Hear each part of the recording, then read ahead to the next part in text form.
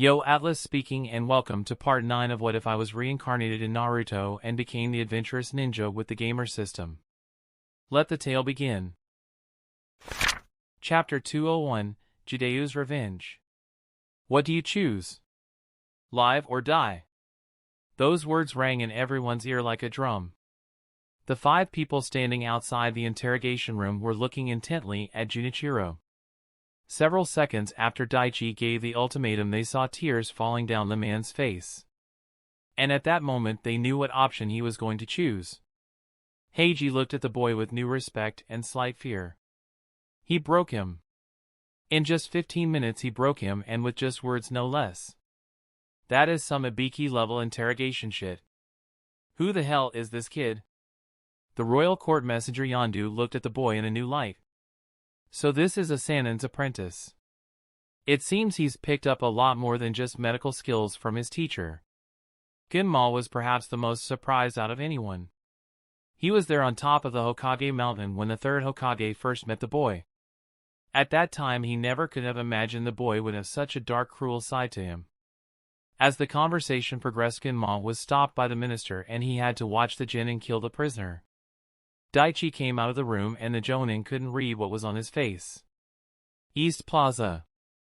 Kumaraji Mansion. We should move quickly. Before the Jonin could even speak to him, Daichi walked away. He was about to follow, but the Yamanaka ninja with him, who was silent until then, spoke. Give him some time. He needs to process this. The usually cheerful Jonin was silent with a somber expression. He decided to do as his fellow shinobi said and waited for Daichi to get his head straight. Yondu turned to Heiji and his fellow interrogator. Inform the ninjas stationed to keep an eye on all movements in the Eastern Plaza.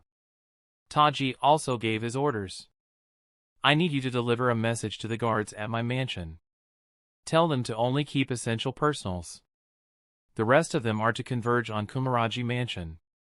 I don't want Jideyu to escape. Yes, sir. Both ninjas vanished.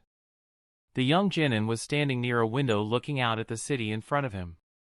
His mind, still on the face of the man he just killed. He took a deep breath of air and then slowly let it out. He looked at the numerous reputation increase/decrease notifications piled up on the corner and dismissed all of them without even reading them. He died for what he believed in. I can't fault him for that. Then he thought about the question that's been plaguing his mind. I wanted him to talk because I needed to successfully complete my quest. But would I have gone through with it? If he had decided to keep his mouth shut, would I have put him through that unimaginable torture? Do I actually have the capacity to become such a merciless monster? Am I becoming one of them? At that moment Daichi remembered the words Tsunade once told him. Don't change. Don't let this life consume you. I won't, sensei. The Genin muttered to himself. Hey kid. Ginma's soft voice brought Daichi out of his thoughts. He turned to the side to look at his temporary Jonin instructor. Hey. I know this is a stupid question to ask considering the situation, but are you alright? I'm fine. Daichi's short reply brought a small frown to the special Jonin's face. After a few moments of silence he began. Daichi, what happened back there? You dash. It wasn't my first kill, if that's what you're wondering? The Genin interrupted the man. Ginma was surprised at that information. When did you? During my travels with Lady Tsunade and Shizen Senpai, we fought rogue ninjas. I had to take extreme measures during that fight. The young man didn't elaborate more and Ginma didn't ask. Both of them stood in silence for a few seconds before Ginma spoke again. He was loyal to his master. His death was inevitable. Junichiro attacked a family member of the minister. If he hadn't gotten the death penalty, then he would have spent the rest of his life caged. I have a feeling he would have preferred this. HN. Daichi just grunted and didn't say anything else. At that moment they were joined by Lord Taji and Yondu. The minister looked at Daichi with sympathy. I'm sorry you were forced to do something like that. But with the situation I'm in, I had no choice. I know you're a shinobi and this is part of your life, but still, you're only just a genin. You shouldn't have had to make such a difficult choice. Daichi just nodded his head in response. Can I ask you something? Yondu spoke, looking at the boy. Seeing Daichi's silence, he continued. Would you have really gone through with it? The young gamer sighed, hearing that question. It's something I've been asking myself this whole time. And after thinking about it long and hard, I have an answer. Seeing their silent gaze waiting for his answer, Daichi spoke. I wouldn't have done it. Because it wasn't personal for me. But if he had done the same to someone close to me, then... I don't know. I don't know if I have the capacity for such cruelty. Time will tell, I suppose. Yondu nodded and seemed satisfied with that answer, while Lord Taji gave a small smile. Kumaraji Mansion. Is that his home here? The genin asked, changing the subject. Lord Taji shook his head. No. In fact, that's home to one of Wakamu's enemies. The fact that Jideo is there means he's either coerced the people inside the home or he killed them. Ginma finished the sentence for the minister. In hindsight, that's a smart move. You wouldn't look for someone in their enemy's home. Yondu spoke. We can capture him, but we shouldn't forget our main objective. Taji clenched his fists, thinking about the situation. We need to trick him into revealing if he has more of the poison or not. And we have to be very careful with our intentions. And we don't know if he's already left the mansion since we captured Junichiro. Ginma spoke. Daichi crossed his arms and looked at the minister. So what's the plan? How do you want us to proceed? We have no choice but to move on the assumption that he's there. Orders have already been given. My guards and the ninja stationed here will converge on Kumaraji Mansion. The entire area will be surrounded. If he's still there, he won't escape. Taji said.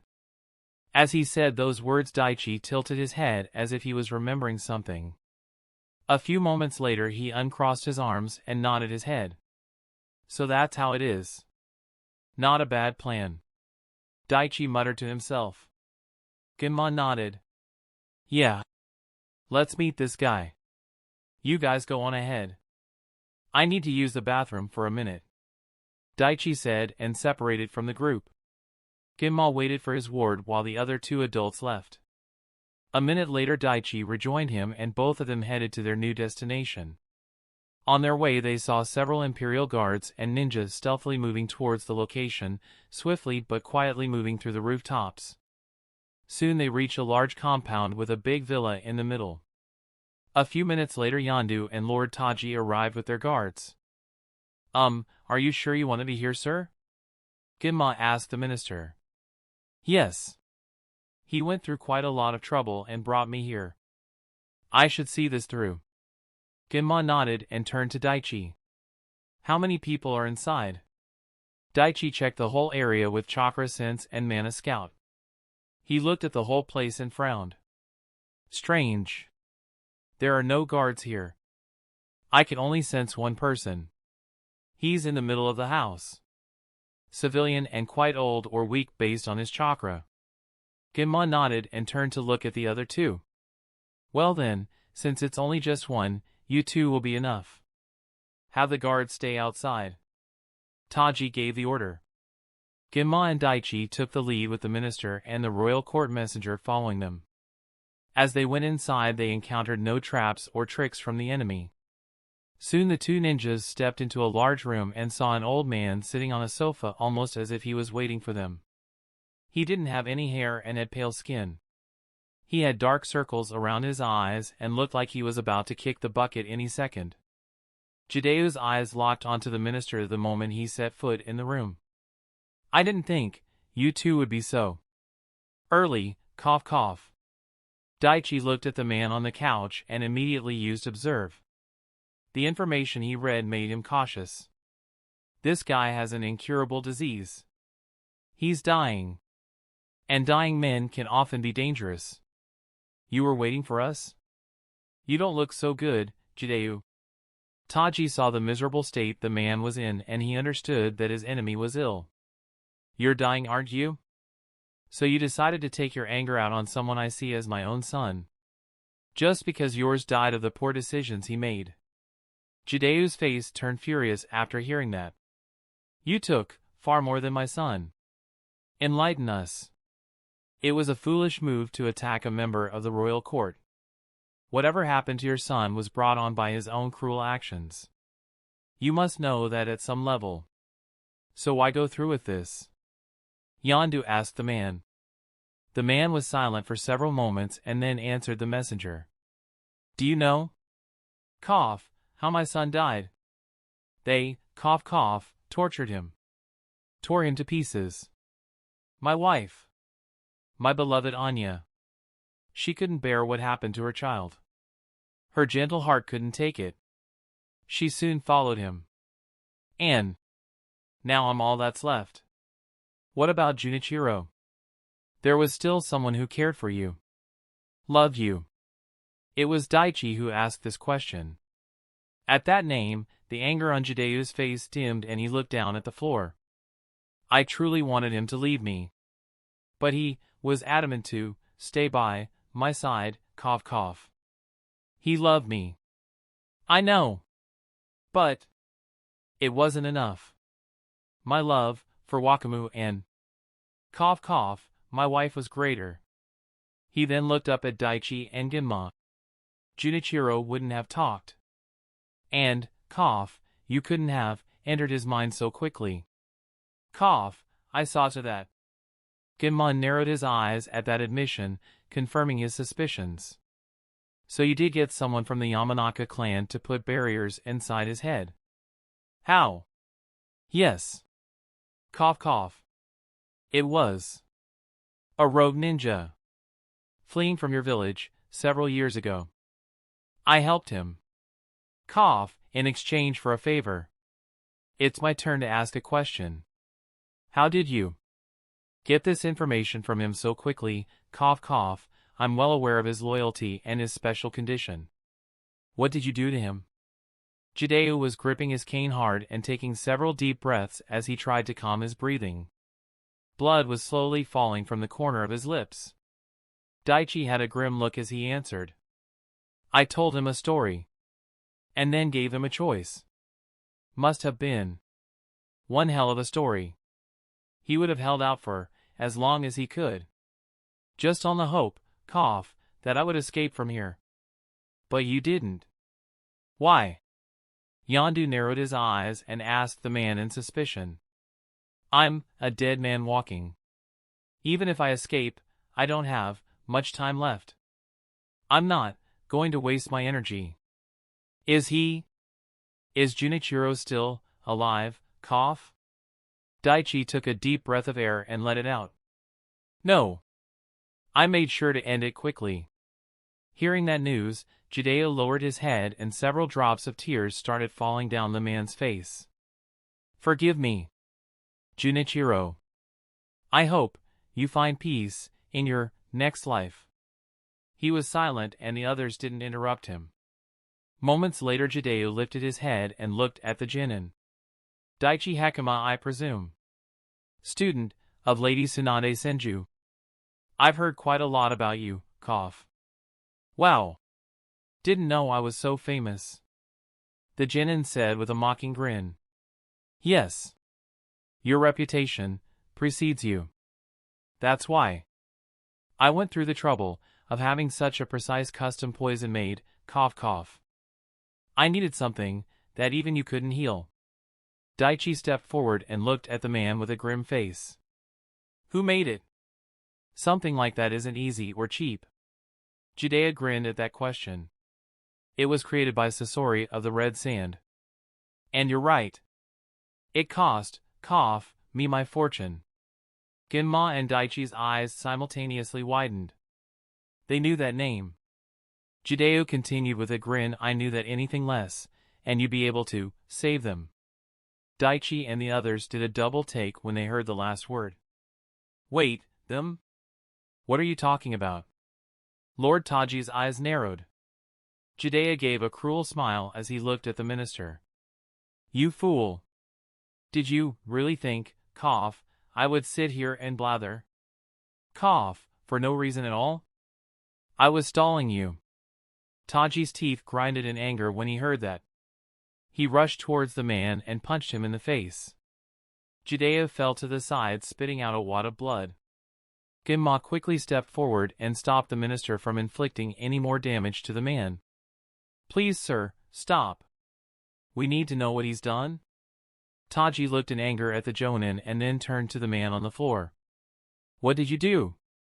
Who else have you poisoned? Judea grabbed the cane and slowly got himself up. He took a white handkerchief and wiped the blood off his lips. I lost my beloved Anya. So now you're going to lose Fui as well. My assassin was keeping an eye on your home. The second you pulled the guards to get to me, my assassin struck. She's probably infected by now. The poison is the same with two key differences. It's created just for her, cough, and it works much faster than the one, cough, used on your nephew. In less than an hour she'll be dead. You bastard. I'll kill you. Rage filled the minister's face and he tried to lunge towards the man, but Ginma kept a hold on him. You lost your nephew, cough, and now you're going to lose your wife. The mad grin on the man's face only made the minister more enraged. Before things could get out of hand, Ginma quickly turned to Daichi. Leave. You need to get to Lady Fui. You need to save her. Daichi shook his head at that order. No. Ginma and the others were shocked at that response. What? Daichi, you need to save her life? The minister shouted at the Jinin. I don't need to save her life because she wasn't poisoned to begin with. She's fine. That claim surprised everyone in the room. What are you talking about? Jideo was the one who was most confused. I had a clone waiting near Lord Taji's home. That woman you sent to poison Lady Fui, I took her down before she even got into the room. The Jinin had a smirk as he looked at the man. Jideo was shocked. You. But how could you have known? Daichi's grin only widened at that question. Flashback. We have no choice but to move on the assumption that he's there. Orders have already been given. My guards and the ninja stationed here will converge on Kumaraji Mansion. The entire area will be surrounded. If he's still there, he won't escape. Taji said.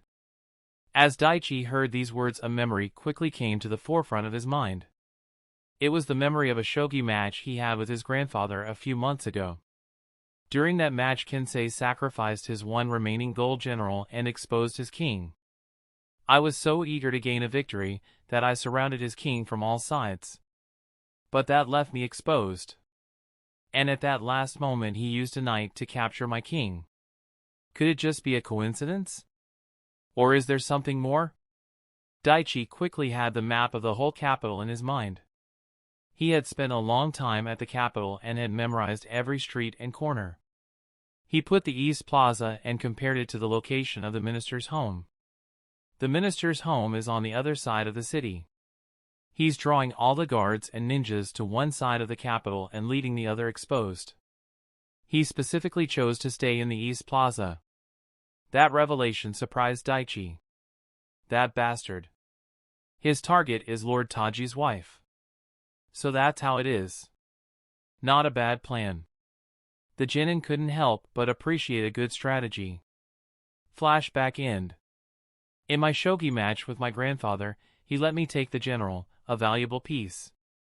And he intentionally exposed his king. But I was too eager to win to see the trap that was set. He drew my forces to concentrate on one area while he moved one of his more agile pieces to capture my king who was on the other side. With a wide, somewhat sadistic grin, Daichi looked at Jideo. I didn't know for sure if this was your plan or not. And I knew that if it was, and I told the minister, he would have had some more guards stationed at his home and it would have tipped off the assassin. So I created a shadow clone in secret and had him wait. As a contingency. And a few minutes ago, I just got confirmation from my clone that your assassin had been captured. Jideo gritted his teeth as he looked at the grinning Jinin. You. Ginma, Yondu and Taji were surprised at the Jinin's plan.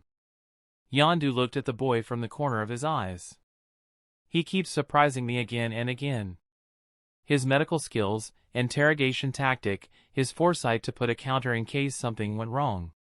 He's on a completely different level than any other Jinin. This kid. Since everything worked out, Genma couldn't stay mad at the boy. Lord Taji breathed a sigh of relief. He looked at the boy with a smile. Thank you, Daichi. I'm not happy you didn't share your plan with me, but I understand. You think you've won? Jideo's angry voice drew everyone's attention. I may not have gotten your wife, but your nephew is dead. After his outburst, Jideo expected anger from Taji but was surprised to see a smile forming on everyone's faces. Yeah, about that. The death of my nephew may have been exaggerated. The minister had a smile as he looked at his enemy's shocked face. What? But he died. Jideo couldn't understand what was happening. He turned his head towards Daichi. You couldn't save his life. Yeah. We lied. Daichi chuckled. Flashback. Daichi looked at his new patient's condition. There is a lot of pressure on me. I can't let anything happen to this guy on my watch. So to heal him, I have to know everything about him. The gamer ninja used Observe and it showed everything about his new patient. Leorio Miyama, 24 years old with a level of 18. Stats slightly above normal civilian standards. He must have had some training. His physical stats are weakened. Condition, poisoned. Critical. Daichi recalled the information he read in the chart. The doctors here did every test they could. He tested negative for all known viruses. Only positive for pneumonia. But this is much more than that. Daichi stepped forward and placed his palms on top of the unconscious man's chest. The young medic's hands glowed green and he began examining the patient. Daichi's medical techniques were developed by Tsunade and augmented by his gamer system. So those jutsu were much more precise and thorough than even the best. His kidneys, liver, lungs are all slowly shutting down. His fever has spiked in the last hour. Based on my estimates, he has less than 2 hours before complete body shutdown and heart failure. The first thing I need to do is see if this thing is contagious or not. If this has the potential to spread, it could become chaotic. Daichi analyzed the body right down to the cellular structure and took a look at the major organs.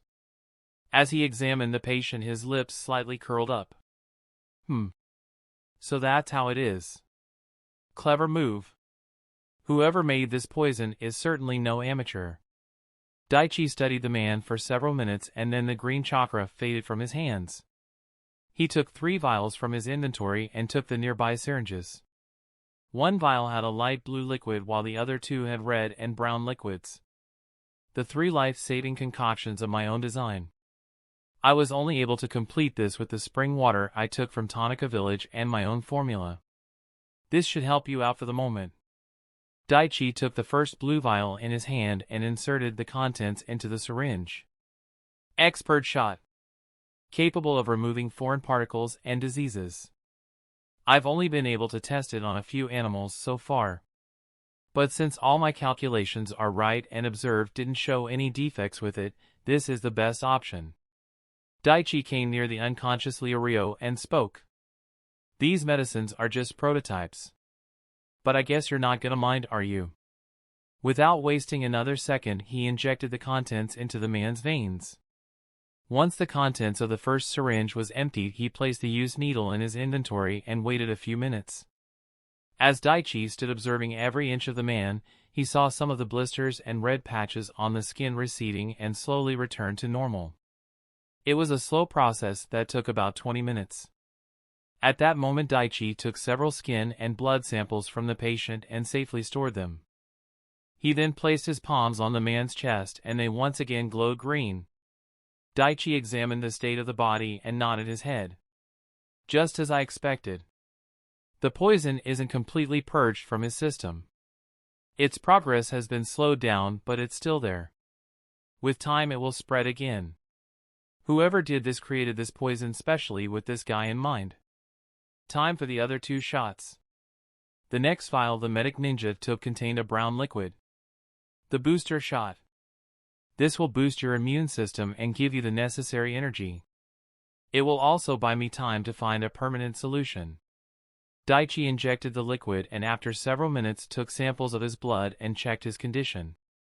His immunity system is responding well and vitals are beginning to stabilize. That spring water is no joke. Its life-giving properties are incredible. Now time for the final one. Daichi took the last vial with the red liquid and soon injected the man. He looked at the sleeping Leorio with a small smile. Lifeblood. I know it's not the coolest name, but it does its job well. This will heal the injuries your organs suffered and restore your health. If I were to sell this in the open market, I would never have to work in my life again. Well, that is if I was a normal person. Daichi sighed and once again paid close attention to Leorio's vitals. His hands glowed green and checked the man's status. Daichi spent over 2 hours in the room healing the man and bringing him from death's door. With his special medicine and using the health manipulation skill which is at level 7, Daichi was able to considerably improve his vital status. But the problem is, the more potent or complicated the poison, the weaker the effect of my drug.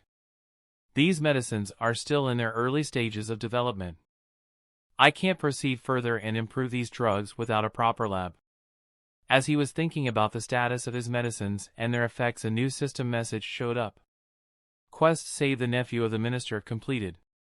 Rewards: 12,000 EXP, 1,800 EXP, +1 level in health manipulation, +1 wisdom stat, +1 intelligence stat.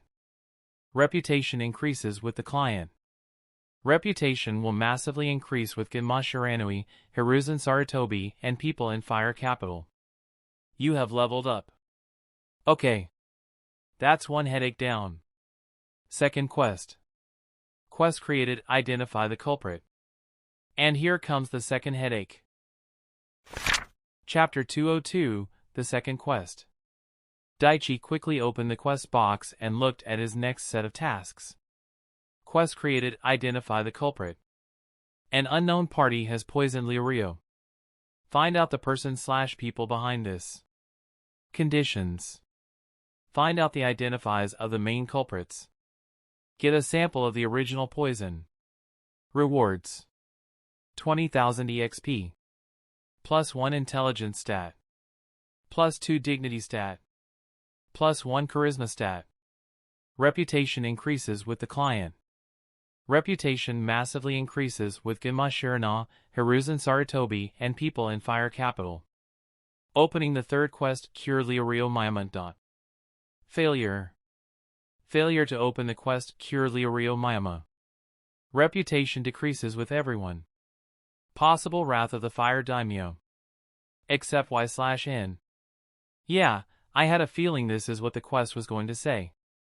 With a sigh he accepted the quest and thought about how to proceed best. Since this is a custom-built poison created with his DNA as the specific target, I need the original sample of the poison to create a permanent cure. The genin sat in a nearby chair and thought about the best plan. After thinking things through, he had an idea. I need to make sure whoever did this thinks their plan has worked and their guard is down. Having made a decision, he took a deep breath. Here's hoping everything goes according to plan. Time to face the music. Daichi went outside and told the family that the child they looked after and saw as their own had passed away. I need to take control of the situation before any unknown variable appears. Daichi quickly used mana puppetry on the third minister. How did this happen? Ask him for an explanation. Target has accepted the suggestion. How? How could this happen? Was there nothing you could do? I did everything I could, but the poison was too strong and I got here too late. Aren't you the student of the greatest medic in the world? How could you not save him? I'm sorry. There are some things even I'm not capable of doing. Daichi wordlessly stopped Genma from speaking for him. He inwardly sighed as he saw the reputation decrease notifications popping up. Time to move forward with the second puppetry target. Daichi's next use of the mana skill was on the minister's wife Lady Fui. Ask him to see Leorio. Target has accepted the suggestion. See, can we see him? Yes. Of course. I need to get these specific people inside the room before something out of my control happens. This will make things easier. Lord Taji. I need to speak with you along with Dr. Karuizawa, Lord Yondu, and you too, Gunma-sensei. The poison isn't contagious, but there is something you should know about it. The group followed Daichi and entered the room, and as soon as the last person was inside, Daichi closed the door. Everyone looked towards the bed and expected to see a dead body. But they were all shocked when they saw Leorio's chest moving up and down slowly and the monitoring machines indicating that he was alive. I would like to apologize to all of you here. I lied earlier. Everyone turned around and looked at the boy who spoke. The Miyama family was too surprised to form words, while the others just stayed silent and decided to hear the Genin's explanation. Daichi looked at the minister, his wife, and Leorio's fiancé. I'm sorry. It was not my intention to cause you all such pain, but I had no choice. I apologize. Daichi bowed to the elderly couple and then straightened. As you can see behind you, your nephew is still very much alive. The three looked behind them, and when they processed that their precious child was alive, they had tears of joy. Reputation increases with everyone in the room. At that moment, Yondu stepped forward. Why did you lie? What was the point of this? There are two reasons. The first is that I needed to see the reactions of the guards stationed outside. Somehow, without anyone knowing, a very dangerous poison entered your nephew's system. So I suspect the possibility of a spy. Even if I had completely cured the poison and saved Leorio's life, if any of the guards were the person who poisoned him, then his life would still have been in danger. Daichi explained. Reputation increases with everyone in the room. Yondu nodded his head as he heard that. I see. That's a valid reason, I suppose. At that moment, Dr. Karuizawa stepped forward and had a frown on his face. Wait. You said even if you had completely cured the poison and saved his life. What do you mean? Isn't he completely healed? The joy the Miyama family was feeling quickly dimmed. They looked at the Genin, and when they saw his serious expression, they got their answer. The young medic shook his head. I'm sorry to say that he's not. The foreign agent introduced into his system is a very intricate, custom-built toxin that's coded to his genetic sequence and DNA structure. Junko raised her hand. Yeah, for those of us not a medic, could you dumb it down? What are you talking about? Daichi sighed and slowly answered. The poison is specifically built so that it would infect Leorio and only him. To create a cure for such a custom poison, I need the original sample of the poison or something close to it. I need to analyze its makeup, biological agents, and chemical structure to create a counter-agent. I.e. a cure. That's the second reason I made such a public lie. I need the enemy's guard down and get a sample of the original poison. If he or she still has it. So he's still in danger, Taji said as he looked at his adopted child. Yes. I'm afraid so, Daichi replied. May I examine him? Dr. Karuizawa asked, and Daichi nodded. The head of the fire hospital came near the sleeping Leorio and placed his palms on top of the man. It glowed green a couple seconds later, and he began examining the young man's condition. You said this poison was created specifically with Leo in mind. How is that possible? Create a poison that can infect a specific person and no one else? Junko asked. That's a good question. Yondu, Taji, and Ginma turned to Daichi. Well, to do that, one would need the target's DNA. It can be from anywhere. A strand of hair, from your teacup, saliva. After that, they would study the target's genetic makeup for deficiencies, allergies, etc. Say lung disease or peanut allergy. They can even add their own twists to the toxin and make it more deadly. Then they would harness that genetic sequence onto a virus. Any virus would do, and make sure it comes in contact with the target. That's why the tests here showed that he was positive for pneumonia and almost nothing else. Daichi replied. This custom-built poison. How many people are capable of making something like this? It was Ginma who posed this question. Daichi thought about it for a few seconds and then answered. To create something like this, one would need an intricate understanding of hundreds of herbs, an in-depth knowledge of the human body, and a ton of experience. The people who are in this category. There are less than 10 in the whole world. Let's see, there is Lady Chio of the Sand Village, the Ghost Walker of the Mist, Killing Dust of the Stone Village, Sasori of the Red Sand, Orochimaru. Lady Tsunade, Shizen Senpai, and you? Taji smiled slightly and finished Daichi's sentence. The young genin smirked and nodded. Yeah. Since you know how to make one, then you would also know how to create a cure. The fact that my boy is still breathing when he should be dead is proof of that. The minister said. His impression of the boy greatly improved from before. Reputation increases with Dr. Karuizawa. Yes. Indeed. Dr. Karuizawa suddenly said with excitement. Everyone turned to him. You were able to heal the scars and damages his organs suffered and boost his immune system and increase his body metabolism. It's unbelievable. How did you even accomplish such a thing? I created a special technique that allows me to heal the internal injuries even in such critical conditions. There was also a special drug I came up with that boosted the strength of his immune system so it can fight the poison. It seems I was wrong earlier. We didn't overestimate him. No, we underestimated his talents. He truly is Lady Tsunade's apprentice. Yondu thought as he looked at the genin. The Jonin Ginma internally smiled. Looks like you really can pull off a miracle. Your reputation certainly doesn't do you justice. Taji said with a smile. He was grateful that his faith had not been misplaced. Thank you for saving him. Lady Fui smiled tearfully as she sat near her nephew and stroked his cheeks. Daichi smiled for a moment, but then the smile dimmed. Well, as I said, it's still too early to celebrate. I was able to stabilize his condition, but he isn't fully healed. The medication I used to help him boost his immune system is a work in progress. It's a one-time pill.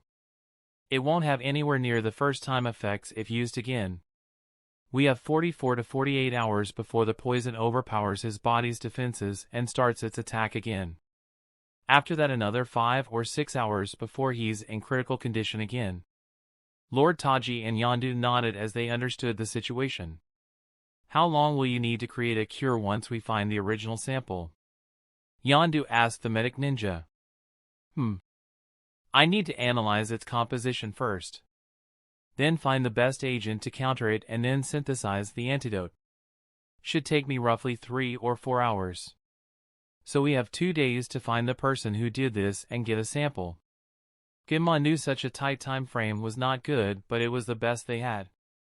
Attacking a family member of the daimyo court. Whoever did it must have some serious guts. That and a shit ton of money and connections. So we're not dealing with an average individual or a group. This could be the work of factions of rival daimyo of another country or someone else. Yondu spoke. The list of suspects that could do this wasn't long, but each one was dangerous. Do you trust the guards outside? Ginma suddenly asked Taji. If this had been a couple days ago, my answer would have been a resolute yes. But now, since he didn't know who was behind the attack of his son, Taji had doubts about his men. I don't think there are any spies among the guards outside. I was keeping a close eye on their facial expressions, and all of them seemed really angry when they heard Leorio died. So, the genin tried to speak in the guard's favor. I can't say it's because of the reputation decrease I saw. And I'm not gonna tell them I sense their chakra. Need to keep that info under wraps from the people here in the capital. Daichi was very careful with the words he spoke. He wanted to keep some parts of his skills and items a secret. It's why he didn't tell them the true details of his 3 concoctions. That may be true, but still, we can't take the risk. Taji said. Not when it comes to my boy. We need to know everything your men have found out about this incident. We'll start our own investigation and find the culprit behind this. Ginma spoke. I might have an idea as to where to start. Everyone turned to Daichi and listened. The young Jinin took a moment to compose himself and then spoke. As I said before, to create a custom-built virus or poison, all one would need is a sample of the target's DNA. But for this specific virus that's attacking him, whoever did this must have gotten his or her hands on some of Leorio's blood. This poison couldn't have been created without examining his blood. He turned to the minister. Do you know any instances when Leorio was wounded in the last several months? Taji thought about the situation and his eyes widened. He recalled an incident that happened several months ago. Yeah. There was. It was 4 months ago. A bear attack. It was Junko who answered the question. Leo and I were walking through the small forest near the east end of the capital. And there was a bear coming at us. It was angry and looked like it wanted to kill us. Leo stood in front of me and got hurt. But let me guess, before he could get more injured, a random passerby came to his rescue and either killed or scared off that bear. Ginma had been on enough missions to know when someone was being set up. Yeah. Exactly. Junko nodded. He said he was a traveler and luckily had some bandages and medicines. He cleaned Leo's wounds and bandaged him. How kind of him. The sarcastic tone in which Daichi said these words weren't missed by anyone. The young woman's eyes widened. Wait! You're saying that whole thing was planned? The genin nodded his head. Yeah. If I had to make a guess, I'd say that bear was under some sort of jinjutsu. The person who helped you. He bandaged the wounds on Leo, but did you see him destroy the blood-soaked clothes or items? Junko opened her mouth to say something then closed it. She was silent for several seconds and then replied. No. In all that commotion we completely forgot about that. Well, I guess now we know how they got hold of Leorio's blood. Ginma said. Junko. Can you remember the man's face? Please think hard. The desperation was barely hidden in Taji's voice. I'm sorry. I don't remember. Junko had tears forming in her eyes due to her helplessness. YUW were always a worry word. June. A tired raspy sound was heard and everyone turned to look at the person who just spoke. Oh my god! Leo! You're awake. June rushed to her fiancé and hugged him. You had all of us so worried. Fui spoke smiling and with tears in her eyes. Sorry, Aunt Fui. But look! I'm getting better. Leorio tried to calm his family down. I don't know how to help you, Leo. I can't even remember the face of the man we met that day. Don't worry, June. I'm sure they'll find him. Don't cry. He's right. You shouldn't cry. I doubt it would have helped anyway. Daichi spoke up. Taji and Yandu turned to him. What do you mean? The messenger of the royal court asked. This whole thing was meticulously planned. I have no doubt that the person who appeared before Lady Junko was in disguise. Even if you gave us a perfect description, I have a feeling we would have ended up chasing ghosts. Ginma answered for Daichi as he tried to console the crying young woman. So then how do we find him? The third minister asked. We start with where Leorio was infected. His room. Daichi and I'll search the whole place. See if we can't find anything. The special Jonin had been part of and had conducted several investigations. He knew how to proceed and what the next best step was. Leorio, my name is Daichi Hekima. I need you to answer a few questions for me. The genin came near his patient and examined him. Who are you? I'm the guy who's keeping the Reaper from taking your soul. Don't be so dramatic, Daichi. He's your medic, Leo. Ginma said with a smirk. Guess I need to thank you for saving my life. What happened? Leo gave a small smile as he looked at the genin. You're not out of the woods yet. I was able to stabilize your vitals and give a boost in energy, but you're still very much in danger. You'll die in 2 days if we don't find a cure. Daichi said somewhat bluntly. Oh! Leorio paled even more when he heard that news. Couldn't you have said that nicely? Junko frowned as she looked at the genin. That was putting it nicely. Daichi replied with a raised eyebrow to the woman. He then turned his attention back to the sick man in bed. Yesterday night, did you eat or drink anything when you were inside your room? And no. Nothing. I just went to bed. After that, all I remember was just pain. He replied while taking several breaths. Just as I thought. Daichi muttered. Dr. Karuizawa heard him and turned towards the genin. Daichi, have you figured out how the virus got into his system? The genin nodded. It's obvious. I'm sure you've already got an idea. Aerosol? Yeah. I thoroughly examined him. There were no needle marks on his body and he said he didn't take any food or drinks. I checked his oral cavity. There weren't any signs of foreign particles or chemicals. So the poison must have gotten in through the air. So then, I was. At that moment Leorio was becoming too tired and slowly slipped back into sleep. Leo. What's happening? Calm down. He's tired.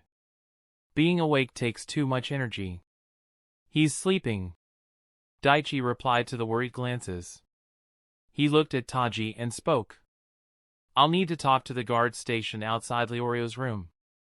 I want to know everything that happened last night. But what about my nephew? If you leave here and something happens. Fui was scared that something unexpected would happen and wanted Daichi to stay by her nephew's side till he was fully healed. Don't worry. I won't leave him without supervision. Daichi created a shadow clone and turned to Dr. Karuizawa. My clone will watch over his vitals and condition. In the meantime, till we solve this whole predicament, you cannot let anyone come into this room. Even you. The head doctor agreed. I understand. What? But I want to stay with him. I should be there for him when he wakes up. That's right. Junko said, and her mother agreed, but Taji was looking at Daichi with a serious gaze. He knew what had to be done. No. Taji Miyama said. Right now, everyone outside thinks he's dead. So that news will eventually reach the killer. We need to make it look real. So Leo won't be attacked again. He turned to his wife and future daughter-in-law. We need to leave. Do as the Leaf Ninja says. This is for the best. I'll have to inform Lord Ryuga of the situation, but I think he'll see the wisdom in keeping this whole thing under wraps. At least until we get to the bottom of this. As the messenger and member of the royal court, Yondu had the duty of informing the daimyo everything without lies. Daichi and I will start with his bedroom.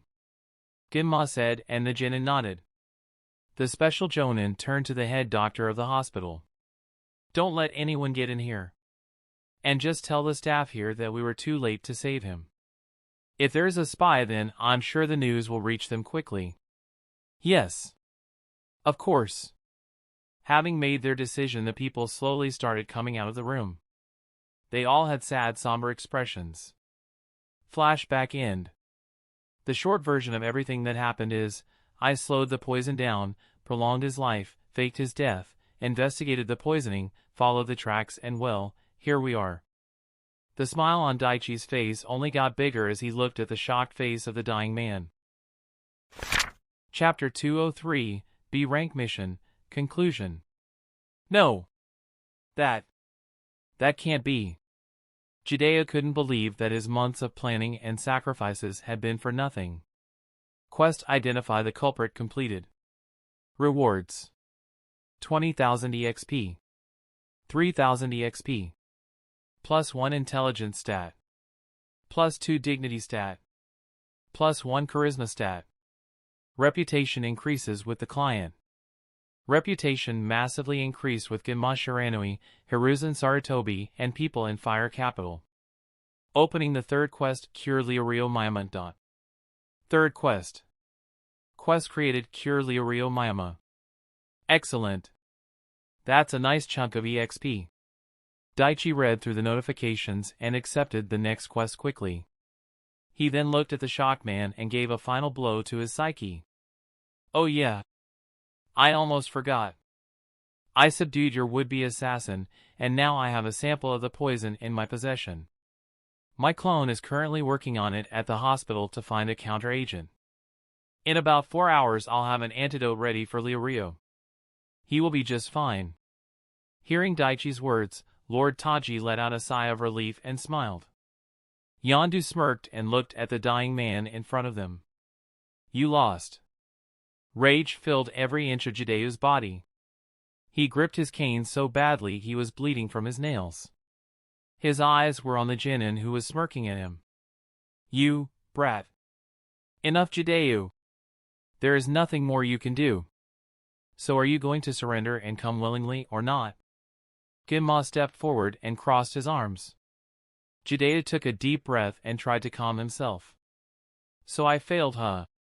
Yes. This is the end for you. Taji said with a cold tone.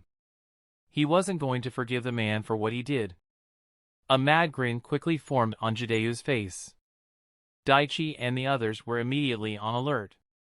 He quickly made a seal and the clothes on his body started hissing and sending out smoke. Jideu was secretly covered in paper bombs and he suddenly activated them. Since I'm going to die, I'm taking you all with me. Along with Jideu, the entire room they were in was covered in paper bombs. Ginma's eyes widened at the large number of active paper bombs. Oh fuck me. The moment Jideu had the crazy grin on his face, Daichi had an idea what he was up to. He gathered his chakra and the second Jideu made the seal, the young Jinnin quickly went through several hand seals. Earth-style, super-hardened defense dome. His chakra responded at lightning speed and a powerful earth dome quickly erupted from the sides of the floor and completely covered everyone. It was thicker and several times stronger than the normal earth defense dome. Ginma, Yondu and Lord Taji were all standing close to Daichi, so they were all under the protection of the jutsu. Boom! A powerful explosion went off inside the room and its power rocked the whole mansion and brought it down on top of Daichi's dome wall. The sound of the explosion and its shockwave woke up the entire fire capital. The guards stationed outside the mansion were thrown backwards due to the force. Lord Taji. Tadashi's scream couldn't be heard through the sounds of the falling rubble. Dust and smoke filled the whole area and chaos erupted. The guards and ninjas securing the perimeter quickly rushed towards the fallen house. As they were about to dig, a small explosion happened in the center, sending wood and stone flying. They saw Daichi standing there with his right fist stretched and around him, the third minister, the special jonin and the messenger of the royal court. All safe and sound. That was too close. Nice reflexes, Daichi. Ginma praised his ward for his quick thinking and actions. The man was about to grab the minister and body flicker away, knowing that the other two would follow him. It was a risky plan, so when he saw Daichi's defense dome sprang up, he abandoned that idea and decided to trust Kakashi's student. I can't believe he did that. Taji's heart was pounding in his chest and only now was he beginning to calm down. He turned towards Daichi and thanked him for saving their lives. So this is why. I knew it was a bit too easy. Daichi muttered to himself, but the others heard him. What are you talking about, Daichi? Lord Taji asked the Jinnin. Daichi looked at the three people around him and explained. When I was interrogating Junichiro, it felt like he gave up this location without much resistance. At first I didn't think much of it, but it still bothered me on some level. But now we know. This was a trap to kill you, Lord Taji. My guess is that if Junichiro was captured, then he was to give up this location and Jideu must have been counting on you to come here yourself. It must be why there was no one else here other than Jideu. It was to lure you in. Junichiro might have wanted to make it look real, or he might have wanted his master to change his mind and escape at the last moment. I think that's why he resisted at first. This is all just a theory anyway. I see. The minister sighed as he heard that. The lengths a man will go to for revenge. Whatever the case is, it doesn't matter now. All the parties involved in the poisoning are dead. We can finally be at ease. Yondu spoke. Not all of them. The man who created the poison, Sasori of the Red Sand, he is still out there. The minister spoke and nobody missed the wariness in his tone. I don't think you need to worry about him coming after your family. Based on what I know, he's a missing Nin from Hidden Sand Village and he most likely created the poison as a job for Jideo. I doubt it's anything personal to him. Ginma said, trying to reassure the man. The minister turned to look at the special Jonin. It felt pretty fucking personal to me. Apologies for the crude words. The minister sighed and rubbed the bridge of his nose. Whatever. Right now there are things that are more important that need my attention. The royal messenger surveyed the whole area and then spoke again. It looks like nothing survived. I have a feeling that it's over. We should get out of here. There could still be paper bombs that didn't detonate. Ginma said, and all of them slowly made their way to the outer area and the guards surrounded. My lord, are you all right? Tadashi's his master once over and was satisfied to not see any visible injuries. I'm fine, Tadashi. Daichi saved our lives. The guard smiled and nodded his head at the Jinin. Daichi, why don't you head to the hospital? Now that you have a sample of the poison, you're much more needed there. Yondu said. He's right. I'll be with them just in case Jideo has set up any more traps. Go! Daichi nodded to Lord Yondu's, and with Ginma's assurance of their safety he headed to the hospital. Yes. I'll inform my wife of the good news. Taji said with a wide smile. Tadashi was confused as to why his lord was smiling like that. Seeing the confused look on his guard, the minister explained. Leorio is alive. Daichi was able to temporarily heal his injuries and extend his life until he found a permanent cure. The guard's eyes widened at that. What? Young Master Leorio is alive? Yes, indeed. I'm sorry for the ruse that was played, but it was necessary. Taji said with a small apologetic smile. Tadashi was one of the guards that had been with him for over 2 decades. It pained to suspect the man or even lie to him, but the minister told himself that it was for his nephew. Tadashi was silent for a few moments before a smile appeared on his face. I understand, my lord. I'm just glad he's alive. Let's get out of here. They left while the guards and lead shinobi combed through the wreckage. At the edge of the compound, in the shadows, there were 2 figures watching everything. So Jideo died, huh? I didn't think they would get to him. Looks like the plan will be a failure. Want to go to the hospital to see if Daichi can save his life? One voice asked the other. Sure. I'm curious to see the result as well. If Leorio is saved, then we'll have to abandon our plans. If that's the case, then I'm not sure how Pain will take the news. The second voice replied, and the 2 disappeared. Daimyo Palace. So he wanted revenge for his dead wife and son, huh? The daimyo of the Fire Country, Lord Ryuga Hinu, sat on his immaculate throne and gazed at his messenger. Yondu nodded his head. Yes. And the fact that he had the whole mansion rigged to explode. It seems he was planning on luring Lord Taji there all along. Ryuga sighed and slightly shook his head. And even that failed. What a pathetic ending to a sad, desperate man. Well, I'm glad you're all right, Yondu. I would not have been happy if anything had happened to you. Thank you for the kind words, my lord. It was Daichi's quick thinking that saved us. Ryuga nodded. I'll be sure to thank him. On another note, seize all of Jideu's remaining assets. And find out what contacts he has here. He must have bribed at least a few people here for all of this to go unnoticed for so long. I won't tolerate anyone causing trouble in my domain. Yes, my lord. It shall be done. Yondu bowed his head and replied. Ryuga then asked the minister a question that's been on his mind. So, how's your evaluation of the child?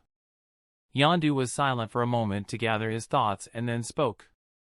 I have no doubt that his medical skills are on par with Lady Tsunade herself. And he's not just a talented medic. His ninjutsu skills are also far ahead of someone his age. His earth jutsu responded quickly and was powerful enough to withstand the blast of so many paper bombs. I believe he's mastered the second step of change in chakra nature for Earth. Ryuga had a small smile when he heard that. I see. That's certainly impressive. There is something else. Yondu took a few seconds and looked at his lord with a serious face, his mind recalling the interrogation scene. He is more dangerous than we have previously assessed. He's much more cunning than he lets on, and he can be quite cruel if the time calls for it. He told me he plays shogi with his grandfather frequently. And it shows. His battle senses and strategies are far beyond Jinin's stage. We will have to raise his threat level. Ryuga nodded as he listened to his friend. He smiled at his messenger and spoke. I told you before, didn't I? He's a very interesting child. And it seems Katsuya is interested in Daichi's skills as well. He's had some of his men gather information about the Jinin. The young prince? But why? Yondu was confused as to why the youngest son of the Fire Lord was interested in the boy. Who knows? But I'm not going to interfere. I'll just sit back and enjoy the show. With a wide grin, the Lord of Fire Country just relaxed in his throne and enjoyed his wine. Hours passed by and Ginma, the minister along with his family and few guards were standing outside Leorio's room waiting for Daichi to finish creating the antidote. In the medical lab, after about 4 hours of analysis and experiments, Daichi finally had a blue vial ready. Finally. It's ready. Time to wake him up. Daichi made his way out of the lab and headed straight for Leo's room. He saw the anxiousness on everyone's faces and smiled, giving Lord Taji and his family hope. Daichi went in and soon administered the antidote. He then placed his palms on Leo's chest and it started glowing green. Daichi used a diagnostic jutsu to see the effects of his drug. He found that his antidote was working well to counter the foreign toxin. To think it was Sasori who created this poison. If the Akatsuki is involved, then trouble will no doubt find me sooner or later. What were they doing at this time in canon? Daichi recalled the memories from his previous life and charted the movements of the Akatsuki. At the moment they were more focused on gathering intel and shoring up their resources. They were also looking to increase their revenue. Could this just be another job for them to make easy cash? Or is there something more? Daichi focused his attention back to his patient. Half an hour went by and the Jinin did a thorough checkup and concluded that all foreign toxins had left Leorio's body. Quest Cure Leorio Mima completed. Rewards: 14,500 EXP, 2,175 EXP, plus 1 level in health manipulation, plus 1 dignity stat, plus 1 charisma stat. Reputation increases with the client. Reputation massively increases with Ginma Shiranui, Hiruzen Sarutobi, and people in Fire Capital. Chain quest completed. 500 EXP. 75 EXP. Oh! What? The minister's nephew was slowly starting to wake up. As his eyes gained focus, the first face he saw was Daichi's. Welcome back. How are you feeling? A bit tired. But otherwise, I feel fine. He slowly sat up in his bed and took several deep breaths of air and smiled as he felt no pain. He moved his arms and legs and felt that he was back to normal. You saved me. Thank you. Leorio gave a small bow to the Leaf Jinin and straightened. You're welcome. Your family is waiting for you outside. Do you want to see them? Leo eagerly nodded his head to the Jinin's question. Daichi went out and relayed the good news, and in seconds the third minister, his wife and fiancé came running. Junko hugged her man and buried her face against his chest. I'm so glad you're safe, she said with tears running down her cheeks. Oh Leo, you had everyone so worried. Are you feeling all right? The young man looked at his family and he couldn't help but get choked up. I'm fine now, see. Daichi was outside relaying the details to his Jonin instructor and then went inside Leo's room. The minister turned to the medic who saved his life and bowed. Fui smiled while Junko was shocked that the proud minister was bowing to someone else other than the daimyo. Thank you for what you did. You not only saved Leo but you also saved mine and Fui's life. Lord Taji was grateful beyond words. Please sir, there's no need to bow. And besides, it's what you hired me to do. Daichi had been in situations like this plenty when he was with Tsunade. He would heal a life-threatening injury and the family would show great appreciation and even bow. At first it was awkward but now he doesn't think twice about it. But the man in front of him was the minister of the fire capital. So Daichi kept a polite and awkward expression. Lord Taji straightened and looked at the boy with a smile. I know the monetary reward I put up for this mission is nowhere near enough to compensate for what you did today. So I'll just give you this. Lord Taji took a golden emblem from his pocket and handed it to Daichi. That is my family seal. That proves you're an ally of the Miyama family. If you're here and ever in need of any assistance, just show that seal. They left while the guards and Lee Shinobi combed through the wreckage. At the edge of the compound, in the shadows there were two figures watching everything. So Jideo died, huh? I didn't think they would get to him. Looks like the plan will be a failure. Want to go to the hospital to see if Daichi can save his life? One voice asked the other. Sure. I'm curious to see the result as well. If Leorio is saved then we'll have to abandon our plans. If that's the case then I'm not sure how Pain will take the news. The second voice replied and the two disappeared. Daimyo Palace. So he wanted revenge for his dead wife and son, huh? The daimyo of the fire country Lord Ryuga Hinu sat on his immaculate throne and gazed at his messenger. Yondu nodded his head. Yes. And the fact that he had the whole mansion rigged to explode. It seems he was planning on luring Lord Taji there all along. Ryuga sighed and slightly shook his head. And even that failed. What a pathetic ending to a sad, desperate man. Well, I'm glad you're all right, Yondu. I would not have been happy if anything had happened to you. Thank you for the kind words, my lord. It was Daichi's quick thinking that saved us. Ryuga nodded. I'll be sure to thank him. On another note, seize all of Jideu's remaining assets. And find out what contacts he has here. He must have bribed at least a few people here for all of this to go unnoticed for so long. I won't tolerate anyone causing trouble in my domain. Yes, my lord. It shall be done. Yondu bowed his head and replied. Ryuga then asked the minister a question that's been on his mind. So, how's your evaluation of the child? Yondu was silent for a moment to gather his thoughts and then spoke. I have no doubt that his medical skills are on par with Lady Tsunade herself. And he's not just a talented medic. His ninjutsu skills are also far ahead of someone his age. His earth jutsu responded quickly and was powerful enough to withstand the blast of so many paper bombs. I believe he's mastered the second step of change in chakra nature for Earth. Ryuga had a small smile when he heard that. I see. That's certainly impressive. There is something else. Yondu took a few seconds and looked at his lord with a serious face. His mind recalling the interrogation scene. He is more dangerous than we have previously assessed. He's much more cunning than he lets on and he can be quite cruel if the time calls for it. He told me he plays shogi with his grandfather frequently.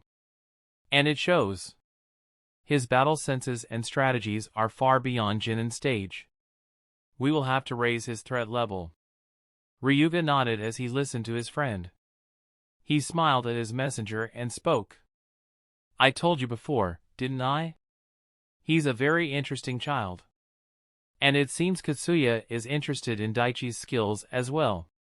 He's had some of his men gather information about the Jinin. The young prince? But why? Yondu was confused as to why the youngest son of the Fire Lord was interested in the boy. Who knows? but I'm not going to interfere. I'll just sit back and enjoy the show." With a wide grin, the Lord of Fire Country just relaxed in his throne and enjoyed his wine. Hours passed by and Ginma, the minister along with his family and few guards were standing outside Leorio's room waiting for Daichi to finish creating the antidote. In the medical lab, after about 4 hours of analysis and experiments, Daichi finally had a blue vial ready. Finally. It's ready. Time to wake him up. Daichi made his way out of the lab and headed straight for Leo's room. He saw the anxiousness on everyone's faces and smiled, giving Lord Taji and his family hope. Daichi went in and soon administered the antidote. He then placed his palms on Leo's chest and it started glowing green. Daichi used a diagnostic jutsu to see the effects of his drug. He found that his antidote was working well to counter the foreign toxin. To think it was Sasori who created this poison. If the Akatsuki is involved, then trouble will no doubt find me sooner or later. What were they doing at this time in canon? Daichi recalled the memories from his previous life and charted the movements of the Akatsuki. At the moment they were more focused on gathering intel and shoring up their resources. They were also looking to increase their revenue. Could this just be another job for them to make easy cash? Or is there something more? Daichi focused his attention back to his patient. Half an hour went by and the Genin did a thorough checkup and concluded that all foreign toxins had left Leorio's body. Quest Cure Leorio Myama completed. Rewards: 14,500 EXP, 2,175 EXP, plus 1 level in health manipulation, plus 1 dignity stat, plus 1 charisma stat. Reputation increases with the client. Reputation massively increases with Ginma Shiranui, Hiruzen Sarutobi, and people in Fire Capital. Chain quest completed. 500 EXP. 75 EXP. Oh! What? The minister's nephew was slowly starting to wake up. As his eyes gained focus, the first face he saw was Daichi's. Welcome back. How are you feeling? A bit tired. But otherwise, I feel fine. He slowly sat up in his bed and took several deep breaths of air and smiled as he felt no pain. He moved his arms and legs and felt that he was back to normal. You saved me. Thank you. Leorio gave a small bow to the Leaf Genin and straightened. You're welcome. Your family is waiting for you outside. Do you want to see them? Leo eagerly nodded his head to the Genin's question. Daichi went out and relayed the good news, and in seconds the third minister, his wife and fiancé came running. Junko hugged her man and buried her face against his chest. I'm so glad you're safe, she said with tears running down her cheeks. Oh Leo, you had everyone so worried. Are you feeling all right? The young man looked at his family and he couldn't help but get choked up. I'm fine now, see. Daichi was outside relaying the details to his Jonin instructor and then went inside Leo's room. The minister turned to the medic who saved his life and bowed. Fui smiled while Junko was shocked that the proud minister was bowing to someone else other than the daimyo. Thank you for what you did. You not only saved Leo but you also saved mine and Fui's life. Lord Taji was grateful beyond words. Please sir, there's no need to bow. And besides, it's what you hired me to do. Daichi had been in situations like this plenty when he was with Tsunade. He would heal a life-threatening injury and the family would show great appreciation and even bow. At first it was awkward, but now he doesn't think twice about it. But the man in front of him was the minister of the Fire Capital. So Daichi kept a polite and awkward expression. Lord Taji straightened and looked at the boy with a smile. I know the monetary reward I put up for this mission is nowhere near enough to compensate for what you did today. So I'll just give you this. Lord Taji took a golden emblem from his pocket and handed it to Daichi. That is my family seal. That proves you're an ally of the Myama family. If you're here and ever in need of any assistance, just show that seal. Daichi took a look at the small pendant and tucked it inside his pocket. Thank you, Lord Taji. Wow! Cliché move. But I'm not complaining. Who knows when and how this might come in handy. The minister then turned to look at his nephew. Will Leo need any medication going forward? No. All he needs is plenty of water to drink and a day's rest and he'll be fine. Amazing. Your medical skills are truly amazing. I wouldn't be here if it wasn't for Lady Tsunade. She is the one who taught me everything regarding medical ninjutsu. The minister smiled and nodded. After checking him once over, Dr. Karuizawa dismissed Leo from the hospital. The young man was currently spending time at home resting with his family while Daichi and Genma stood in front of the Fire Lord. Ryuga smiled as he looked at the boy. Your reputation is well deserved. And you have my gratitude for saving my men's lives. So I'll let you make one request within reasonable bounds and it'll be done. I know this is sudden. So you can think it over and the next time you're in the capital you can ask me for that request. Daichi was shocked. Wow, there's so many things. I need to think things through before I cash in that favor. Genma was equally surprised. He didn't think the daimyo would make such an offer. At that moment Yondu, who was standing on the side, stepped forward and gave the special jonin a scroll. Deliver that to the Hokage, will you? It's important. Ryuga said nothing more and the jonin straightened and nodded in seriousness.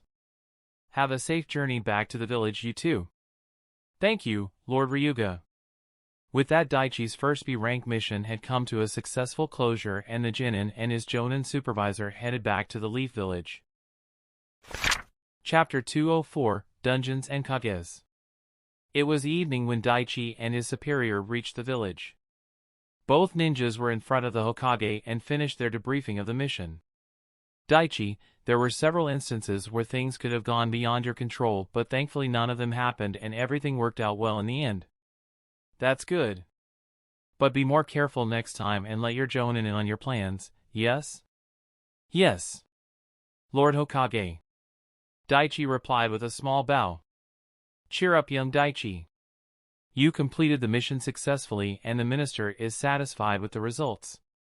That's a win in my book. Hiruzen had a smile as he looked at the genin. Sending him to Tsunade was a brilliant idea. You did good work, Daichi. You completed your first B-rank mission almost flawlessly.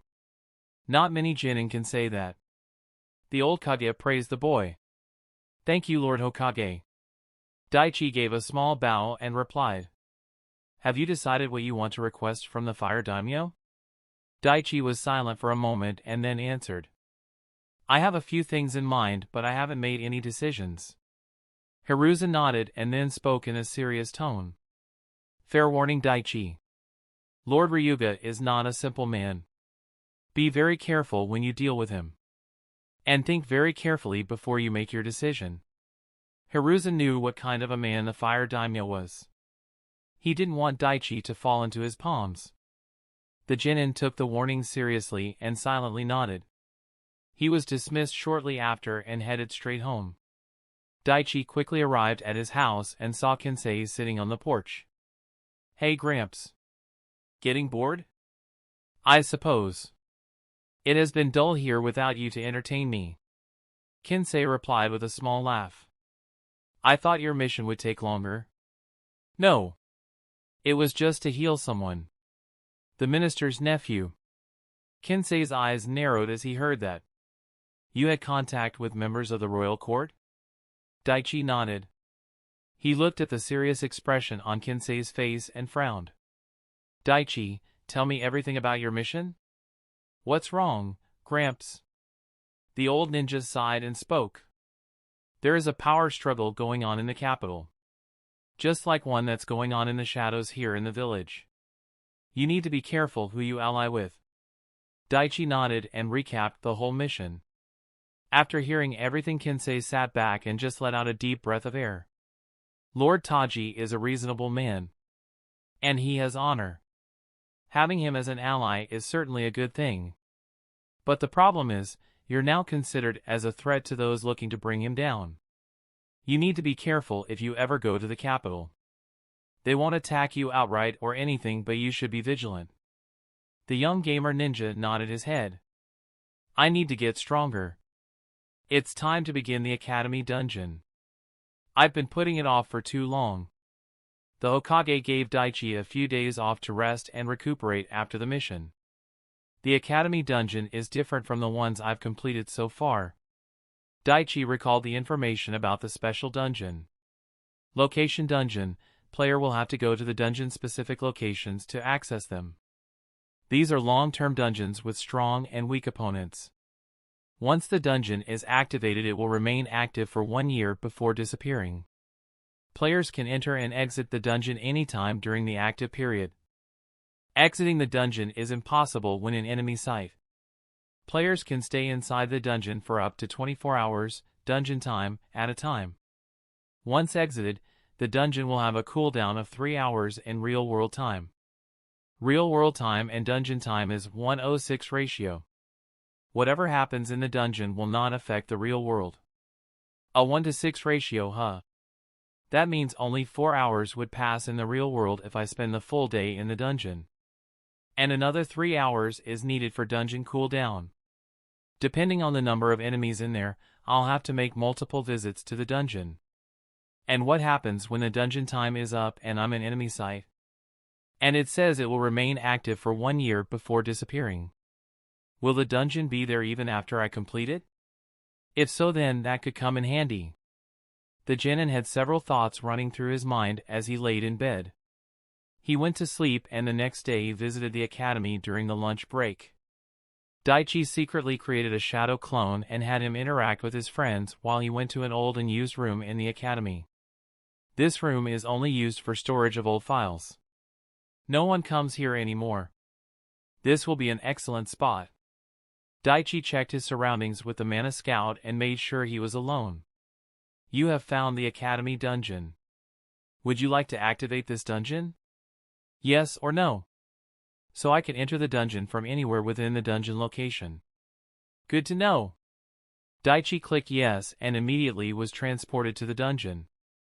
Unlike the previous ones, he wasn't transported to a tunnel to reach the entrance. Daichi appeared at the outskirts of a very large compound. The dungeon had daytime with the sun slowly rising in the sky. Daichi quickly recognized the large building at the center. This place is a replica of the academy with some small differences.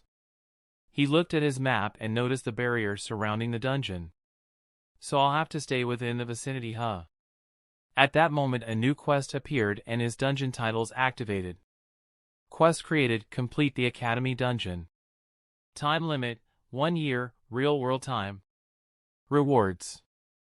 New skills. New title. 250000 Rio. Failure.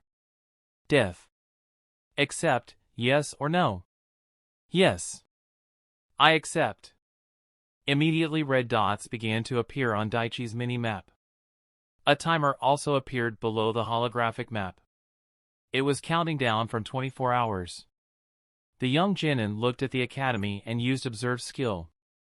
Academy Dungeon. This dungeon and its inhabitants are created based on the real-world ninja academy. 1125 enemies reside in this dungeon. The ninjas inside this dungeon vary from strong to weak. This dungeon has a 1-year time limit.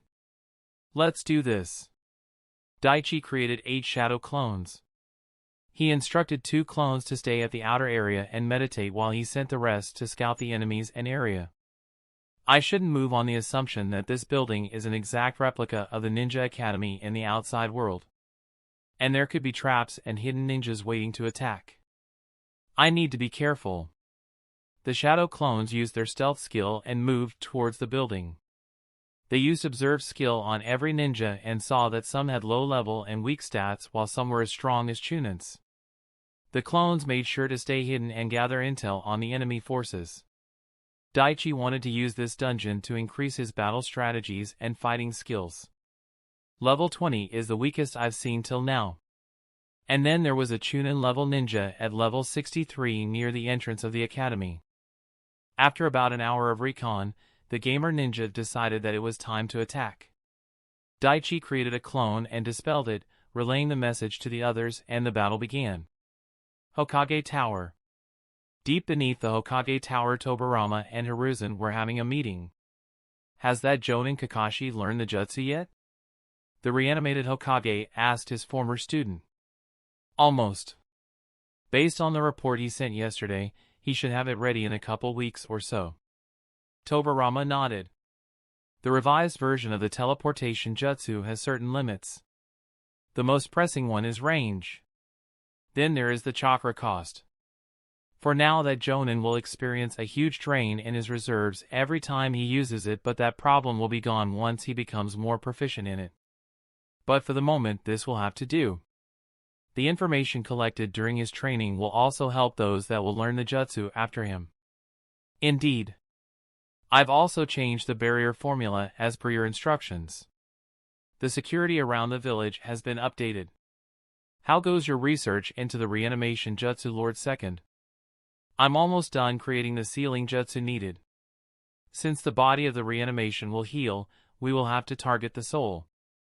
There are a few jutsu that are capable of that. But all of them demand the exchange of the user's life. Tobirama turned towards his successor. Yes. And that's not something we can afford at this time. You sacrificing your life won't do this village any good right now. I have a plan to stop the reanimation jutsu without resorting to such drastic measures. Hiruzen was surprised that the man found a solution so quickly. Tobirama spoke. I've been going over the Uzumaki clan records and Lady Mito's personal notes.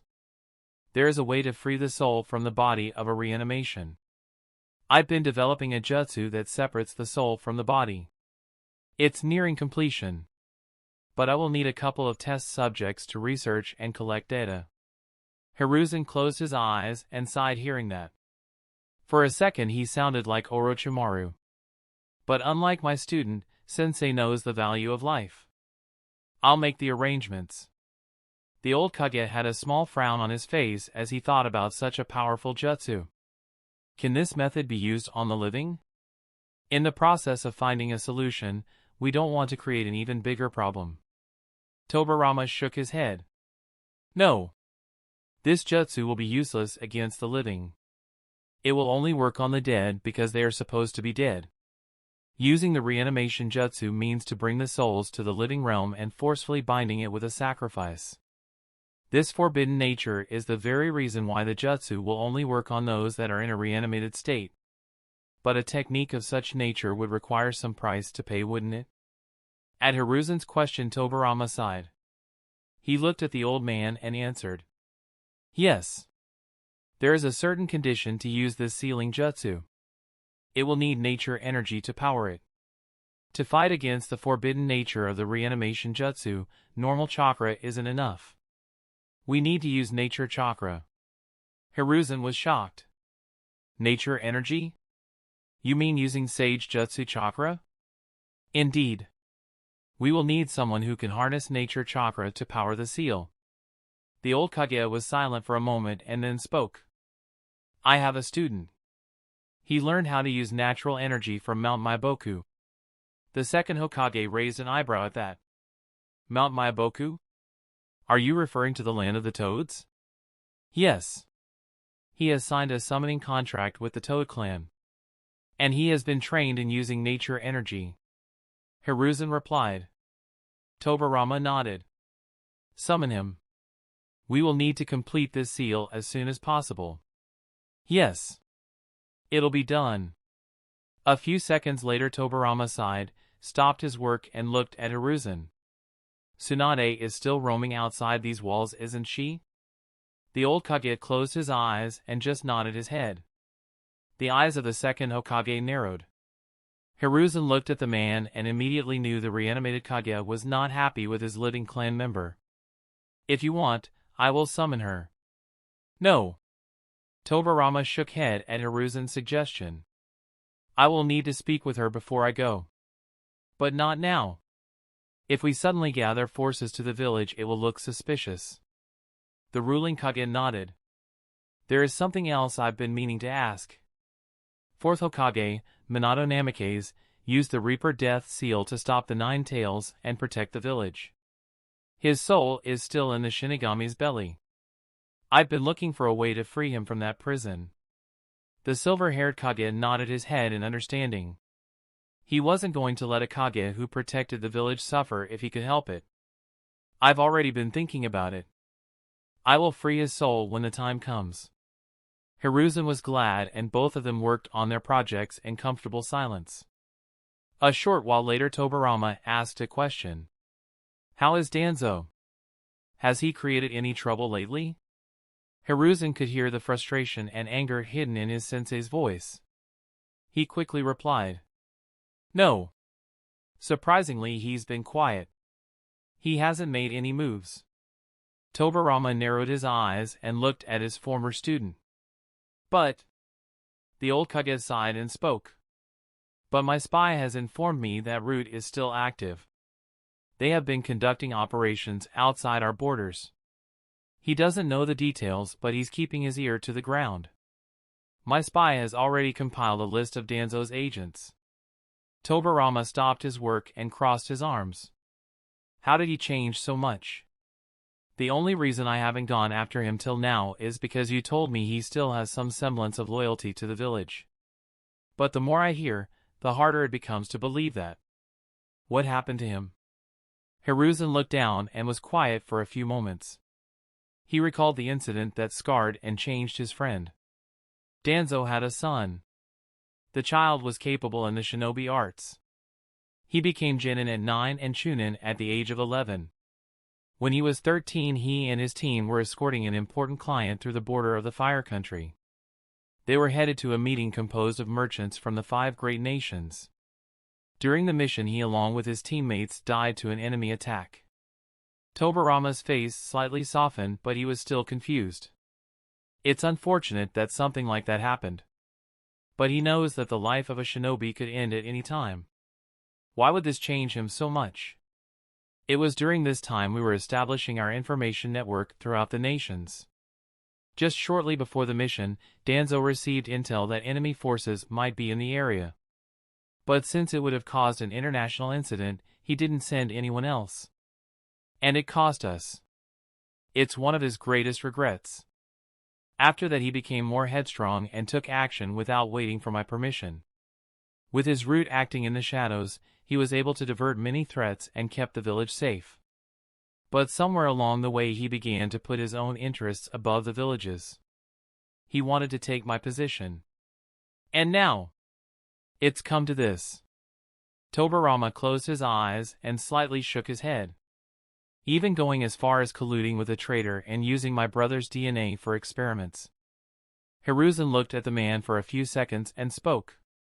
Are you going to confront him? Tobarama opened his eyes and it had a hardened glint to them. When the time comes, I'm going to give him a chance. If he decides to do the right thing, then we'll end this peacefully without the village knowing anything.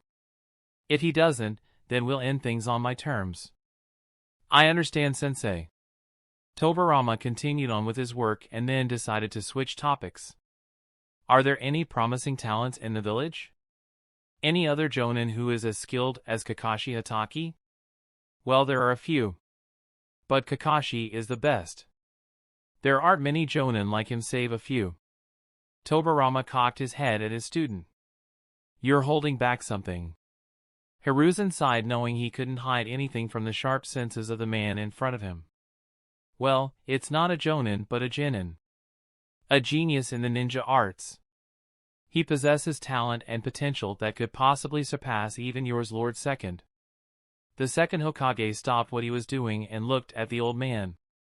Really? A child with such potential? Yes. Hiruzen was hesitant for a moment but then decided to tell the man about Daichi. He's training in the 3rd step of the change in chakra nature of water. And based on the reports, he's already learned how to harness water from the atmosphere just like you. Tobarama's eyes widened when he heard that piece of information. Tell me everything about him. Chapter 205, Plundering Hidden Jutsu. Academy Dungeon. Daichi's senses alerted him to several fast projectiles coming from behind. Even in the middle of fighting several opponents, he was able to jump to the side and easily avoid all the weapons. He looked at the 3 Genin-level ninjas surrounding him and inwardly smiled. Everything's going just as expected. My clones have drawn out a large bulk of the enemy forces and separated them all over the dungeon. Still, I've been fighting for only about 8 hours. I've only just started. Based on my observe, about 100 of them are high Chunin level, with the rest all below that, all the way down to Genin. Daichi narrowed his eyes and swiftly moved towards his enemies. He easily broke through the weak defenses of the low-level ninjas and finished them off. 100 EXP. 15 EXP. 130 EXP. 19.5 EXP. 125 EXP. 18.75 EXP. Enemies defeated, 51 out of 1,125. They were so weak, I didn't get anything more than 150 EXP per one ninja. Looks like it's a good thing I sent my clone to attack all at once. There are several things I want to test in this dungeon. 8,340 EXP. 1251 EXP. Enemies defeated, 89 out of 1,125. You have leveled up. At that moment an explosion was heard coming from a distance and a large chunk of experience came Daichi's way. Along with that, several new notifications appeared as well. A new skill is created with a specific action. Haven't seen this message in a while. Wonder what it is. Through continuously forming plans and different tactics to defeat enemies in battle, the skill Battle Insight has been created. Battle Insight Active and Passive, LV1. This skill gives the user the sharp instincts of a war master and strategist. Helps the user find a way to defeat the enemy. Effects. Allows the user to determine the enemy's weaknesses, characteristics, and plan of attack. Note, effects of this skill will be weaker against higher-level enemies and those with special abilities. But these limitations can be removed once player and Battle Insight skill reaches sufficient level. Wow! It's been a while since I got a new skill. Nice. I won't say no to this. I wonder if I can improve this skill when I play shogi with Gramps? Battle Insight, huh? This will be excellent when fighting people like Shikamaru. Daichi had instructed his clones to use the several military strategies and tactics that Kakashi and Kinsei taught him. He wanted to improve his situational awareness and battle wisdom. I'm still not at the level where I can curb stomp anyone that gets in my way regardless of their number, strength, or plans. So for the moment I'll have to fight like this. You have sense killing intent. X4. Daichi was well aware of the dungeon ninjas gathering around him. Their number increased with each minute, but they were cautious. Daichi looked at his enemies and their attack position solidified a theory he had since his battle started here. These guys. They're different from the other enemies I've fought in other dungeons. They know my strength and are cautious. They're surrounding me and want to overwhelm me with numbers. Daichi also noted the position some of the ninjas took. He used Observe skill and saw that some enemies with higher intelligence were glancing at the ground and terrain around them. Based on their stats, they're Chunin level ninjas. And their intelligence stat is much higher than the Genin ones. Judging by their position and movements, they're looking to use the environment against me and attack from a distance. Mental intrusion detected. Unyielding Spirit has neutralized the foreign attack. It looked like the Genjutsu attack was the signal. Immediately several enemies made hand seals that Daichi recognized. They're going to use Earth-style Mud River to destabilize me. The other dungeon ninjas launched kunai, shuriken, paper bombs, and several ninjutsu of various natures. Daichi was surrounded with attacks of all nature coming from different directions. But it didn't matter to the young gamer. The second Daichi felt the intrusive chakra trying to attack him, he went through seals and created 2 shadow clones with instructions already in place. One of the shadow clones immediately went through seals and stopped the enemy's Mud River Jutsu. Earth-style Hardened Core. This will make sure my position is safe, and since my control over the Earth Nature Chakra is far greater than theirs, they won't be able to overpower me. The other clone and its creator both were going through several hand seals at super speed. The dexterity stat and agility stat allowed Daichi to make about a dozen seals in a second without any mistakes. Both of them went through seals in perfect synchronization and completed it at the exact moment. Water Style Water Wall Jutsu. Water Style Water Wall Jutsu Active, LV, 35. This technique creates a wall of water around the user to protect against enemy attacks. The water source can be taken from the surroundings, or the user needs chakra and converts it to water nature and spits it. A skilled user of water chakra nature can create this jutsu using the water particles in the atmosphere. Rank B. Type Ninjutsu. Hand seals, tiger, snake, rat, snake, tiger. Chakra points cost 255. Daichi and his shadow clone created the water wall from the surrounding atmosphere. The powerful wall of water covered Daichi and kept growing bigger and bigger with each second. The power, size, and rotational speed of the water wall stopped all incoming attacks in their tracks. The power of the jutsu created a whirlwind at the outer layer and threw the nearby enemies into the air. The large commotion brought more and more dungeon enemies to Daichi's location, and they all attacked the protective wall but with no success. I need to increase my proficiency in the water extraction skill. And a battle would be the fastest way to do it. Since their jutsus are on the weaker side, I won't have to worry about any getting through my technique. Ninjutsu Water Style Water Wall Jutsu has leveled up, X2. Skill Water Affinities level has risen by 1. Skill Water Extraction Techniques level has risen by 1, X3. Daichi smirked as he looked at the notifications. Yes. Now, let's see if I have enough targets. Using the Chakra Sense skill, the genin felt the number of enemies around him. Good. I managed to draw a lot of attention. Time to move on with the next phase of my attack. The real Daichi kept up the spinning water wall while his shadow clone made a few seals. Water Style Bullet Wave Jutsu. Water Style Bullet Wave Jutsu Active, LV, 39. The user sends a wave of water bullets from an existing source of water. This jutsu has a large attack range and can target multiple enemies. A skilled user can use this jutsu to crush earth barriers or formations. An advanced version of this jutsu is the Water Style Drilling Bullet Wave Jutsu. Rank C. Type Ninjutsu. Hand seals, ox, ram, rat, snake, horse. Chakra points cost 10 per bullet. Dozens and dozens of water bullets formed from the water wall jutsu and were launched at the enemy in all directions. The liquid bullets struck the enemy with the force of a wrecking ball. Ninjutsu Water Style Bullet Wave Jutsu has leveled up, X4. 260 EXP. 39 EXP. 310 EXP. 46.5 EXP. 185 EXP. 27.75 EXP. Hell yeah! A 360 degrees attack on a mob like this. I could farm this dungeon in no time. The real Daichi had a wide grin as he saw the experience rolling in. Daichi's clone, keeping the earth jutsu active, sensed particular vibrations coming from the earth. I think some of the higher level ninjas are using the earth wall jutsu to defend themselves. He said to his two companions. Yeah. I sense the fluctuations in their chakra.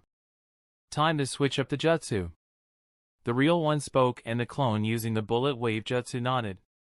He made 4 seals and immediately the water bullets began spinning, increasing their lethality. This jutsu will be able to drill through their defenses.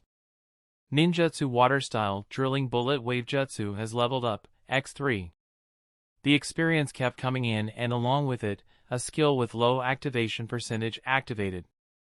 Plunderer skill activated, X15. I'll look through this once I'm done with the battle here. He kept up his attack for several more seconds before letting it go. Most of the enemies were killed, but I can sense movement underground.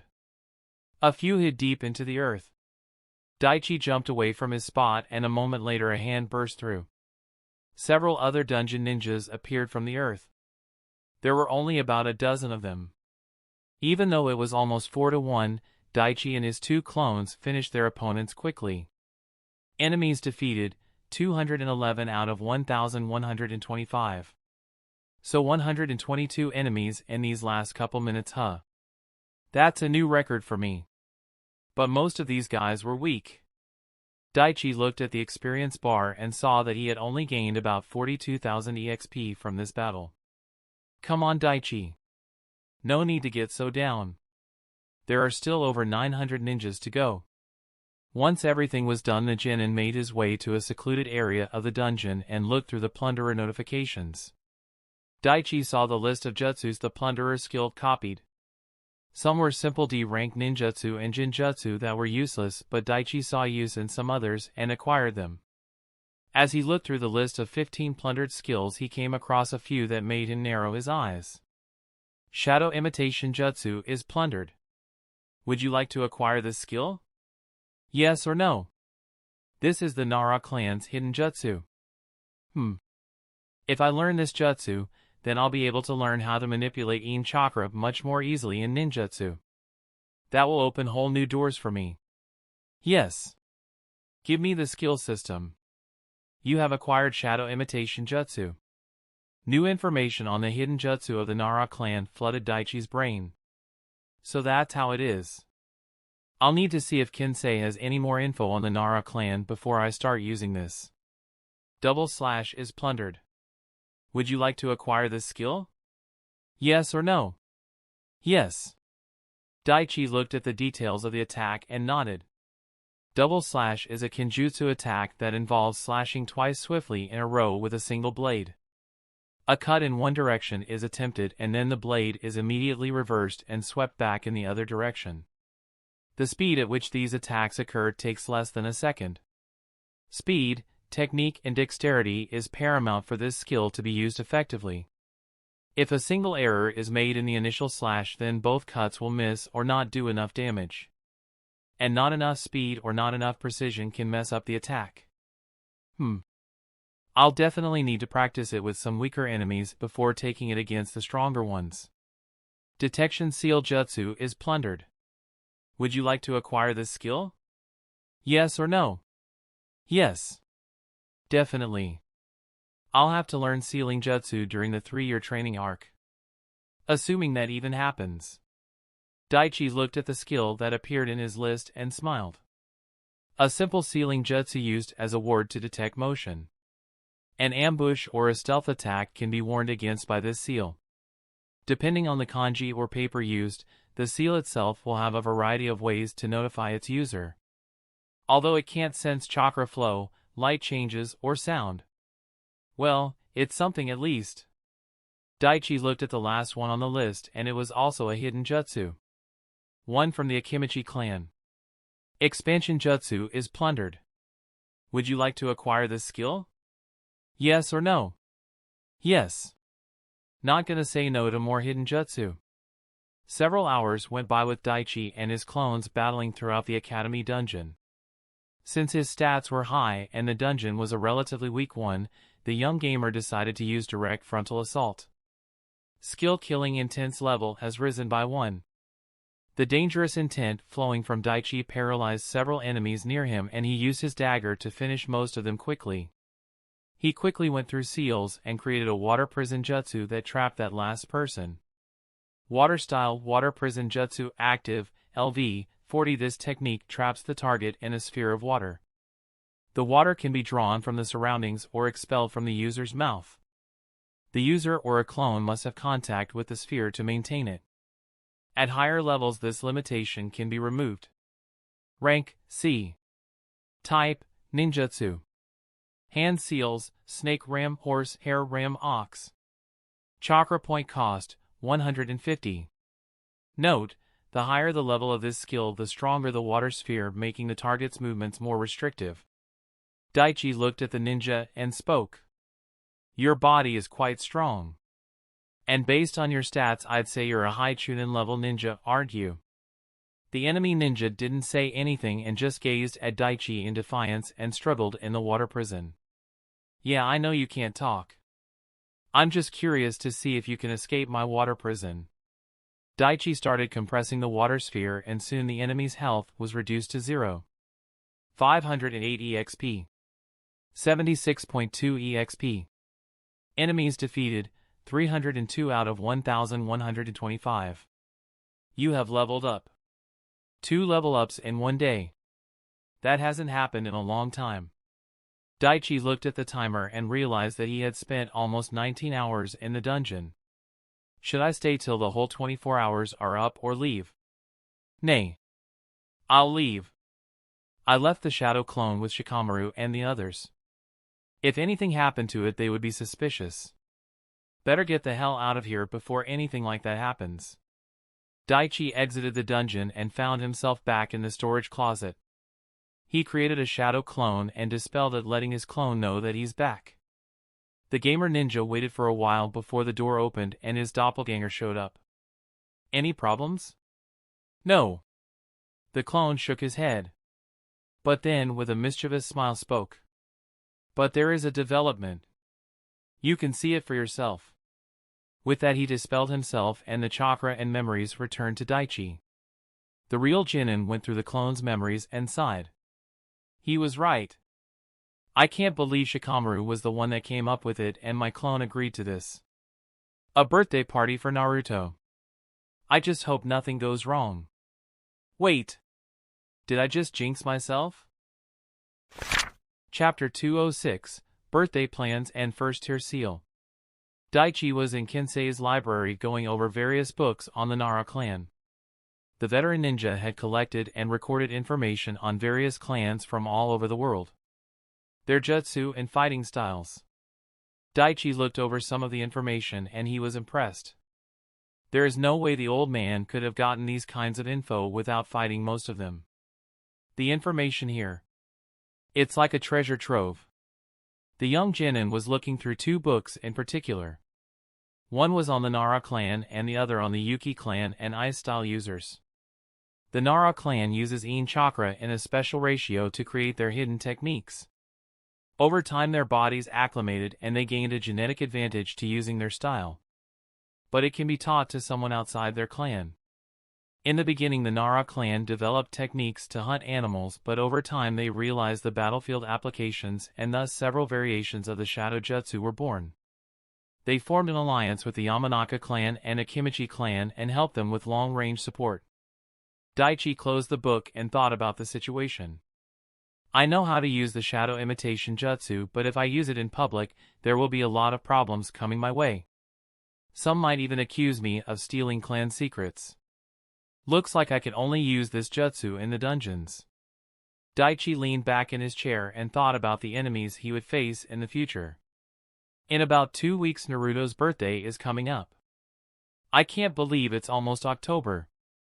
And soon March will come by with Naruto's graduation and the start of canon. And whatever problems that comes Naruto and Sasuke's way would sooner or later become my problem as well. Because why wouldn't it? I'll have to fight guys who can regenerate from near death, immortal zombies, someone with godly eyes, and the assholes who put them all in our path. I'm definitely going to kill Obito and Madara. That's a given. But that's easier said than done. How do I get around their ninjutsu negation plot armor? Daichi sighed and looked at the second book on the table. I need to find a way to get around their abilities. Sage Jutsu is a good way, but I need something much more. But that's a few years into the future. I should focus on the here and now. Daichi opened the book on the Yuki clan and went through the information written. He noted that a few people outside the clan living in the outskirts of the Mist Village and a few living in the Snow Country were capable of using ice-style techniques. He read the notes that his grandfather made about those that can use this Kekkei Jinkai and those that can mimic it. Kensei theorized that some people can manipulate existing ice and use ice ninjutsu, but they would definitely be weaker versions of the real one. The hand seals are pretty much the standard ones. I'll have to start on this soon. I'm looking forward to my next visit to that academy. As Daichi was training, making plans and preparation, others were as well. A couple days passed by and Daichi headed to the Hokage's office to get a new D-rank mission. As he opened the door he saw Kakashi standing in front of the Hokage. The Jonin turned to look at the boy and waved his hand. Yo! How's my favorite Jinin? Sensei? You're back? Yup. Did you miss me? Daichi smirked and replied. You know, oddly enough, yes. Daichi kept a smiling face, but he was inside, he was surprised. Kakashi's chakra. It's definitely gotten stronger. Even though he's suppressing his energy, I can tell that he's learned to refine it even more. He must have done some serious training these last few weeks. The Genin turned to the Hokage and greeted the old ninja. The two got their D-rank mission and went on their way. The rookie 9-, Sasuke, Naruto and Sakura were together at their favorite spot in the back hills. So Naruto's birthday is coming up in a week. Any ideas? Kiba asked as he sat on top of the treehouse. We need to formulate a plan fast. Naruto will be coming soon, Shino said as he examined some bugs crawling on the tree near him. Don't worry. Sakura is keeping that knucklehead busy. He won't be here for a while. But still, we need to prepare. Ino spoke as she looked at her friends. I have an idea. Daichi's voice drew everyone's attention. First, we need to keep him out of his apartment and busy for the whole day and then surprise him when he comes home in the evening. Shikamaru sat up from under the tree and looked at the Genin in the group. Yeah, but that's not gonna be easy. Have you forgotten? That day is October 10th. Last year when he and I went out on that day, he got a lot of nasty looks from almost everyone on the streets. He was pretty depressed for the whole day. So I don't think that'll work. Yeah, I've been meaning to ask. Why does everyone hate him so much? It's been really bugging me. Arf arf. Kiba looked to Shikamaru and saw the Nara glance at Daichi. Do you know something about it, Daichi? He turned towards the Genin and asked. The boy sighed and replied. I do. I figured it out a few years ago. But I can't say. Kiba and the others frowned at that reply. Why not? Yeah, what's the big deal? Daichi was silent for a few moments and then looked at everyone. He had a serious gaze that the rookies rarely saw. It's not my place to say. And if I do, there will be serious repercussions. Shikamaru's eyes slightly narrowed as he looked at his friend. Does whatever secret you're keeping have to do with his birthday? Shikamaru. That's enough. You've said more than enough. Daichi looked at the boy and inwardly sighed. Of course this has to be the topic that gets your lazy butt up and about. Everyone saw the tension rising between the two. Guy. Please. Stop. Whatever it is, I'm sure Naruto will tell us. Hinata said, trying to calm the situation down. Hearing that, Daichi sighed and spoke. The thing is, I don't think even Naruto knows the reason. He's in the dark about the whole situation just as you all. Look! Just forget about the whole thing, okay? And don't ask him about it and bum him out. Let it go, Shikamaru. Daichi sighed as he heard the murmured agreement. He continued. As I was saying, we'll have to keep him out of the apartment.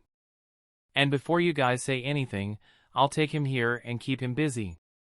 Nobody comes here that much, so that's one problem down. Oh! We need to set up decorations in his apartment. Daichi nodded. Yeah.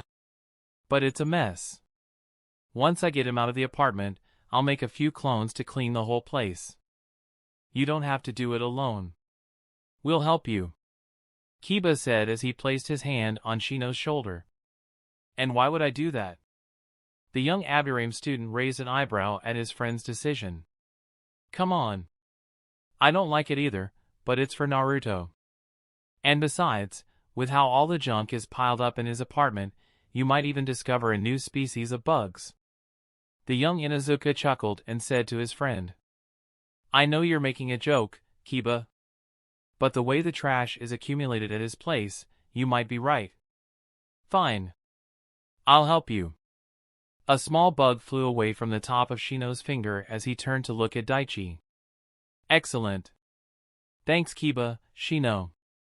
Daichi smiled at the two. He then turned to Ino and Hinata. Okay. You two are in charge of decorations. Unless it's not already well established, Naruto likes orange. But you can add a little yellow and red in there too. Go nuts. Ino's eyes sparkled in excitement while Hinata smiled. Oh, I have so many ideas. Choji, you'll be in charge of the cake. Can I trust you with that? Yup. I got it. Oh, and I've already talked to Sakura about this. She'll help you with the other foods and snacks. The Akimichi nodded and Daichi then turned to Shikamaru. You're in charge of invites. There aren't many people that like him, so your list is short. Shikamaru sighed and spoke. Let me guess. Irika-sensei, the ramen guy and his daughter. And the third Hokage. Daichi said in a nonchalant tone. The Nara's eyes widened when he heard that. You want me to go to the Hokage Tower and invite the Hokage of the Leaf Village to a birthday party? You realize he'll be busy with plenty of other important stuff that day, right? The young Genin smiled, seeing the tired expression on his friend's face. It's not just any birthday party. It's Naruto's birthday party. And it'll mean a lot to him. You know how he talks about the Hokage. The Nara looked at the boy and gave a long, tired sigh. Arg. Fine. Whatever. That's the spirit. And besides, I have a feeling Lord Hokage will show up. The group of 7 made their plans and soon everyone went their separate way. Shikamaru and Choji were going in the same direction, and halfway home Choji asked his friend something that's on his mind. What did you mean when you asked Daichi if Naruto's birthday had something to do with the people not liking him? I'm not sure 100%. But I have some ideas. Unfortunately, I'm not gonna say anything more till I'm certain. If Daichi is right and there really is some big conspiracy, then I don't want you to get into trouble. Shikamaru replied. But you're gonna keep looking into this, aren't you? Choji looked at his thin friend with a serious gaze. I would love to say no, but yeah. Such a drag. The Nara kicked a pebble and let out a sigh. Good luck. Choji reached his clan compound and soon Shikamaru was home as well. His mind was on the conversation he had with Daichi and the way the villagers look at his friend. He remembered the words people spoke about Naruto behind his back. Shikamaru was eating dinner lost in his thoughts and his father and mother noticed it. Everything alright, Shikamaru? Shikaku asked his son. Shikamaru looked at his parents for a few moments and keeping an eye on them both he asked his question. What connection does Naruto have to the nine-tailed beast? The startled reaction of his mother and the stoic face of his father told Shikamaru what he needed to know. So they know the secret. And it seems I'm right on the money. Naruto does have some connection with the nine-tailed fox. Shikamaru.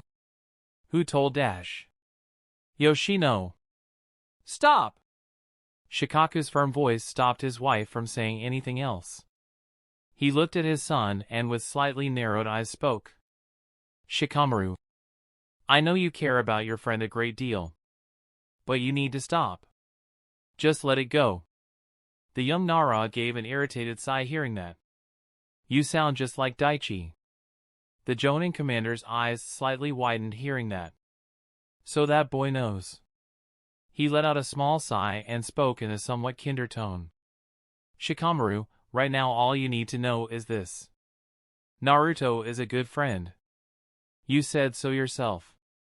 Nothing more. Nothing less. And his secret. It's a matter of village security. Whatever you think you know, you need to keep it to yourself. And you need to stop looking into it. It's a whole can of worms you do not want to open right now. Do you understand? Shikamaru looked at his dad and nodded.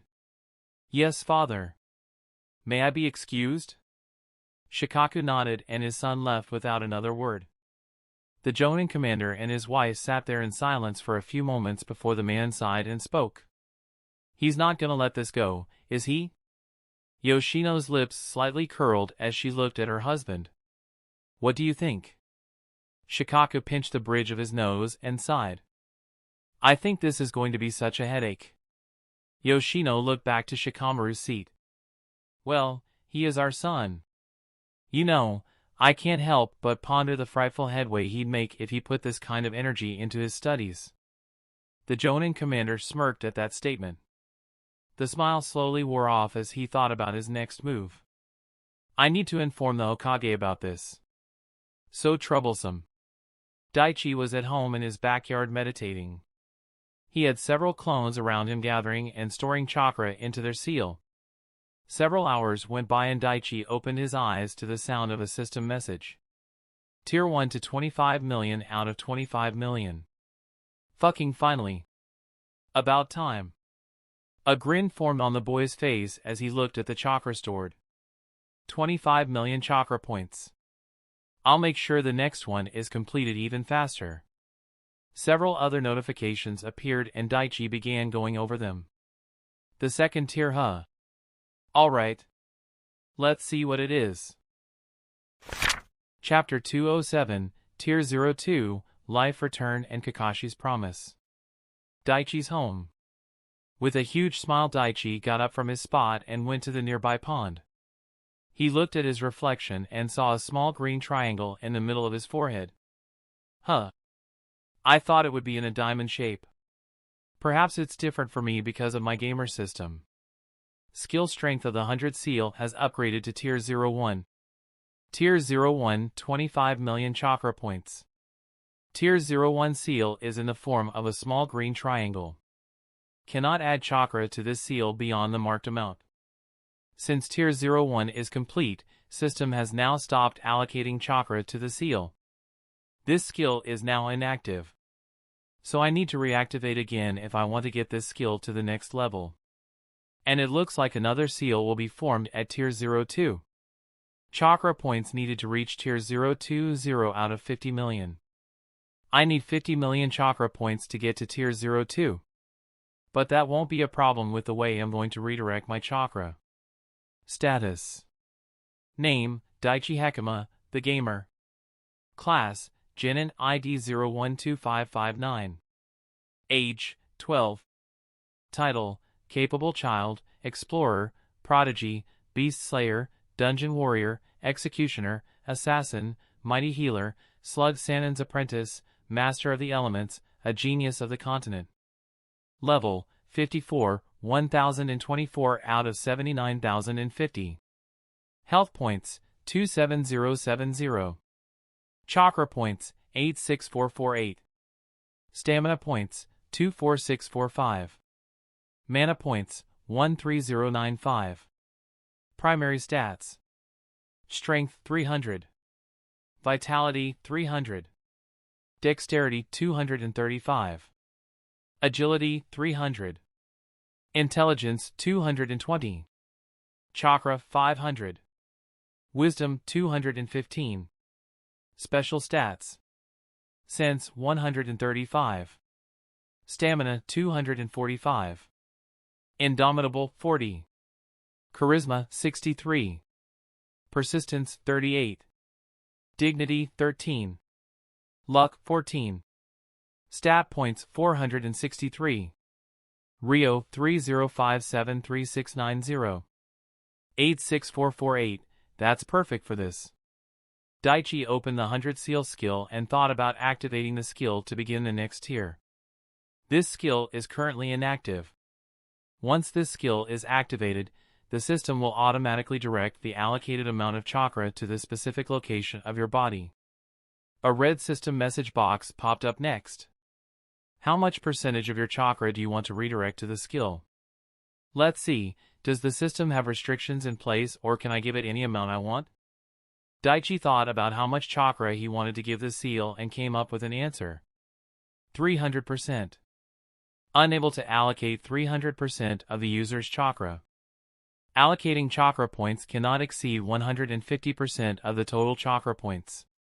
Daichi sighed as he saw the system message. Of course there's a restriction. If I did allocate 300% chakra points, then that's roughly 180 chakra point per minute. And if I somehow run out of chakra because of such a large amount, that could cause some serious problems. The young gamer thought about it and decided to allocate the maximum amount the system allowed. 150%.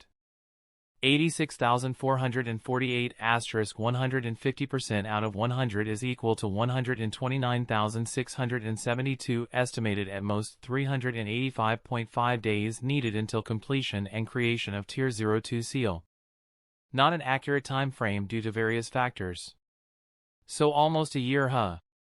But that's not going to be a problem. I completed Tier 01 in about a year and a half when it said I needed around 3 years to complete. So by my estimate I'll be able to finish this in about 6 or 7 months. Would you like to proceed? Yes. Concentrate chakra to the spot on your body where you want to store your energy. Daichi concentrated on the spot just below the Tier 01 seal. He imagined the 02 seal in the shape of an inverted triangle just below the first seal. This way it'll look like a diamond shape when the second tier is completed. Location confirmed. Strength of the 100 seal skill activated. 150% of your chakra points will now be directed every day to your forehead due to the skill. Excess chakra your body produces can now be reallocated to the skill if you wish. Note, once the second tier is completed, the user can use chakra in both tier individually or simultaneously. That's good to know. It seems with each tier, the chakra needed gets bigger and bigger. I can use the smaller tiers if necessary and only use the higher ones if I have no choice. Daichi looked at his chakra points and saw a 90-point reduction each minute.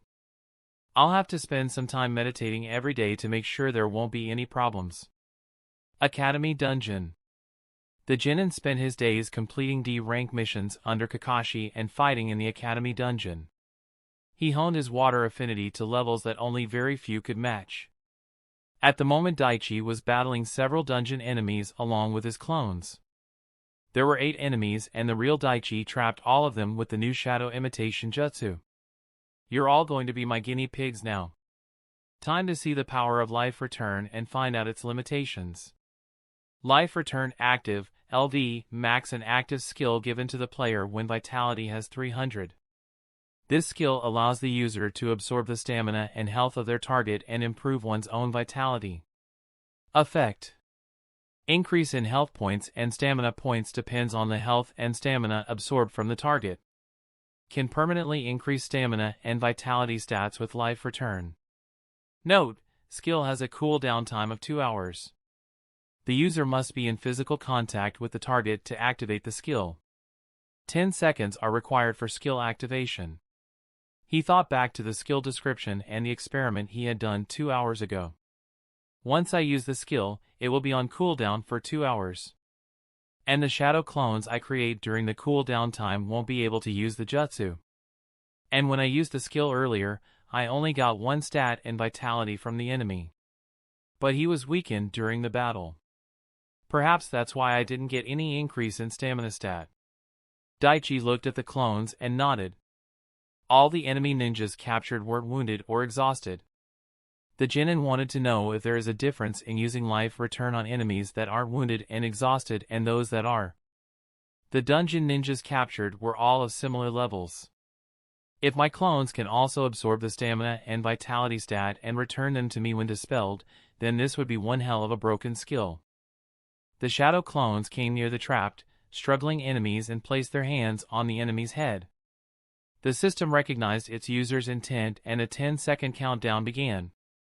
All the shadow clones in contact with the enemy were able to activate the skill and after 10 seconds started absorbing the health and stamina of the trapped ninjas.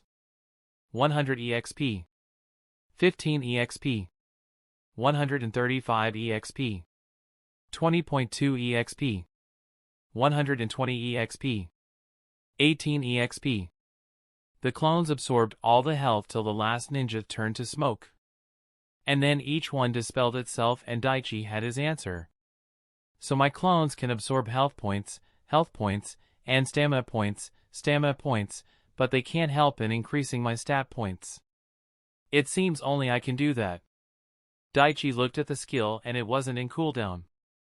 So even if the shadow clones use it, it won't affect me. That's good. Still, even if it's only health and stamina, the clones absorbing them and giving it to me would help me fight far longer. But this kind of strategy would only work on a large group of weaker enemies. Enemies defeated, 654 out of 1,125. Level, 54, 53,867 out of 79,050. Having spent 16 hours in the dungeon, Daichi decided to end it for the day. He exited the dungeon and left the academy grounds without looking suspicious. Training Ground 3. The next morning when Daichi reached the training ground at his usual time, he saw Kakashi waiting for him. What the hell? He's here before me? Daichi rubbed his eyes and looked again to make sure he wasn't seeing images. Kakashi's figure, leaning on the wooden stumps, still didn't change. The genin used chakra sense and observed just to make sure it was not someone else in disguise. Good morning, Daichi. There was a jovial, happy tone in Kakashi's voice that sent a shiver down Daichi's spine. Sensei. You're early. It's only 7. What's up with that? The genin kept a close eye on his teacher in case he was up to something. Oh, it's just that there was nothing I had to do on my way here.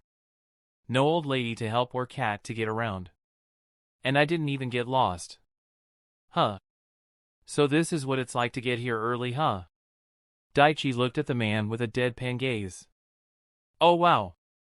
So, why don't we get a new mission? We could complete the mission early and you could have the whole day to train without anyone disturbing you. The silver-haired jonin had an innocent smile as he looked at his student.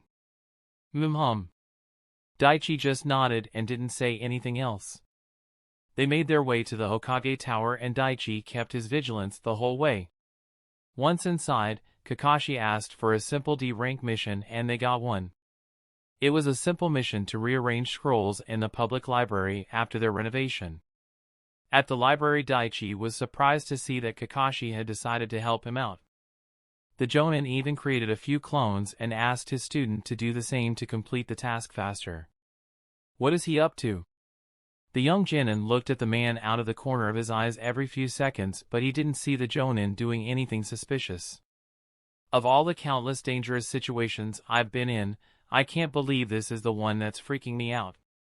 With the help of their clones, they completed their mission in just an hour. They took the mission slip and soon they were at the Hokage Tower getting paid. By the time they were done, it was barely 8 a.m. Tell me, Daichi, what will you be doing today? Kakashi suddenly questioned his student. Well, you are training, I guess. I'm going to be at the training ground till evening. I want to improve my control over the water chakra nature some more before I move forward. Kakashi nodded and spoke. All right. I won't be joining you today. So you'll be alone in the training ground. This way you can concentrate on your nature control training. Daichi tilted his head at that. What will you be doing? There is something of great importance that I have to get to. It's an emergency and it can't wait any longer.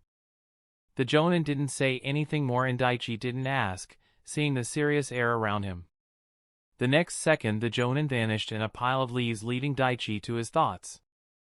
I wonder what got him so worked up. Is it some kind of secret mission? He's early today. It must be something extremely serious. Daichi made his way to the training ground and slowly improved the strength of his water ninjutsu. Daichi's goal was to create rivers and lakes worth of water without exhausting himself. In terms of control and proficiency, I might be slightly better than Kisame Hashigaki. But when it comes to raw power and water jutsu, he's much stronger than me. I need to go beyond him. I wonder what kind of control techniques the Mist Village uses to train their shinobi. Kinsei might have that info.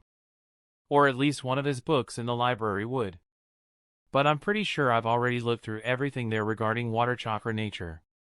Daichi trained till noon and he decided to head home and continue. As the genin walked through the streets, he saw a familiar figure standing at the front of a somewhat long line. Is that Kakashi? Hey sensei. What are you up to? Suppressing his chakra, Daichi walked up to the man and surprised him. The silver-haired man was slightly startled and looked at the genin near him. Oh, Daichi? I thought you were training. I was. I decided to head home. What about you? I'm waiting. For what?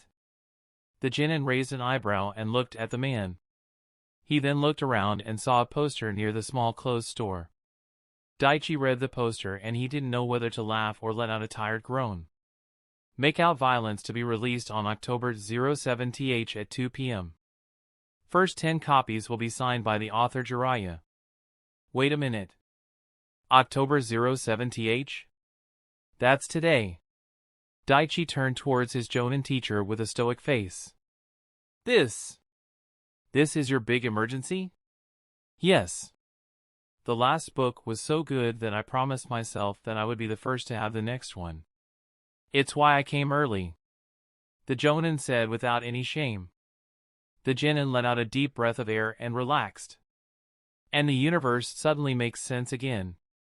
Well, since you're here, I might as well tell you that I won't be available for a few days. I'll be busy with important work. Daichi's face didn't show any emotion as he looked at the man.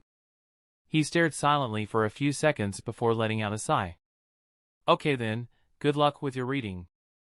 With those words, Daichi headed home to train and Kakashi eagerly waited for the next volume release of the infamous Makeout series.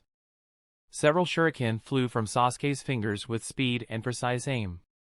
But unfortunately his opponent was too agile to be hit by them. He vanished and the young Uchiha immediately jumped away from his position. Sasuke saw his enemy standing where he previously stood. He landed on a thick branch and looked at his sparring opponent. That trick won't work on me, Daichi. You're gonna need to do better. The young genin standing on the ground just smiled at the Uchiha. I did do better. That voice came from behind the Uchiha and before he could escape from his spot a blow struck his back and sent him flying.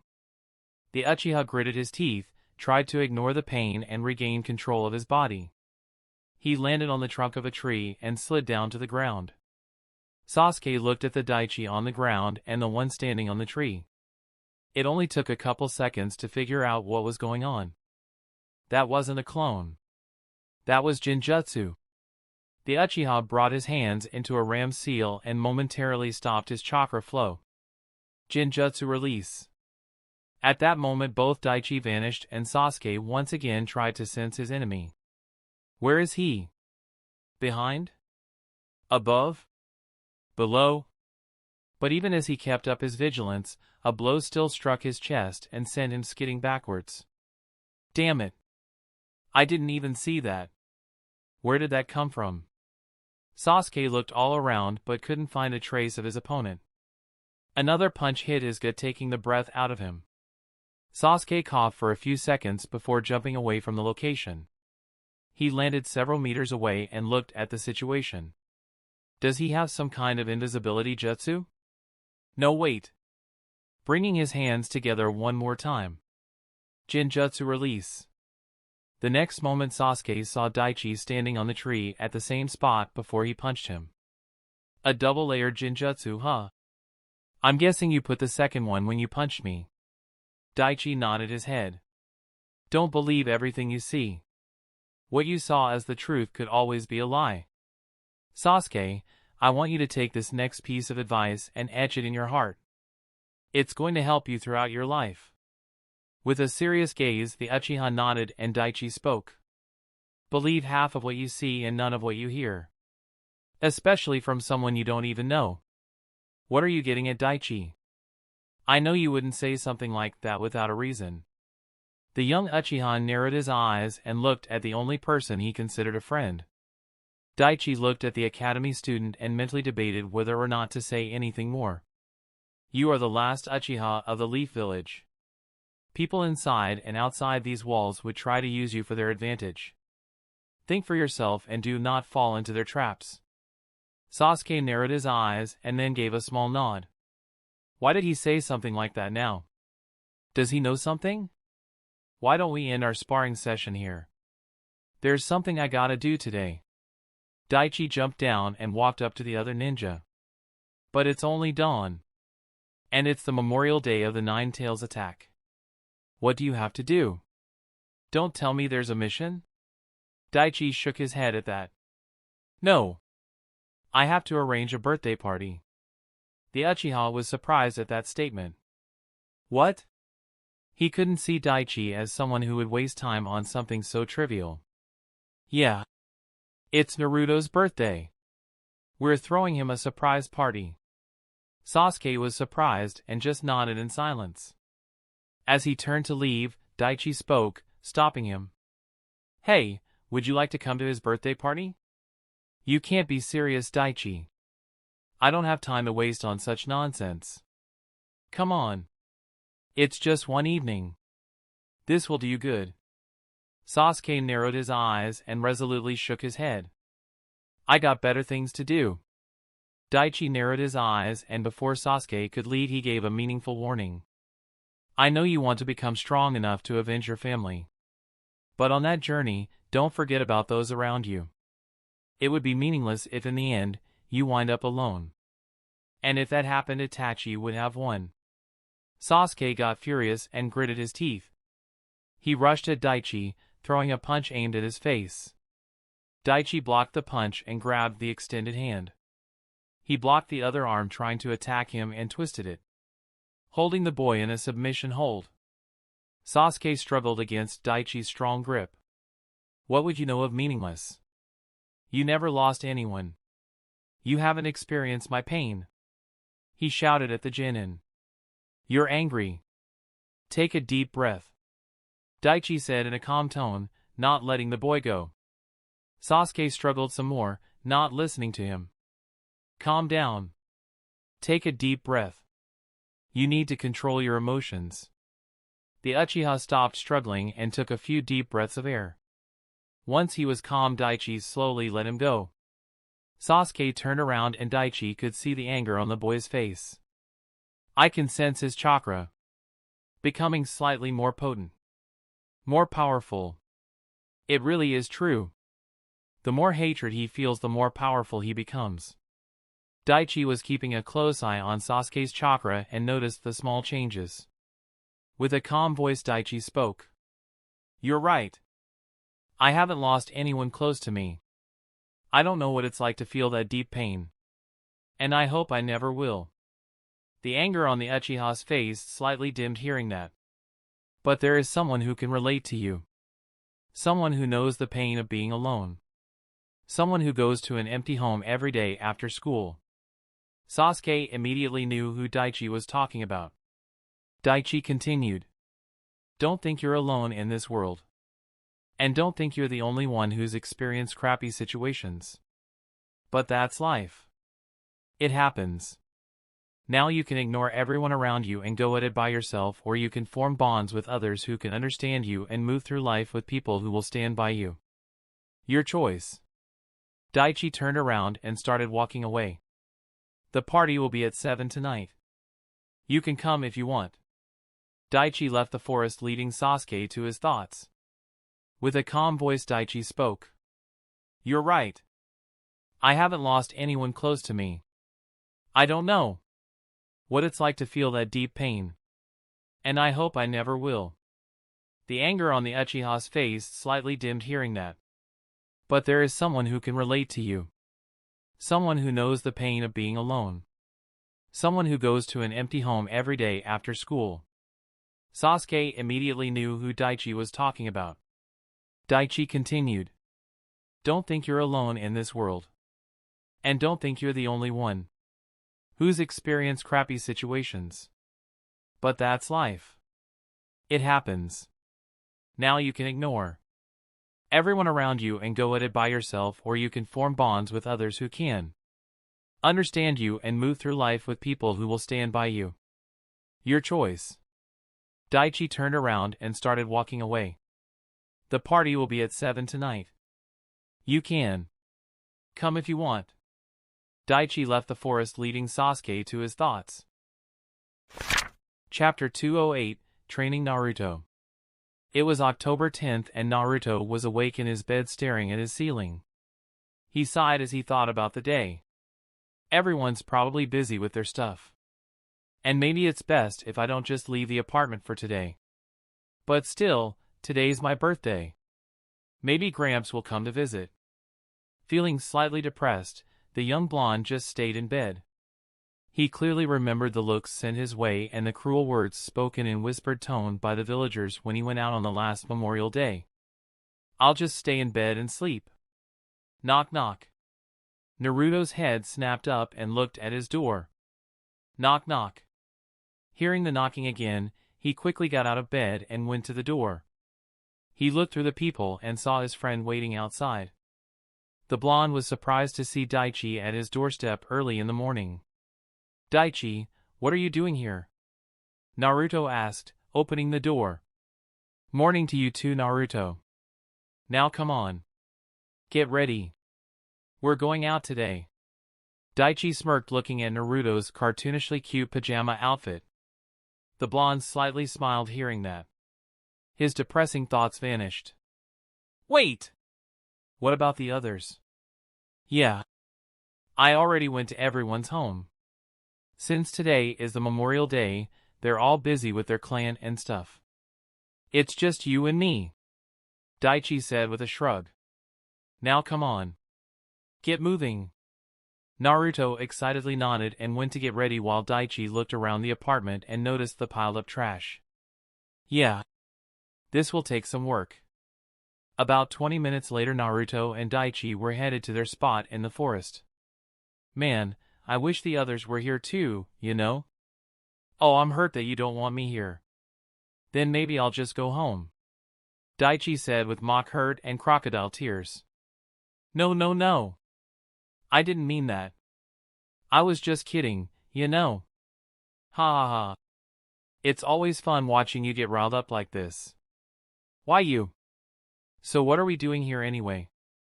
The Genin smiled at his friend's question. "We're going to train." Naruto's eyes lit up as he heard that. But they quickly lost their sparkle when he heard Daichi's next words. "You're going to master a chakra control skill that'll help with mastering the 3 basic ninjutsu." "Aw man, chakra control? That's not what I want.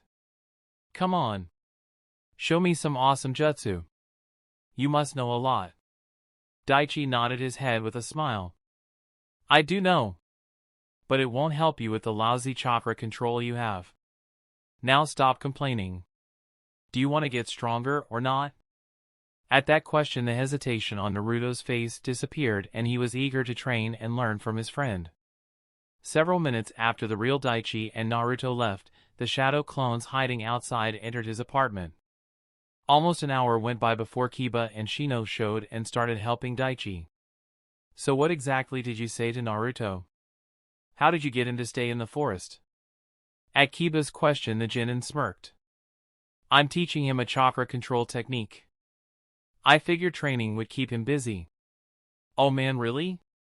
Maybe I should join you guys. There's no way I can let that guy get ahead of me." Daichi shook his head at that. "This is a special control technique that only someone like him would benefit from." Shino and Kiba stopped and looked at the Genin at that declaration. Seeing their looks, Daichi elaborated. "The thing is, Naruto has much greater chakra reserves than any of us. But still, he has problems with properly controlling his chakra and moving them through his coils. It's the reason he can't perform a decent clone." "So you're training him to help with the chakra flow in his body?" Shino asked. "Yeah. This particular control skill is designed for people with large chakra reserves. This technique uses the same principle as tree walking, but it's much more difficult. Naruto would have to use more chakra than the normal tree walking to learn this. If you guys try it, you'd be exhausted in a few hours." "I see." Kiba and Shino nodded in understanding and went back to work. "Hey, when do you think the others will be coming by, huh?" Kiba asked as he took out the trash. "HM. Hinata told me her clan has a memorial service in the morning. She'll only be able to join us after. She and Ino should be coming together with the decorations in about 3 or 4 hours." Daichi replied. "Based on our speed, we'll be done in an hour. We can go home, get cleaned up and return here." Shino spoke. Shadow Clone Daichi nodded and they worked quickly cleaning the whole place. Within a short time the 3 were done with their tasks. "Shino and I are gonna head back and get cleaned up. We'll pick up Ino, Shikamaru, and Hinata and get the decorations on our way back. Daichi nodded to Kiba's suggestion, and once the two academy students left, the shadow clone dispelled itself, letting its creator know of the progress. Why am I doing this again? Naruto questioned as he tried to balance himself in one leg. He was standing on a small wooden plate with several smooth metal balls under it. Naruto was trying his best not to lose balance.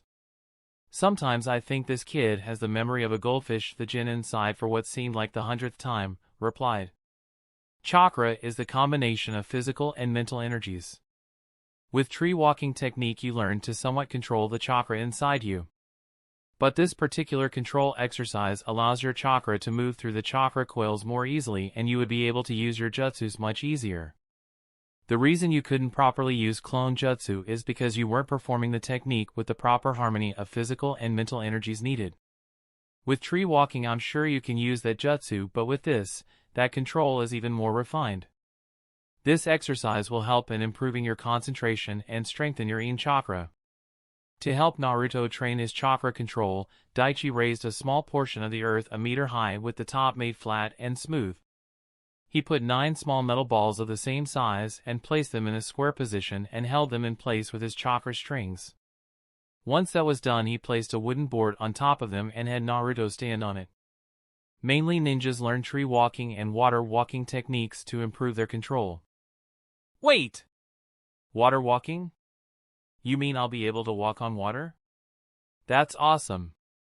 Naruto was excited at the thought of that, and the next second he lost control and fell backwards to the ground. Ow! You need to stay focused, Naruto. You have to train till this becomes second nature to you. And this is only just the beginning of the exercise. Daichi said as he picked up the metal balls and wooden board. Again. Daichi held them in place and Naruto got on top of the wooden board. Daichi spoke as he looked at his friend trying to balance himself. You learned the tree walking technique right. This is the same concept and application but much more difficult. You have to let your chakra flow from the sole of your feet and cover the wooden board and the metal balls under the board. You need to use your chakra and make them all stick together. When that happens, it'll be as if you're standing on a solid surface. Oh man, this is really hard. Naruto said as he closed his eyes shut, trying to concentrate. Of course it is. But it will be worth it. Daichi stood back with his arms crossed as he looked at his friend. You said this was the first step of this technique. What are the others? Once you learn to balance yourself on one leg, you'll have to balance another board and metal balls on your hand on the alternative side.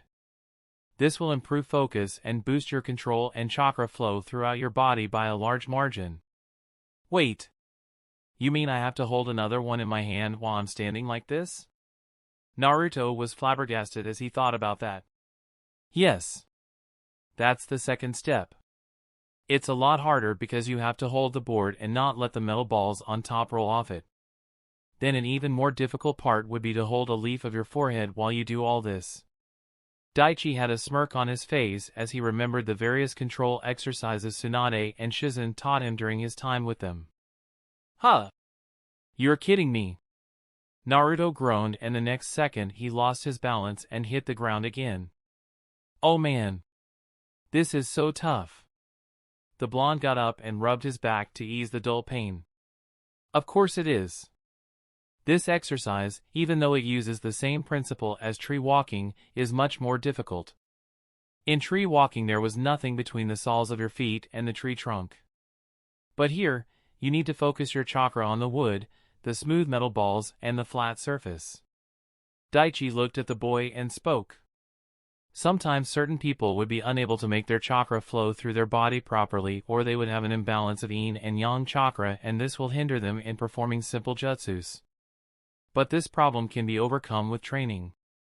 It's also the reason why he couldn't use simple clone jutsu or why he couldn't stick to the tree on his first time, despite having a larger reserve than Sasuke and could use hundreds of shadow clones. The young genin continued. This chakra control technique was created for people with large amounts of chakra reserves but with poor body chakra flow. Naruto listened to every word Daichi said and paid close attention. Wait. You're telling me that I got much more chakra than others, but I can't use it properly? You can use your chakra, but not as effectively as others. But with just a few weeks of training, this problem can easily be fixed. The whiskered boy clenched his fists and nodded. Now that he knew why couldn't make simple clones and how to solve that issue, he was even more determined to learn this exercise. Maybe this will go faster if he has a training partner. Daichi thought about it and decided to join the training and motivate his friend. It's boring to just stand here and watch you fall on your ass. With that, Daichi created a similar earth platform. He took out 2 boards and got into position. At that time he used his chakra strings and took a leaf and placed it on his forehead. Naruto was in awe as Daichi perfectly balanced himself on his left leg while he held a board with metal balls on his right hand. He was even more shocked to see him hold a leaf to his forehead and stand perfectly still. He can do all that and he doesn't even look like he's trying. If I keep complaining, I'll never be as good as him. The competitive spirit inside him burned with a fury, and with a wide grin Naruto took his spot. Daichi used his strings to set up the boards in Naruto's earth platform and the boy took his spot. He tried to balance himself on his left leg. Hey, give me the second board. I want to train while holding it, the blonde said, looking eager to jump ahead. No. Not now. One step at a time. You need to learn to stand perfectly still before moving to the next step. Rushing through this won't help you. Naruto nodded and listened to his friend. Daichi looked at the struggle his friend was having and spoke. Calm down, Naruto. Close your eyes and listen to my voice. Naruto looked at Daichi and decided to do as he said. He closed his eyes and concentrated. Having his friend's attention on him, Daichi continued. Concentrate on nothing but your chakra. Feel your energy. Feel the way it moves to the bottom of your feet. Daichi became silent as he gave the boy a couple minutes. He sensed the way Naruto's chakra moved. It will take some time, but if he can learn this he won't have any problem with water walking. He'll probably get it on his first try. And this will also solve the clone problem. By the time Naruto's graduation comes up, he'll be able to perform all 3 jutsus without any problems. Then Iruka will pass him and Mizuki won't get the chance. But therein lies the problem. What would that guy do next? In canon he was most probably counting on Naruto to fail. But here, what will he do when Naruto passes? Since I already made changes and created ripple effects, how will things play out during his graduation? Daichi realized that worrying about it now wouldn't help him and he focused on helping his friend. He continued his instructions. Coat the soles of your feet and then slowly increase the output of your chakra.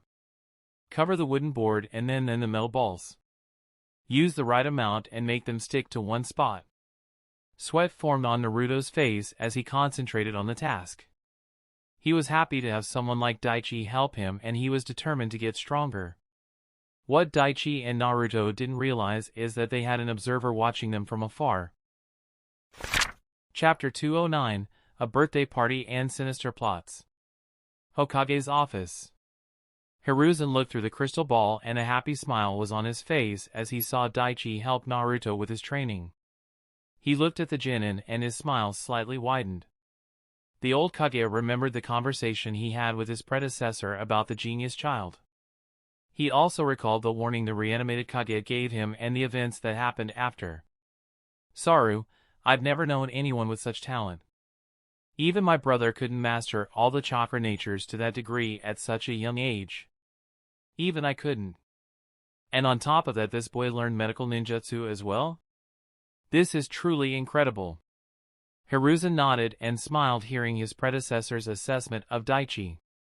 Are you interested in training him for a short while, sensei? I'm sure the boy could learn a great deal from you. Tobirama sighed and replied. Such talent should be nurtured for sure, and under a different circumstance I would have been very interested in training him. But you know our situation. My situation. My existence should remain a secret. If anyone were to find out that I had been brought back to life, if the other villages get wind of this information, it would create chaos and throw all the plans you put in place in jeopardy. So for the moment my resurrection shall remain a secret and I won't be meeting anyone. But if an opportunity arises, well, we'll see. With the way you speak about the child, he'll get more powerful quickly. Yes. He said his goal was to become the strongest in the world. I have no doubt he would become one of the strongest shinobis of his era. Tobirama frowned as he heard that. You told me he trains every day and pushes himself to be better. But why? Why does he train with such intense discipline and why does he want to become the strongest? Hiruzen frowned at that question. What are you getting at, sensei? There must be a reason for his need for strength beyond wanting to reach the peak. Something more. Everyone has something that drives them forward. My brother wanted to be strong to create a peaceful environment for the clan. The same went for Madara. That's the reason they wanted to be stronger than everyone around them. Similarly, this child must have some kind of reason beyond simply wanting strength or fame to push himself like this. Do you know what that is? Hiruzen shook his head indicating that he didn't know. Seeing this, Tobirama, being the cautious man he was, gave his former student a warning. We must be vigilant. The child should be given guidance in his training, but you should also keep watch. It's a delicate line to balance for people like us. Be careful of this child. Since you don't know what his end goals are, you should keep an eye on him. Power corrupts. And there is a chance this child could walk down Madara's path or even your student's path. The second Hokage didn't know it, but those words shook Hiruzen. He didn't even want to think what would happen should Daichi become a traitor. It was during this time that Shikamaru visited him in his office and invited him to Naruto's birthday party. So you want me to come to Naruto's birthday party tomorrow? The old Kage asked the child with a teasing smile. Yes, Lord Hokage. If you aren't busy, that is. Hiruzen could see the nervousness of the young Nara. He chuckled and replied. I'll come. I'm glad you're such a good friend to Naruto. Well, I can't take all the credit. Daichi and the others are helping. Hiruzen was surprised to hear that. He knew that even though Naruto and Daichi were friends, he thought the boy would be spending his time training and improving his skills. I assume this party will be at Naruto's apartment? Yeah. How are you going to get young Naruto out of there if you want to decorate his home? I assume you have a plan for that. Well, Daichi said he'll take care of it. He'll pick up Naruto tomorrow morning and keep him busy for the day. Hiruzen looked at the Nara child with a calm smile and spoke. Not a bad plan. I'll be sure to come. Thank you for informing me. He saw the young academy student let out a breath and leave with a smile. The next day Hiruzen woke up early and checked his crystal ball to see what Daichi was up to. He saw the Genin pick up Naruto from his home and even saw the clones cleaning the blonde's home. Hiruzen watched as Daichi gave Naruto instructions on one of the more difficult chakra control exercises and trained him. The grim feeling he had in his heart slowly vanished and a smile formed. Hiruzen watched the genuine and rare happiness on Naruto's face and relaxed. You're wrong about him, sensei. He's no Orochimaru or Madara. Daichi has a good heart. And even if he somehow strays from his path, he has friends who will bring him back. Hiruzen quickly got to work. He wanted to complete all the tasks he had for the day. After all, he had a birthday party to attend. By around 2 p.m., most of the Rookie 9 had arrived at Naruto's home and started decorating the place with Ino in charge. Shikamaru, that banner goes there. It should be right below this table. Kiba, Choji. Move the table here. Shikamaru sighed as he quietly did as he was told. I'm starting to remember why I don't like birthday parties. She's nagging even more than usual. You know, Ino, this would go a lot faster if you helped us. Kiba said as he and Choji moved the table to where the Yamanaka girl pointed. What are you talking about? I'm doing the most important job here? Shino, who was standing on the side hanging decorations, raised an eyebrow at that. And that is... The girl had a wide grin and replied in a cheeky tone. I'm the party coordinator. It's the most important job. And besides, A delicate girl like me shouldn't have to lift heavy stuff when you boys are here. Kiba snorted at that. Yeah, right. You're the farthest thing from delicate. What did you say? Guys. Please don't fight. We should focus on the decorations. Hinata said with a small blush as she tied the balloons and colorful strings to the side of the wall. I can't believe it. I'm in Naruto's apartment. Ha! Naruto and Daichi would only be here by 7 in the evening. We have plenty of time. So relax. Shikamaru sighed as he sat on the nearby chair. Ino sighed and spoke, thinking about their two friends training in the forest. I wish it was me with Daichi in that forest. We could have a picnic. Play games. Naruto is so lucky. He gets to spend time with Daichi alone and even gets his help with training. Yeah, but there's a difference. Unlike you, Naruto doesn't have a crush on Daichi. Choji said as he munched on a small snack to replenish his energy. Ino hung her head down and sighed. The next second she became upbeat again. She had a metaphorical fire burning in her eyes. On my birthday, I'm gonna ask Daichi for a date. We're going to have so much fun. The boys merely sighed and decided to keep their opinions to themselves. They all had one thought running through their minds. Good luck, Daichi. May God have mercy on your soul. It was evening with the sun slowly disappearing over the horizon. Sweat poured down Naruto's face as he stood still on the wooden board and concentrated. All right, you're starting to get the hang of it. But I think this is enough for today.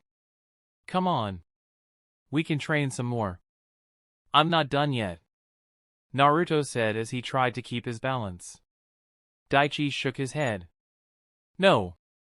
Your body needs rest. You can train tomorrow at home. Today, you need to rest and recover your strength. The blonde boy reluctantly nodded and got down. Both Daichi and Naruto went to a nearby stream to get cleaned up. Daichi already had fresh clothes for his friend. Here. I took these from your home. But I could have changed at home. Just put these on. The blonde shrugged and put on his new attire after freshening up. Shortly after, both of them headed to Naruto's home and Daichi noticed that the boy was in a great mood. As they neared the apartment, Naruto turned towards his friend. With a nervous smile and rubbing the back of his head, the boy spoke. Thanks for helping me train, you know. Daichi smiled, looking at his friend. Don't mention it. Anyway, it's getting late. I better head home. With those words, Daichi turned around and slowly walked away. Naruto waved and turned to look at his home. With a sigh, he made his way to his door and opened it. Surprise! Pop! The second Naruto opened his door, he saw the lights come on and his home decorated. He saw his friends, Iruka-sensei, Tucci and Ayam, wearing party hats and smiling at him. What the? Naruto was completely surprised and taken back. Happy birthday, Naruto. It was Daichi who said it as he sneaked up behind him. The blonde boy was speechless and completely surprised. Wow. You guys threw a birthday party for me. Of course. It was Shikamaru's idea. The young genin said with a smirk. Come on. Make a wish. Choji said, pointing towards the cake with orange frosting. The whiskered blonde had a big grin and immediately went near the cake. He closed his eyes and blew the candles out. Everyone near him smiled and gave him presents. Daichi stood near the door and looked at the scene with a big smile. I'd never seen him so happy before. Daichi was startled to hear the third Hokage's voice coming from behind him. He looked at the old man and was surprised. Hiruzen had his eyes focused on Naruto. He had a sad expression as he gazed at the boy, but he quickly put on a smile as he noticed Daichi's look. The old Kage patted the genin on the shoulder and spoke. You're a good friend to Naruto, Daichi. He's lucky to have you. The young genin turned towards the boy, smiling and laughing in the middle of his friends. It's no big deal. It's just a birthday party. Hiruzen laughed hearing that response. To him it's much more than just a party. Well, I suppose it's time I greet the birthday boy. With that he entered the room and Naruto immediately ran to him. Gramps. You're here. Of course. I couldn't say no to this. Here. Happy birthday, Naruto. The Hokage said with a smile, handing the boy his gift. Daichi looked around the apartment and into the streets. He sighed as he didn't sense his presence. Without wasting any more time, Daichi joined the party. It was a small celebration and before long the cake was cut and everyone had a piece. Naruto was eager to go through the gifts everyone had given him. The first gift box Naruto had opened was Hiruzen's. It contained new ninja gear and tools. Oh man, this looks so cool. I can't wait to try it out. I'm glad you like it. Tucci and Iam gave their gift next. This coupon will get you 10 free premium ramens. But only 1 per month. Happy birthday, Naruto. The blonde boy held the small coupon as if he was holding a precious delicate jewel. I'm gonna keep this real safe, you know. Thanks, old man Tucci. Big sis. Irika gave a new kunai and shuriken set to the boy and wished him as well. Hiruzen smiled looking at the teacher. He's come a long way from the man who once couldn't even be near the boy. It was the future rookie's turn to give their presents. Naruto was excited as he went through each one. Hinata had a huge blush on her face as Naruto opened her present. Wow! Sweets! That's awesome! Thanks a bunch, Hinata. HA. The shy Hyuga girl just poked her fingers and looked down. Shikamaru gave a board game while Choji gave a barbecue recipe as a gift. As Ino, Sakura, Kiba and Shino were giving their gifts, Daichi went outside and looked around. He's still not here. So he decided not to show up, huh? I suppose I should have expected this. Sasuke isn't the kind of guy who would waste his time with things like this. With a sigh he stood there and looked up at the night sky. He saw the stars and just closed his eyes and enjoyed the peaceful atmosphere. A few seconds later he sensed another presence behind him. You know, sometimes you brood even more than Sasuke. I didn't think that was even possible. Someone outbrooding him. A chuckle escaped Daichi's lips hearing that. He turned around to look at his friend. Shikamaru stared at Daichi with a questioning look. Maybe. I was just thinking about the future. You sound like an old man when you talk like that. Ha ha ha. I prefer the term mentally matured. Daichi, you don't need to worry so much. I'm sure everything will work out fine. Maybe you're right, Shikamaru. Oh! I almost forgot to give him my present. Come on. Daichi went to Naruto and gave him a gift. The blonde Jinchuriki eagerly opened it and saw that it was a scroll. When he rolled it open, it took his breath away. In it was a marvelous painting of their group with Naruto in the middle and everyone smiling. It looked so lifelike and beautiful that it made everyone speechless. Oh my god! It's so beautiful! Ino said as she looked at the painting. Yeah. I didn't know you could draw like that. Daichi smirked and shrugged. I'm a man of many talents. Naruto turned to his friend and Daichi saw a few drops of tears in the corner of his eyes. Thank you, Daichi. I'll cherish this forever. The genin nodded with a smile. Happy birthday, Naruto. Somewhere else in the Leaf Village a man was heavily drinking alcohol to numb the pain in his heart. He was home and only had one companion. Here. Have another glass. It'll help. The second figure gave another glass full of liquor to the inebriated man. Why, you know me, Mizuki. You're a real friend. The Chunin and Academy instructor Mizuki gave a sad smile as he looked at his friend. You know you need to stop, right? This isn't helping you. The Chunin said with a kind tone. He sounded like he wanted nothing more than to help his friend. I can't, move on. Mizuki. My wife and my son died in that attack. And that brat. The man stopped and looked at the academy instructor. Even under the influence he still has some small semblance of self-control. I know Karai. They didn't deserve what happened to them. The academy instructor poured 2 glasses and held one out for his friend. He raised his glass and with a somber look spoke. To your wife and son. The man now identified as Karai raised his glass in response and they drank to the departed souls. They stayed in silence for a few moments before Mizuki spoke up. It's not right, you know. That fox brat living like he has no cares in the world. You know what makes me angry? That brat was having a party in his home. What? The drunk Karai was furious hearing that. Yeah. That fox brat managed to trick his classmates into becoming friends with him and they threw him a birthday party. They may be fooled. But we know the truth. Mizuki looked at the man dead in the eyes and spoke with a serious tone. That brat is the Nine Tails. He's dangerous and he'll one day destroy the village. Karai was surprised at that admission and he realized that Mizuki understood him. I hate him. I want that monster dead. He spoke as he tightly gripped the glass in his palms. Damn it! Karai suddenly stood and threw the glass into the wall, shattering it. How can we live in peace when we know that a monster is walking among us? And worst of all, the Hokage wouldn't do anything about it. Karai ranted. You need to calm down.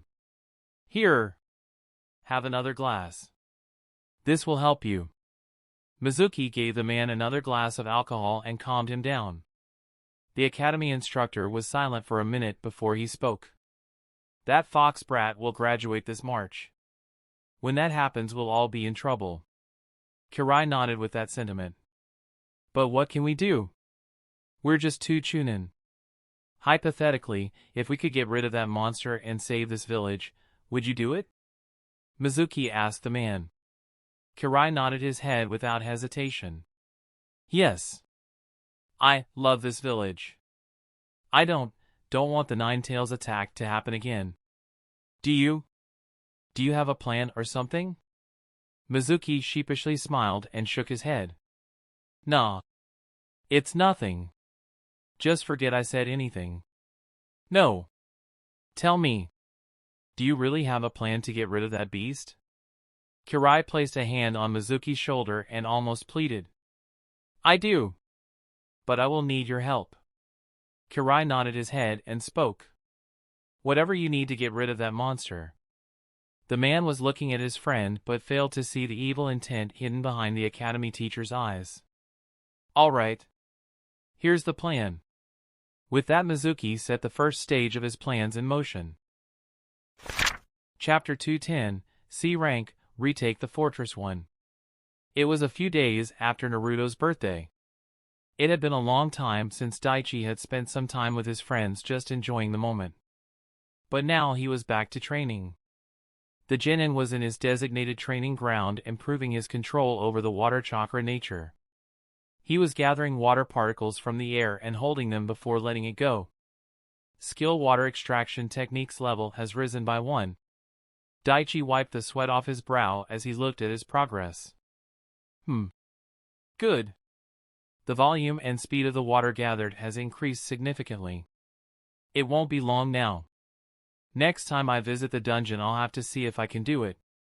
If I can mimic ice release, then that opens up a whole new world of possibilities for me. No. It's still too soon. I see you're already hard at work. The boy looked around and saw his sensei casually leaning on a nearby tree. Daichi nodded. I'm getting close. Soon I'll be ready for the next step. Kakashi's one eye slightly narrowed after hearing that. The next step?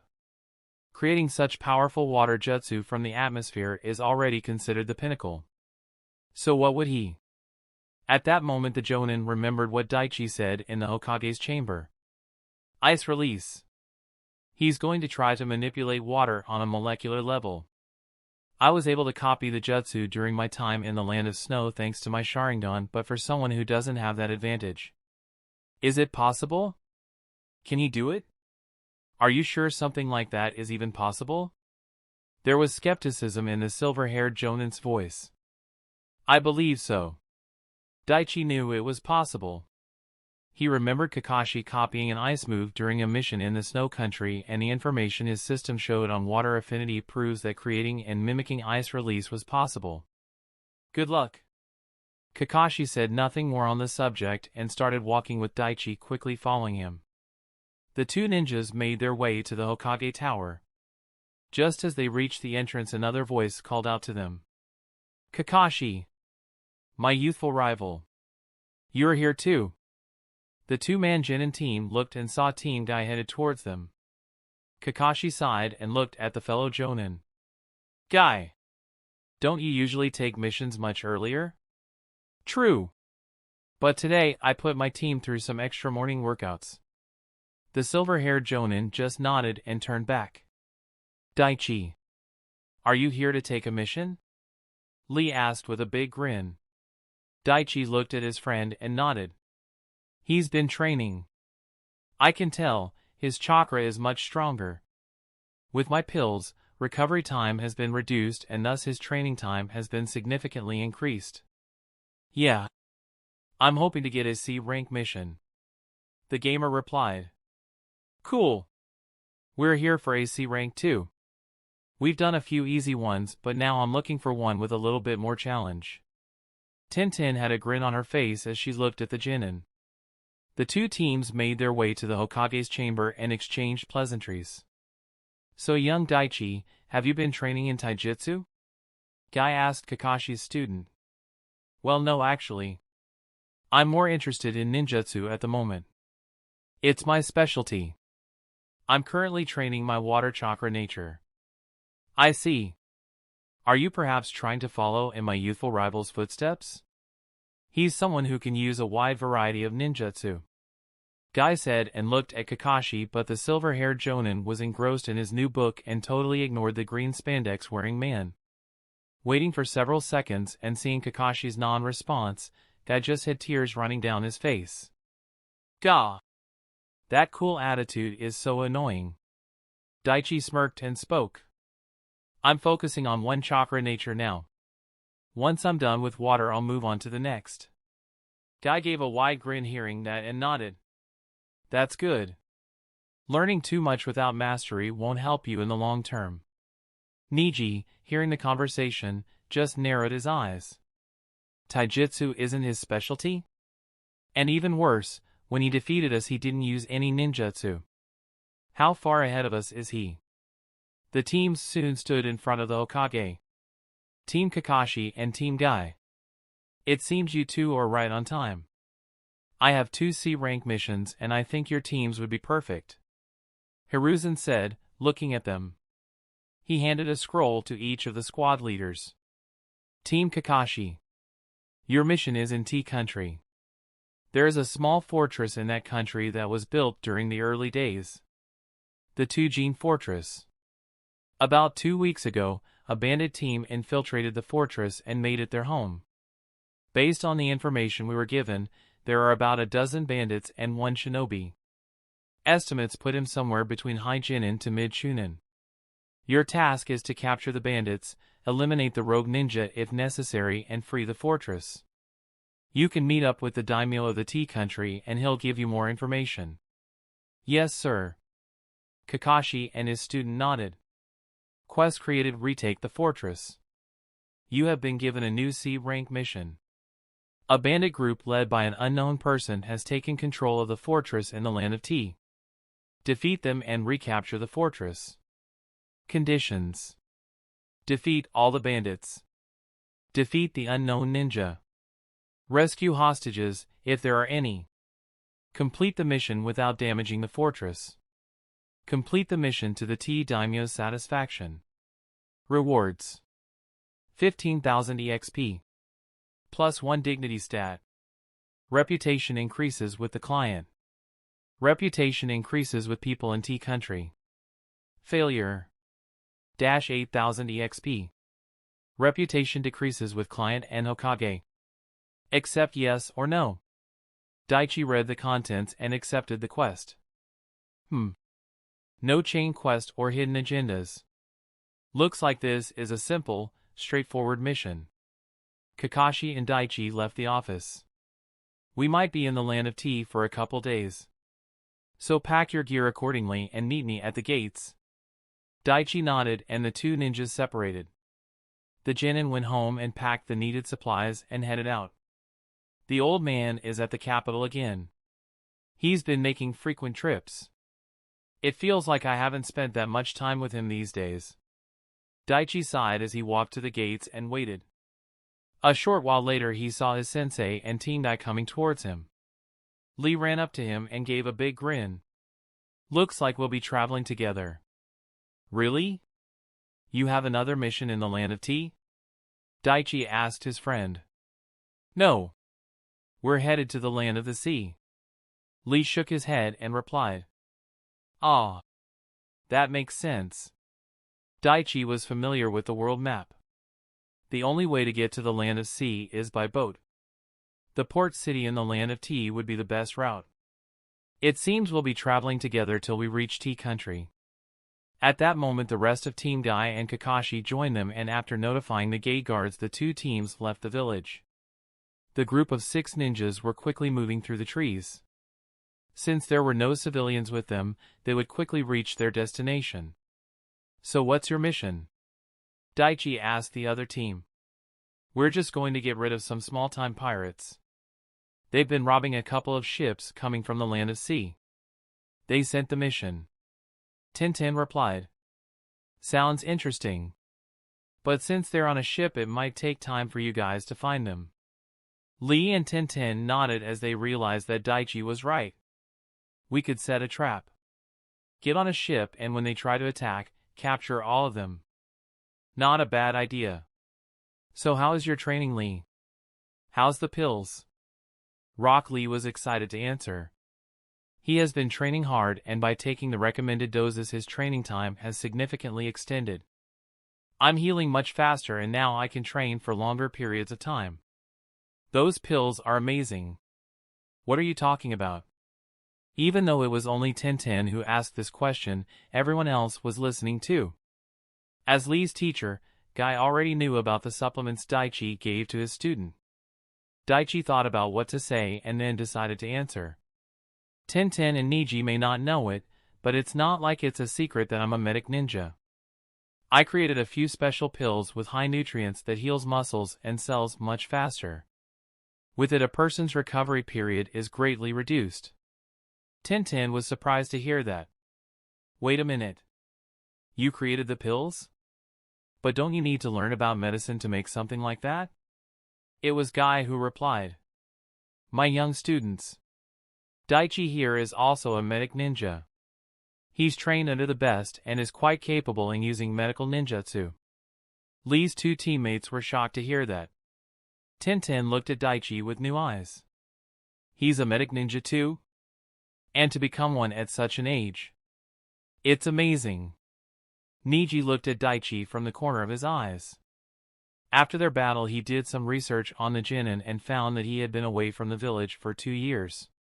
He didn't learn medical ninjutsu from the hospital at the village or I would have found out about it earlier. So that means he learned it during his time outside. That means he learned medical ninjutsu in just 2 years. The Hyuga frowned thinking about the implications. I need to get stronger quickly. The next time we fight, I need to make him take me seriously. When did you learn medical ninjutsu? I thought you were only allowed to learn that stuff after becoming a genin. Daichi was in the capital for 2 years before he took early graduation. He showed talent in the medic field and trained at the hospital there. Kakashi replied for his student while eyes never left his new book. Wow! Tintin and Lee made small talk while Niji stayed silent. Soon the group reached the land of tea. They made their way inland and soon reached the daimyo's mansion. It seems this is where we part ways. Kakashi, good luck on your missions. Show those bandits scum your shining spirit. Guy gave a thumbs up and then turned to his students. All right, team. The port is only 2 kilometers away from here. Let's race. Last one to reach the port does 500 push-ups. Show me your youth. Begin! Without waiting for a response from his students, Guy took off and Lee immediately followed him. Niji and Tintin sighed and quickly went after them. Kakashi sighed as he saw the dust trail left by his friend. Where does he get all this energy? The Jonin shook his head and turned to his student. Come on, Daichi. Let's go meet the daimyo. The two met the guards outside the mansion and after confirming their identities were led inside. Soon the two ninjas were in front of the daimyo of the land of tea. Daichi paid close attention to the man's facial features and let out a small breath of relief. Yukata Jinjima. This guy looks like the canon counterpart. I remember that Naruto had to complete a mission here. Based on my memories, this guy should be a fair and good ruler. Daichi used observe and confirmed the information. The daimyo smiled as he looked at the two leaf ninjas.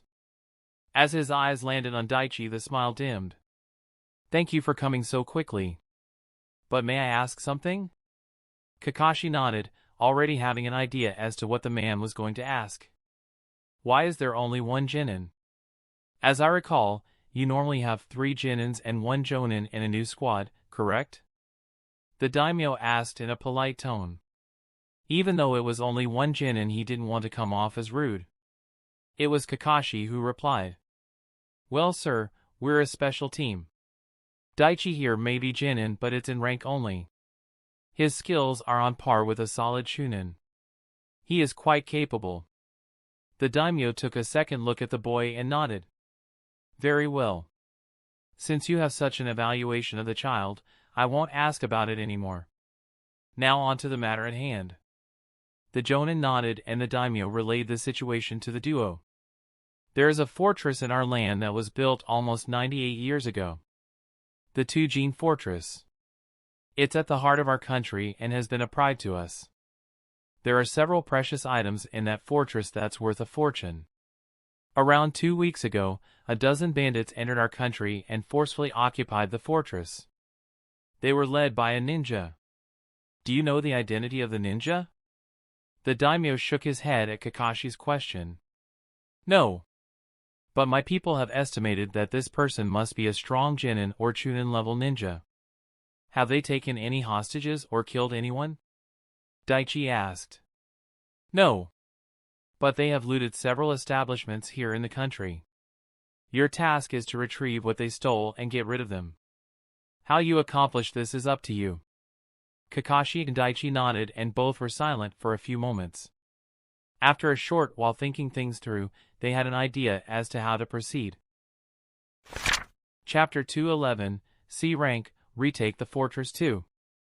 The jonin nodded and the daimyo relayed the situation to the duo. There is a fortress in our land that was built almost 98 years ago. The Tujin Fortress. It's at the heart of our country and has been a pride to us. There are several precious items in that fortress that's worth a fortune. Around 2 weeks ago, a dozen bandits entered our country and forcefully occupied the fortress. They were led by a ninja. Do you know the identity of the ninja? The daimyo shook his head at Kakashi's question. No. But my people have estimated that this person must be a strong genin or chunin level ninja. Have they taken any hostages or killed anyone? Daichi asked. No. But they have looted several establishments here in the country. Your task is to retrieve what they stole and get rid of them. How you accomplish this is up to you. Kakashi and Daichi nodded and both were silent for a few moments. After a short while, thinking things through, they had an idea as to how to proceed. Chapter 211, C Rank, Retake the Fortress 2. Kakashi had several ideas on how to proceed, but he needed to know a few more things from the daimyo. You said the Tujin Fortress is important to the tea country. So I assume you want us to complete the mission and make sure no damages come to the building. The tea daimyo nodded his head. Yes. It's another reason why I hired you ninjas. I want you to get rid of them before they do any damage, and you have to complete this task without damaging the property. Kakashi nodded. Then I'm going to need the blueprints of that fortress. I assume you have them? I do. I'll have someone bring them to you quickly. The tea daimyo turned to his attendant and nodded his head. The attendant quickly left to fetch the item Kakashi requested. Why do you need a blueprint of the fortress? Yukata asked the silver-haired man. If they see us coming and set off any booby traps or paper bombs, then that will definitely cause damage. Since we have to complete this mission without any damages to the building, we need to take them by surprise. We'll have an idea of the best entry points if we take a look at the structure of the fortress.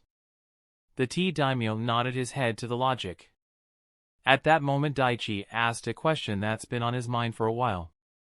Are you sure they haven't taken any hostages? It's surprising that they haven't taken any to hold leverage over you. If they do have any, then we'll have to rescue them. Well, see, the thing is, we don't know if anyone has been taken. There haven't been any reports thus far. But the man looked down and clenched his fists as he thought about such a possibility. You're not sure, are you? Kakashi said in a soft voice. We understand. If they have taken any of your citizens in secret, we'll rescue them. Yukata looked at the two ninjas and smiled. Thank you. It's what you paid us to do, sir. Kakashi gave an eye smile and reassured the man. At that moment the daimyo's attendant came in with several large sheets of paper. He handed the sheets of paper to the leaf ninjas and stepped back. The blueprints for the Tujin fortress as you have requested. We'll take our leave and get to work. Kakashi took the items and sealed them in a scroll. At that moment the attendant handed the jonin a slip of paper with an address. Your lodging will be at that inn. I have already made the arrangements. Yukata informed the two ninjas. The jonin nodded and the two leaf ninjas left the small mansion shortly after. The tea daimyo wanted to ask when they would complete their task but held his tongue. They have their ways. I should just be patient. Don't you find this whole thing weird? As the two ninjas walked through the streets, Daichi asked his sensei. Kakashi merely glanced at Daichi and didn't reply. The genin sighed and elaborated. The bandits attacked a place so close to the tea daimyo's home. And they even looted several people here according to him. That's a pretty stupid thing to do. They should have known that the people of tea country or the daimyo would hire ninjas to protect them. So why go through with something like this? You are right.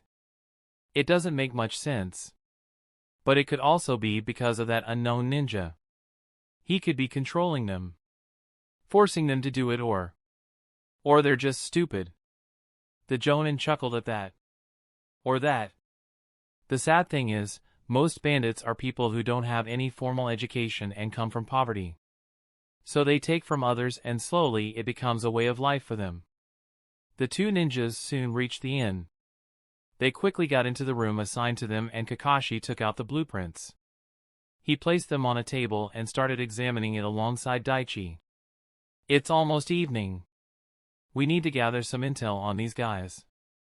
The jonin said, looking out the window. The ninja duo created shadow clones and then the two clones transformed into civilians with nondescript attire. The two shadow clones nodded to their creators and quietly left through the window of their room. Okay. So our priority is to complete this mission all the while making sure no damage comes to the fortress either by our hands or theirs. Daichi said as he looked at the papers with the building plan written on it. We need to make sure they didn't take anyone in secret. If they did, then we have to rescue them as well. And we also need to know their number and strength. The number of bandits and ninja could be more than what the daimyo has said. We should conduct our own investigation. Kakashi said, rubbing his chin. We need to interrogate one or two of their members. The jonin nodded to Daichi's suggestion. I'm pretty sure our shadow clones came to the same conclusion. We'll just have to wait for them to finish their work. When do we strike? Daichi asked his teacher. If this were the usual mission where damages were acceptable, then this would have been a really simple, straightforward mission. But since the Tujin Fortress is an important landmark of tea country, we should proceed cautiously. How would you go about this, Daichi? How would you make your move? Kakashi answered with a question of his own. The genin was silent and thought for a few minutes. This mission needs stealth. We'll have to infiltrate the fortress, and once inside we need to make sure they have no hostages and need to disable any and all traps they might have set up.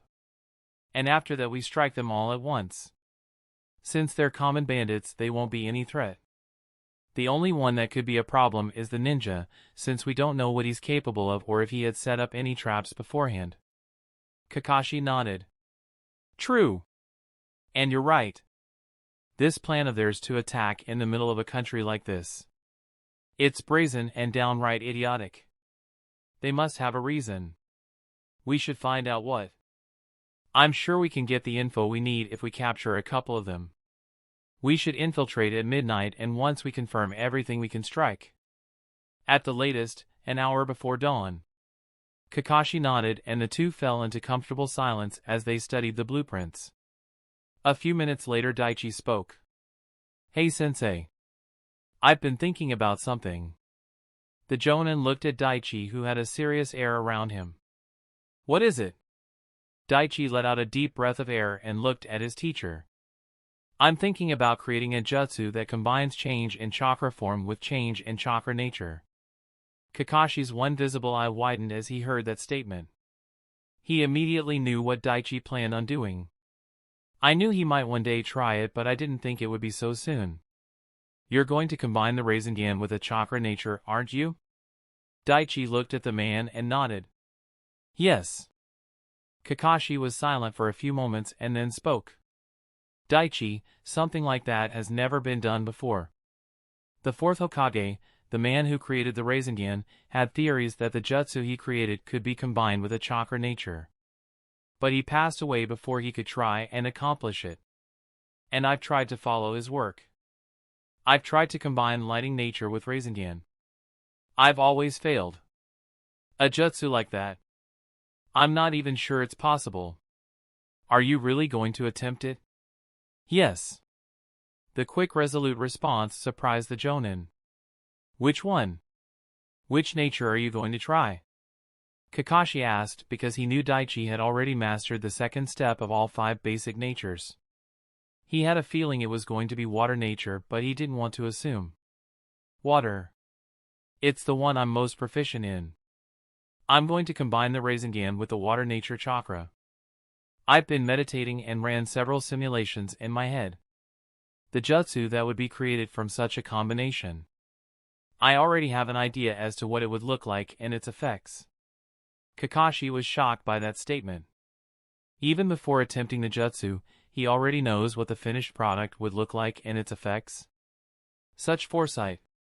His intellect and shinobi talent is on a completely different level than mine. With each passing day, it feels like I can't even measure him. When do you plan on starting?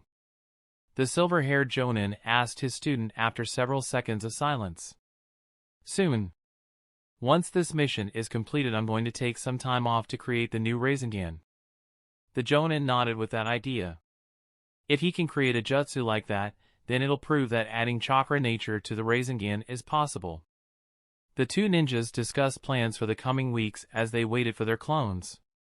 The disguised shadow clones left the building and quietly entered the streets of Tea Country from a nearby alley. Split up and gather information.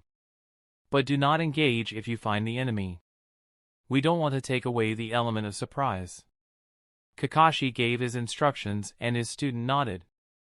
Both of them went their separate ways as they collected intelligence on their enemies. Daichi investigated the places that were robbed by bandits and got some of their features. As the Genin spoke to the people, he understood one thing. They wore masks and dark clothes to cover their identifying features. So they're afraid of being recognized or hunted down. They rob different locations and go to their fortress for a few days before they do it again. They looted several stores yesterday, so they won't be active today. Daichi asked around and retraced the steps of the bandits. He visited various homes where the bandits struck to make sure they haven't kidnapped any Tea citizens without anyone knowing. Based on the info, these guys haven't killed or even seriously hurt anyone. The most they did was bruises and a few broken bones. And the doctors here took care of that. How strange. They are restraining themselves. A bandit group with morals, or is it an order from the ninjas controlling them? Hours passed by and it was night time. Daichi in his stealth mode was observing the two-Jin fortress from a distance. There are a few on guard duty, keeping an eye on any intruders, no doubt. As Daichi stood there looking at his target, he sensed the presence of his sensei coming near him. Kakashi walked up to his student and looked at the towering structure.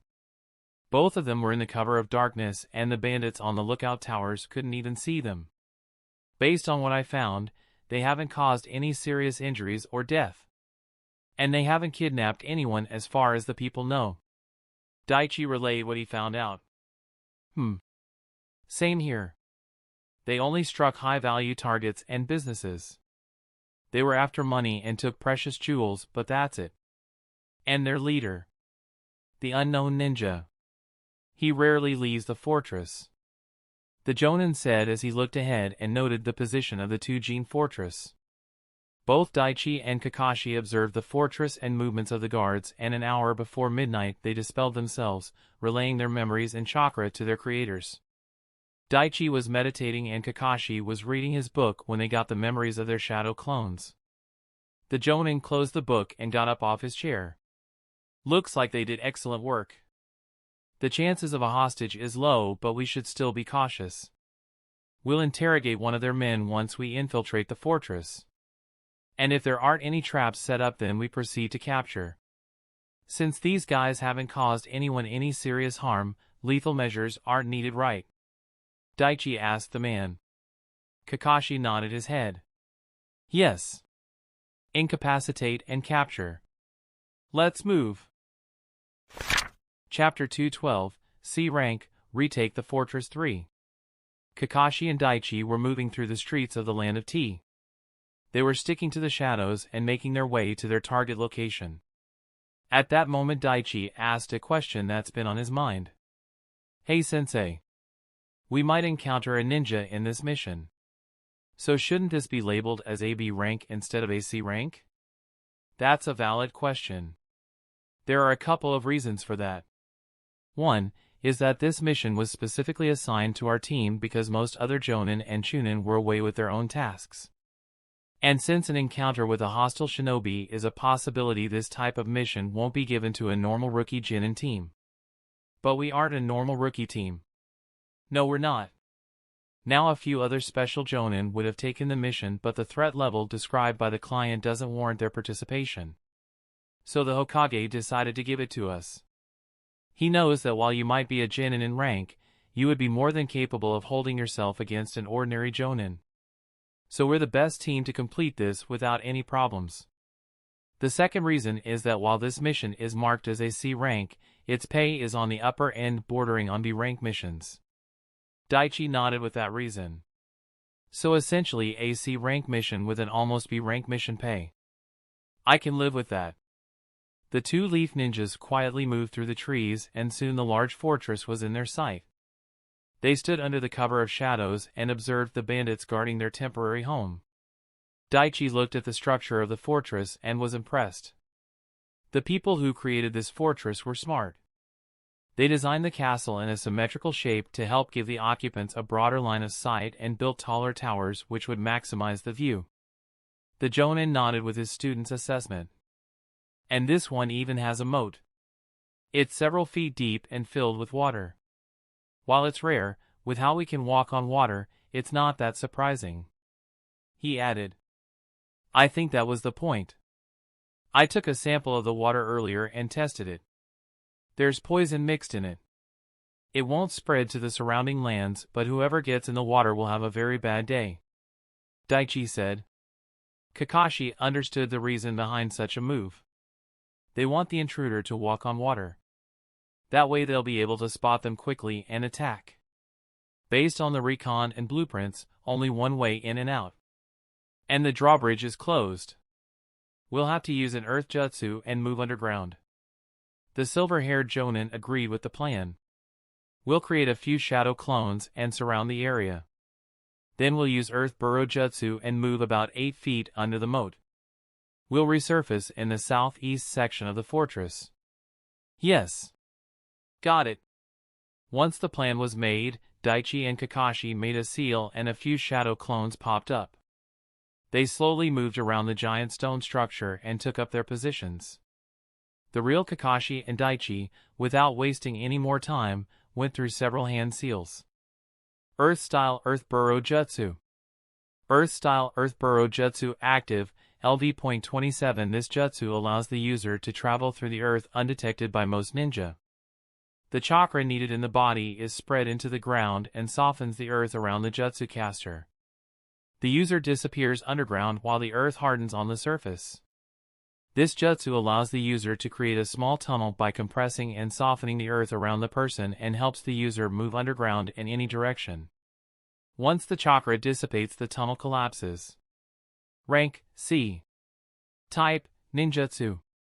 Hand seals, snake, boar, bird, ram. Chakra points cost 67 per use. Note: the movement speed of the user and creation speed of the tunnel will depend on the chakra supplied and the proficiency in earth nature of the user.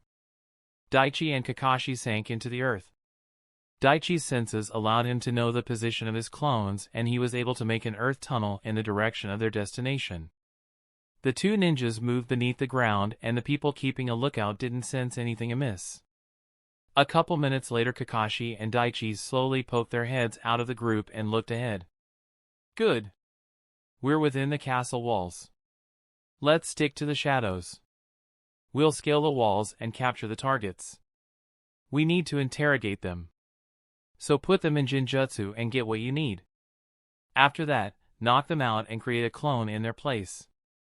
Under Kakashi's orders, Daichi moved. The Genin had excellent stealth skills, and the Jonin had a wealth of experience.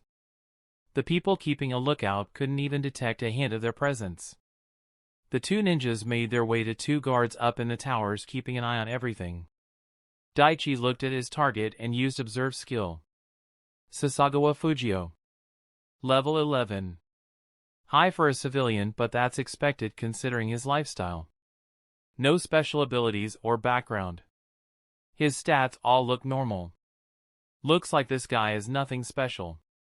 Once in position, Daichi and Kakashi used Jinjutsu on the two bandit guards. The Jonin used his Sharingan and quickly put the bandit under its powers. In another tower, Daichi went through seals and used a simple interrogation Jinjutsu. It was a jutsu Daichi had developed after learning about the brain during his time under Tsunade's tutelage.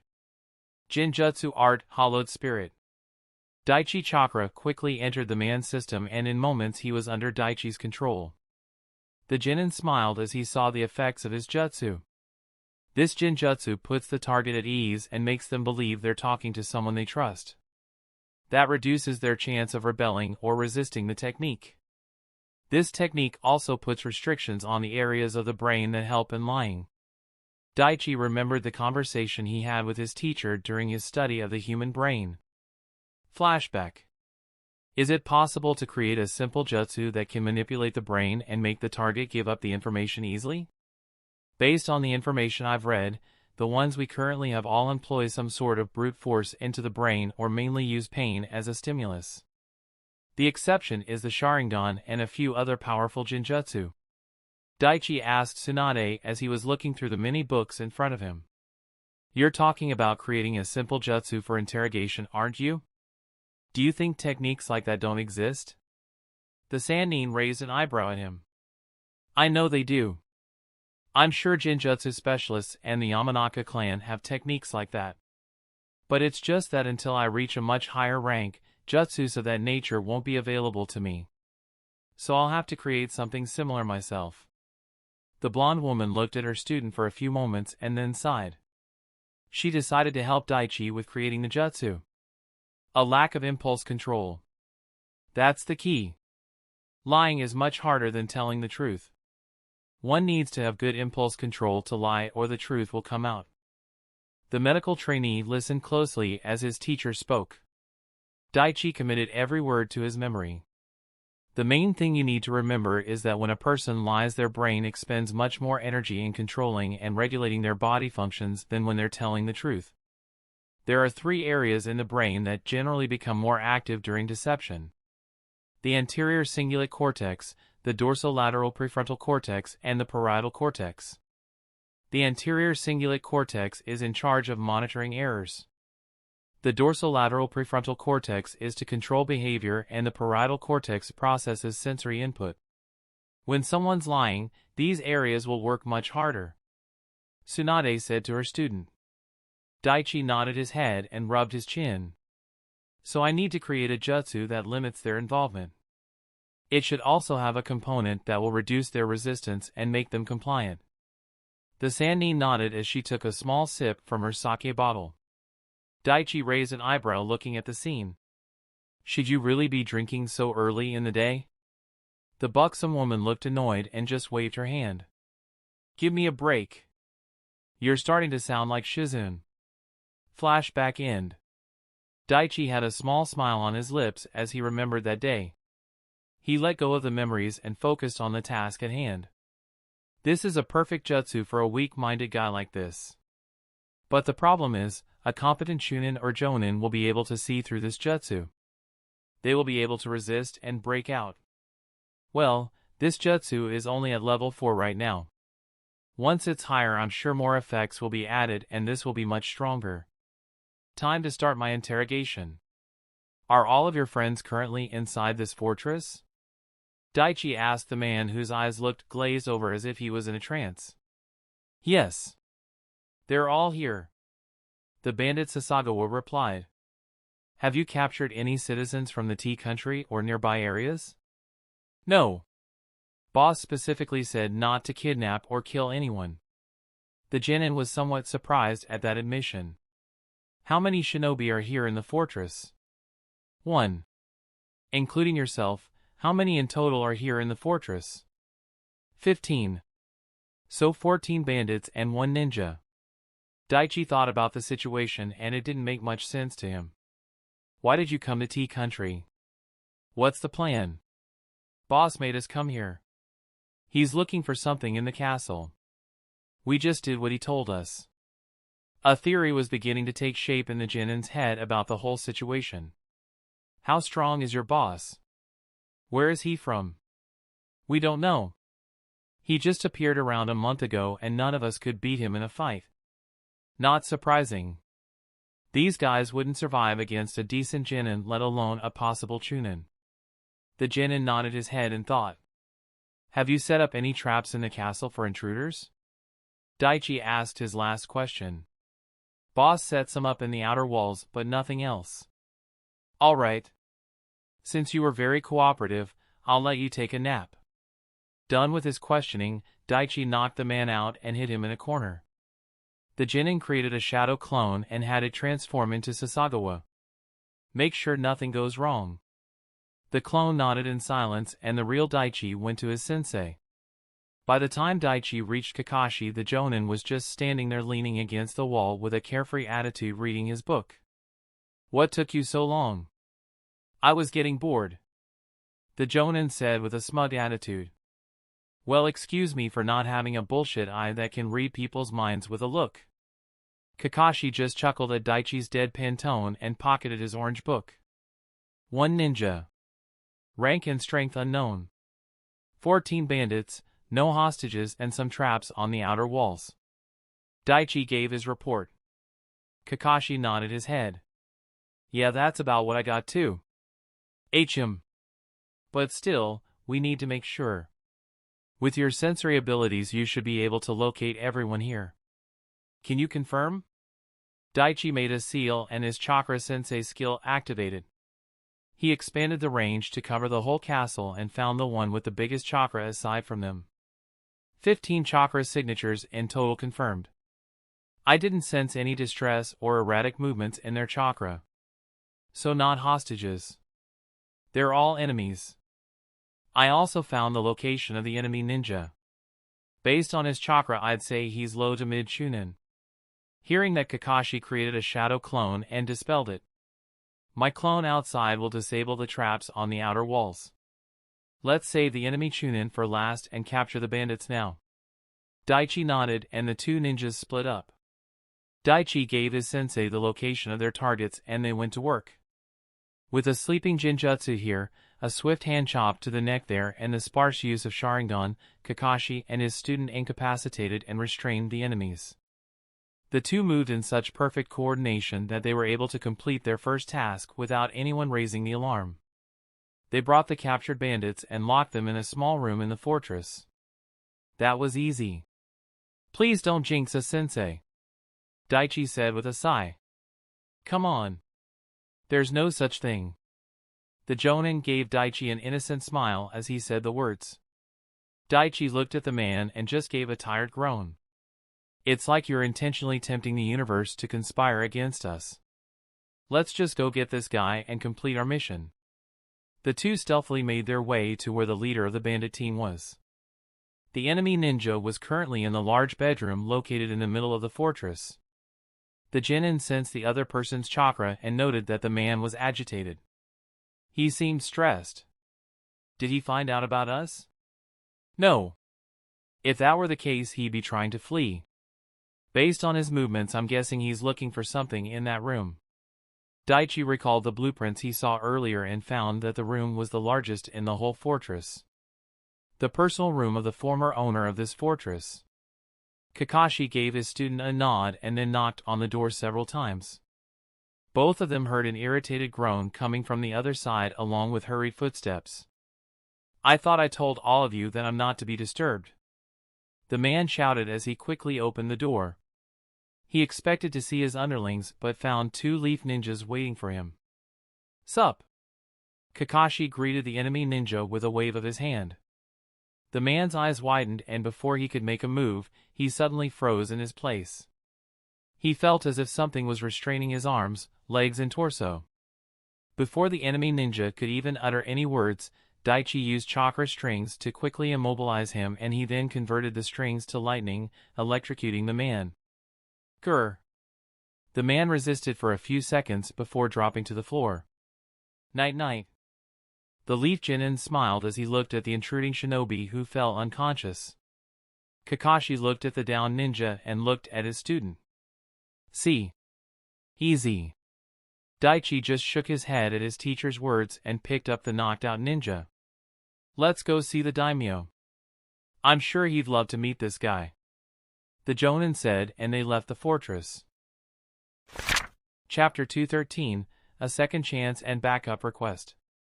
It was 1 hour past midnight, and the mission that was assigned to the two-man Genin team was completed without any problems. Kakashi and Daichi's shadow clones picked up the bandits and followed their creators. They made their way to the daimyo mansion and handed the unconscious bandits to the guards. Once their task was completed, the shadow clones dispelled themselves. The daimyo's men took the restrained men and locked them behind bars until their fate was decided. It looks like we were able to get this done much sooner than I thought, Daichi said as he looked at his teacher. True. So it seems we'll be back in the Leaf Village by morning. Do you think the daimyo will see us at this hour? It's the middle of the night after all, the Genin asked his teacher. He did tell us that we should see him as soon as the mission was done, so I don't see any problems. The Jonin just shrugged and waited for their client. Daichi didn't ask anything more and looked at the unconscious ninja on the ground. Observe. LV.51, Yamaha Tashigaki. Age, 30. Health points, 5358. Chakra points, 4691. Yamaha Tashigaki is a former ninja of the village hidden in hot water and a former citizen of the land of hot water. He became a Genin at 11 and Chunin at the age of 16. He is a friendly man who used to love his village. During his last mission, his teammate betrayed him and Yamaha took the blame for a crime he didn't commit. He was considered a traitor by most and became hated by the people of the village. The village leader and the daimyo later made the decision to exile him from their land. Strength, 91. Agility, 83. Intelligence, 48. The physical stats may be subjected to change if chakra or technique is applied. Daichi's eyes slightly softened as he read the description. Betrayed by a teammate and had to go on the run, huh? Just bad luck. Based on my info, it seems this guy has morals. But why did the village leader and daimyo exile him instead of clearing his name? Daichi slightly shook his head and thought about the two academy students who were temporarily his teammates. This exact situation is what I want to avoid. A stab in the back by someone you trust when you least expect. If I had become teammates with them, then it wouldn't have been smooth sailing for me. Still, I wonder what they're doing now. As several thoughts were running through the genin's mind, the tea daimyo came to them with 2 guards by his side. The 2 leaf ninjas stood in attention and gave a small short bow of respect. The daimyo looked at the ninja on the floor and smiled as he turned his attention back to the 2 leaf shinobis. Well done. I didn't think you'd complete this mission so quickly. Were there any problems? No, sir. Everything went smoothly. This is the one behind the whole bandit troubles. The daimyo nodded. Please wake him up. There are some things I need to ask him. Daichi nodded and pressed a pressure point under the downed man's neck, and in a few seconds the man's eyes suddenly opened wide and he came to consciousness. He coughed a few times and took several deep breaths of air. He felt the ninja wire restraining his body and looked around. Seeing that there was no chance of escape, he stopped struggling and stopped his resistance. Daichi's hands were on his shoulders to subdue him in case he decided to attack. The daimyo looked at the man with a stoic expression. After several seconds of silence, he began the conversation. It seems you know the position you're in. Good. Now, I'm going to ask you some questions, and I would appreciate it if you could answer me honestly. The tied-up ninja looked at the daimyo with a tired look and just nodded his head. Seeing the man's compliance, the tea daimyo began questioning him. What's your name? Yamaha Tashigaki. Where are you from, Yamaha Tashigaki? I was from the land of hot water. The tea daimyo slightly narrowed his eyes. Was from? Are you a missing ninja? No. I'm just exiled from there. The man shook his head and replied. That's a surprise. When ninjas go rogue, they are declared a missing mean. But you're saying that is not the case. I'm sure there's a story behind that. I'm curious to hear it. The man just looked at the daimyo of the small country with slight anger on his face. Why does it matter to you? I attacked the people of this land. I got caught. Just put me in a dungeon or get it over with. The ruler of the land of tea was silent as he looked at the man. A few moments later he replied. It's true you did bring a bandit group and attack my people. But they didn't cause any serious damages to the properties or fatally injure anyone. And I'm guessing they were told not to buy you. I want to know why. And I want to know what's your reason for taking over the Tujin fortress. I'm giving you a chance to explain yourself. So start from the beginning. Kakashi was also curious to hear the backstory of the man. He knew the ninja gave strict orders not to harm the people of this village. Some may have caused small injuries, but nothing that couldn't be healed. So the Jonin was also curious about the nature of the man and his true purpose here in the land of tea. Yamaha was silent for a short time, contemplating his options. After a while he decided to just tell the truth. As I said earlier, I was born in the land of hot water. I was a ninja there. A few months back, during a mission, my teammate and I were sent on a mission to guard a wealthy client. He was moving a lot of money and he asked for our protection. My teammate got greedy and killed him. He took the money and fled, and I went after him. During our fight he accidentally got killed, but that's when another team from the village found us. I took the blame for his crimes and they called me a traitor. The village leader is an old friend of mine. He was the only one who believed me. He was able to convince the daimyo of my innocence, but no one else would believe me. The pressure to imprison me was increasing, so he made a decision to exile me. Kakashi gave a small sigh as he heard the story. His voice, tone, and body language tells me that he's telling the truth. What an unfortunate turn of events for him.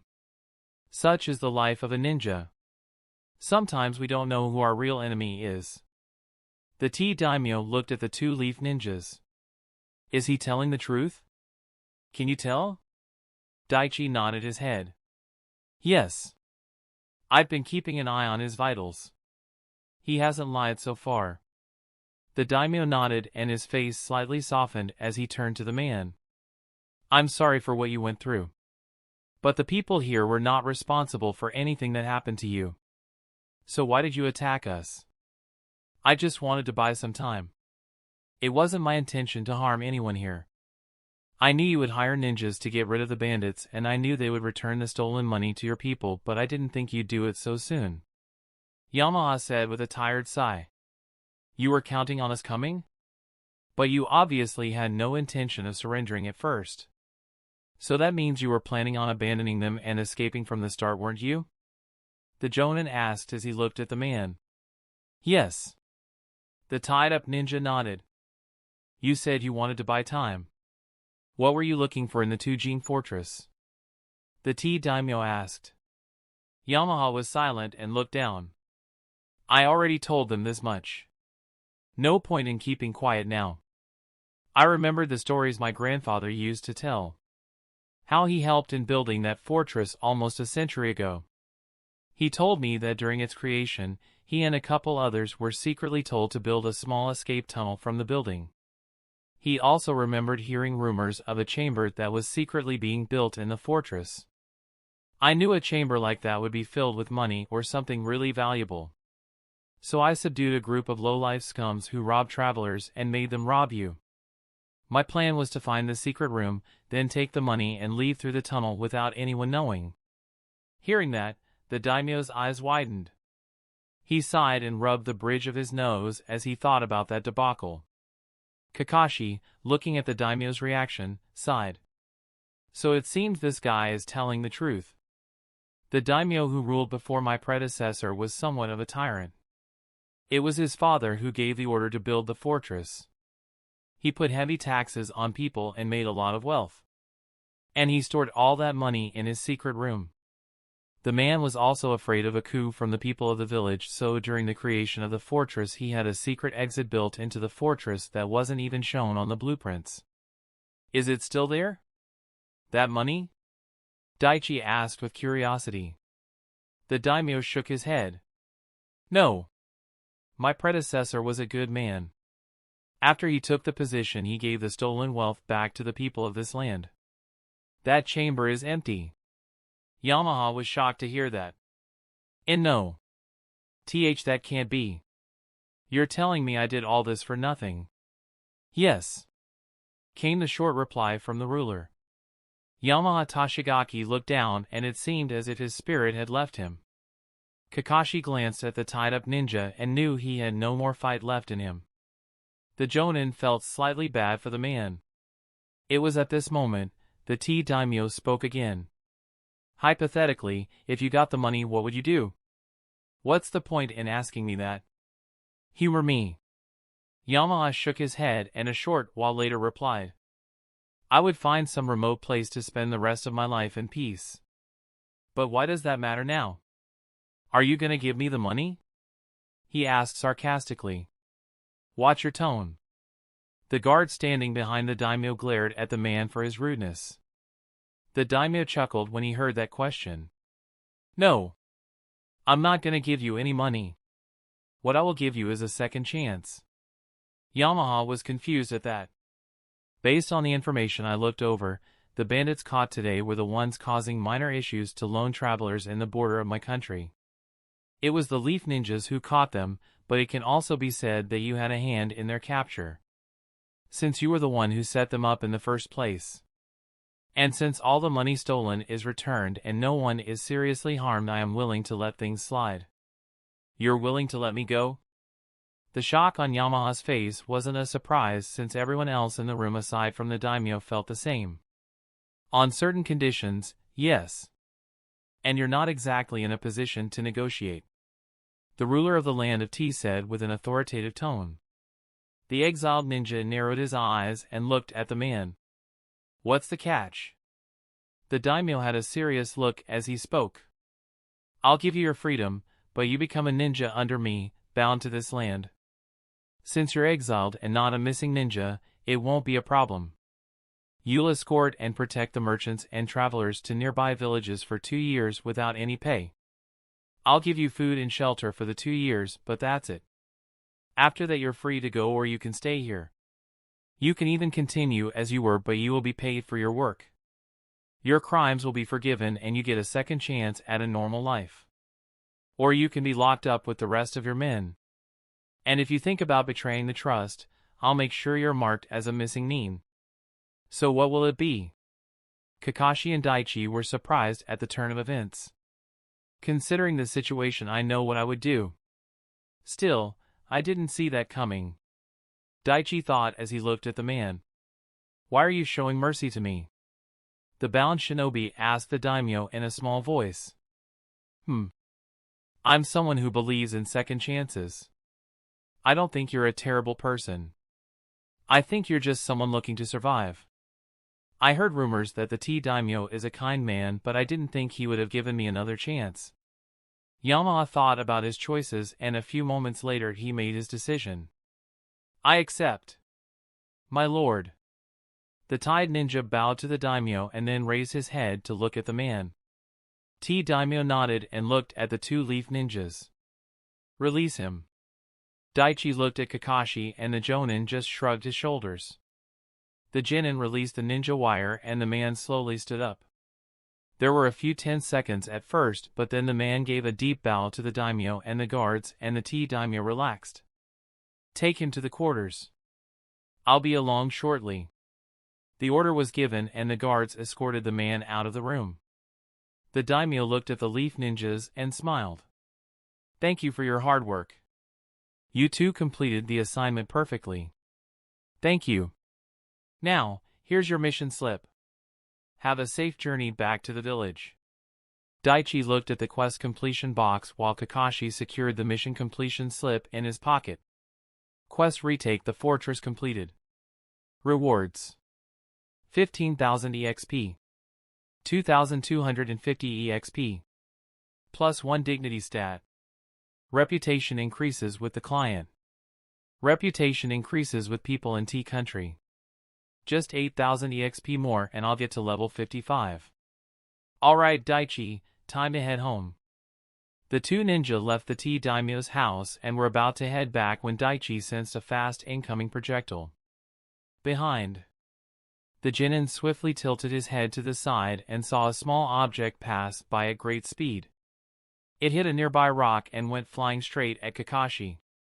The Jonin tracked its movements and easily caught the moving object. What the hell is that? Daichi was confused and used chakra sense on his surroundings. He couldn't sense any enemies and then looked at his sensei. Kakashi looked at the moving object in his hand and was surprised. Daichi's eyes widened as he laid eyes on it as well. Wait a minute. This is Guy's Ninja Turtle. He only uses it for emergencies. The Jonin said as he looked at the turtle smaller than a palm. There was a glowing SOS on its shell. Turtle, turtle. Guy needs help. Hearing that, Daichi sighed and gave his sensei the stink eye. You just had to jinx us, didn't you? Author's note. The next arc will be a long arc like the treasure hunt and Jideyu's revenge arcs, but there will be no investigation or any such things. This arc is going to be a straight-up battle arc. And one more thing. Don't think this coming arc is going to be a filler one. This mission and the events taking place will be crucial to Daichi and his plans for the future. You'll understand once you read the whole arc. See ya. Chapter 214, Backup Team Guy. Kakashi had a thoughtful expression as he held the small turtle summon in his hand. Guy requesting backup for a Genin mission is unusual. Something serious must have happened. At that moment the small wiggling turtle in the silver-haired ninja's hand spoke. Turtle. Guy and his team are on Jiro Island. He asked for your assistance as soon as your current mission is completed. Turtle. I understand. Our work here was just done. We're on our way. Hearing the Jonin's response, the small turtle summon vanished in a puff of smoke. Looks like we're heading to Jiro Island. Daichi nodded and the 2 ninjas took off. They quickly reached the port and looked for a ferry. But since it was the middle of the night, none were available. One of the few workers at the docks spoke with the two ninjas about the situation. I apologize, but there's been pirate attacks on vessels traveling during the night, so no one will take you. Sorry. Daichi narrowed his eyes as he heard that. They must be the same ones Guy's team were sent to take care of. Can we borrow a boat? We'll pay, Kakashi said, and the dock worker reluctantly agreed. The Jonin paid the needed money to the man and took his boat. It was a small boat capable of being manned by 2 people. Kakashi had been on various missions that required traveling through sea, so he was familiar with handling a boat. The 2 ninjas made their way to Jiro Island where the other team was waiting. On their way they saw some wooden wreckage floating in the sea. Daichi jumped off the boat and walked to the wreckage. These looked like they were from a large ship, Daichi said as he examined the wooden piece. Kakashi looked through the various pieces and agreed with his student. You're right. And something tells me that this has to do with Guy calling for our help. What do you know about the land of sea, Daichi? Kakashi asked his student as they moved through the ocean. Well, let's see. Daichi recalled all the information he knew from his past life and the few tidbits he learned over the years here. The land of sea consists of several islands, with the mother island being the main one. It's surrounded by Jiro, Taro, and Demon Islands. Their main export is fish and herbs that grow on those islands. The Jonin nodded. Yes, you are correct. But there's more. The land of sea is an important trading route. The cargo ships containing goods from Uza and Nagi Islands and the land of wind goes through here. I get it. This is an ideal spot for pirates targeting shipments and various merchandise. Kakashi nodded. Guy must have encountered a situation with these pirates where backup must have been absolutely necessary. Then we better hurry, Daichi said as he looked at the approaching island. The 2 ninjas didn't encounter any problems and were able to quickly reach their destination. Once ashore, Kakashi and Daichi quickly hid the boat to mask their arrival. We need to find Guy quickly, but we don't know if he's in any immediate trouble or not, so we have to be careful. Kakashi bit his thumb and quickly went through several seals. He slammed his palm on the ground and summoned his favorite ninja dog. Sup, Kakashi? A gruff voice came from the smoke. Pakken looked at his summoner with a carefree look and then he turned his attention to his student. The ninja dog still remembered their last encounter, but he didn't show any discomfort on his face. Hi. Daichi gave a small wave as he looked at the summon. You've gotten stronger, Pakken said, looking at the boy. Kakashi-sensei has been training non-stop, so that's no surprise. Daichi shrugged and replied. The ninja dog just grunted and looked at the Jonin. Pakken, I need you to track Guy's scent. He is somewhere on this island. We need to find him and his team quickly. Hopefully they're all together.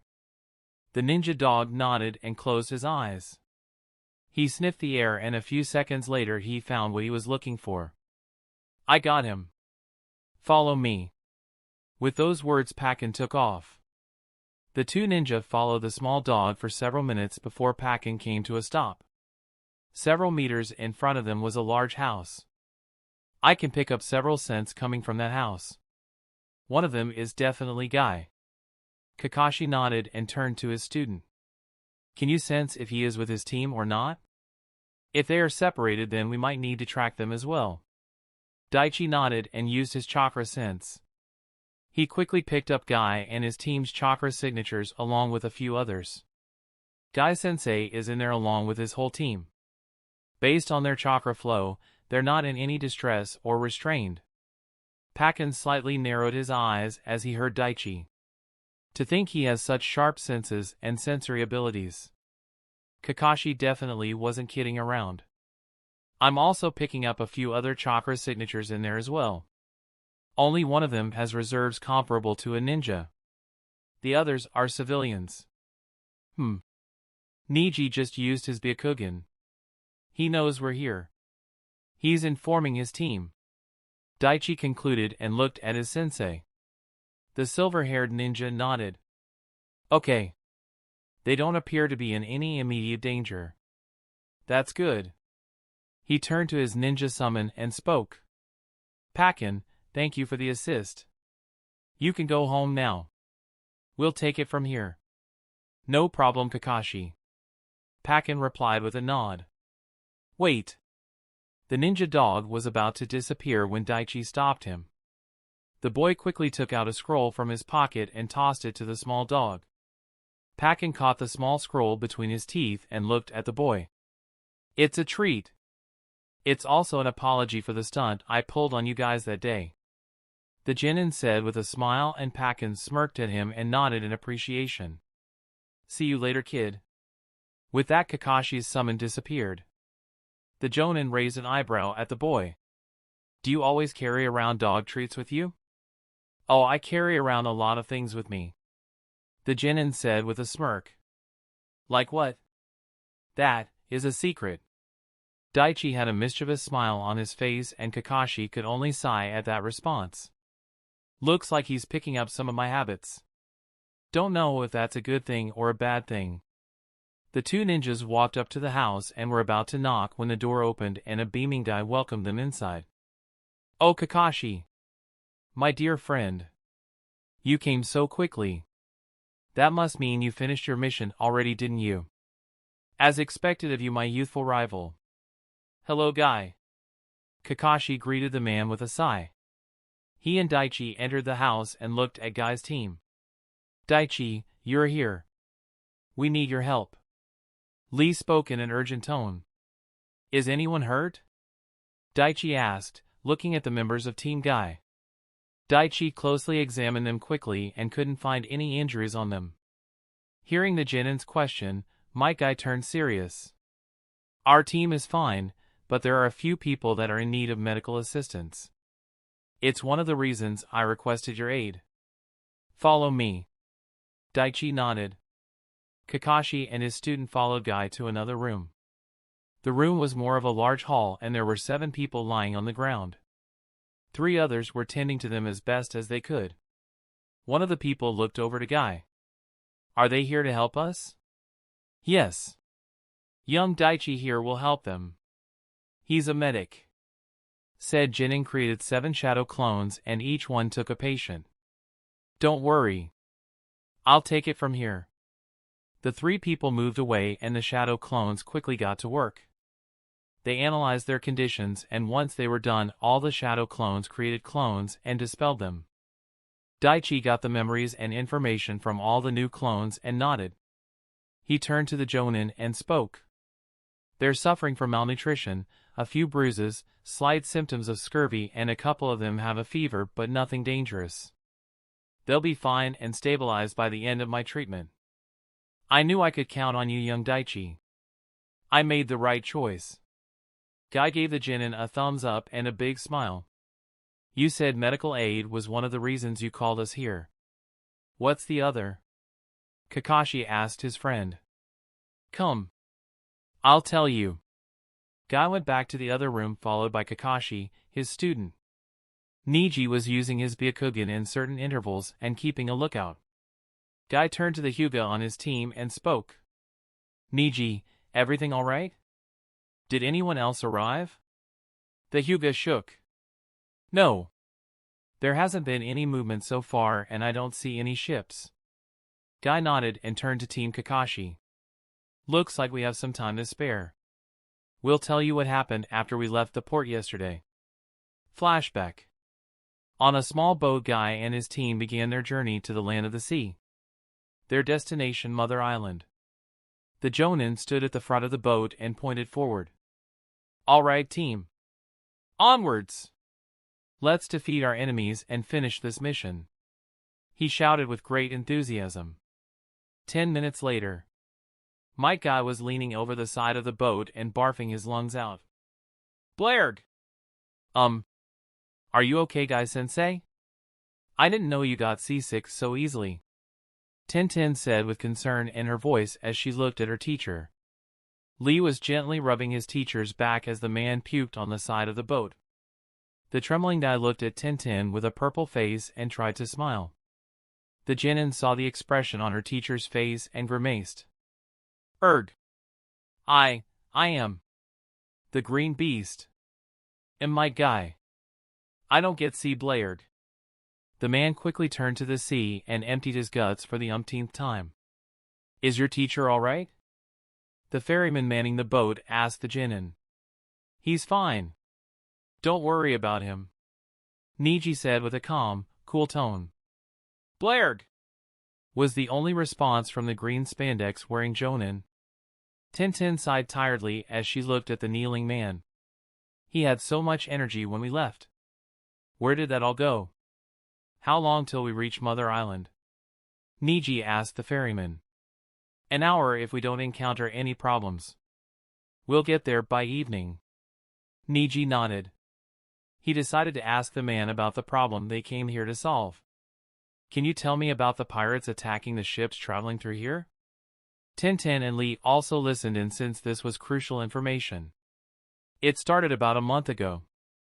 At first there was just one pirate ship. But then rumors began to spread that there were multiple ships. And they could even destroy a big cargo ship if they wanted. Trading has been slow these last couple of weeks. Many ships went missing. Does the land of sea have any ninja for its protection? Tintin asked. The ferryman shook his head. No. They have a contract with the land of water. The land of sea pays a tribute to the land of water and in return their ninjas protect them, but since there is disruption in the sea route and attacks on ships, the tribute hasn't been paid. Am I right? Niji concluded. Yes. It's been really difficult for all of us. Don't worry, sir. We will find these pirates and we will restore the peace in these waters, Lee said with a serious gaze. Guy also gave the man a shaky thumbs up, but all he could say was, Blayard. Flashback end. You didn't need to tell him that, Niji. Guy mumbled under his breath. So you still get seasick, huh, Guy? Kakashi asked with a teasing chuckle. We're getting off topic. Mike Guy waved his hands and continued with the story. We got to the Mother Island. But that's when things got strange. Guy crossed his arms and a serious expression marred his face. Chapter 215, Team Guy's Trap and Crisis. The taijutsu master recalled the events of the day. Guy and his students were walking through the streets of Mother Island. They noticed that the people looked at them with suspicion, fear, and even slight anger. The distrust in the air was apparent to the Leaf Ninjas. Guy looked at the people of the island and his smile dimmed. What's going on? It's like they have an inherent distrust towards outsiders. The Jonin and his students walked up to a random passerby to ask some questions. Hello, sir. We are with the Leaf Village. I'm wondering if I could ask you some questions. We don't need your help. Just leave. The man spoke in a harsh tone and left. That was most disrespectful, Lee said as he looked at the man's back. Yeah. What's his problem? We're here to help. Tintin spoke with slight anger in her voice. Despite the anger his students felt, Guy was calm. Something happened here. But what? Does it have anything to do with my mission or is it something else? I need to find out. The four ninjas tried to find more information, but none of the people would help them or even talk to them. Many even urged them to leave before the night. After a couple hours their luck turned. This is definitely strange.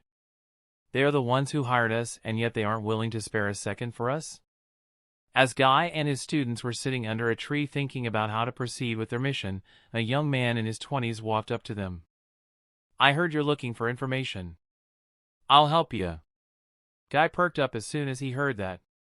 Yes. Finally. Someone who can help us. Your Leaf Ninja's right. That means you're strong, yeah. At that, Guy gave the man a bright smile, a thumbs up and did a nice guy pose. Friend, you are looking at the mighty green beast of the Leaf Village.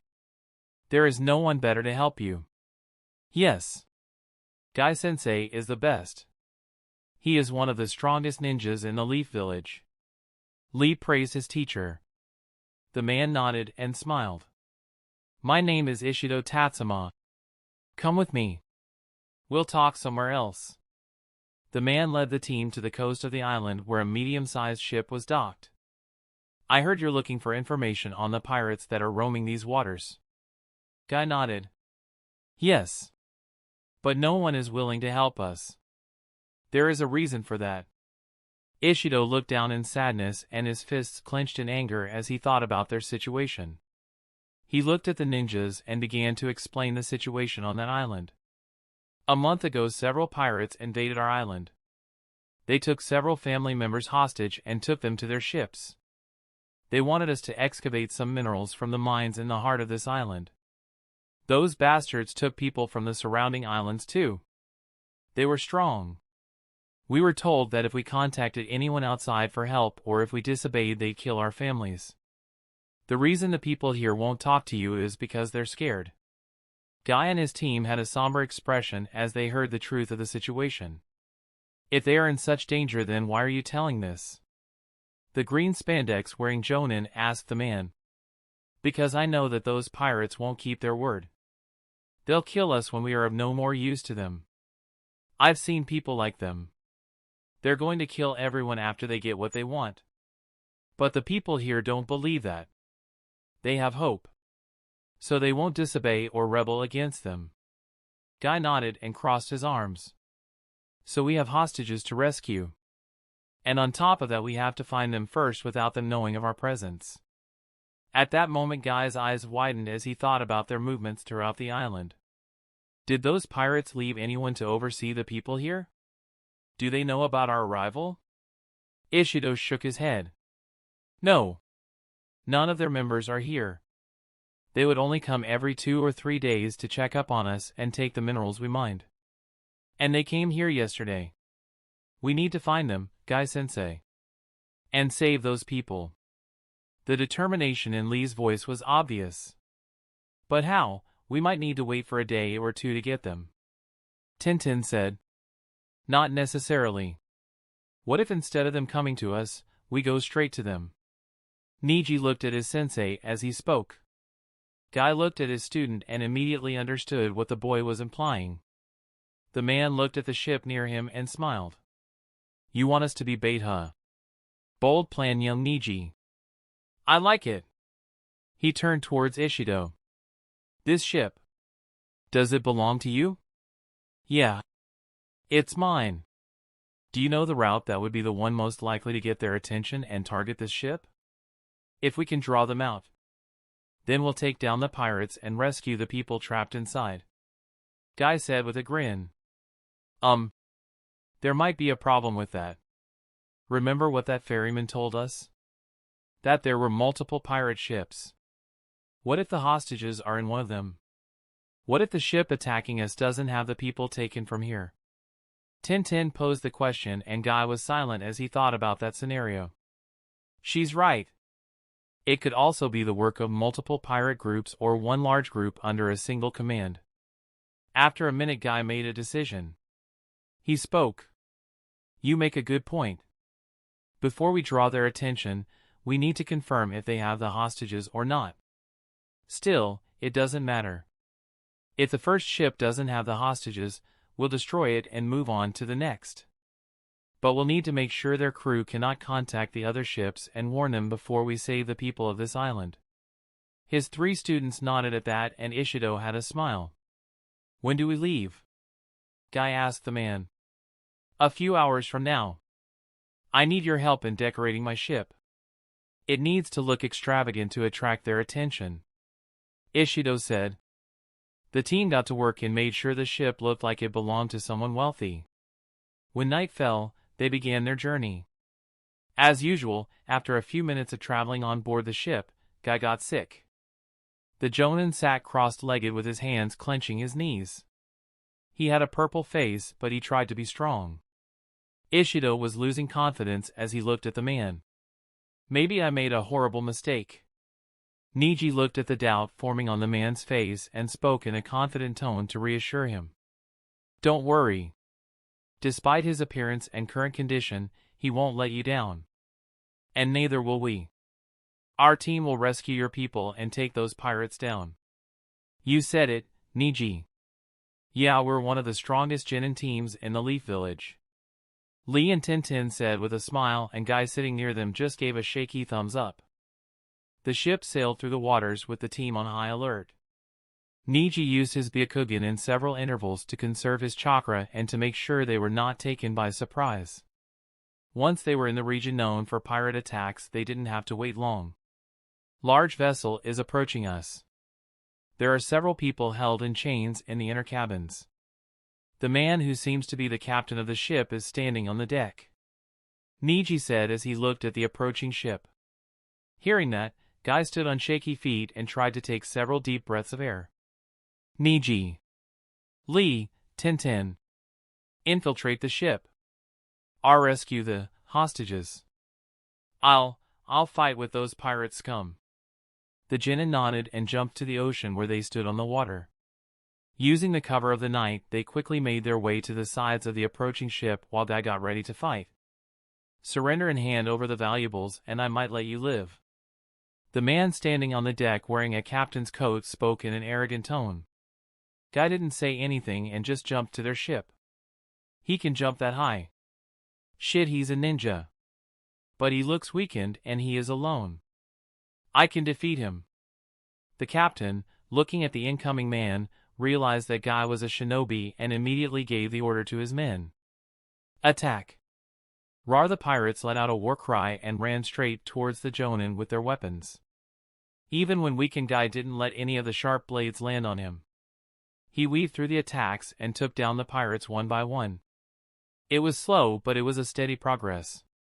Hearing the commotion, more and more pirates came out and fought the Jonin only to be taken down. Guy sidestepped a swing from a sword and blocked a kick from another pirate before retaliating with a fast punch to their throat and kidneys. Damn. This is taking a lot longer than I thought. If it wasn't for my seasickness, I could have defeated all of them long ago. Even though Guy was fighting several enemies, he had an eye on the man who gave the order. The captain of the ship. I can't let him out of my sight. The pirate captain was getting angrier by the minute. Can't you fools handle even one enemy? I have to do everything, don't I? The man suddenly rushed at Guy as he defeated the last of the crew. Guy blocked the kick aimed at his head and sent one of own straight to the man's chest. The pirate captain barely moved. He smirked at the Leaf Jonin. You made a big mistake, Leaf Ninja. Guy was surprised to see that his kick didn't have any effect. He should have been blown away, but he barely budged from the spot. I didn't put anywhere near the energy into that kick, but still. To take it like it's nothing? His strength is far more than I thought. The man counterattacked and his speed increased. Guy became focused and the Jonin matched the pirate's speed and power. The pirate captain tried to stab Guy with the knives attached to his wrists, but the Jonin quickly stopped and disarmed the man. Guy was observing and understanding his enemy's fight prowess. He's an amateur. Based on his sloppy techniques, I'm sure that he's had no formal training. But his speed and strength are far above that of a civilian. How strange. The fight made Guy focused and the seasickness he was feeling reduced. His strength increased and the Jonin sent a punch much stronger than the one before. Arg! The blow took the breath out of the pirate as he was launched backwards from the force of the attack. The man looked at Guy and sneered. Damn it! My armor can only take so much physical force before it breaks. And on top of that, I don't have the chakra to maintain the blocking effects for long. This bastard is even stronger than I thought. I have to stop him before my armor gets destroyed. Guy-sensei. We rescued everyone. We're taking them back to the ship. Lee's excited voice gained the attention of Guy and the pirate captain. The man looked at the people being carried out by the three Genin and he gritted his teeth in anger. You damn brats. You'll pay. He was about to go after the Genin, but Guy intercepted him. Your fight is with me. The mighty green beast of the leaf. Guy started attacking the man relentlessly. The pirate could only block the incoming assaults and couldn't even fight back. He endured for a half a minute before a punch that landed on his torso broke his armor. The man coughed blood and fell to his knees. It's over. You lost, Guy said as he looked at the fallen pirate. Why you think you've won? You fool. They'll find you. The man taking deep breaths of air. It doesn't matter. We'll defeat them. And our primary goal was complete. We saved the people you kidnapped. The pirate captain had a smirk on his face as he heard that. How wrong you are. Their blood will be on your hands. The other captains will know about this. And those too. And they'll kill you. The Lighting Twins won't spare any of your lives. With those words, the man coughed up more blood and fell unconscious. Guy had a strange look on his face as he heard what the man said. He turned to his student and spoke. Get the people back to our ship. Then Niji and Tintin, I want you two to return here. We'll inspect the ship and take anything of importance. Lee, you'll be guarding the other ship in the meantime. The Genin nodded and they quickly got to work. Ishido ran up to the Genins and looked at the hostages they brought. His eyes widened and he panicked. Where are the others? He asked the Leaf Ninja team. What are you talking about? Aside from the crew, they were the only ones on that ship. Niji replied and his eyes slightly narrowed. Ishido shook his head. No.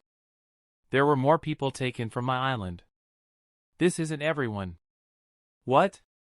Tintin and Lee was shocked. It's true. There's more. The tired voice came from one of the hostages the team saved. They split us. There are more on the other ships. The Genins were shocked. Niji and Tintin quickly returned to their teacher and informed him of the situation. Guy sighed and his face turned serious. So that's what he meant. It seems this mission is a lot more complicated than I thought. Mike Guy and his two students searched the pirate ship and took anything they could use. Log books, route maps, money, and other valuables. Tintin sealed everything she and Niji got from their ship. The pirate captain was captured and locked up. Once everyone was clear, Guy opened his third gate. Gate of Life. Open! Chakra flooded the man's body. He jumped high and sent a fast, powerful punch aimed at the ship. In seconds, the large wooden vessel was destroyed, leaving only chunks of wood floating in the water. Guy closed the gate and got to the ship. He looked at the people his students saved and frowned. They are in a much worse condition than I thought. They need a medic. It'll take hours to get back to Mother Island. That's too long. What's the island nearest here? Guy asked Ishido. Jiro Island. The Jonin nodded. Then we're going to Jiro Island. What? Wait. You have to save the others. This isn't everyone. We have to find the other ships and save them too. Ishido was desperate and the team could see that. Guy looked at the young man and sighed. He must have someone he cares about in one of the other ships. But, listen. I understand your frustrations. And we will save them. But not at the cost of the people here. They are already in very bad shape. Guy replied as he pointed to the people brought by his team. Ishido looked at the state of the hostages rescued and he sighed. He reluctantly nodded his head and spoke. I will take us to Jiro Island. But I'm not sure if they have a doctor there. Guy nodded. Guess I have no choice. The Jonin bit his thumb and went through several hand seals. Summoning jutsu. Poof! Out of the smoke came a small turtle. I need you to get to Kakashi and get help. He is somewhere in the land of tea. If he is finished with his mission, then tell his team I need their assistance. As quickly as they can. Turtle, turtle. The small summon rocketed out of their spinning and quickly vanished from their view. You're calling for Daichi's help, aren't you, Sensei? Lee asked his teacher. Yes. He's the best medic we know and he's the one closest to us. But that's only one problem. If I'm right, then there is a much larger fight and far stronger enemies waiting for us. The seriousness in their teacher's voice was seldom seen by his students, and they became much more cautious. The ship sailed and soon reached Jiro Island. They hid the ship and took the people to one of the larger homes nearest to them. Luckily, the people inside understood their situation and helped them. Niji. Keep a lookout but conserve your chakra. The best thing we can do now is wait for Kakashi and Daichi. Chapter 216, A Plan of Attack. The copycat ninja nodded his head as he listened to his friend. So that's what happened. Suddenly something Guy said struck his mind. He turned serious and glanced at the other Jonin. Wait, the lightning twins that pirate captain mentioned. You don't think it's them, do you? Guy's smile vanished and he too sported a grim expression. The man nodded his head to Kakashi's question. Unfortunately, I do. Nobody else has that title. It's the other reason that I requested your help. Kakashi sighed and stared at the man. Guy, you realize that this mission just went from a C rank to an A rank difficulty, right? Yes. I'm well aware of the risks. But I intend to finish it, my friend. The determination in my Guy's voice was obvious to everyone. At that time Daichi raised his hand. Yeah. For those of us not in the loop. Who are the lightning twins? Kakashi let out a small breath of air and spoke. They are two road Jonin ninjas from the hidden cloud village. As their name suggests, they are indeed twins, and they're really talented in lightning jutsu. Rumor has it that they killed some important dignitaries attending the village and then fled. They each have a bounty of 18 million on their heads. Wait! Jonin? You're telling us we have to go up against two Jonin? Tintin was slightly scared at the prospect of fighting Jonin-level ninjas so early in her career. Guy smiled as he looked at his student. You won't be fighting any Jonin. We'll be the ones to battle them. You can leave it to us, Tintin. He placed a hand on Tintin's head and reassured her. I don't think it's going to be as easy as you said, Guy-sensei. Daichi spoke and everyone turned to him. Why do you think that, Daichi? Guy was genuinely curious as to the boy's answer. I sent a shadow clone to do a checkup on that pirate you captured. He has just a little above Genin reserves of chakra. But from what you told us is that he was able to make you fight him somewhat seriously. Granted, you were in a really weakened state, but still. It didn't make sense. So I checked the pieces of armor you brought and what was left on him. That armor isn't an ordinary one. Based on my examination and the few tests I've done, I've come to the conclusion that it reduces the physical damage inflicted on the wearer by a certain margin. It takes a small portion of chakra from the user and increases the defense and perhaps even augments the wearer's speed. I assume that's the secret of his strength. So that's how he did it. I see now. Guy was surprised and shook his head in understanding. An armor like that? The shinobi villages would kill to have that in their possession. Where did someone like him get it? Probably stolen from a very good blacksmith or weapons maker. Or the pirates have someone like that working for them. Daichi concluded. While Guy was focused on what Daichi said, Kakashi was concerned about the part his student didn't say. If this armor can make someone of Genin level fight against a Jonin, then what kind of augmentation will it give to a Jonin? We don't know if this was the only armor or if every captain has one. If that's the case, then you're right. This battle will be far more difficult than we anticipated. Guy sobered up at that thought. He looked at his students and internally frowned. They're just fresh Genin. They're not ready for this. This mission has become so complicated. And it's partially due to my mistakes. Sensei, we can't abandon the mission. We've come this far. We'll face whatever adversities along the way and we'll prevail. We won't fail you, Sensei. Lee spoke with fire in his eyes. He knew what his teacher was thinking. Lee knew his sensei was not worried about fighting road Jonin ninjas but was worried about them. Despite the difficulties, we shouldn't count ourselves out just yet. We may have an advantage. Kakashi said, looking in the direction of the unconscious pirate. I'm going to go have a chat with him. At that moment Daichi took a small syringe from his pocket and gave it to Kakashi. Here. This will make it easier. What is that? Is that a truth serum? Lee looked at the small object and asked his friend. Daichi chuckled and shook his head.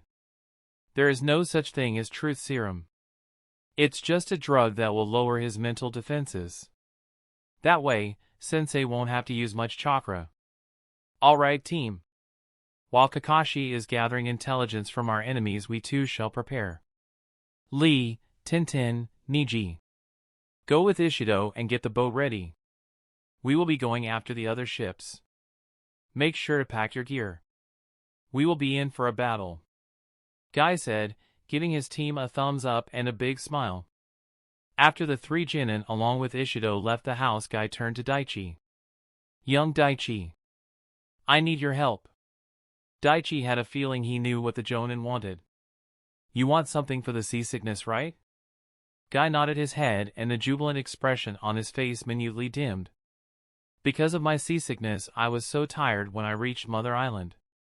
I just wanted to get this mission over with, and like a rookie I overlooked several things. The number of hostages taken, enemy numbers, viable backup plans, my own lack of battle strength. If Kakashi and Daichi hadn't come when they did, this could have gone seriously wrong. I can't make mistakes like that again. I got just the thing for you guys, Sensei. During Daichi's time at the capital he had already encountered problems like these. He took 2 pills from his pouch and gave them to the taijutsu master. The first one gets rid of any headache or discomfort your body is feeling, and the second revitalizes it. Take the first one now and the second pill about a couple minutes later. There's one more thing to do, but it can be done when we get on the ship. Guy nodded. He held the 2 small orange and green colored pills in his hand and examined them. Fascinating. Without wasting another moment he took the orange pill and swallowed it. Within moments he could feel the small nausea in the back of his head disappearing. Did you make this? Tsunade-sensei was the one who created this. I just modified the formula a bit. Reputation increases with my Guy. Still, this is amazing. I can already feel the effects. A couple minutes later Guy took the second pill and the tiredness he was feeling vanished and he felt full of energy. He clenched his fists and pumped them in the air. Yash! Next time when I go into battle, you'll be able to witness the power of the green beast of the leaf. With that he sprinted to help his students. Daichi sighed and just waited.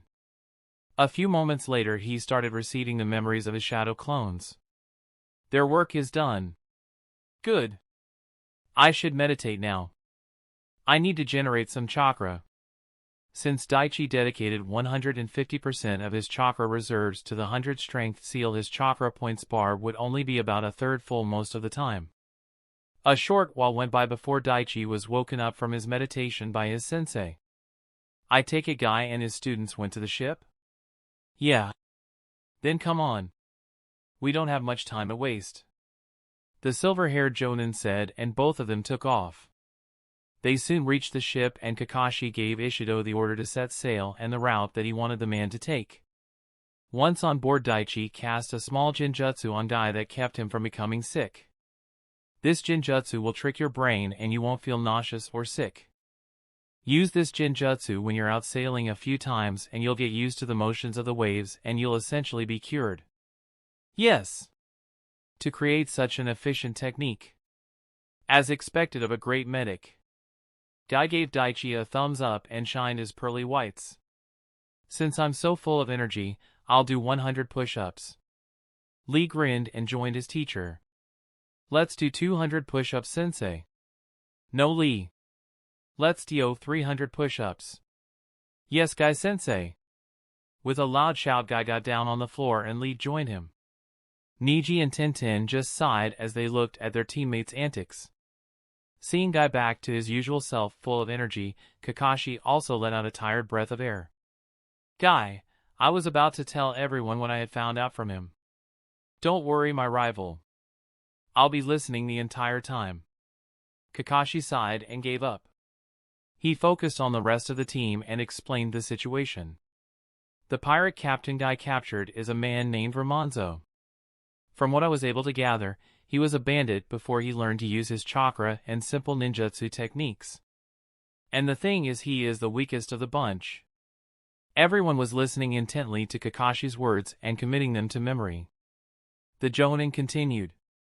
I've interrogated him on the number of hostages taken, ships they have, the routes they take, the enemy strength, and their weapons. There are a total of 5 ships. 1 warship and 4 subordinate vessels. What team I took down was a subordinate ship. The 5 captains communicate twice a day. It won't be long before they find out one of their people was taken down. But we have a small window of opportunity. We need to capitalize on it. I have their general locations, and that's our play. So there's 4 more ships, huh? But what about the 2 rogue Jonins? Daichi crossed his arms and questioned. From what I learned, the Lightning Twins will be on the main warship. These 4 subordinate vessels were operated by small-time pirates that the twins threatened and subdued. They are not that much of a threat. But each of them has the same armor as the other one. Kakashi replied. What about the people taken from the islands? Are they divided amongst the subordinate ships? Niji asked the Sharingan Jonin. Kakashi nodded and took out a map. He placed it on a nearby table and pointed to certain sea routes. Yes. It's true. A total of 32 hostages were taken from the 3 islands. You guys rescued 7. The remaining are divided among the 3 subordinate ships. Those ships are traveling near the routes here. We need to take them all down tonight. Daichi looked at the routes pointed by his teacher and he saw a problem. But sensei, this is a small boat. It doesn't have the capability to support so many people. And moreover, we can't hit 3 different ships in 3 locations before dawn. This vessel isn't fast enough to travel at such speed. Daichi spoke, pointing to the ship they were on. Yes. That's why we're going to take command of the first ship we come across and split up. Kakashi then looked at Guy, who was doing push-ups. Daichi and I will take control of the first ship. I've already given Ishido the coordinates to where the second ship would be at. Guy completed another push-up and nodded with Kakashi's plan. My team and I will handle the second ship. I'm sure we can fit the people in that ship here. So I'll just smash it to bits. I'm assuming you guys are going after the third one. If so, then all that will remain is the warship. Kakashi nodded and spoke. One of Daichi's shadow clones will be with your team just in case. What did you find out about the pirates on the main ship, Kakashi? Guy asked. The man didn't know much. He knows there are 2 others aside from the Lightning Twins that are in charge. But he doesn't know their strengths or what weapons they use. So we have to proceed with caution. Once all the hostages are secure, we'll meet up near the warship. It doesn't move much and is hidden in a blind spot near a small uninhabited island. Guy nodded. Once all the people are safe, Kakashi and I will attack the main ship and draw out the enemy. Kakashi, since we're on the ocean and they use lightning attacks, they could have a massive advantage if they play it smart. The copycat ninja nodded his head. Yes. I know. We have to be careful. Guy agreed and turned to the Jinins. Niji, Daichi. Since you 2 have excellent sensing abilities, ascertain the number of people on the ship and their strength. If possible, engage and subdue. Lee, Tintin, you 2 will protect the ships with hostages on board. This is the plan, but we might have to adjust our strategy according to the mission progress. So are you ready, team? Yes, sensei. With a plan in place, Team Guy and Team Kakashi were ready for battle. At that time, a new quest appeared in front of Daichi. Chapter 217, Battle on the High Seas 1. The gamer ninja quickly looked through the details of the quest. Daichi was surprised as to what the conditions needed for success were. Quest created backup Team Guy. You and Kakashi are Team Guy's backup. Save the hostages, defeat the enemies and complete the mission your sensei has given you and successfully finish this quest. Conditions. Do not die. Do not let your sensei or team get mortally injured or die. Save every hostage. Make sure all enemies are defeated or neutralized. Retrieve at least 2+ rare ranked items. Rewards: 50,000 EXP. Weapon blueprints. Reputation increases with leaf ninjas and citizens of the Land of Sea. Failure. Reputation decreases with leaf ninjas and citizens of the Land of Sea. Possible death. Negative 35,000 EXP. Accept yes or no.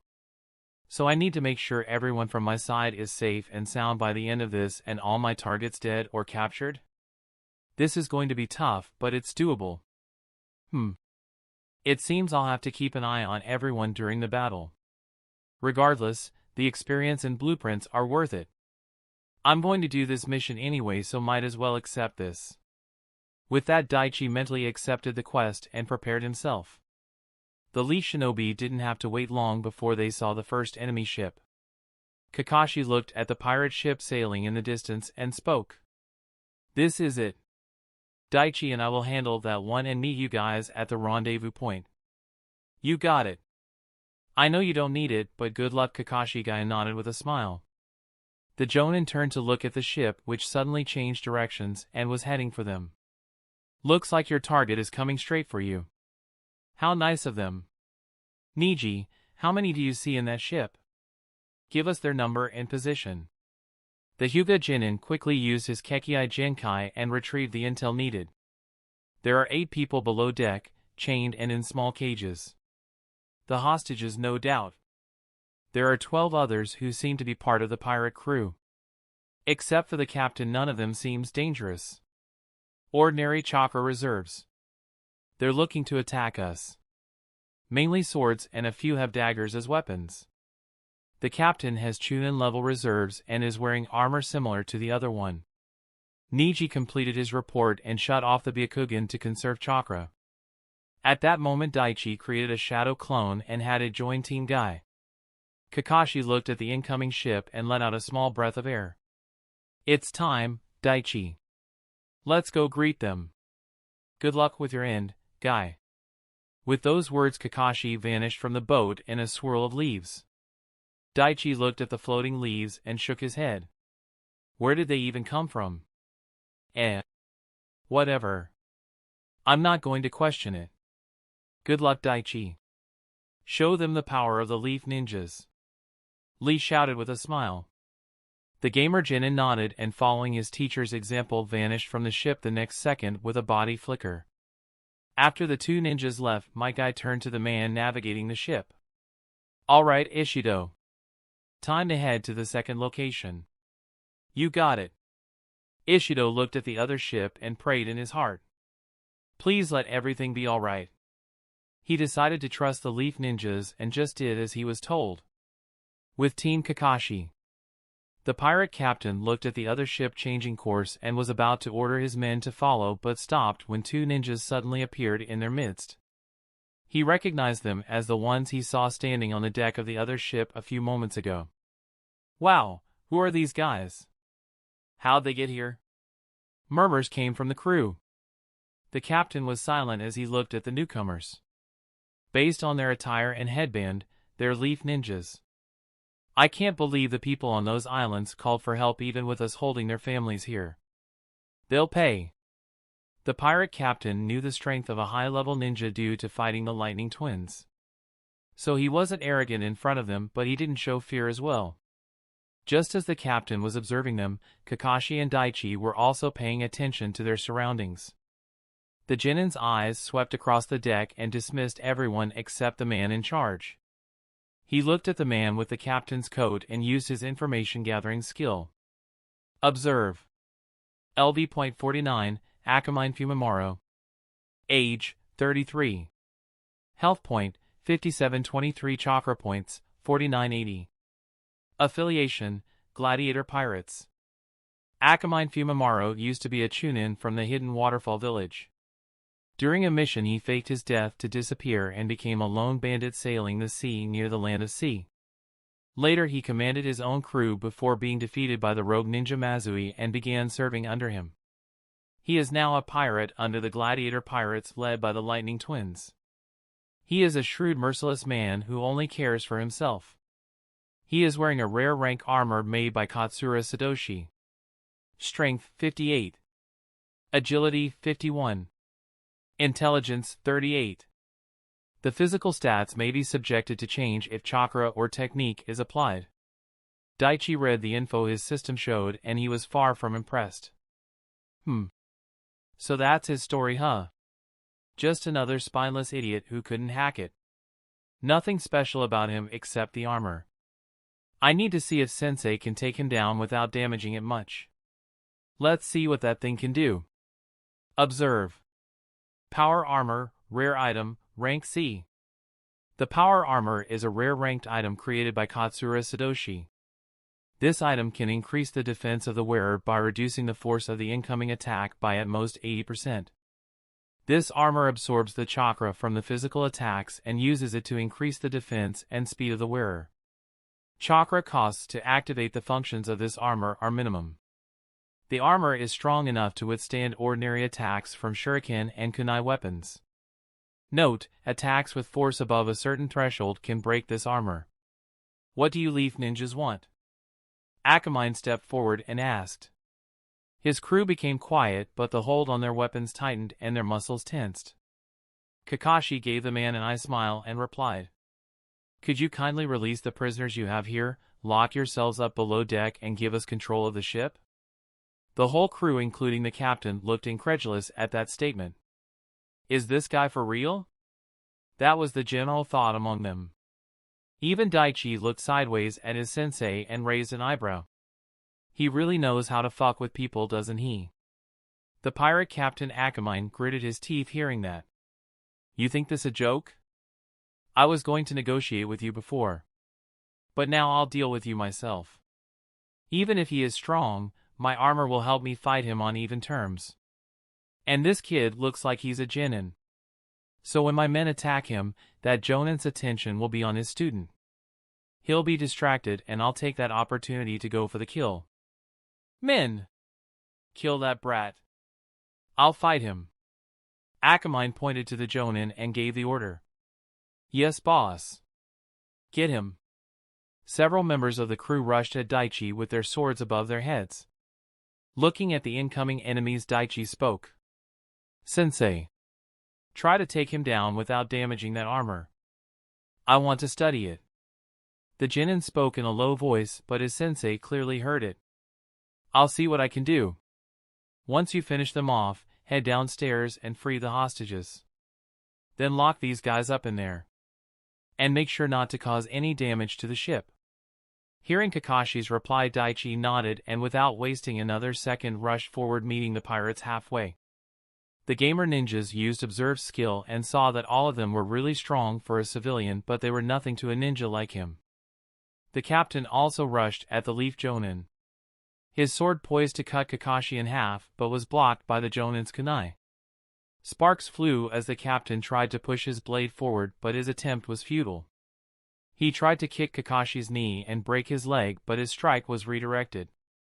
Akamine pulled the sword and went for a horizontal slash with the intent to cut the jonin's head off, but Kakashi easily evaded it. And so the battle between the pirate captain and Kakashi began. Meanwhile, Daichi slid below a sword swing and grabbed the hand of the attacking pirate. With Daichi's great strength, it was easy to take the pirate off his feet, spin him around and toss him towards his companions. Several pirates went flying backwards while the others tried their best to kill the boy. The genin easily weaved through the sloppy attacks and sword swings. He took a dagger from his inventory and started slashing his enemy's tendons. Since there were only 11 people, Daichi easily sliced through them like a hot knife through butter. With the first part of his task completed, the genin created a few clones and had them take the incapacitated crew downstairs while he freed the prisoners. He freed the hostages from their chains and led them out while he chained up the crew. As the genin was completing his assignment, Kakashi was studying his opponent. His fighting style is that of the average genin. His techniques are sloppy. But what he has is defense and speed. That armor certainly is incredible. To be able to reduce the power of my punches to such a degree and even augment the speed of the wearer. Whoever created this can change the balance of power between the 5 nations. He or she must be captured, and if they're with the enemy, then they need to be killed.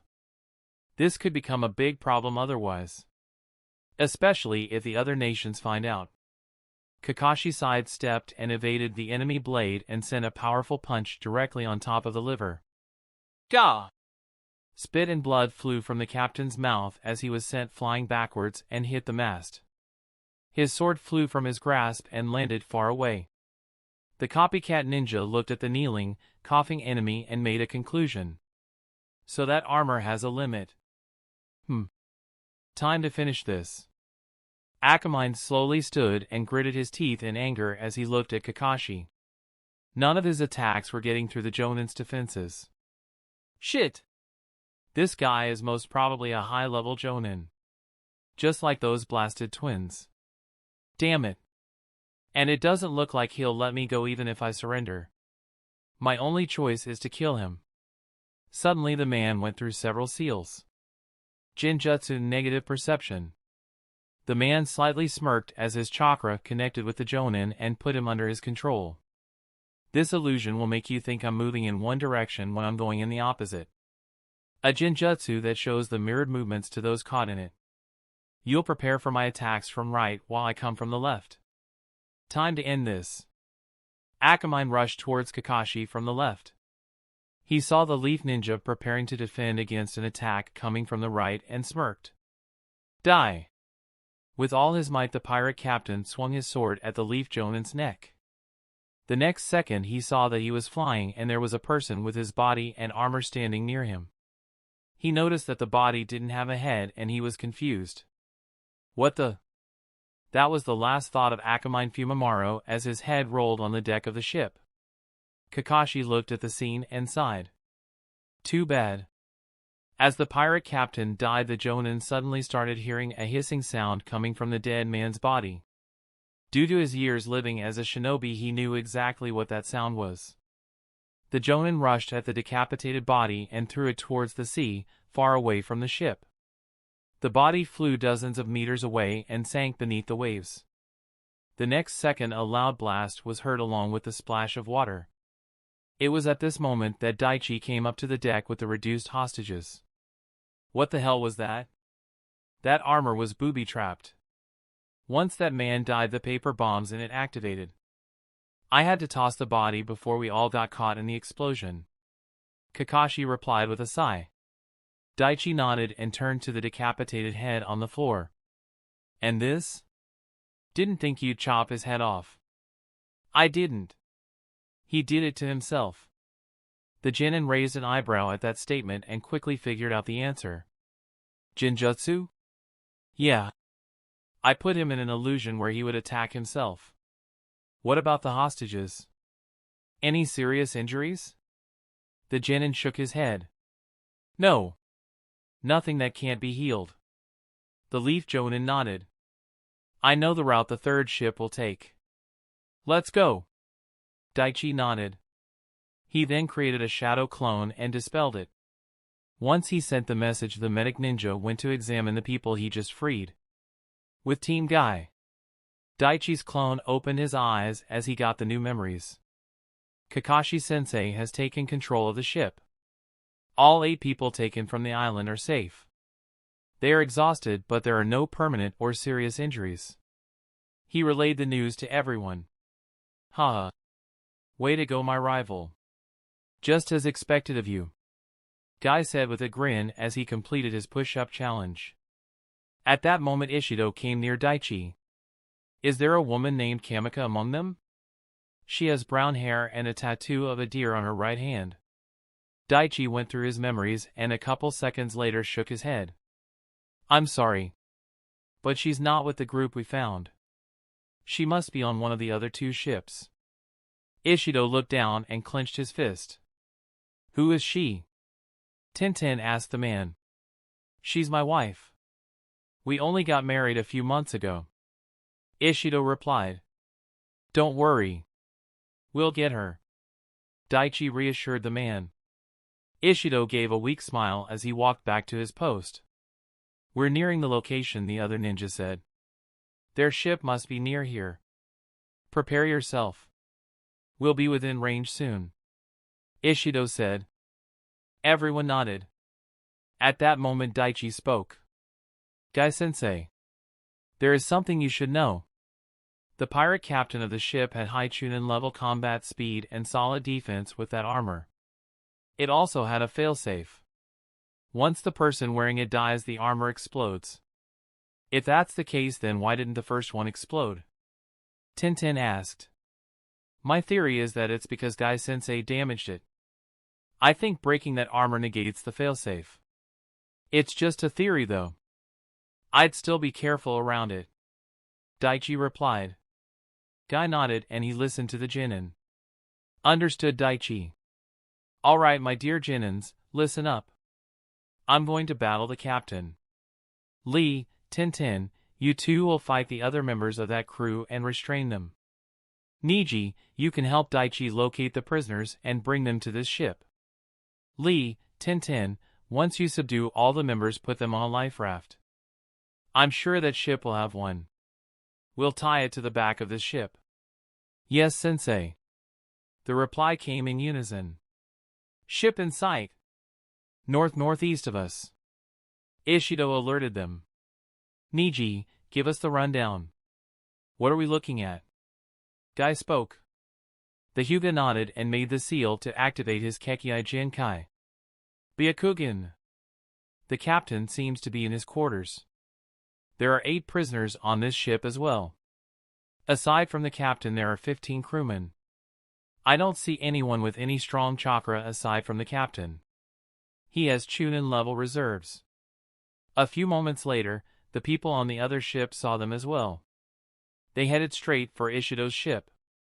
All of you should hide. Niji, Daichi. You two will board the ship from the back. Lee, Tintin. You two will launch a surprise attack. Guy decided on the battle plan and the others agreed. The Jinin blended into the shadows. Once the pirate ship was near, the Jinins jumped to the sea and under the cover of the night swiftly reached the other vessel. Now they were waiting for their sensei to draw the attention of the crew, and it didn't take long. The moment the pirate captain came out of his cabin, Guy jumped from his ship. The taijutsu master of the Leaf Village flew towards his target with a flying kick. Dynamic entry. The captain's eyes widened like dinner plates as he saw the fast incoming kick. He was too surprised at the sudden action to evade, and Guy's foot collided right with his face, sending him flying through his cabin. He collided with the walls of his cabin and landed on the other side. The man moaned in pain as he lay on the floor. His crew came near him and looked in surprise and fear at what had just happened. Lee and Tintin stealthily climbed the pirate ship from the other side at this moment, while Niji and Daichi got on board from the back. Get that bastard. Kill him. The crew took out their weapons and ran at Guy. Haha. Come on, you sea bandits. Allow me to show you the burning spirit of the green beast. Hiya! Guy sprung into action and spin-kicked the first opponent that got near him. The pirate lost consciousness on the first attack and flew away. Guy dodged the swings of the swords and chopped their wrists, making them drop their weapons.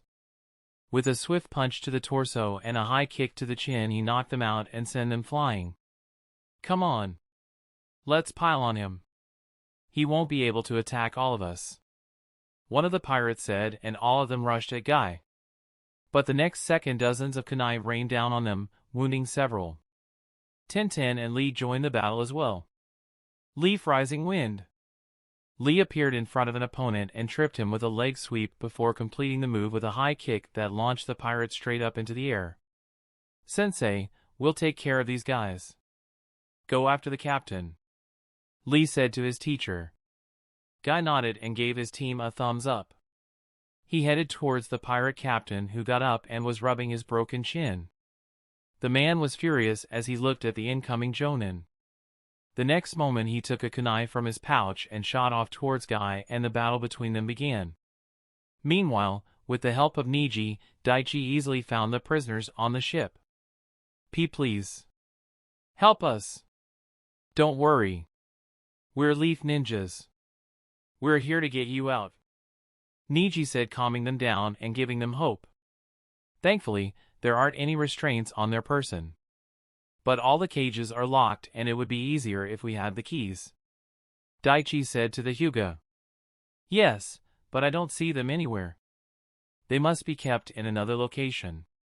We need to find it quickly, Niji replied as he looked around with his Byakugan. No. We don't have time for that. I can get them out. Daichi ushered the prisoners to get back and went through 4 seals. I really don't like using this jutsu. Leaves a weird taste in my mouth. Water-style corrosion liquid jutsu. Daichi spat some light acid on the cage's lock and in seconds it corroded away. What jutsu is that? Niji asked.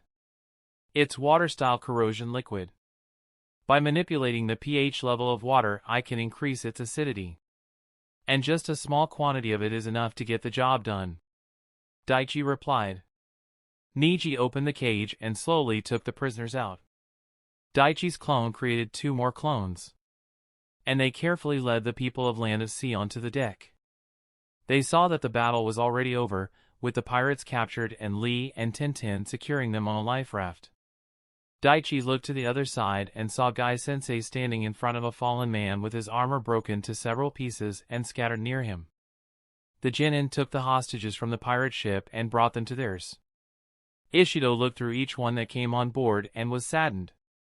Do you know where Kamika is? He asked one of them. She's on the other ship.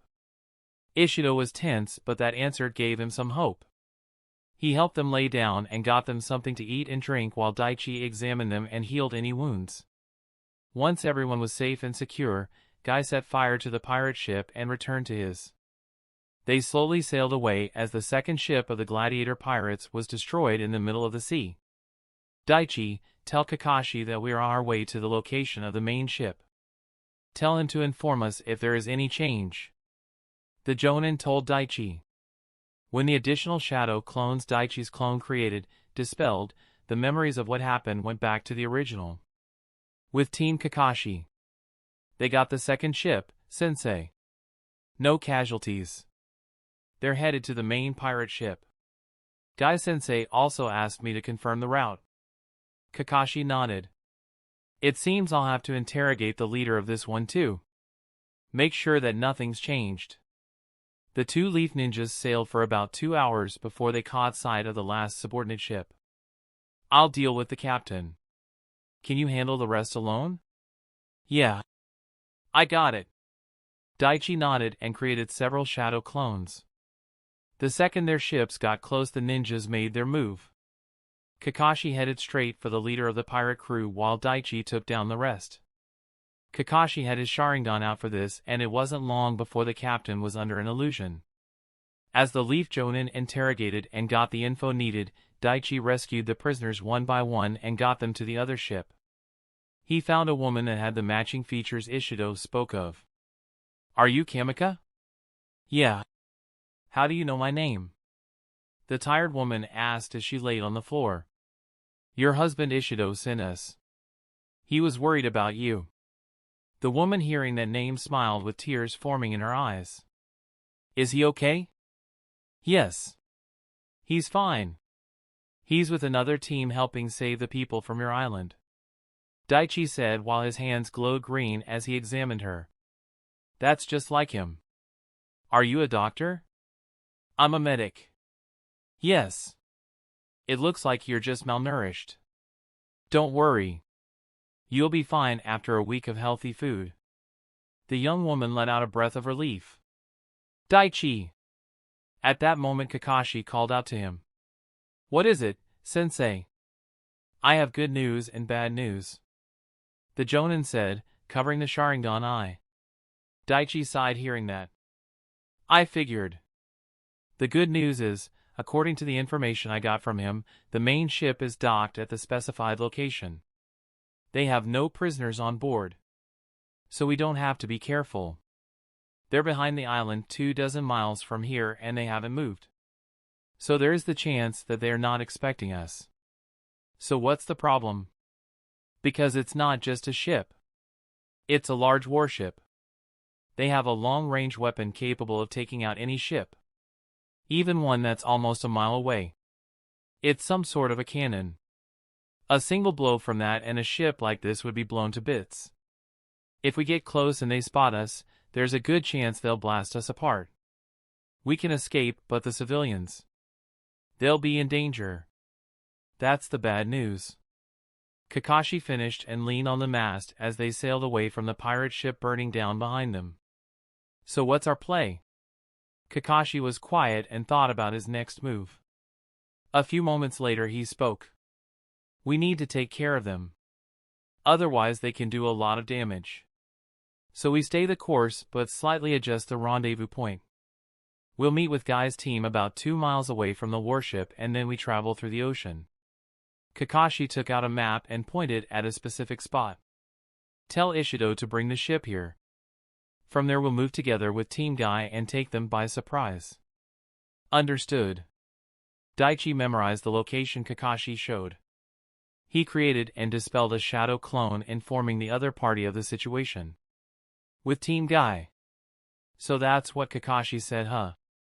Very well then. Ishido. Change course. Since they have a weapon that can destroy ships, we need to be careful.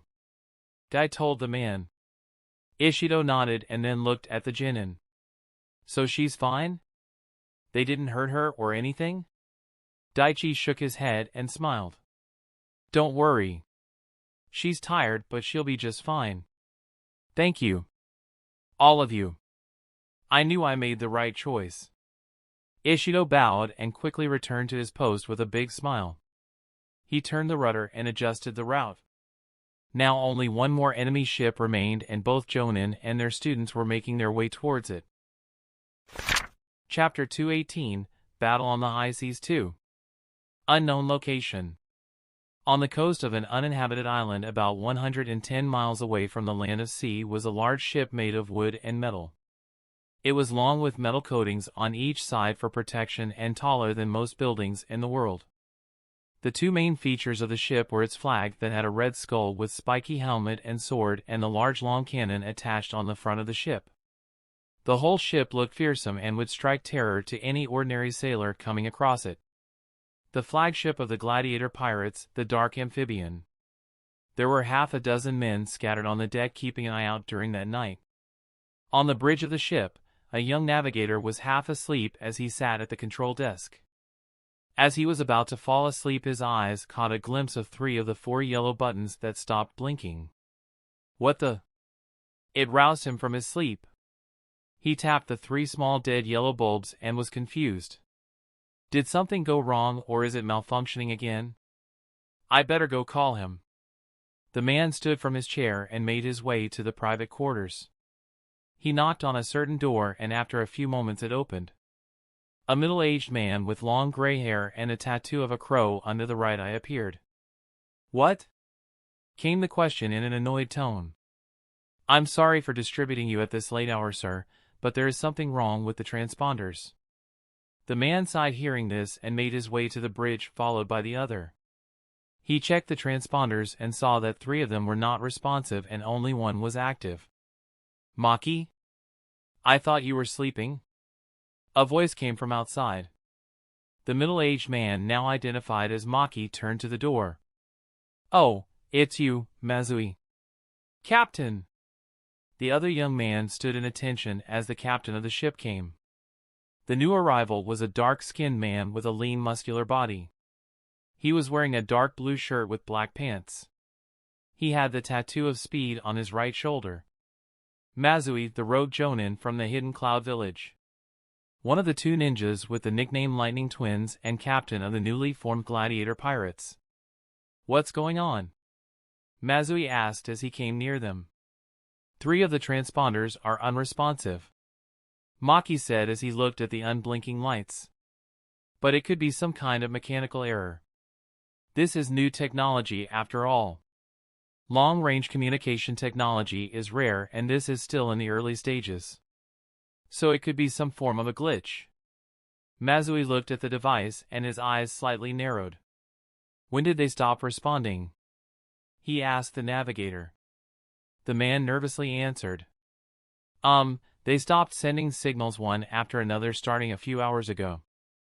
Since it happened a few times before, I didn't think much of it. Yes. But for 3 to become unresponsive in the span of several hours. That's very strange. Maki said. Oi. What are you all doing here in the middle of the night? Mazui turned to look at his brother. Bazui. I thought you were sleeping. Nay. Couldn't sleep. So I was just walking around.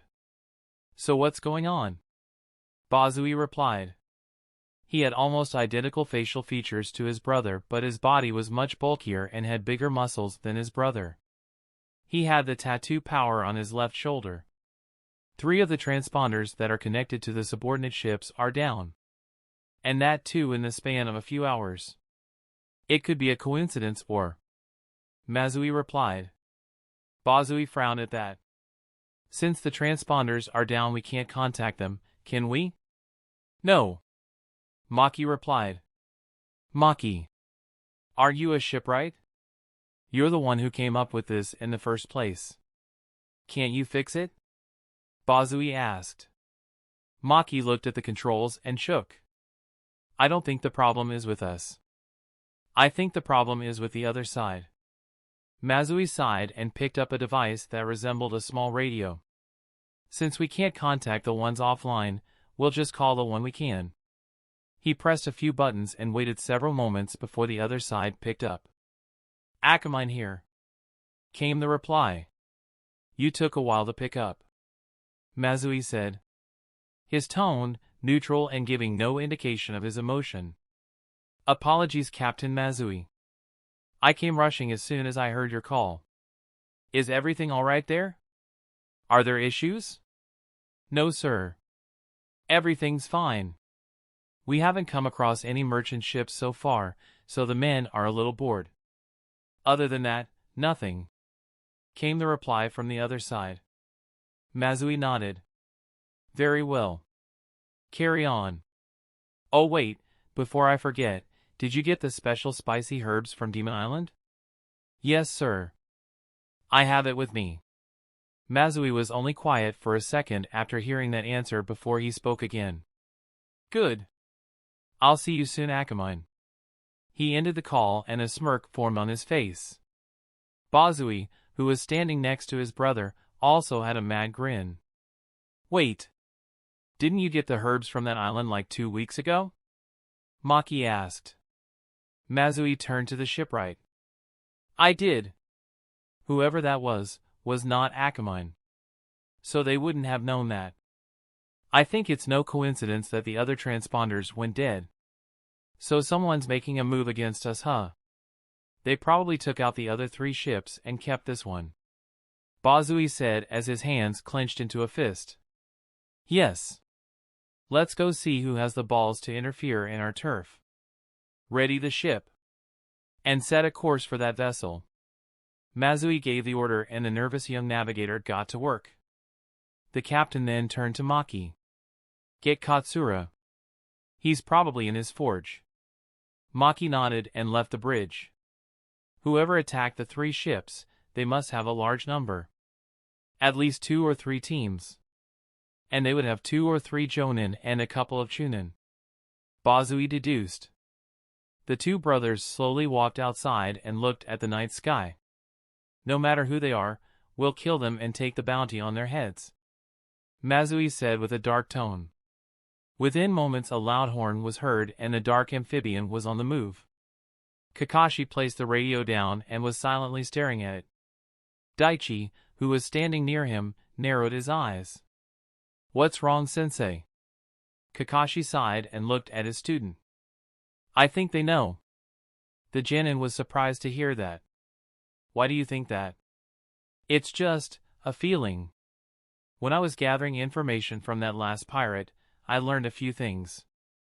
The captain calls every couple days but never at this hour. And the way he asked the last question. The one about the spices. Kakashi gave his explanation. Daichi let out a long breath of air hearing that. They called after 3 ships were destroyed. I think you might be right. And if that's the case, they might be coming towards us or preparing for our ambush. In either case, what do we do? Nothing changes. Based on what I learned, their warship is much faster than normal ships. So even if we change course to get to the land of sea, we won't make it before they catch up to us. And there are no other islands nearby. We don't have time to do anything else but proceed as planned. The Jonin said, and his student nodded. They sailed for a couple hours before meeting up with the other team. After Kakashi gave the reins of his ship to one of the people rescued who was a sailor, he and Daichi got to the other ship and met up with Team Guy. So they might be onto us, huh? Guy rubbed his chin as he thought about what Kakashi just told him. You're right, Kakashi. Our best move is to confront them head-on. But we need to be careful. Do you know the enemy's strength? The Lightning Twins. So that's 2 Jonins. Another unknown Chunin-level ninja with some special abilities. There are nearly 35 crew members on that ship. But they're all bandits with above-average civilian strength. So they're not a real threat. He also had memories of someone from the Mist Village. Could be a Chunin-level ninja. But I'm not sure. So we should be cautious. Kakashi replied. Guy nodded, and as they were about to disembark the ship, they saw the faint outline of a large ship coming towards them. It seems they reached us. That's sooner than I thought. Kakashi mumbled. Well, my rival, no need to beat yourself up. Let's go to battle. The green spandex-wearing Jonin said with a grin. At that moment Daichi's eyes widened as he sensed a new presence. Enemy on board! The Genin's shout put everyone on high alert. Daichi's chakra sense easily discerned where the enemy was at, and he threw several shuriken towards the shadows in the topmast. Thunk, thunk, thunk. The next second Daichi had a sword pierce through him from the back. Daichi! Lee screamed as he saw his friend get stabbed from behind and was about to rush over, but Niji stopped him. The next second the stabbed Daichi exploded into a large sphere of water and completely captured the enemy ninja. The real Daichi emerged from the floor a few feet away. He had several strings connected to the water prison keeping it in place. Water prison jutsu. String variation. Kakashi and Guy looked at the trapped ninja and saw that it was one of the Lightning Twins. They were about to walk over but stopped when Daichi raised his hand. That's a lightning clone. I'm pretty sure he's planning on blowing himself up once we're near. Daichi said as he looked at the ninja. To get past my senses and reach the ship like that. This guy has some exceptional stealth skills. The lightning clone just kept his eyes on Daichi. You're pretty clever for a Genin. And you have some extremely sharp senses to find me. What's your name? The missing nin asked. Daichi Hekima. Oh! So you're the brat that found the identity of the phantom thief and recovered the great treasure. The man then turned his head to look at Kakashi. You must be Kakashi Hatake. The Sharingan ninja. Haha. To think it would be you. You have a nice chunk of bounty on your head. And that Sharingan eye. We'll be able to recuperate our losses once we bring your head in. Guy stepped forward and looked at the ninja with a grin. It's not just Kakashi you'll be fighting. The mighty green beast of the leaf is also here. The captured ninja just looked at the Jonin silently and then turned his attention to the rest of the people present. Guy slumped and had a dark expression on his face as he was seemingly ignored. 2 Jonin and 4 Genin. And here we figured it would be a much larger, formidable team. This will be a lot easier than we thought. Since you'll all be killed in a short while, you should probably know who I am. My name is Mazui.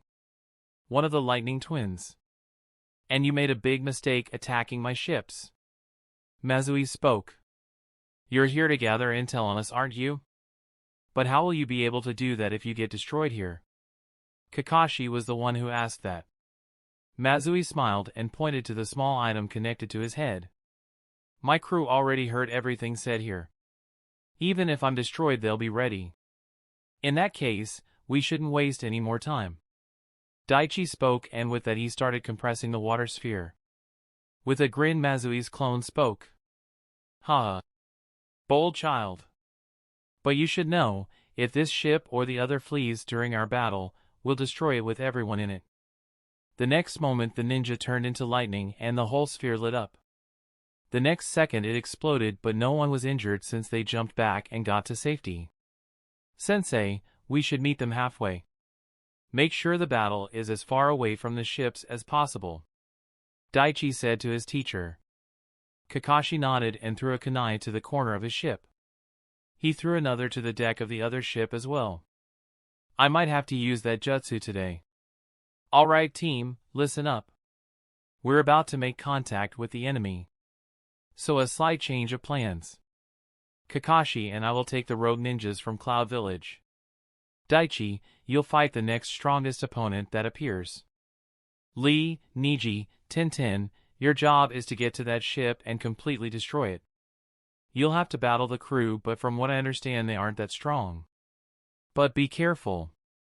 There could be another enemy ninja from the Mist Village. So be wary of water-style jutsus. Yes, sensei. Ishido, we're leaving. I want to say they're bluffing, but if they see you leave, then there is a chance they will do as they just said. Guy didn't like the fact that these people were still held as hostages, but he had no choice. Ishido reluctantly nodded since he knew these pirates were ruthless. The ninjas quickly jumped and landed on the ocean. The next second they ran straight for the warship coming their way. They saw two people jump from the other ship and made their way towards them. One was Mazui and the other was Bazui. It wasn't long before the two teams met. Daichi immediately used Observe on the two enemy ninjas. LV.94, Mazui. Age, 29. Health point, 19700. Chakra point, 21240. Affiliation, Gladiator Pirates, Captain. Mazui is the older brother of Bazui by 4 minutes. He is a former jonin of the Hidden Cloud Village. Due to greed and dissatisfaction with the village ruling, he and his brother killed several wealthy people and fled with their money. He is a talented ninja who has partially copied the Raikage lightning armor ninjutsu. Mazui is a speed-type ninja and doesn't show any mercy to his enemies.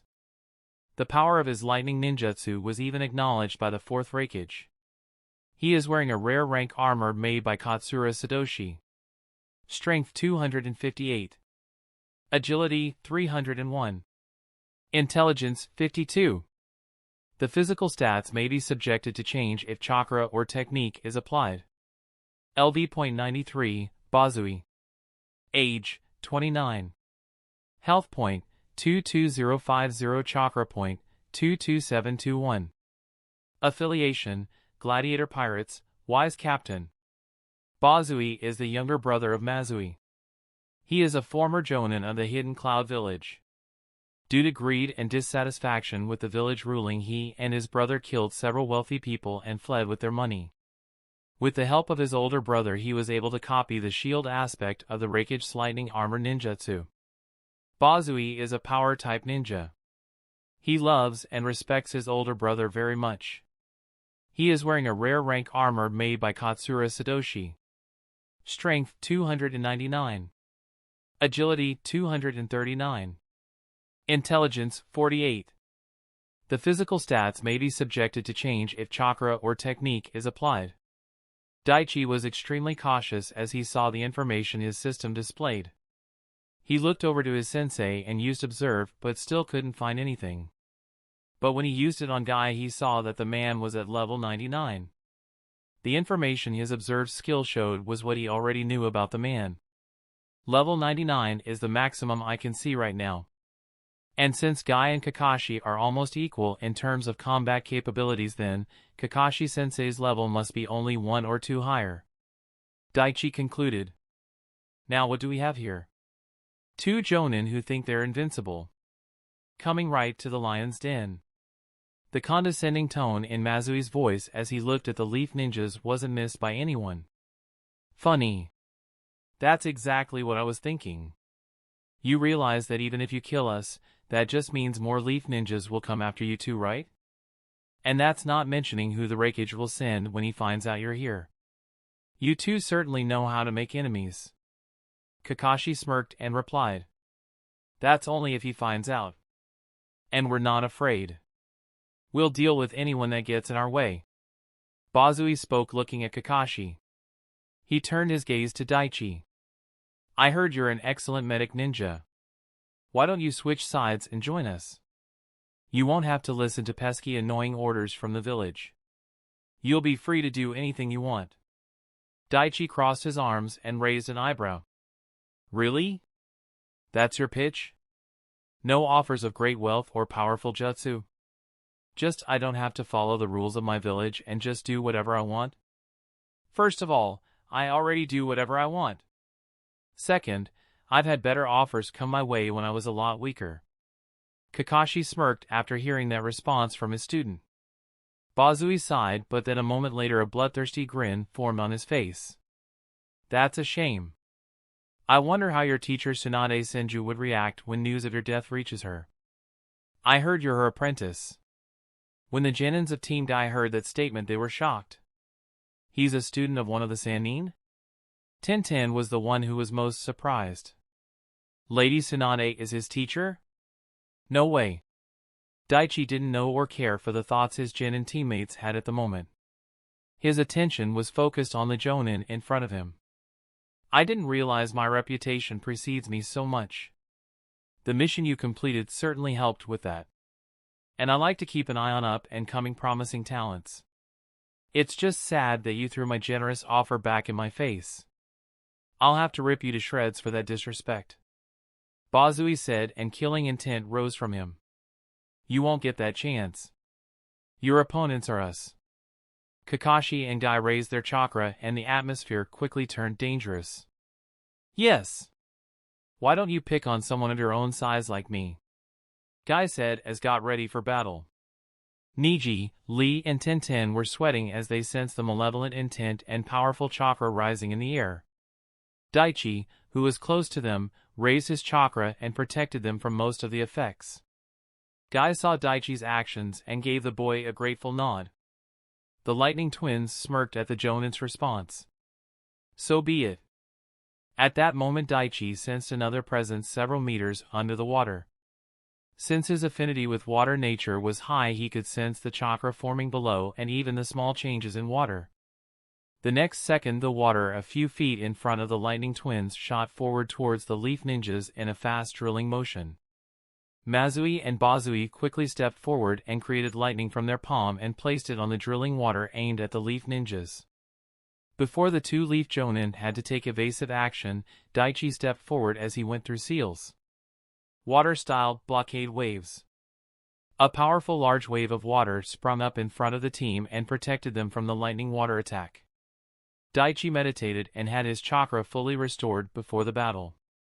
So he had no problems using high-level jutsu, and since water ninjutsu cost him the least chakra, he was going to use every water jutsu in his arsenal. Kakashi looked at the giant wave of water Daichi brought forth. The blockade waves jutsu. A stronger variation of the water wall technique. But one that's most effective when used on a large body of water. Creates several waves that can defend against multiple attacks or single strong attacks. An almost perfect frontal defense jutsu when fighting on water terrain.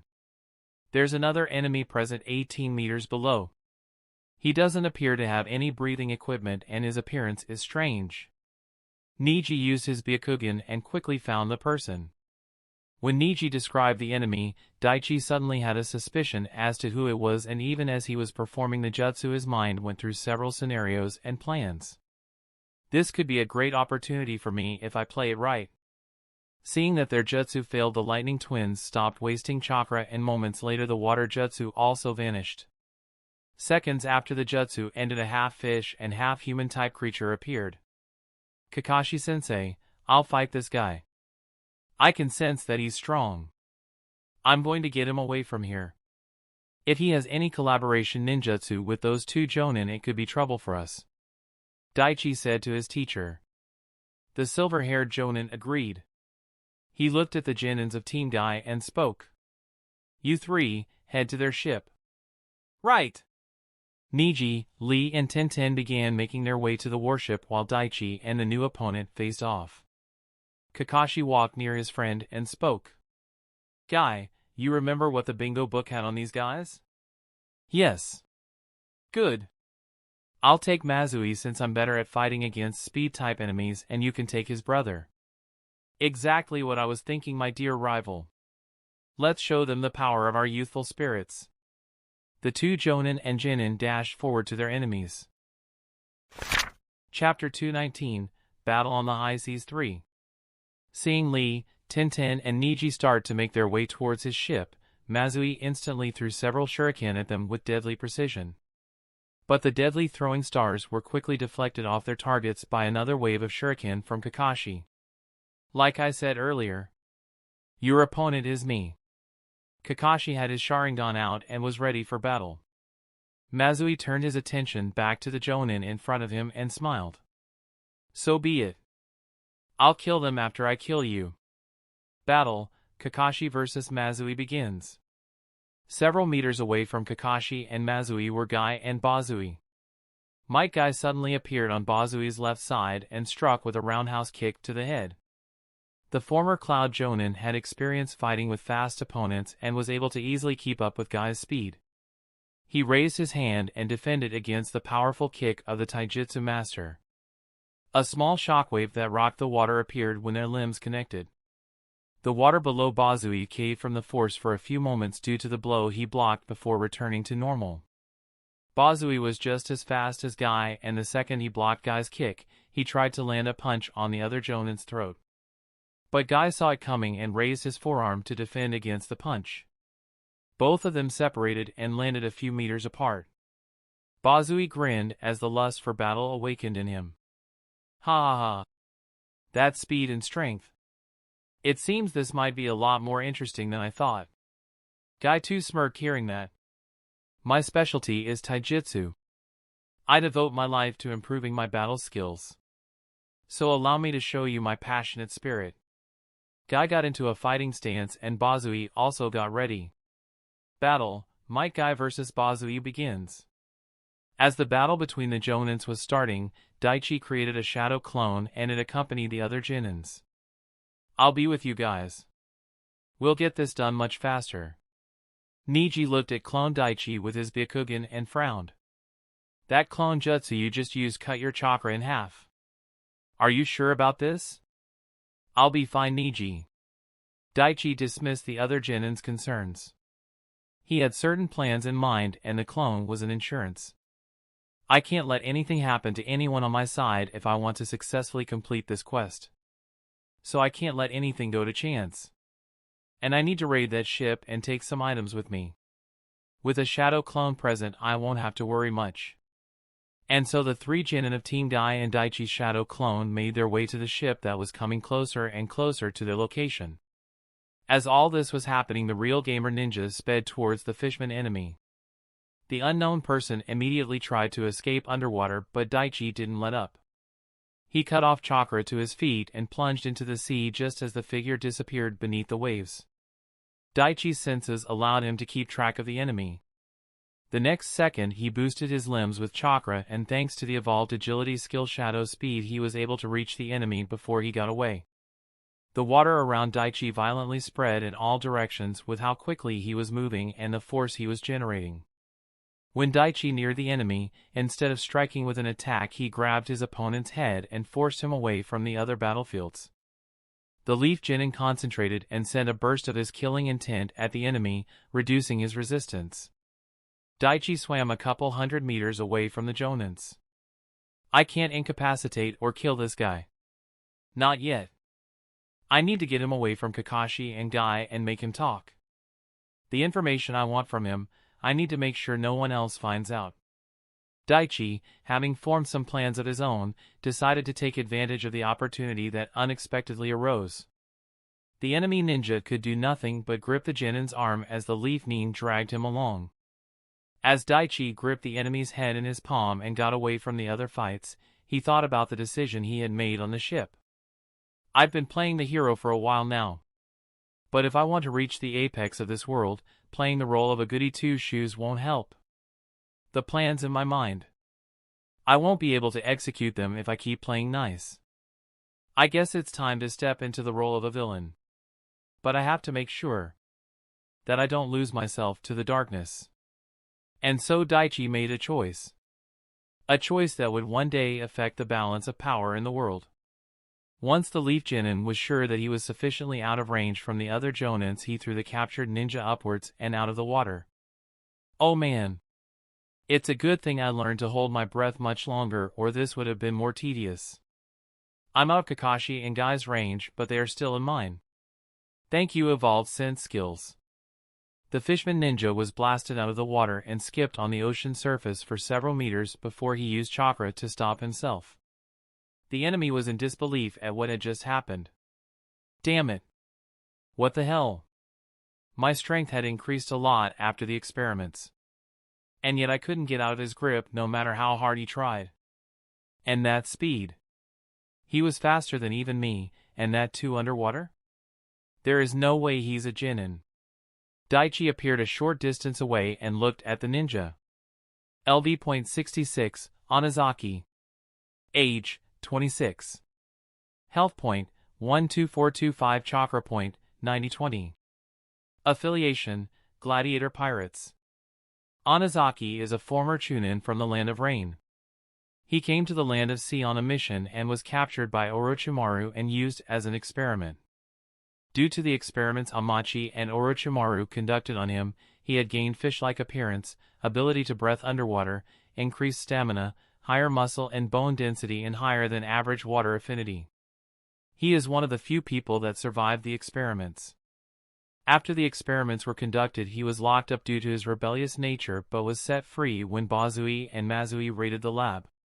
Now he serves under them. Strength 223. Agility 177. Intelligence 40. The physical stats may be subjected to change if chakra or technique is applied.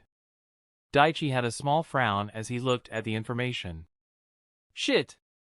So Bazui and Mazui already raided the lab? If they killed that man, then this whole endeavor might be pointless. No. I need to confirm his status before I jump to any conclusions. Who are you? Really? You're not a Genin. The question came from Onizaki. Daichi had a stone-cold face as he looked at the enemy. Who I really am? You're not ready to hear that answer. Onizaki gritted his teeth as he looked at Daichi. It doesn't matter who he is or how strong he is. Those experiments gave me power far beyond ordinary ninjas. He just caught me off guard that time. Yeah, that's it. And it won't happen again. I can win this fight. Having made his decision, no more words were spoken as Onizaki rushed towards Daichi. The gamer ninja looked at the enemy and let out a small breath of air. He won't give me the answers I want like this. I need to make sure he understands his situation. I'll beat him till near death and then give him hope. At that moment, if he values his life, he'll sing like a canary. Once Onizaki neared the Leaf Genin, he made several seals and instantly 4 high-pressure water streams with enough power to slice through buildings shot towards Daichi from the ocean. Onizaki smirked at the execution of the jutsu. At this short distance he won't be able to dodge. I'm going to skewer you to bits, you arrogant brat. The lightning-fast water attacks pierced through Daichi and cut him to shreds. Onizaki smirked, but the next second a powerful punch hit his left cheek, sending him flying. Blood splattered and several teeth fell out as his body was thrown across the ocean floor. Before he could think or even stop himself, a powerful kick struck his back, sending him flying up high into the air. Daichi went through a few seals and used his next attack. Lightning-style blitz arrows. Lightning covered Daichi's hands as he pointed them at the airborne Onizaki. The next second, several blue lightning arrows formed from his lightning-coated arms and flew at the enemy ninja. Ah! Boom! A few seconds later, the former Chunin from the Hidden Rain village fell down to the ocean. He had several burn marks on his body and was not fully conscious. He slowly sank, but Daichi knew the man was far from dead. He decided to wait and give him a chance to retaliate. Onozaki sank beneath the waves and it took a short while for him to regain his bearings. Fuck! That almost killed me. How is he so fast and strong? Those punches! If I didn't have this body I'd be a smear right now. I need to attack him from a distance. The speed and strength Daichi displayed reduced the arrogance in the man and he became cautious. If I can't defeat him then I'll need to get Mazui and Bazui's help. He readied himself and went through several seals. Water Clone Jutsu. Several water clones rose out of the ocean around Daichi and began to attack him. The Leaf Genin easily evaded and destroyed them one by one with precise aim and powerful strikes. Daichi was keeping a close eye on the real one and found his intentions. He's trying to escape from here and get back to the others. Can't let that happen. The Leaf Genin made a few seals and placed his palms on the water. Water-style drilling bullets. Dozens of drilling water bullets were shot at Onozaki. Thanks to his fish-like features and abilities he almost evaded all of them. A few clipped him drawing blood but he didn't stop. His goal was to get to the others and use combination jutsu. But his escape plan was a failure. Daichi appeared a few meters in front of him underwater. Onozaki clenched his fists at the blatant arrogance. You think you can fight me underwater?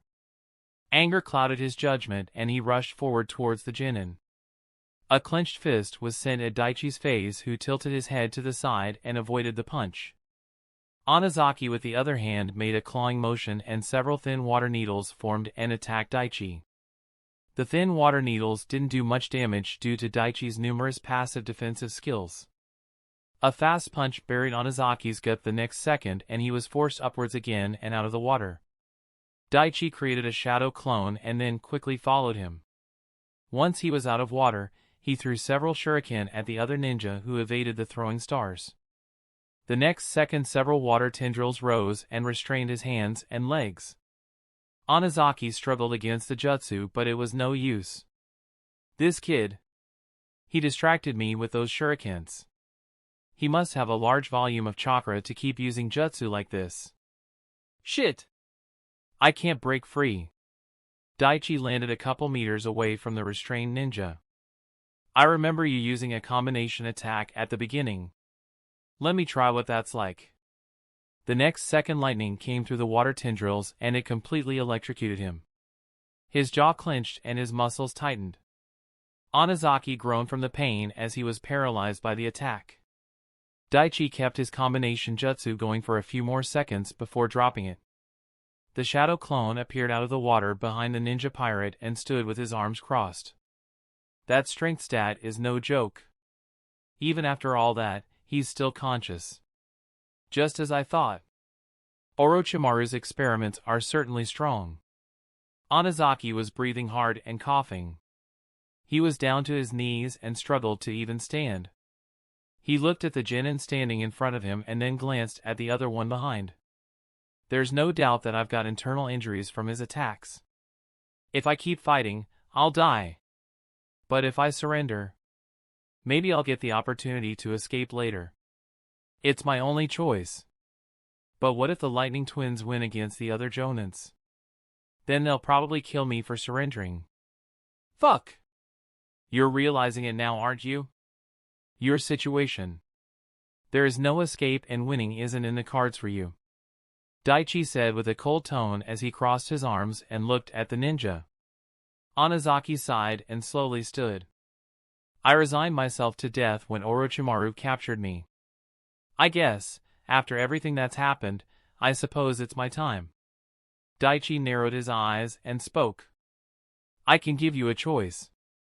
Onozaki slightly tilted his head at that statement. And what's that? I want you to answer a few questions I have. If you do, I'll show you mercy. Daichi's reply drew a scoff from the man. I might be dead by the end of this fight, but I ain't telling you shit. Daichi smirked at that predicted response. You didn't hear my whole offer. If I talk, are you willing to let me go? No. Daichi shook his head and the certainty in the Genin's voice confused Onozaki. So if you're not gonna let me go then what are you gonna offer me in return for answering your questions?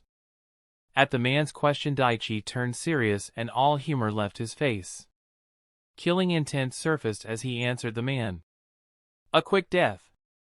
That answer stunned Onizaki for a few moments before he started chuckling. Those chuckles turned into full-blown laughter. Ha ha ha ha. You think I'll talk just because you'll be generous and give me a quick death? The expression on the former rain ninja's face instantly changed into one of absolute fury. Stop fucking around, you little shit. The next second, the enraged Onizaki zoomed towards Daichi and their hand-to-hand combat began. Daichi blocked and redirected the attacks while noting the increased power behind the attacks. It seems rage increases his strength. But this still won't be enough against me. Daichi clenched his hand and concentrated a small portion of his chakra to his fist. The next second, he directly punched at the incoming fist and released his stored-up chakra. Boom! Aha! Onizaki screamed in pain as most of the bones in his right arm were broken and muscles were torn. He was tossed back from the blow and landed a few meters away. He took several deep breaths of air as he looked at the leaf Jinin. His right arm hung limp as it bled profusely from multiple areas. If I don't talk, what are you gonna do? Torture me? Daichi calmly walked up to the man and replied. No. If you don't talk, I'm gonna capture you and hand you to a certain man in the Leaf Village. Perhaps you might have heard of him. Danzo Shimura. He's the one who's gonna do the torturing. Onizaki broke out in a cold sweat as he heard that name. He indeed knew who the man was. He had heard rumors about him. Seeing the man's expression, Daichi continued. You see, Danzo is interested in creating powerful shinobi for the village. Once you're in his hands, he'll conduct experiments on you to study you and replicate your powers. He'll make Orochimaru look tame in comparison. He is a man who will do anything to strengthen the Leaf Village. And when he finds out you were Orochimaru's experiment, he'll torture you for information on that man, even if you don't know anything. You'll spend the rest of your days in agony and pain. And then weeks, months, or maybe years later, when you're of no more use to him, that's when he'll kill you. Daichi kept a calm face as he told the man a bold-faced lie. There is one perk about Danzo and his cruel methods and infamy. I can use it to scare enemy ninjas and get what I want. Seeing Onizaki silent, Daichi continued in a slightly softer tone. I could have lied to you, told you that I would let you leave here alive, if you gave me what I wanted, but that's not my style. At least not when it comes to shinobi. I respect you as a ninja. It's why I'm telling you what will happen. You have a choice. You give me the information I want and I will give you a swift, relatively painless death. It'll be all over in seconds. If you refuse, I'll knock you out and take you back to the village and you'll live in prolonged agony before dying. You have a decision to make. Onizaki gritted his teeth in anger as he looked at Daichi. Small drops of tears appeared in the corner of his eyes. If the rumors about Danzo Shimura are true, then dying is a better alternative than getting caught. After everything I've suffered, I can't believe this is how it ends for me. Daichi, seeing the man struggle, decided to use mana puppetry. It's over. I don't want to be tortured again. There's no need to continue struggling. Let's just get this over with. I'll have better luck in the next life. Seeing the man getting closer to making a choice, Daichi gave him one last push. I'll give you a quick death. And as a bonus, I'll also take revenge on the people who did this to you. A few moments later, a notification appeared. Target has accepted the suggestion. Onizaki gave up resisting and looked at the boy. What do you want to know? Daichi uncrossed his arms and began his questioning. Chapter 220, Battle on the High Seas 4. The team of 3 Genin and 1 Shadow Clone were quickly making their way to the warship. Wow! I can't believe how big this ship is, Lee said as the team came close to the sea vessel. Yeah. And that cannon in the front. A weapon like that could do some serious damage. Tintin looked at the giant cannon and spoke. Concentrate, you two. We're here. And they have several people waiting for us on board. Niji used his Byakugan and saw that their approach had already been detected. Daichi's shadow clone smirked as he heard that. Well then, let's not disappoint them. The Genins quickly launched themselves onto the side of the ship and made their way up. They saw over a dozen men with weapons and malicious grins waiting for them. But among them was one with a menacing aura. The middle-aged man had long gray hair, striking blue eyes, a crow tattoo under the right eye, sharp jawline and light skin. He was wearing a dark blue jacket, black pants and shoes, and had a headband with the symbol of the Mist Village crossed off in the middle. Daichi, upon seeing the man, knew he was stronger than your average ninja. He immediately used Observe skill. LV.64, Maki Ryujiro. Age, 51. Health point, 7452. Chakra point, 11644. Affiliation, Gladiator Pirates. Maki Ryujiro was a former ninja from the Hidden Mist Village. He is a ninja with above-average talents who became a Chunin during the Third World War. His unique features are his high affinity towards water chakra nature and higher than average chakra reserves. He is also a talented shipwright due to his father. Almost a year ago he was forced to take the blame for a crime he didn't commit under the orders of his Kage and had to flee the village. Before the hunter ninjas of the village could kill him, he was saved by the Lightning Twins, and he has been with them since. He no longer cares about anyone other than a few certain people in his crew. He has gotten old and his fighting skills have diminished. To make up for his lacking strength, he uses special items. He is wearing a rare rank armor and wielding the special rank item, the Frost Sword. Both, made by Katsura Sadoshi, another member of the crew. Strength 152. Agility 130. Intelligence 55. The physical stats may be subjected to change if chakra or technique is applied. Daichi internally sighed as he saw the info displayed in the blue box. Another guy used and discarded by the village. It's no wonder Kisame left that village and joined Obito. I kind of feel bad for the guy, but I've already decided not to show mercy to my enemies. Daichi paid close attention to the stat and level of his enemy. Even though this guy and Akamine were the same shinobi rank, their level and skills are vastly different. Even if he's not in his prime, he's a lot stronger than that guy Akamine. His chakra level and stats are far higher. And what's this? Frost Sword? Is that what I think it is? Daichi looked at the man, and the most noticeable item in his possession was the sword he was holding in his right arm. The sword was more like a katana. The blade was deep blue and shining in an almost ethereal manner. The hilt and guard were made of special darkened steel-like material. The blade of the weapon was emitting a light blue mist. Observe. Frost Sword, Special Item, Rank A. The Frost Sword is a special ranked item created by Katsura Sadoshi. It is his greatest creation till date. This weapon is created by studying the Kekkei Genkai genetics of a member of the Yuki clan, and the DNA is extracted and used in creating this sword. This sword can freeze water, create and launch massive waves of ice, and more. Only someone with higher than average chakra reserves and one with high affinity to water can use this sword. This is a melee weapon that can shoot ice projectiles and can be used both defensively and offensively.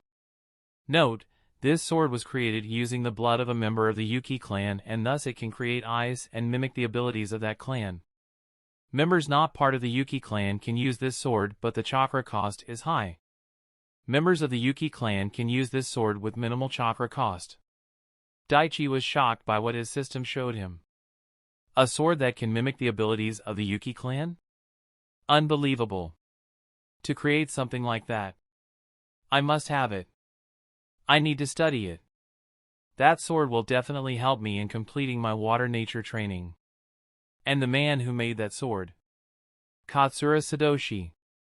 I want him working for me. Several plans formed in Daichi's mind in moments, and after a few seconds he decided on a certain course of action. I can't let the creator of a weapon like that get taken by Kakashi or any other village. I want him on my side. But I'm pretty sure he won't like the way I do it. If my plans work, then the gamble I take will pay off significantly.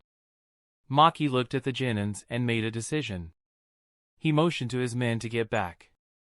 They will only be fodder to these genin. It's best not to waste manpower. He then looked at the four-leaf genin and spoke.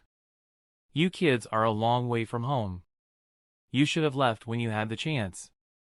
We have a mission to complete and we aren't leaving here without doing so. Yes. You kidnapped innocent people and held them hostage so their families would work in the mines. We wouldn't turn our backs on them at such a time. Tintin and Lee said, getting into a battle stance. Niji was silent, but he also prepared himself for the fight. Guys, be careful of that sword. It doesn't look ordinary. I think it's like that armor these guys have. Daichi didn't want the other genins to get blindsided, but he didn't give his teammates any more information. Maki heard Daichi and smirked. You have a good eye on you, kid. And you're right. This sword is indeed special and you'll see its abilities up close real soon. The former Mist Ninja made a seal and thick fog suddenly formed around them. Daichi had his senses on high alert and was easily keeping track of the enemy. Hidden Mist Jutsu. But that won't work. Especially with Niji and me here. He's coming! 2.4 meters northeast of US. Niji quickly shouted to Lee and Tintin. Maki stopped his approach as soon as he heard that. So I was right. This kid is from the Hyuga clan. That means he can see me with those eyes. Looks like I'll have to use the ocean as my battleground. Can't damage the ship. He quickly formed seals and spit out sticky water aimed at the genin's feet. Jump! Niji saw the attack coming and shouted. Maki smirked as his plan worked. Channeling chakra to his sword, he swung it in the genin's direction. A small blizzard was created and tossed the four-leaf ninjas onto the ocean a short distance away from the ship, and it cleared the mist. All of them landed on the water without any problems, and Daichi made sure to reinforce his shadow clone body with chakra to make sure he didn't get dispelled. What happened? Where did that blizzard come from? Tintin looked towards the ship and was surprised. It's the sword. He channeled some of his chakra into it, and the next second he was able to create that blizzard. Niji said to his teammates. A sword that can create blizzards?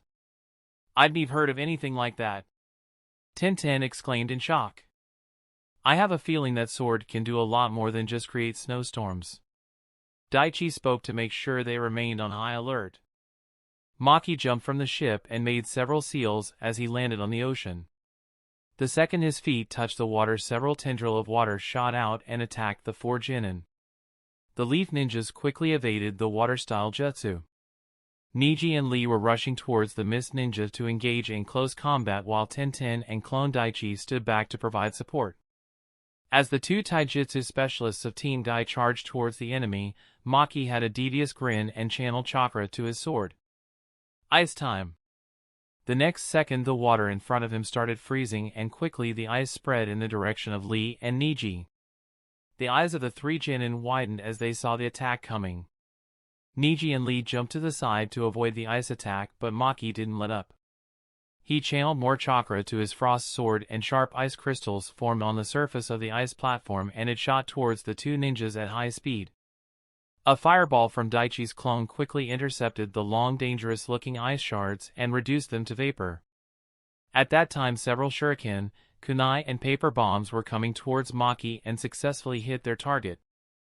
The paper bombs exploded, consuming the enemy ninja. Got him! Tintin landed a short ways away with a scroll wide opened in her hands. She smirked as she looked at the success of her attack. But her victorious feeling was short-lived when several water bullets shot out of the ocean surface targeting her. Luckily, Daichi used chakra strings to pull her out of the way just in time. Don't let your guard down, Daichi told them, and the genins regrouped. A few meters away, the enemy shinobi appeared. Maki was impressed with Daichi's reflexes. You think you can save them? Think again. He gripped his sword with both hands, focused his chakra into it, and swung at his hand as he could. Ice storm! Daichi's senses alerted him to the sudden drop in temperature. Brace yourselves! A sudden thick snowy storm blasted their way, and ice crystals slowly started to form on the four genin's bodies. The bodies of water around them became frozen solid in a few seconds. Niji, Lee, and Tintin had a hard time moving their bodies as they tried to shield their faces. The Hyuga had an idea as to what their enemy was trying to accomplish. He's trying to reduce our movement so he can kill us with a more lethal attack. Daichi, even though had a few ice crystals forming on him, looked relatively calm, but he was cautious. I can't let myself get dispelled. Time to really help these guys and stop holding back. Daichi increased the chakra flow in his body and turned it into fire nature, increasing his body heat. He then created several elemental strings and attached them to his 3 teammates. Channeling fire chakra to the strings, Daichi regulated their body temperature and their surroundings. Thus the ice crystals forming on their bodies melted and disappeared. Wow, I only feel mildly cold. Daichi, you're awesome. Lee moved his hands and looked at his friend with a grin. Your ninjutsu skills are really impressive. How did you do that? Wait. Did you just use chakra strings? Tintin asked the boy.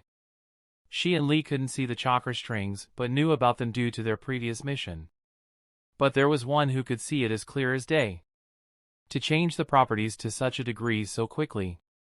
His control has gotten better from the last time. He did say ninjutsu was his specialty. Niji was reminded yet again why Daichi was the best in their generation. Yes. He used chakra strings and attached them to our bodies.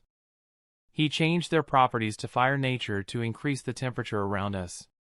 Niji said, but he didn't elaborate anymore. That's incredible. Just like on the last mission. Except this time you're protecting us instead of fishes. Tintin said.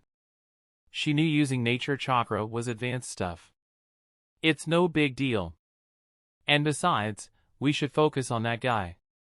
He's probably going to stop using his jutsu any second now that he can see the snowstorm has no effect on us.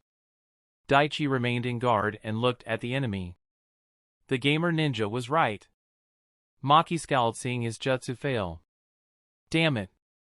I thought this would trap them, but it looks like there's one among them who's a proficient fire user. And I used quite a bit of my reserves for that. I need to be more careful. At that moment he saw Daichi disappear and immediately got away using substitution jutsu. The next second Daichi appeared near the spot Maki previously stood and narrowed his eyes. The boy used Mana Scout and immediately located the man underwater a short distance away. Niji also tracked the enemy with his eyes. He and his team prepared to attack but stopped when they saw Daichi making several seals. Water-style, tearing ripples. A powerful water current in the form of a very large ripple wave formed underwater and spread from Daichi's feet.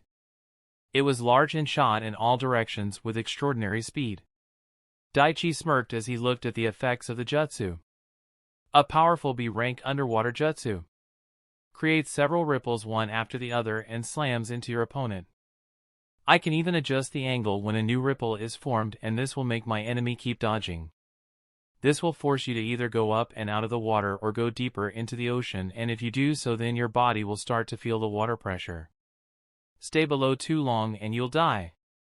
Maki saw the large powerful waves coming in his direction and knew that moving down would only bring about his end.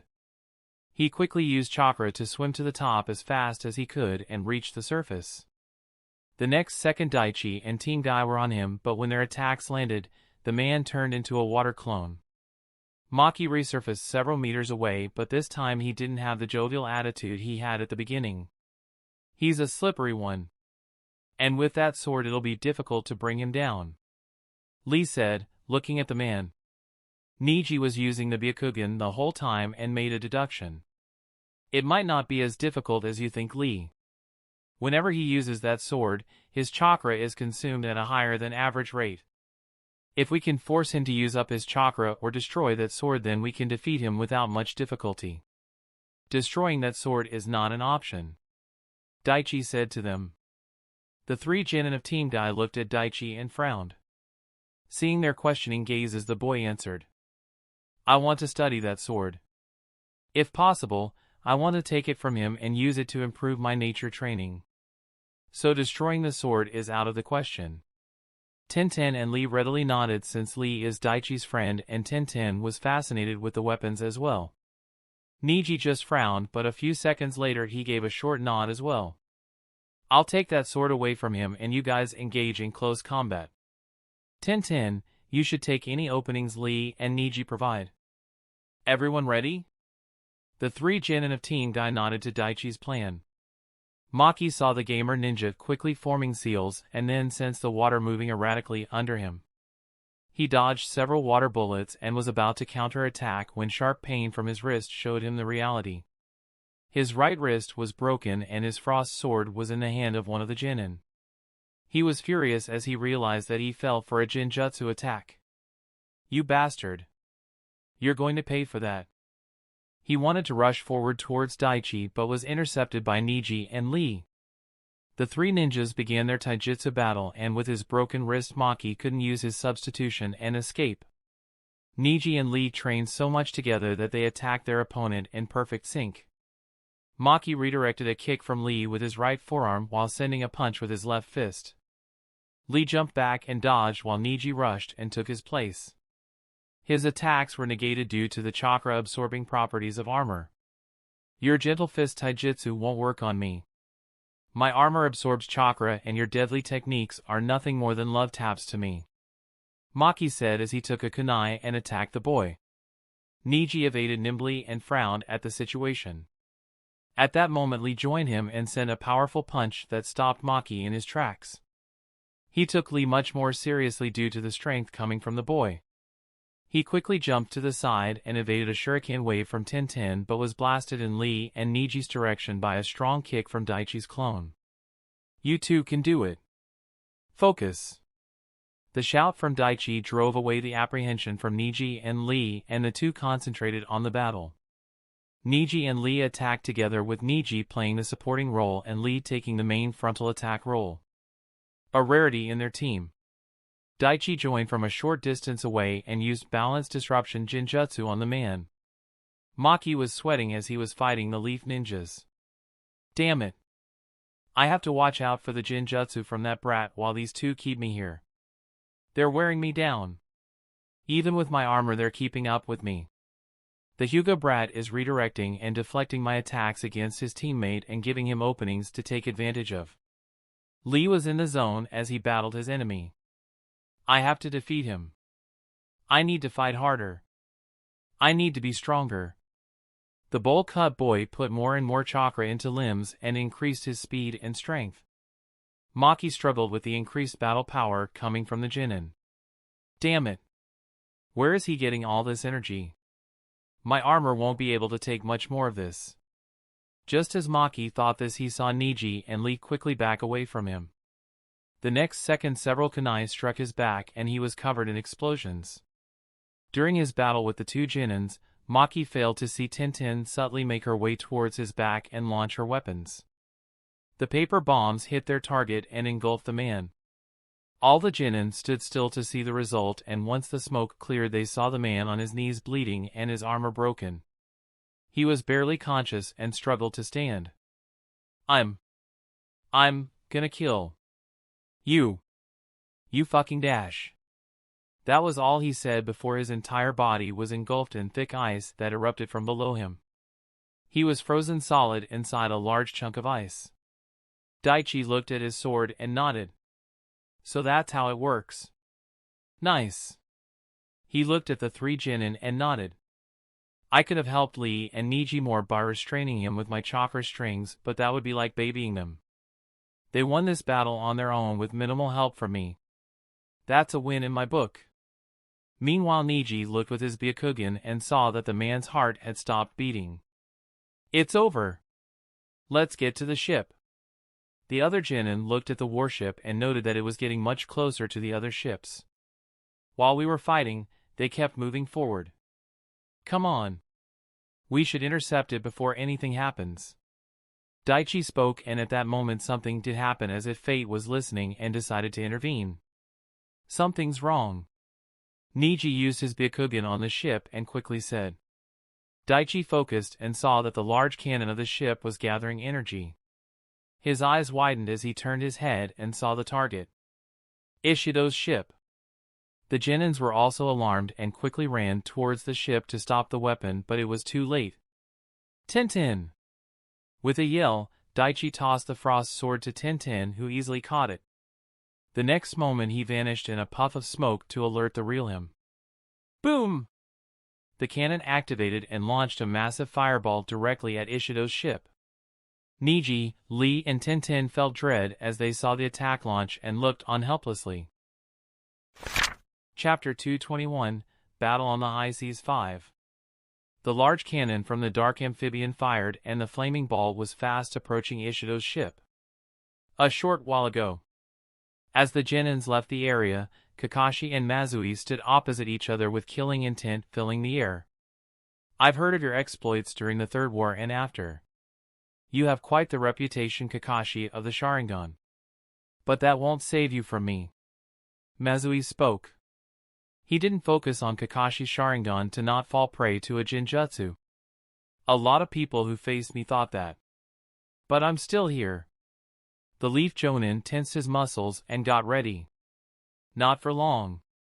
The next second the Rogue Cloud Ninja was in front of Kakashi with a lightning-fast punch aimed at the heart.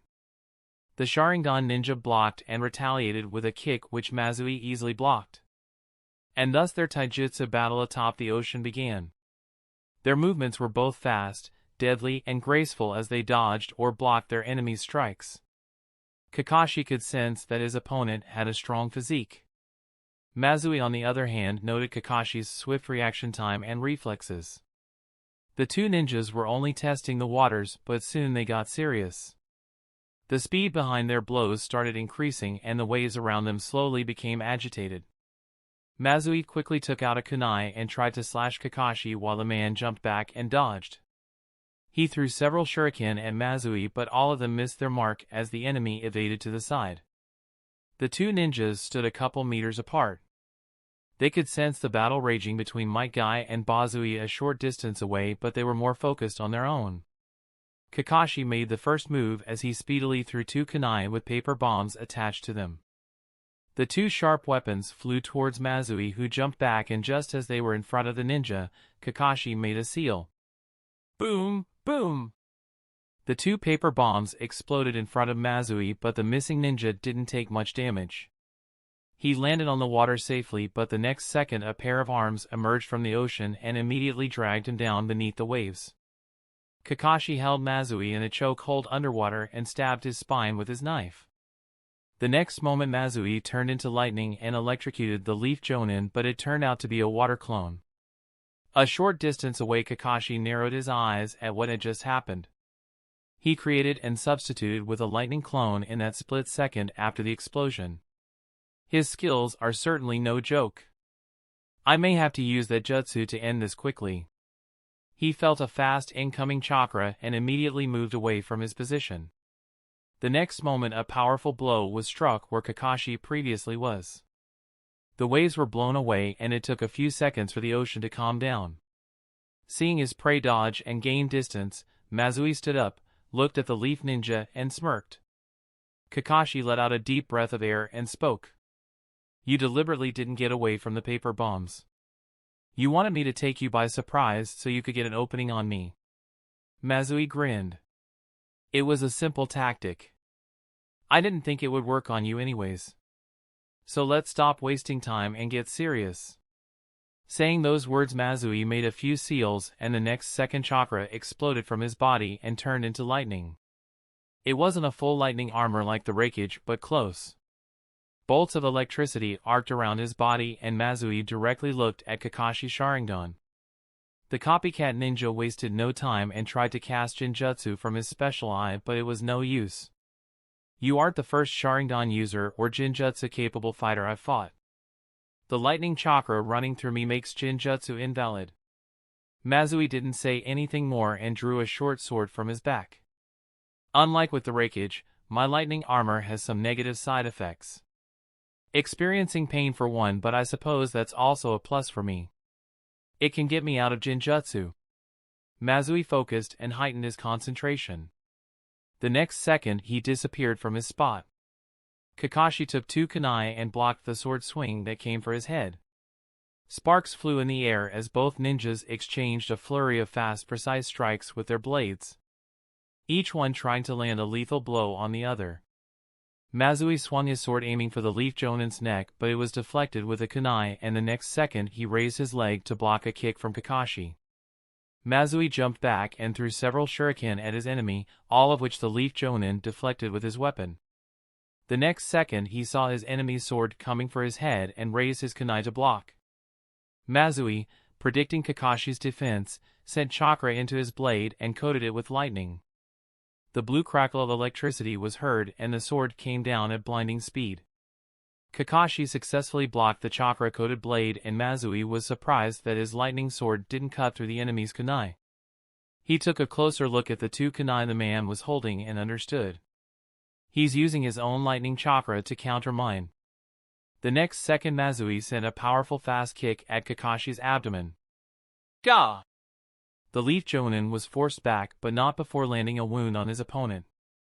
At the last moment when the kick was coming, Kakashi dragged his lightning chakra-coated kunai across the enemy's sword and tried to slash Mazui's neck. The Cloud Jonin adjusted his body to avoid a lethal blow, but a cut still formed on his cheek. Mazui and Kakashi stood across from each other and stared at their foe. The Leaf Jonin was cautious as he looked at the captain of the gladiator pirates. His lightning-style jutsu is similar to the Raikage, but it's not as powerful. He has incredible speed, but it's not armor-like or has the power boost like with the Raikage.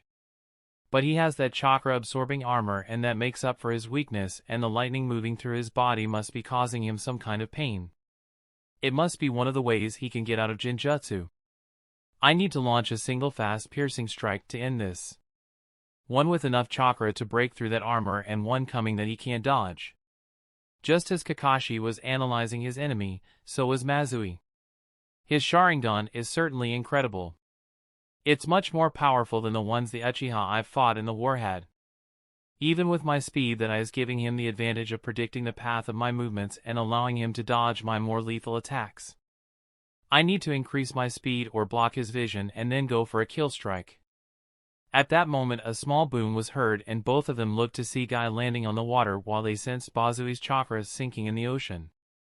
Mazui frowned at that, but he knew how strong his brother was. So he knew that the battle was far from over and turned his attention back to Kakashi.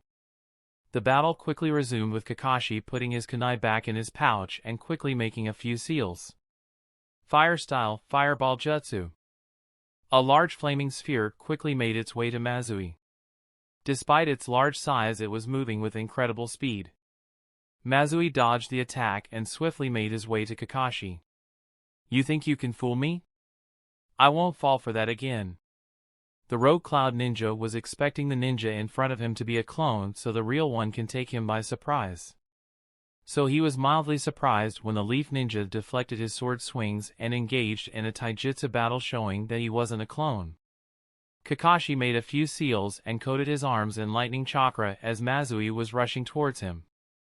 The Leaf Jonin thrust his hand towards the enemy's chest, but Mazui jumped over Kakashi and dodged the attack. As he jumped over, Mazui himself was making several seals. A large amount of chakra gathered in his arms, and when he landed on water he charged at the Leaf Jonin. Kakashi turned around to block a punch and counterattacked with a lightning fist of his own. But Mazui caught his wrist and grinned. The next instant the rogue ninja sent his stored chakra into Kakashi in the form of a strong electric current. Erg! The Leaf Jonin gritted his teeth as the current passed through him. Lightning-style electric overdose jutsu. It stores chakra in a limb and upon contact with the enemy it's released in the form of electricity, paralyzing and also temporarily doubling the weight of the target, making it difficult for the victim to move. Considering your strength, it'll only last a few seconds, but that's all I need. Mazui had a bloodthirsty grin as he knew he caught the real ninja. Wanting to finish this quickly, he swung his sword at the immobilized enemy. But before the sword could get close to Kakashi, water erupted around Mazui and completely covered him. The pirate captain was trapped in a sphere of water. This is water prison jutsu. But how? The Jonin looked, and a couple seconds later a water clone Kakashi appeared on top of the waves. The Cloud Ninja understood what had happened. He did make a clone. But he used himself as bait to catch me off guard. This clever bastard. The current running through the real Kakashi dissipated and he slowly took in a few deep breaths of air. He immediately took a small pill that Daichi gave him just for such an occasion. The Leaf Jonin felt his chakra increasing and immediately made the needed seals for the Chidori. Mazui saw the scene and internally frowned. He took some sort of pill from his pouch and he regained some of his chakra. That pill must be some kind of special military ration pill. That boy Daichi must have made it. If he has any more, then I'll be in trouble. I need to destroy it. As Mazui was making plans, lightning gathered in Kakashi's right palm and the sound of 1,000 birds chirping could be heard. This is the end of the road for you. He spoke in a grave tone as he looked at the man. Mazui, trapped in the water prison jutsu, gritted his teeth in anger. No. I can't die like this. I've just gotten my freedom. I want to live. The mad desire to survive made his chakra output to his pseudo-lightning armor increase several-fold. Kakashi's water clone didn't have time to escape as the water prison jutsu exploded and destroyed him, setting the man free. He looked at Kakashi with fury. Mazui felt pain all around his body due to the extremes of his jutsu, but he considered it a worthwhile exchange for his life. The second Mazui was free Kakashi threw a kunai as fast as he could aimed at the man's forehead. But it was a miss. Mazui disappeared from his spot and got behind Kakashi and slashed down, aiming at the man's spine with his kunai. Kakashi tilted his body and barely avoided it with only a tear on the back of his Jonin vest. The copycat ninja jumped forward and gained some distance before turning around to face his enemy. He saw Mazui looking at him with a grin. At that moment, Kakashi's eyes fell on the pouch that was in the enemy Jonin's other hand. Damn it! He used the kunai attack as a distraction. He was aiming for that. The rogue cloud ninja swiftly examined the bag. This thing has defensive seals weaved inside. So only that guy can open it. If anyone else tries, it blows up. Classic tricks I've seen from elites and black op nins. Since I can't take any chakra pills from this, I might as well destroy it. Mazui increased the chakra output in his palm and destroyed the pouch along with all its contents. No more ration pills for you, Kakashi. Kakashi looked at the scene and mentally congratulated himself for having the foresight to put his favorite book on the ship. But he was also annoyed at this turn of events. Now I don't have any of Daichi's pills, so I have to fight him with the chakra I have now. I should only use that jutsu for a kill shot. Otherwise he would become wise to my tactics and it would become even more difficult to finish this. At that moment Mazui rushed towards Kakashi as he went through several seals and spat out a large stream of fire. The Leaf Ninja quickly countered by using the blockade waves jutsu that Daichi used earlier. Fire and water ninjutsu collided and steam erupted, covering the area. Mazui stopped in his tracks and ended the fire jutsu. He quickly went through a few other seals as well. Water style hidden miss jutsu. Thanks to Maki, learning this was a piece of cake. Now your Sharingan won't be so effective, Kakashi. The copycat ninja knew what the enemy was doing. He's trying to reduce visibility, wear down my mental strength and reduce my chakra with high-level ninjutsu. Still, this could be used to my advantage. Kakashi made a plan and created a couple of shadow clones. They all made seals and the next second blew large winds in all directions, dispersing the mist. At that moment Mazui attacked one of the Kakashis and reduced him to smoke. My plan is working. I'm going to make you use up your chakra, and when you can't even defend yourself, then I'll finish you. The two ninjas exchanged lethal strikes and ninjutsu at a fast pace. When Mazui tried to use a fire-style jutsu again, Kakashi used a large-scale lightning jutsu to destroy it. Kakashi coated his kunai with lightning nature chakra and attacked, but Mazui blocked it with his own lightning, ending the short clash in a stalemate. The two ninjas were breathing harder and harder as the fight went on, and soon Kakashi was down on one knee, looking haggard. He looked at his opponent and gathered some of his remaining chakra onto his right palm and activated the Chidori. Mazui was standing a few meters away and he wasn't looking too good either. During the battle, the Leaf Ninja managed to land a lethal strike on Mazui's upper right arm, rendering it useless for battle. He looked at the ninja on his knee and took in another shaky deep breath of air. He doesn't have much left. This lightning attack will be his last. Kakashi took a kunai and threw it towards Mazui's head, but the aim was slightly off. The Cloud Ninja saw it and thought it was due to his miserable state. So the former Cloud Jonin just tilted his head with a condescending smile and let the weapon pass by without touching him. He easily dodged the metal weapon, but what he didn't know was that kunai had a special seal on it. Die! The rogue Jonin was about to charge forward towards his enemy, but the next second he felt something pierce through his back. He looked down and saw a lightning-coated arm sticking out of his chest through where his heart was. Gah! Mazui spat out blood as he looked forward and saw no sign of his enemy. Never underestimate your opponents, Kakashi said in a cold tone. He recalled what he said to Daichi at the end of their serious battle. When a shinobi is in a prolonged battle or in a dangerous position, they would just wish for the battle to be over with, and thus they would make one or both of two great mistakes: arrogance and carelessness. Mazui, you made both. Mazui tried to turn around, but life soon left his eyes and he fell forward dead as Kakashi took his hand out of the man's chest. The Leaf Jonin didn't smile or feel smug at his victory. He didn't enjoy taking a life, but he knew that it was sometimes a necessity in their world. He closed his eyes and sent a silent prayer for another enemy fallen by hands. Brother! No! An agonizing scream came from Bazui as he saw Mazui fall. Kakashi let out a sigh and turned his attention to the remaining enemy Jonin. As Kakashi vs. Mazui battle began. About 100 meters away, another battle was going on between the Taijutsu warriors Might Guy and Bazui. Your Taijutsu seems strong, so I won't hold back. Might Guy!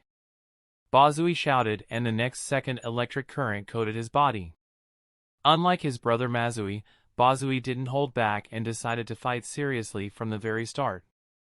Seeing his opponent battle ready, Guy took his taijutsu stance and braced himself.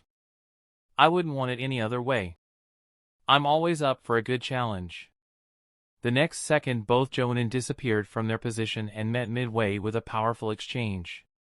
The blows hit each other and large waves were created from their force. The two ninjas were a blur as they battled their enemy. While Kakashi and Mazui focused on speed and lethal precise strikes, Bazui and Guy were fighting each other with their taijutsu style and powerful brute force. As they tried to break their opponent's body down, Bazui suddenly spoke. You're strong but reckless. You leave yourself open to attack. As he said this, a palm with lightning coating went straight towards Guy's chest.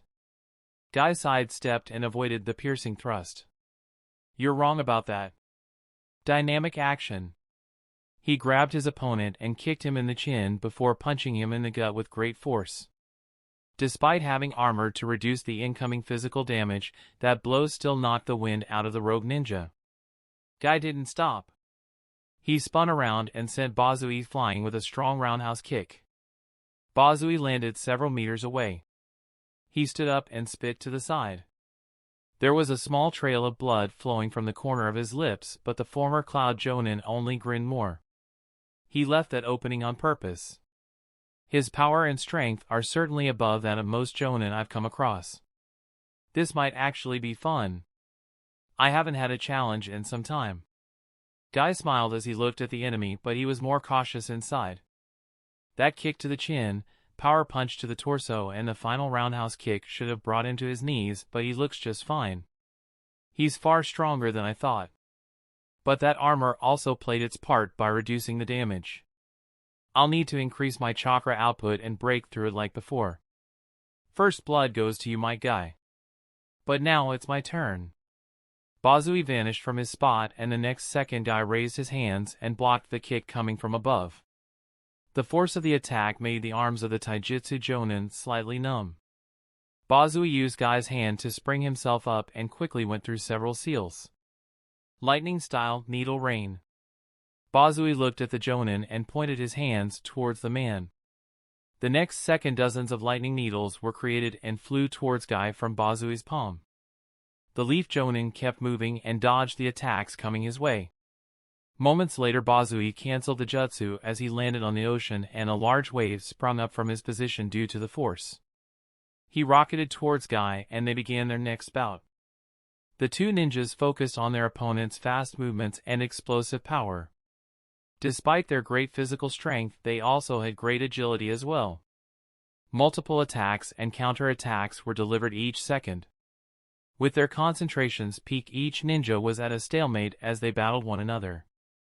Guy blocked two incoming punches aimed at his vitals and held onto his enemy's arms. He sent a knee aimed at Bazui's chin, but it was blocked by the man's legs. The rogue Cloud Ninja quickly grabbed Guy's wrist and forced his arms aside as he stepped forward and gave a headbutt to Guy. Gah! Guy reeled back and was forced to let go. His nose was bleeding, but that didn't stop the man from paying attention to the incoming attack. A fast kick was aimed at his throat, which Guy immediately dodged. He grabbed onto the outstretched leg and spun around, taking Bazui off his feet. After a couple of spins, Guy tossed him upwards high into the air. Wiping the blood off his nose and focusing on his enemy took only less than a second for the taijutsu master. He bent his legs and took off into the air towards his foe with great force. Rising Leaf Whirlwind. Guy was right in front of Bazui and sent a powerful kick that sent the rogue ninja higher into the air. Guy continued rising in the air with his enemy. He attacked his opponent with several combo kicks and punches, but Bazui managed to block most of them. His body was capable of taking harsh punishment and could fight much longer. Bazui tried to grab Guy's hand, but the Leaf Jonin redirected it with his forearm and got behind the man. Both of them high in the air with might, Guy behind Bazui. Before the pirate ninja could turn and retaliate, Guy pulled his arms back and tensed his muscles. The next second he sent a strong double punch towards Bazui's back. The force shot him towards the sea and he landed with a small boom. Seconds later, as Bazui sank beneath the waves, Guy landed atop the water with grace. Large sea waves splashed all around as Bazui sank for a few meters. That fucking hurt. I'm lucky he didn't manage to damage my spine. He regained his bearings and quickly rushed towards Guy from underneath the ocean.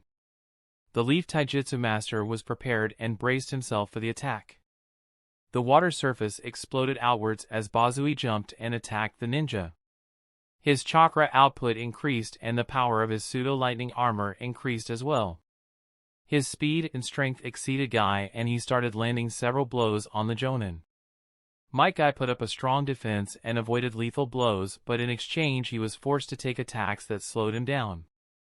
It can't continue like this. His speed and power has increased by a large margin. I need to open the gates to finish this. Mustering more energy into his body and cells, Guy was able to push back against the rogue ninja. Bazui jumped back and stood on guard. The extreme chakra output was causing him pain, but he knew he couldn't show any weaknesses or he'd lose the battle. Guy didn't waste any time and opened the first gate. Gate of opening, open. The first gate of opening located in the brain's left hemisphere, opened, removing Guy's mental inhibitions. Letting out a deep breath of air, he immediately opened the second gate. Gate of healing, open. Veins started to bulge on Guy's body and become visible. Chakra flooded throughout his body, rapidly re-energizing him and increasing his recovery speed. Bazui became cautious as he saw the building veins and muscles. Something's happening. He must be performing some kind of technique to increase his bodily functions. I have to stop him. But before Guy or Bazui could make a move, they heard the loud sound of a certain technique. Guy's eyes widened as he recognized the jutsu sound. He and Bazui both turned to look at the other battle and saw Mazui escaping from the water prison. Bazui smirked at that. He won't defeat my brother like that. Guy smirked hearing that. My rival Kakashi isn't someone easy to defeat as well. We'll see. Now, what do you say we ignore those two and focus on us, huh? The lightning coating Bazui's body increased. His muscles bulged and he got in his combat stance. The smirk on Guy's face vanished as he took his opponent seriously. I need to open the third gate. It's the only way to finish him. I shouldn't use the reverse lotus unless absolutely necessary. If he can take that and still be able to battle, it will be a big problem. Gate of Life open. Having made his choice, Might Guy opened the third gate located on the spinal cord. His skin turned red with veins bulging all over his body. Guy's pupils disappeared and his hair stood on end as power radiated from him. Bazui narrowed his eyes as he looked at his enemy's transformation. It must be some sort of technique that increases his physical power by several times. But it must have some sort of cost. Otherwise he would have used it much earlier. "Here I come!" Guy yelled and tensed his legs. The next second the ocean exploded where he stood and Guy disappeared from his spot. Bazui was able to track the man, but putting up a solid defense was far more difficult. Might Guy appeared on the man's right side, and when Bazui swiped a lightning-coated arm at him, Guy's form disappeared like an afterimage.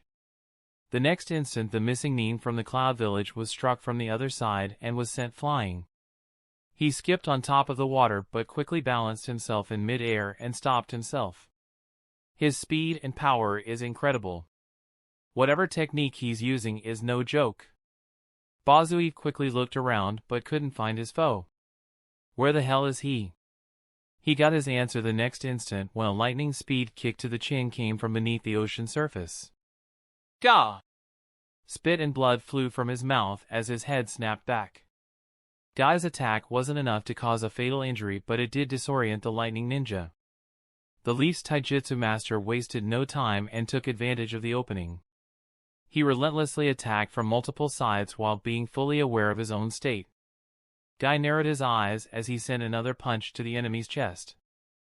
I can't afford to be careless and take myself out of this fight. Bazui was getting angrier by the second as he was attacked from multiple angles. Pushing his chakra to its utmost limits, he sent lightning bolts in all directions when he sensed Guy coming in for another attack. The lightning strike landed and electrocuted Guy. It only slowed the Jonin down for a second or two, but that was enough for Bazui. Pushing himself through the pain he was experiencing, he disappeared and reappeared in front of Guy and sent a powerful blow that sent the Leaf Jonin flying backwards.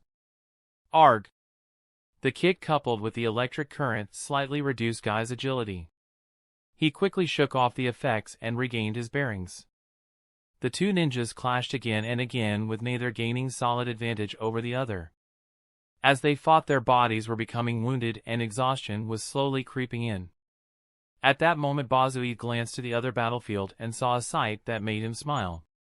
Guy was puzzled at Bazui's expression and turned his attention to what was happening with his fellow Leaf Jonin. The taijutsu master was surprised to find his rival on his knee looking utterly exhausted. But he was slightly confused. I know Kakashi has a problem with his chakra reserves due to the Sharingan, but he should have lasted longer. Even with whatever ninjutsu he's forced to use, his reserves shouldn't be depleted so quickly. So then, this must be a ploy to trick the enemy. Guy had battled Kakashi on numerous occasions, so he was well aware of his rival's strength.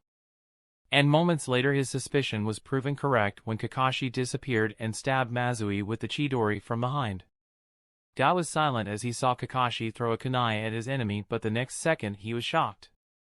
Kakashi disappeared from his spot and was behind Mazui and thrust his Chidori into the man's back. It's over. Even though they were enemies, Guy too didn't feel any joy when a life was taken. He then thought about something else. How did Kakashi get behind him so quickly? It was almost instantaneous. I couldn't even follow his movements. I'll ask him once we get home. Bazui's eyes widened as he saw his brother fall. He felt the chakra disappearing from his elder brother's body. Brother! No! An agonizing scream came from him before he even realized it. His pseudo-lightning armor disappeared as he stood there in shock. Guy, out of respect for his enemy, decided to give him a few moments to mourn the death of his brother. He was feeling the pain of opening the third gate, and now with Kakashi soon joining him, Guy knew his odds of victory would increase significantly. He let go of the forbidden jutsu and waited for his rival while he quietly recuperated. Capturing one of the lightning twins alive could give an advantage if we have to make any negotiations with the Land of Cloud. A few tears formed at the corner of Bazui's eyes as his brother's body vanished into the depths of the ocean. Brother. Farewell. Kakashi disappeared from his position and appeared near his friend. It's a good thing I marked Guy with a teleportation jutsu seal. Kakashi and Guy looked at the ninja, and a couple seconds later Guy spoke. Surrender. You can't win this fight. Hearing that statement made Bazui's blood boil. He turned to look at the two ninjas, especially Kakashi, with furious anger and vengeance burning in his eyes, and immediately the two leaf ninjas knew what his answer was. You're going to pay for that. I'm going to make you suffer, Kakashi Hatake. Bazui said through gritted teeth. Lightning exploded around him as he clenched his fists. Blood was dripping down his fingers as his nails dug into his palms, but he didn't seem to notice or care. Kakashi narrowed his eyes and looked at the angry shinobi. You've killed your enemies. Taken people's families away from them. So you shouldn't complain when someone does the same to you. Or did you think you and your brother were special? The rogue ninja's anger skyrocketed as he heard that. Flooding more chakra to boost his speed, he made several seals in seconds as he charged at his enemies. Kakashi and Guy got ready, but they couldn't react to Bazui's new burst of super speed. Bazui got behind the two ninjas and two lightning bolts were fired from his hand. Lightning-style immobilization field. The two lightning bolts came near the two-leaf ninja in a fraction of a second, and instead of hitting them, it spread like a dome around them and trapped the two inside. A lightning cocoon with two-leaf ninjas as its prisoners. Kakashi coated his hands with Chidori and tried to break through, but a lightning bolt from the dome struck and paralyzed him. Bazui kept supplying chakra to the jutsu to keep the two ninjas contained. He had wild menacing eyes as he looked at the two. Kakashi and Guy were trapped and had a bad feeling as they looked at their enemy. You're right, Kakashi. But that doesn't mean I'm not going to take my revenge. Bazui pressed a button on the earpiece he had. Ready the destroyer. Target the unknown ship north of your position.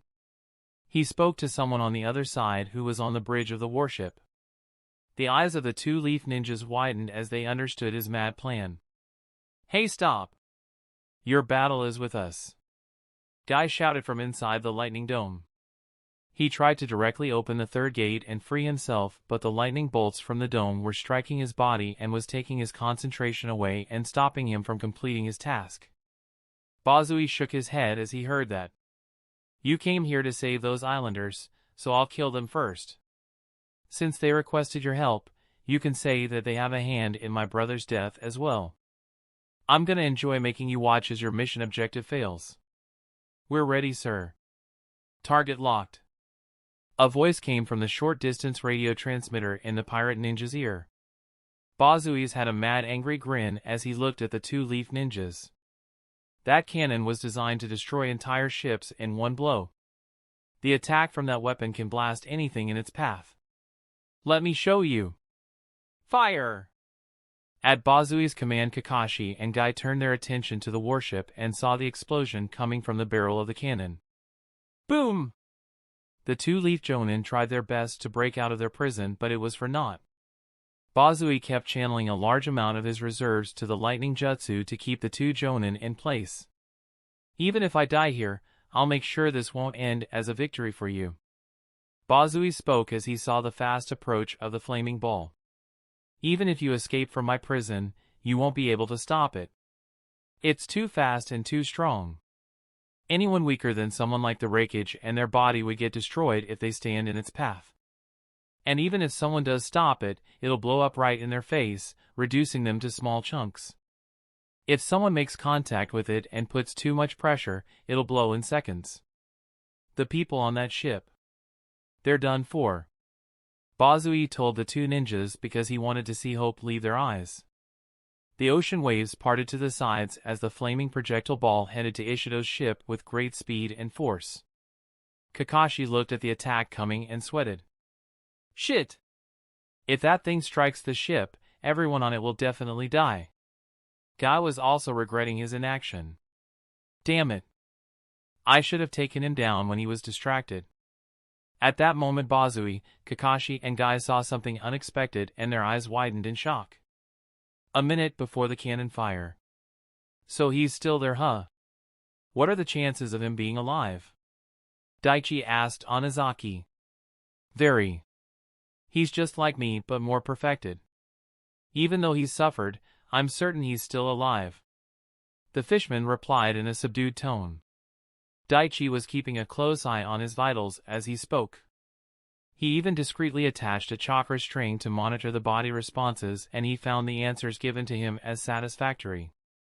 At that moment Onizaki looked at Daichi and spoke. I told you everything I know.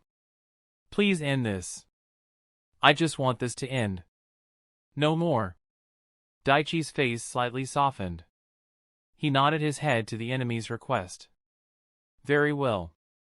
A deal is a deal. I hope you have better luck in your next life. Onizaki closed his eyes, and the next second he felt something pierce his heart. He opened his eyes and saw Daichi with a somber expression and a knife in his chest. He didn't feel much pain and quickly succumbed to the darkness. Daichi took a special seal from his inventory and placed it on the deceased Onizaki's chest. He then placed the body on the water and watched as it slowly sank into the ocean.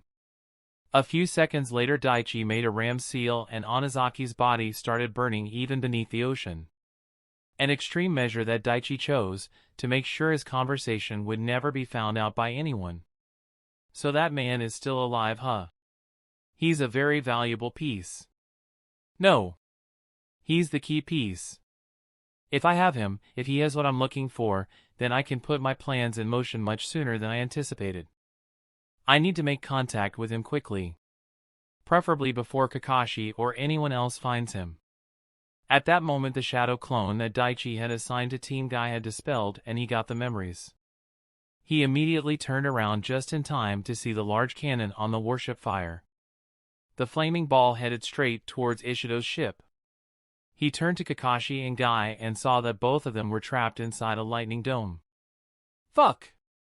Daichi couldn't help but curse out loud seeing the situation. Flooding his body with chakra, and using skills that he hadn't used in a long time, Daichi burst towards the path of the fiery shell. Daichi's hearing was far greater than even ordinary ninjas. So he heard every word Bazui said. In mere moments Daichi came up and discarded several plans that came to his mind. Fuck! If I punch that thing, it'll explode in my face. It can't be stopped with water-style jutsu. At that speed it'll blast right through. And I can't adjust its trajectory with chakra strings or any wind-style jutsu. It's moving too fast and my strings aren't powerful enough for something traveling at that speed and generating that much force. Daichi thought of several ways and finally he made a choice. Instead of intercepting and punching the flaming shell to bits or using chakra strings to adjust course, he decided to do something else. A direct course of action.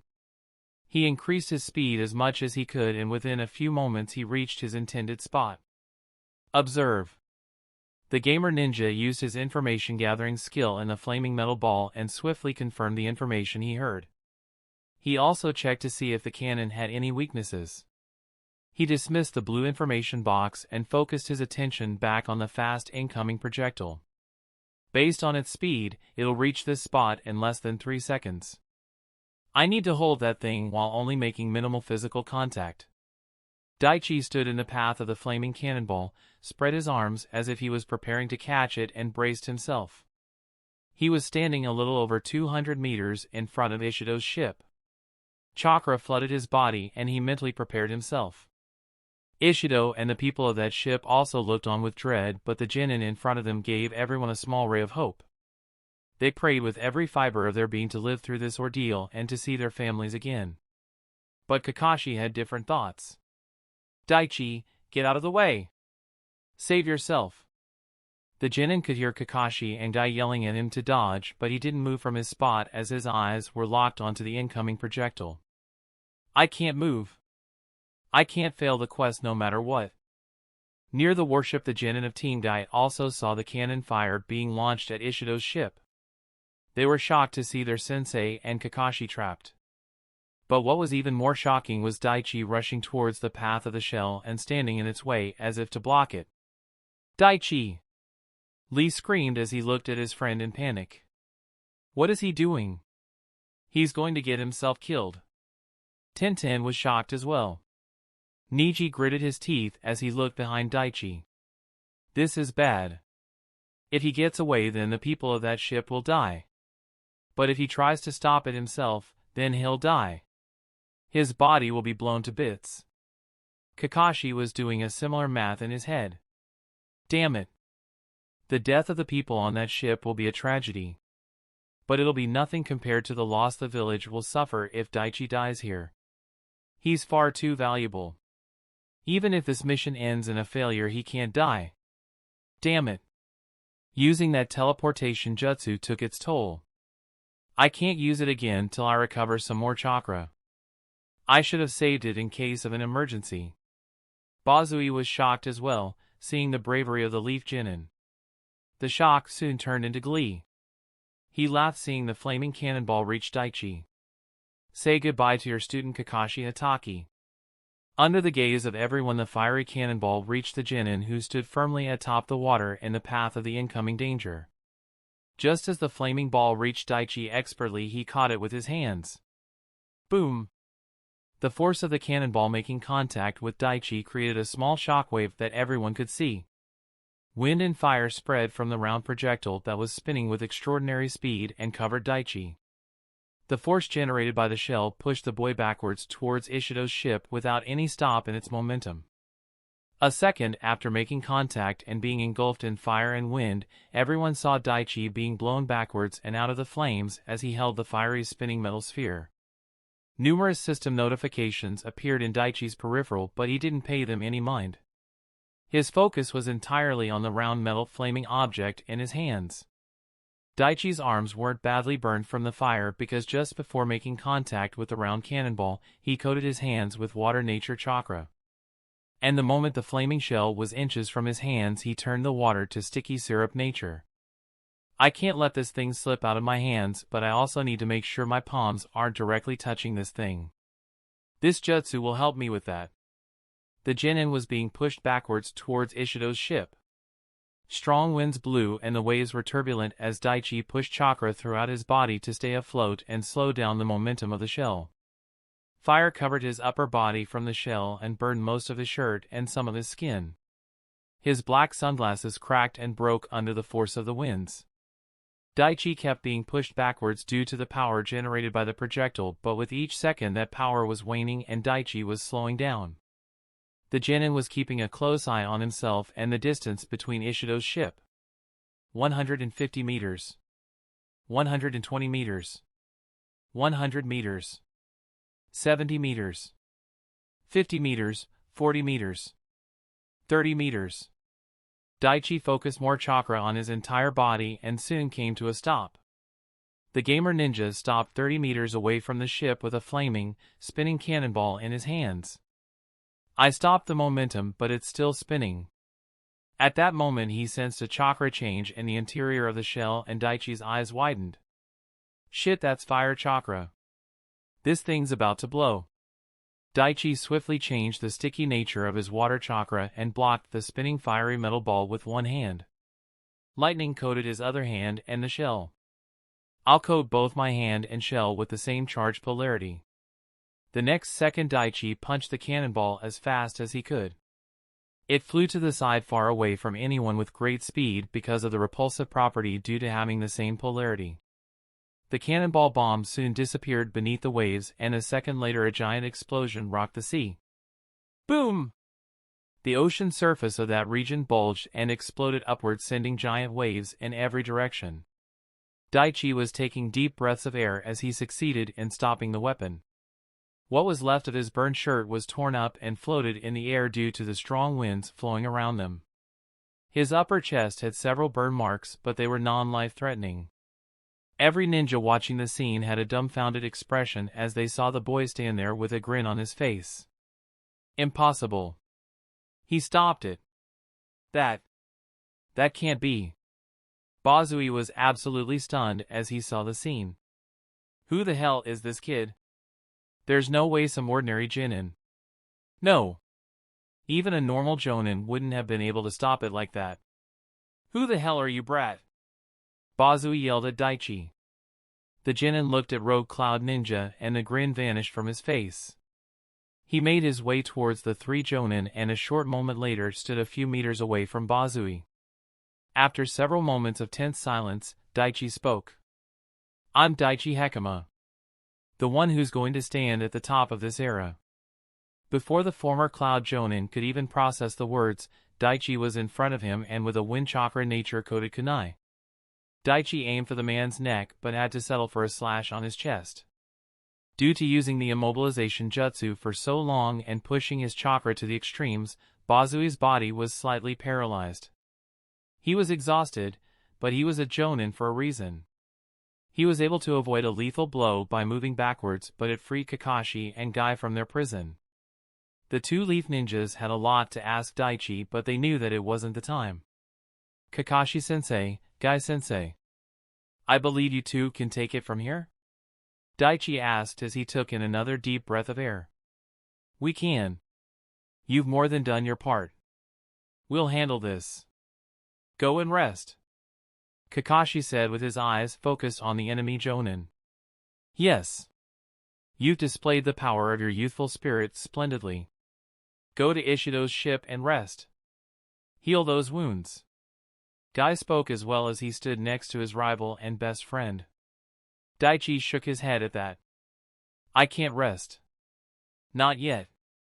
I won't be able to take another attack like that.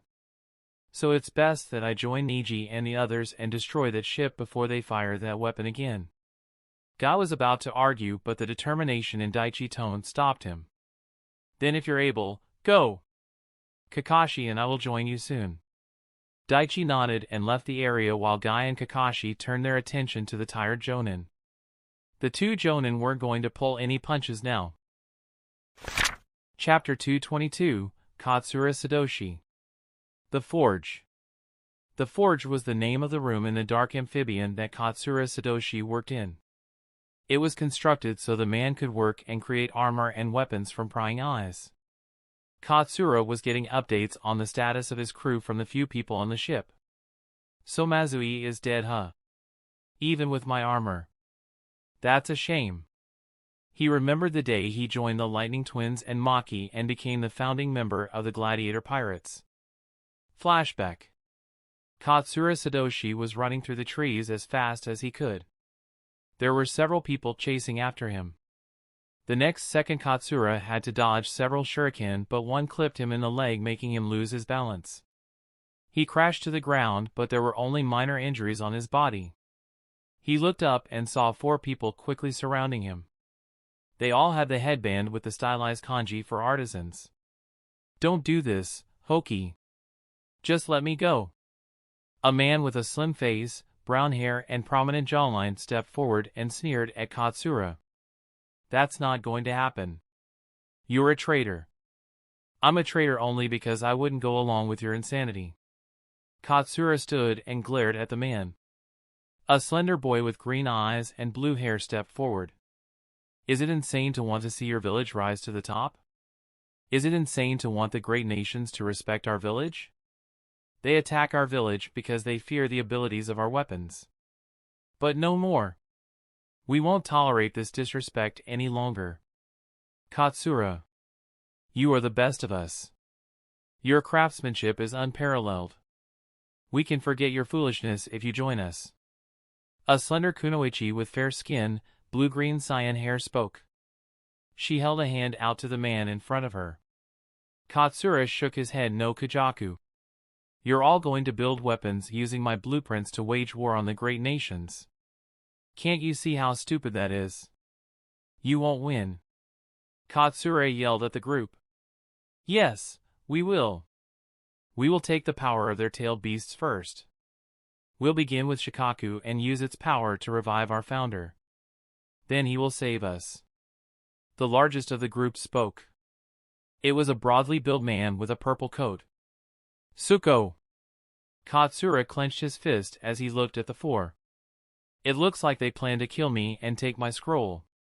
There's no way out of this. I can't beat all of them and they won't let me take out my weapons from the scroll. Maybe if I surrender I might get the chance to escape again. It's better than dying here now. Katsura sighed and he relented. Fine. Have it your way. I'll help you build the weapons. Hoki smiled as he looked at the defeated man. Do you think we're idiots? You're just looking to buy time, aren't you? Katsura's eyes widened as he heard. He looked at the malicious intent coming from the four and came to a startling realization. You all never intended to let me live, did you? Ninja wire flew from Kajaku's hands and she quickly restrained Katsura. You've shown that you're not truly loyal to the village. So you'll have to die. A kunai appeared in Hoki's hand and he rushed forward towards Katsura. In one timeline, Katsura was killed by the four. They would take his scroll and build the weapons needed to revive their founder. In this timeline, however, several shuriken came from shadows and struck Hoki's vitals, instantly killing him. From the shadows came two ninjas with a /Cloud Village headband. Now what do we have here? Mazui said with a grin. Flashback end. The twins saved me from Hoki and his team and I became a weapons creator for them. It was a far better deal at the moment. Sir, we have enemies on board the ship. A voice came from the radio in his earpiece. Katsura took his sword and waited for his opponent. Daichi looked at the notifications piled up on the corner of his vision. He looked ahead and saw that Niji, Lee and Tenten were in the process of destroying the large cannon. So they went after the cannon first, huh? Good. He created a shadow clone and had it join the other genins while he healed himself and slowly made his way over to the warship. Daichi looked at the notifications and smiled as another skill reached level 100. Negative 73 health points. Negative 80 health point. Skill physical endurance's level has risen by 1. Congratulations. You have successfully trained a skill to its highest level. 500 EXP. 75 EXP. Negative 44 health point. Skill chakra enhancement's level has risen by 1. Negative 37 health points. Skill chakra flow's level has risen by 1. Negative status, first degree burns. Skill light steps level has risen by 1. Not bad. Not bad at all. His hands glowed green as he brought them to his chest. The healing chakras soothed the small lingering pain and healed the minor burns on his chest. He looked ahead and saw the other genins taking down the crew and going inside.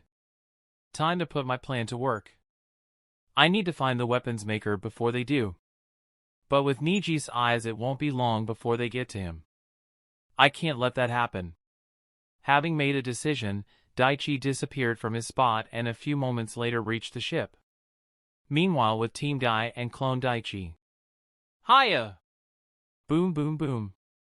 Lee sent a powerful kick towards the barrel of the cannon while Tenten hurled several kunai with paper bombs tied to the base of the large weapons. Their attacks wrecked the destroyer cannon while Niji took down the crew that was coming for them. His gentle fist made swift work of the enemies that stood in his path. At that moment Daichi's shadow clone quickly joined them. Daichi! That was so cool. I can't believe you stopped such an attack on your own like that. Lee said as he gave his friend a big grin and thumbs up. Yeah. We thought for sure you were a goner when you stood in its way. I can't believe you're so strong. Tenten spoke as she landed near him. Daichi smiled at the two compliments and replied. I've been training and increasing my muscle strength these last several years. So I knew I would be able to take that attack head on. But only one.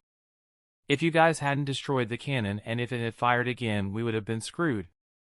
Niji finished his opponents and came near them. You're a clone, right? Why didn't you come here yourself? He asked Daichi. The gamer ninja raised an eyebrow at that. I might look fine, but I did take some serious damage from tanking that attack. My real self is healing himself while he sent me to finish this. We need to sink this ship and everything on it. He'll come as soon as he's done healing his wounds.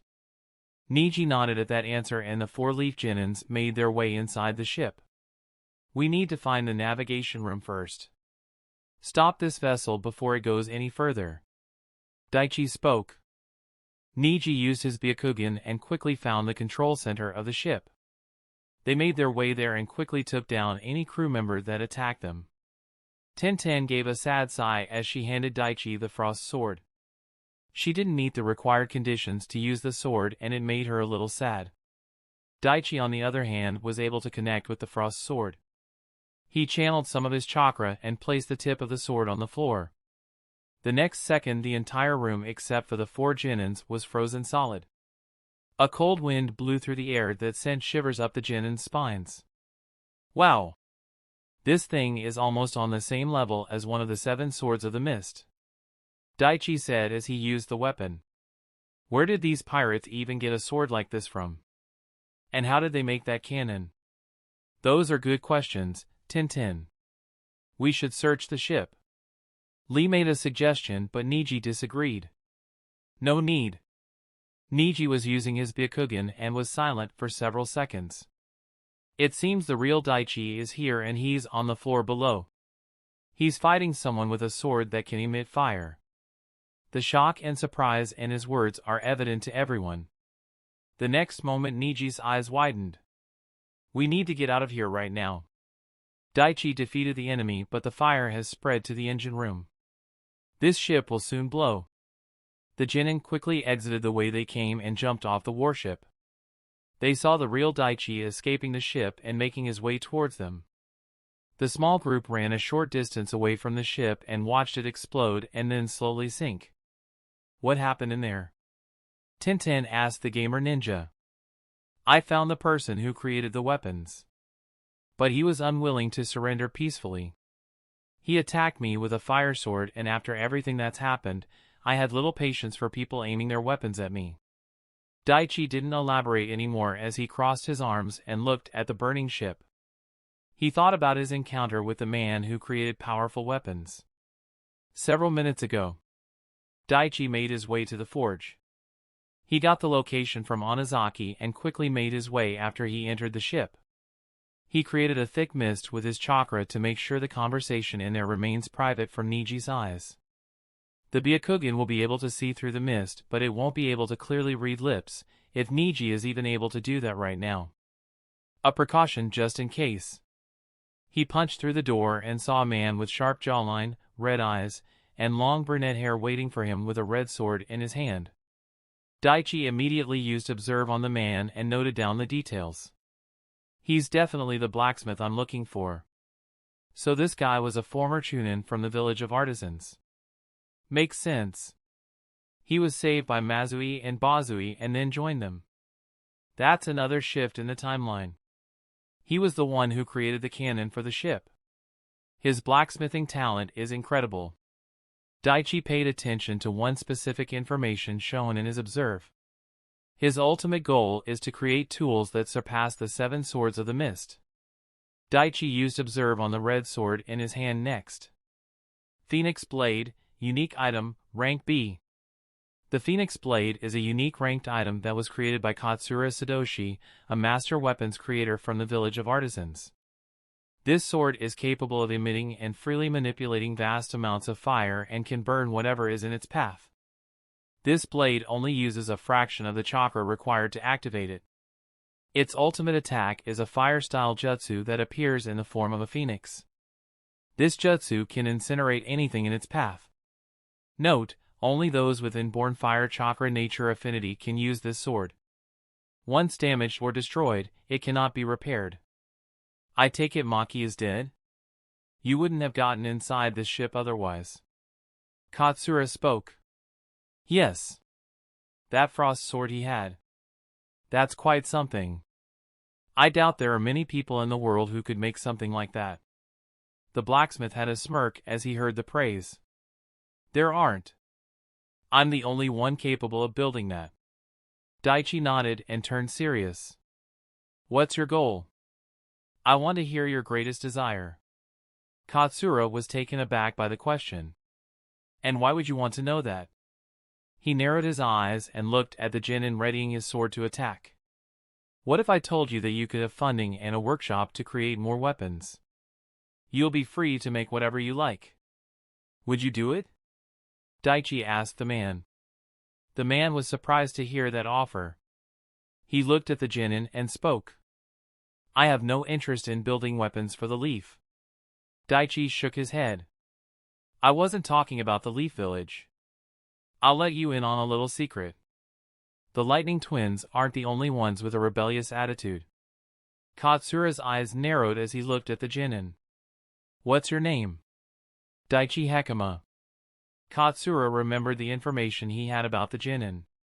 He's the one who found the treasure. So he would definitely have some capital to fund my projects. After thinking for a few moments, the blacksmith made a decision. I want to build weapons and tools that surpass the might of the 7 swords of the Mist Village. Daichi smirked and nodded his head. I can help you with that goal. But you need to trust me. What do you want me to do? Use that weapon on the surroundings. Destroy this room. I can't have anyone else find your weapon blueprints. The man looked into Daichi's eyes and decided to take a leap of faith. If I refuse, I'll die or be taken prisoner. None of the 2 options appeal to me. But if I join him, then maybe I'll be able to survive and accomplish my goal. Katsura nodded to Daichi's suggestion and channeled his chakra to the sword. He pointed the phoenix blade towards the blueprints he created. Every blueprint he created was stored in his memory. So destroying the physical copies won't be a problem for him. The fire from the sword destroyed the room and it blew the mist away. The fire also struck part of the engine room and destroyed several machines. Now what? The Chunin asked Daichi. Now I'm going to kill you. What? The blacksmith was shocked when he heard that.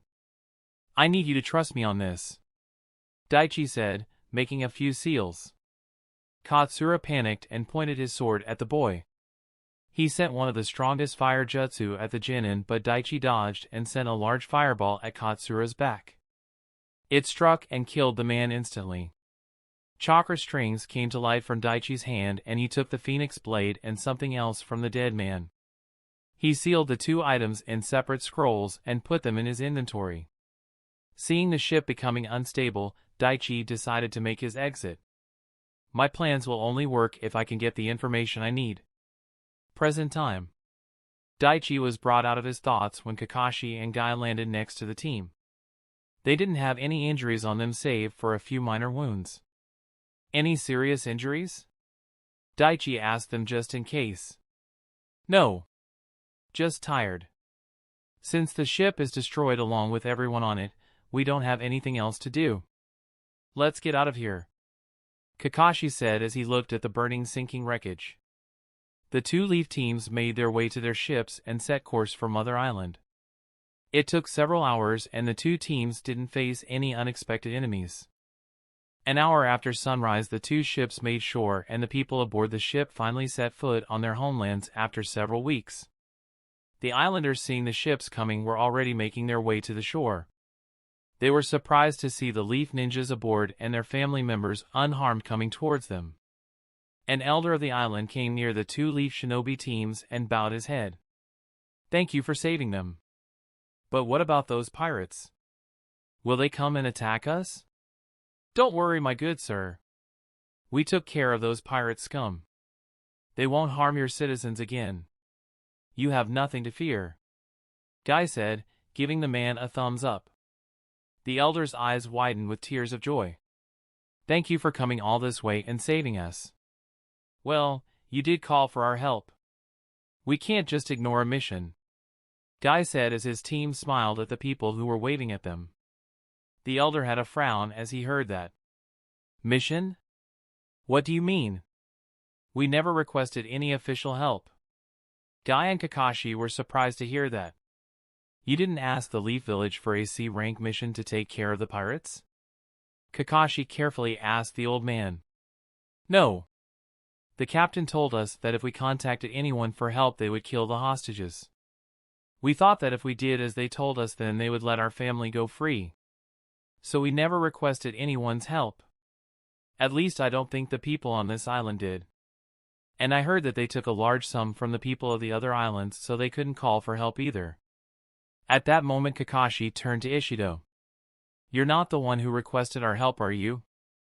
The man shook his head as he looked at the ninja. No. I just took a gamble when I saw you guys. I don't have the money to hire anyone. This is strange indeed. Kakashi rubbed his chin and thought about the situation. So someone definitely wanted those pirates dead. Or the lightning twins dead specifically. I'll inform Lord Hokage when we get back to the village. Soon the villagers thanked the Leaf Ninjas and left for their homes. As the two teams were getting ready to leave and head home, Daichi spoke. Sensei, I found some interesting information that I think you should know. And what's that? I think I know where Orochimaru's lab is.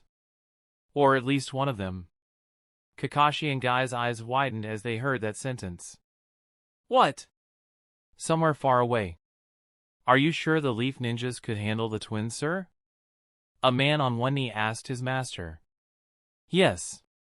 And even if they couldn't and they die, the Leaf will send more ninjas to investigate. They will send stronger ninjas and soon the Lightning Twins and their crew will perish. A man in a suit replied as he looked at the sunrise from his mansion. They are Jonins from the Cloud Village. I doubt they would have any trouble with a Genin team. It doesn't matter if they're strong. I wasn't going to pay for a mission above C rank. I'm not going to waste any more money than I absolutely needed to. This way, if the team dies in this mission, the Leaf will be forced to send stronger ninjas to take care of the problem. It's a brilliant move, sir. Of course it is. Those damn gladiator pirates shouldn't have attacked my ships and stolen my merchandise. The man in the suit clenched his fist in slight anger as he spoke. But that anger soon faded. They will pay for their arrogance, if they haven't already. You are truly a cunning man, Lord Gato. Gato, the founder of Gato Shipping Company, stood on his balcony as he looked at the sunrise with a malicious smirk. Chapter 223, Demon Island Laboratory. Flashback. Daichi kept a close eye on Onizaki and saw his enemy's shoulders slightly slump and his resistance fading. What do you want to know? Onizaki asked the Leaf Genin. The Genin uncrossed his arms and began with his questioning. You got captured by Orochimaru and were experimented on, right? My first question is, was there anyone else besides Orochimaru? Hearing that question, Onizaki hesitated for a moment. Then he looked at Daichi and made a choice. I'm going to die anyway. Might as well tell him. This kid doesn't look like he's interested in making allies with them. So if he's looking to cause trouble for those two bastards, then I have no problems. I only met one other person that worked for Orochimaru. His name is Amachi. He's a scientist just like that snake. They kidnapped people from the land of sea and anyone else from around the area and experimented on them. I was originally from the land of rain. Daichi thought about what he had just learned. If that guy is still alive, then I have a chance. The Leaf Genin immediately created a shadow clone and it disappeared beneath the waves. It's several hours of journey from here. My clone needs to get to Demon Island and by then I'll have all the info I need. The lab Orochimaru was using. Where is it? And how do I get inside? It's on Demon Island. There are 2 entrances to the lab. Onizaki replied and told Daichi how to get inside the building. Just as I thought. Daichi merely nodded his head. Did anyone come to meet Orochimaru? Do you know any other allies of Orochimaru or Amachi? Or the location of any other labs or hideout? Onizaki shook his head. If anyone else came, then I don't know. I was in my container for most of the time there. I didn't see anyone else and I don't know any other hideout or labs. I'm telling the truth. I believe you. Daichi nodded. I knew it. They wouldn't be careless and let someone like this guy get his hands on any sensitive data. Are there any other survivors other than you? Daichi asked. Onizaki shook his head negatively. No. Everyone else died. I was the only test subject that survived. The man clenched his fists as he thought about what had happened. Are you absolutely sure? Is there the possibility that someone else could have survived? No. I checked the whole place after I got free. I didn't find anyone else alive. Daichi narrowed his eyes at that. He was keeping a close eye on the man's vitals. He's not lying. So that means Isaribi is dead. Or escaped without him knowing. But that possibility is low. Still, I need to check it out. This is another ripple and change in the canon. Now to find out about the weapons and armor they're using. The gladiator pirates helped you get free. That much is obvious. What I want to know is who created the armor you guys are using? Onizaki was silent and gritted his teeth as he heard that. He had no problems giving out information on Orochimaru, but the gladiator pirates were a different thing. Daichi, seeing the man struggle, spoke. If you think I have any intentions of hurting the inventor of that armor, you're wrong. It's the opposite. I'm interested in his talents and want him to work for me in secret. So I'll ask again. Who made the armor and where is he? It's not like not telling this kid would stop him from going after that man. The half-fish half-man sighed and after a few moments of internal struggle replied. His name is Katsura Sadoshi. He is one of the founding members of the Gladiator Pirates. He's a blacksmith and he's very good at what he does. He has made several weapons that are almost on par with the 7 swords of the Mist Village. He's currently on the ship, in a room called the Forge. It's his workshop. Where is this forge located? It's below deck, in a reinforced room near the engine. The man told Daichi the fastest route to the location. He'll be an excellent asset if I can get him to work for me. But I doubt I could sneak him out of this chaotic situation with so many eyes here. I need to come up with a plan. That might work. But I need access to that jutsu. The boy decided to proceed with his interrogation as he knew time was of the essence. Alright, back to Amachi. How did Mazui and Bazui help you get away from Amachi? Where is he? One day almost 5 months ago when Amachi was in the middle of his experiments, the lightning twins found the hidden building and broke into the lab. Amachi tried to reason with them, but they disagreed and fought with him. Sometime later I was freed, and seeing my ability to breath and easily move underwater, they asked me to join them. I had nowhere else to go, so I took them on their offer. And Amachi? Is he alive, or did the lightning twins kill him? Daichi knew his plans hinged on the man being alive. He's alive. After learning who Amachi was and who he worked for, Mazui decided not to kill him. He thought the man could be used as a bargaining chip. So he injured the man but made sure to leave him alive. He's imprisoned in a room in the lab. Daichi let out a breath of relief hearing that news. So he's still alive, huh? But this happened almost 5 months ago? I don't know if these guys keep regular tabs on the man or not, but I need to get to him fast. So he's still there, huh? What are the chances of him being alive? Daichi asked Onizaki. Very. He's just like me, but more perfected. Even though he's suffered, I'm certain he's still alive. The fishman replied in a subdued tone. I told you everything I know. Please end this. I just want this to end. No more. Daichi's face slightly softened. He nodded his head and took a kunai. Very well. A deal is a deal. I hope you have better luck in your next life. Daichi killed the man and quickly disposed of the body. So that man is still alive, huh? He's a very valuable piece. No. He's the key piece. If I have him, if he has what I'm looking for, then I can put my plans in motion much sooner than I anticipated. I need to make contact with him quickly. Preferably before Kakashi or anyone else finds him. Flashback end. Daichi's shadow clone. The solid clone made sure to go unnoticed by the Jonins fighting on the sea. He traveled for several hours and finally made his way to the Demon Island. By then the clone had received all the memories and information from the other clones.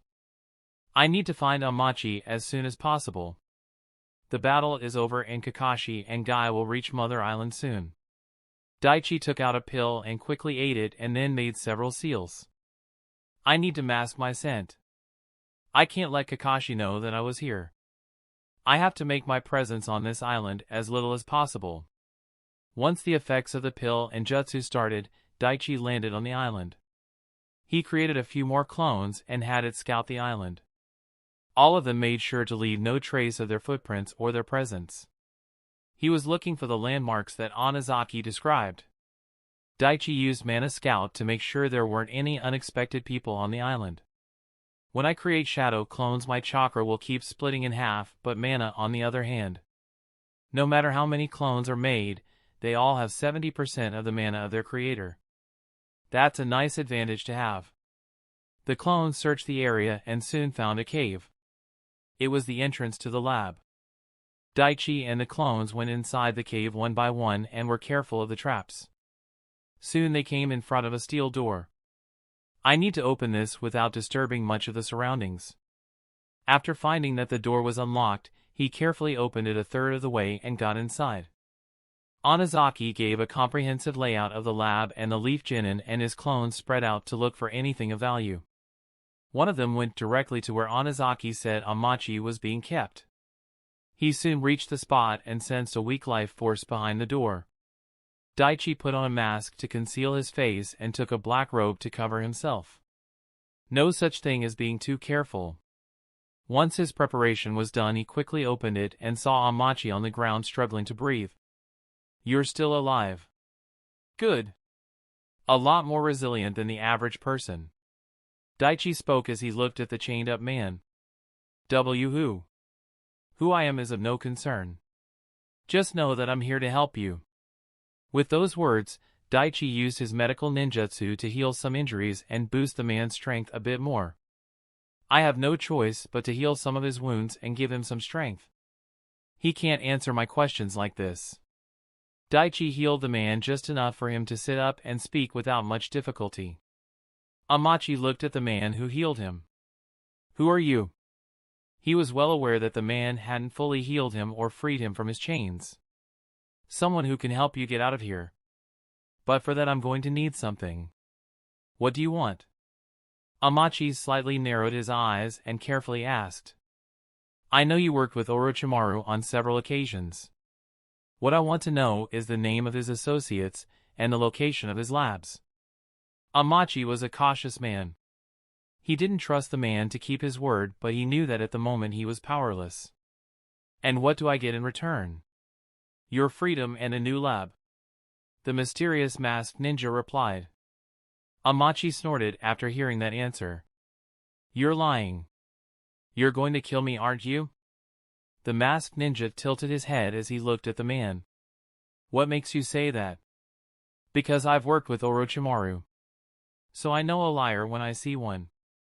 After I tell you what you want, you'll just kill me. You must be working for one of the major hidden villages, aren't you? You're wrong about that. You see, I used to be one of Orochimaru's assistants in one of the labs situated north of here. But he left me behind to die when Leaf Ninjas raided the base a couple months ago. So now I'm here looking for allies to help with some of my research and if possible get revenge on Orochimaru." The masked ninja spoke. His voice contained anger, resentment, and resolution. Enough to convince most people of the authenticity of the story. But Amachi was not like most people. He was still cautious. Is it true or is he making it up? Does he truly know Orochimaru? I don't believe you. And even if I did, I wouldn't help you. Orochimaru is helping me with my research on creating hybrids. He gave up on it. The masked ninja interrupted the man. The human-fish hybrid project no longer interests him. Now he's focused on getting the Sharingan. Amachi's eyes widened as he heard that. "What did you say? How does he know about the Sharingan?" "Yes, it's true. Orochimaru has found a new obsession. The Uchiha clan's Kekkei Genkai. He plans on taking Sasuke Uchiha's body next year." Amachi was shocked to hear that information.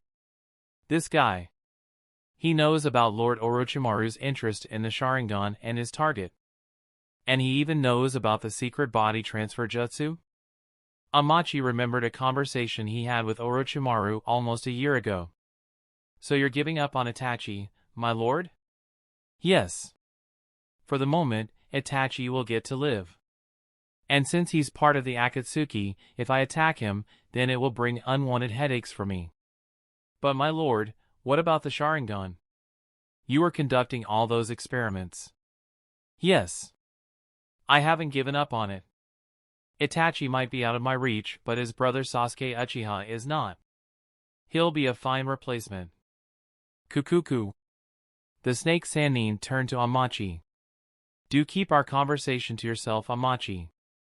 Amachi quickly bowed and replied. Of course, my lord. Not a single soul will know this from my mouth. Kukuku. Yes. You're such a loyal servant. Amachi came out of his memories and looked at the masked ninja in a new light. Only people close to him would know these things. So this guy definitely did work for Orochimaru. If that's the case, then I made a mistake and he might be telling the truth after all. At that moment the masked ninja spoke again. I'll free you and help you set up a new lab. But first I need information on Orochimaru's labs. And you should make your choice quickly. Because there are leaf ninjas on Mother Island. They will be here soon. So we don't have much time. The leaf ninjas? Why are they here? Why else? To take down the lightning twins. And when they do, they'll probably find this place. So like I said, make your choice quickly. Amachi was silent for several moments.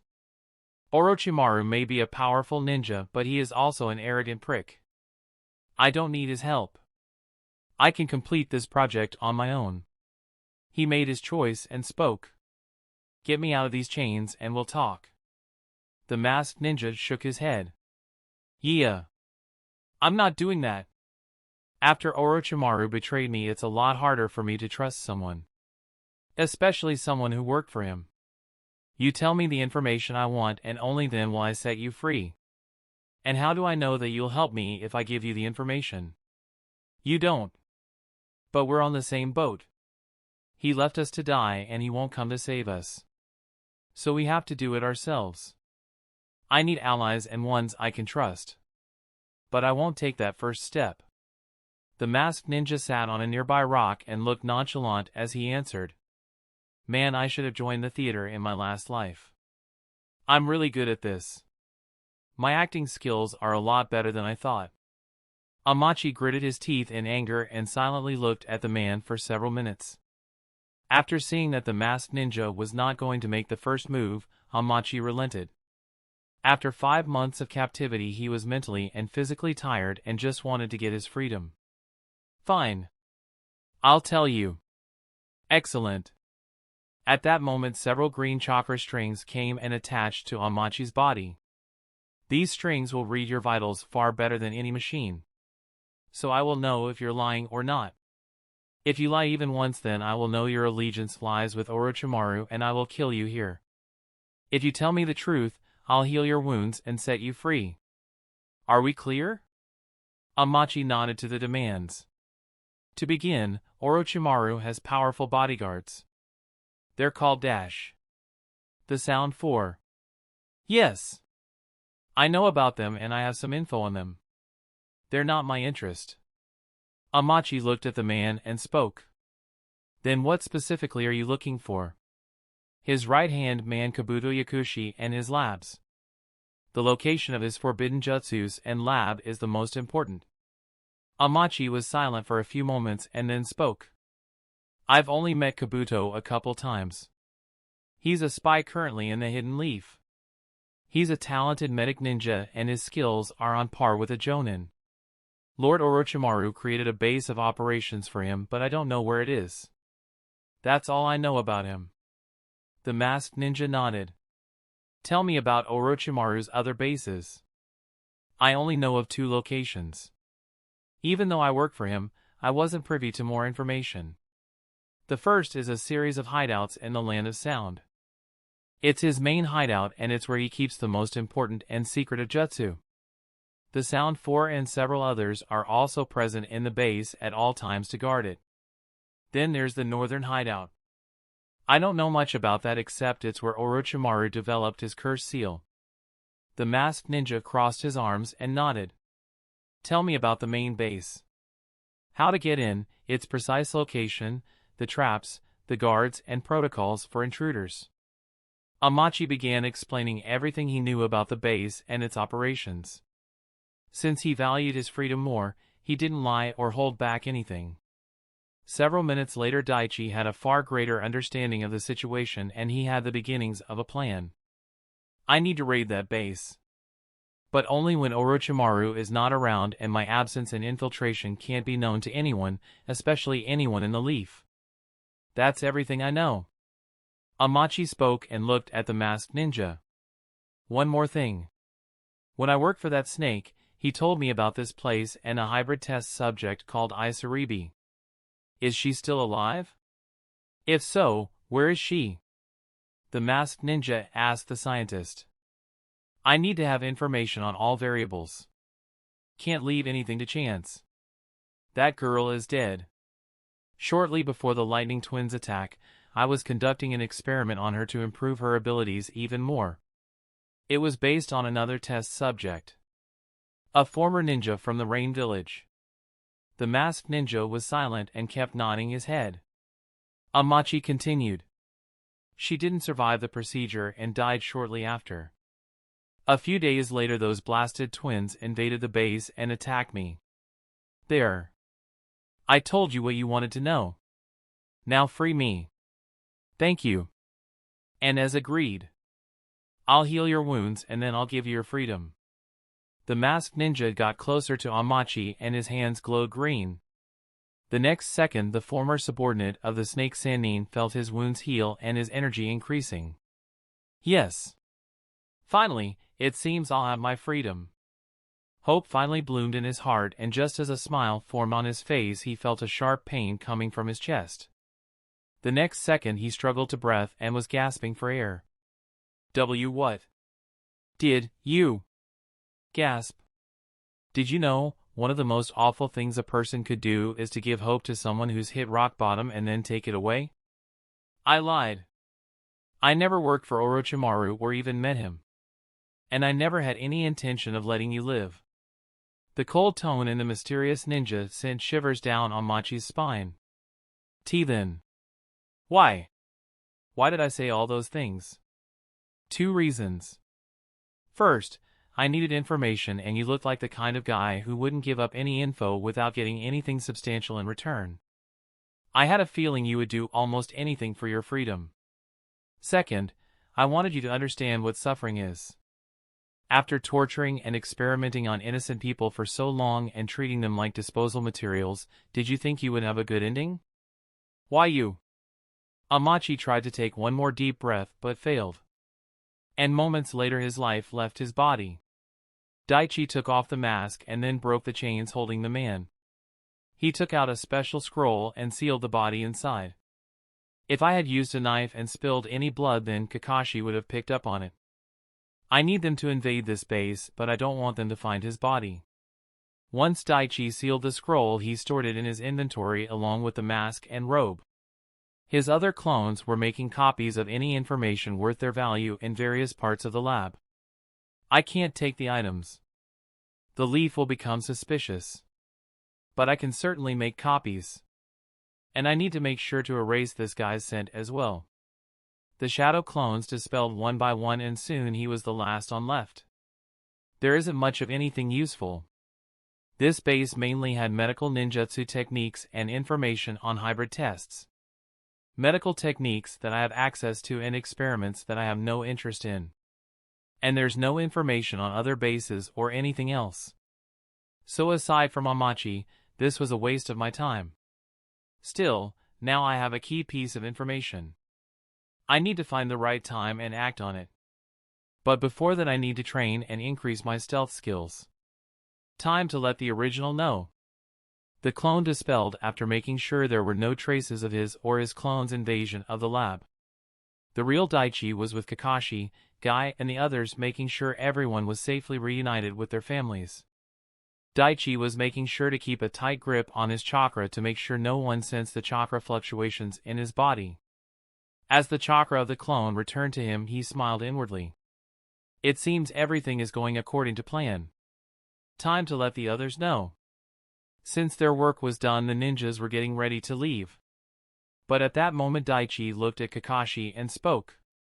Sensei, I found some interesting information that I think you should know. And what's that? I think I know where Orochimaru's lab is. Or at least one of them. The moment the two Jonin heard this, their eyes widened in shock. What? Kakashi turned to his student and was serious. Daichi, how do you know this? Where did you get this information? The half-fish half-man I was fighting at the beginning.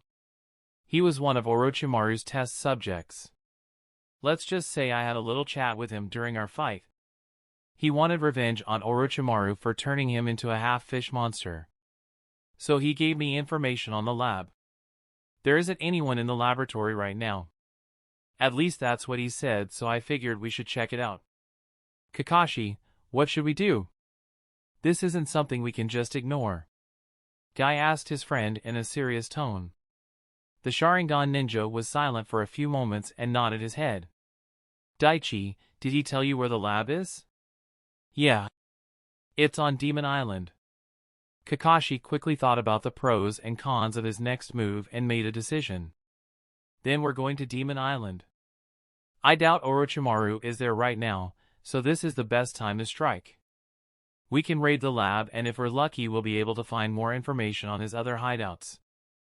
But we should be on guard in case there is someone guarding the lab.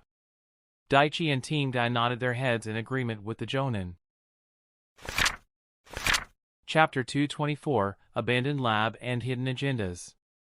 As they made the decision, Daichi looked at the quest completion notifications that appeared when he escorted the islanders back home. Quest backup Team Dai completed. Rewards: 50,000 EXP. 7,500 EXP. Weapon blueprints are in your inventory. Reputation increases with Leaf Ninjas and citizens of the Land of Sea. You have leveled up. Good. Level 55 and it's already halfway there. I need to train in the dungeon and increase my power when I get home. Weapon blueprints? Since they're in my inventory, I'll check them out after I get home. Just as the Leaf Ninjas were about to take off, a villager came near them. Excuse me. I couldn't help but overhear that you're all going to the Demon Island. Yes. There is something we want to investigate on that island. Kakashi replied, but didn't elaborate further. Please don't. If you go to that island, you'll be taken away by the demon as well. I don't want to see our saviors disappearing at the hands of the demon. The villager pleaded with the ninjas. While Daichi knew what the man was talking about, others were confused. Demon? Tintin and Lee looked at each other, but neither of them had heard anything about the demon. Kakashi slightly narrowed his eyes, but quickly put a disarming smile on his face. Can you tell us more about this demon? Guy was silent and he didn't interrupt his friend. The man knew the more information they had, the better. The villager was silent for a few seconds and he then told them about the legend of the mysterious demon that haunted Demon Island. This is a story that's been passed down for generations by fishermen. The legend of Demon Island. At the beginning, the waters of Demon Island were rich in fish, but the hidden reefs made it dangerous for boats.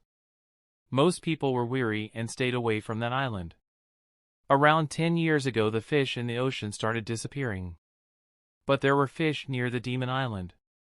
So in order to make a living, many people went near that island. But they all went missing. Since then, there have been many disappearances around that island. Even the ones who were sent to search for the missing were gone. All of them disappeared without a trace. Wait! They all just disappeared? The villager nodded at Tintin.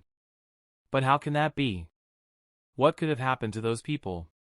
Lee crossed his arms and thought about the story, but he didn't have an answer. But Kakashi and Might Guy, hearing the story about the demon and the disappearance of people, glanced at each other. They had an idea as to what may have happened. Niji noticed the silent communication between the two Jonin. He looked at Daichi and saw that the boy wasn't surprised about the whole thing as well. They all know something. Now no one will go to that island for fear of being taken away by the demon. So please, I beg of you, do not go. Kakashi gave the villager a gentle smile. It seems we have no choice. We're not going into that island. It's better to stay safe and be cautious. The villager smiled hearing that. Thank you. We'll be going back home then. Everybody. Time to go.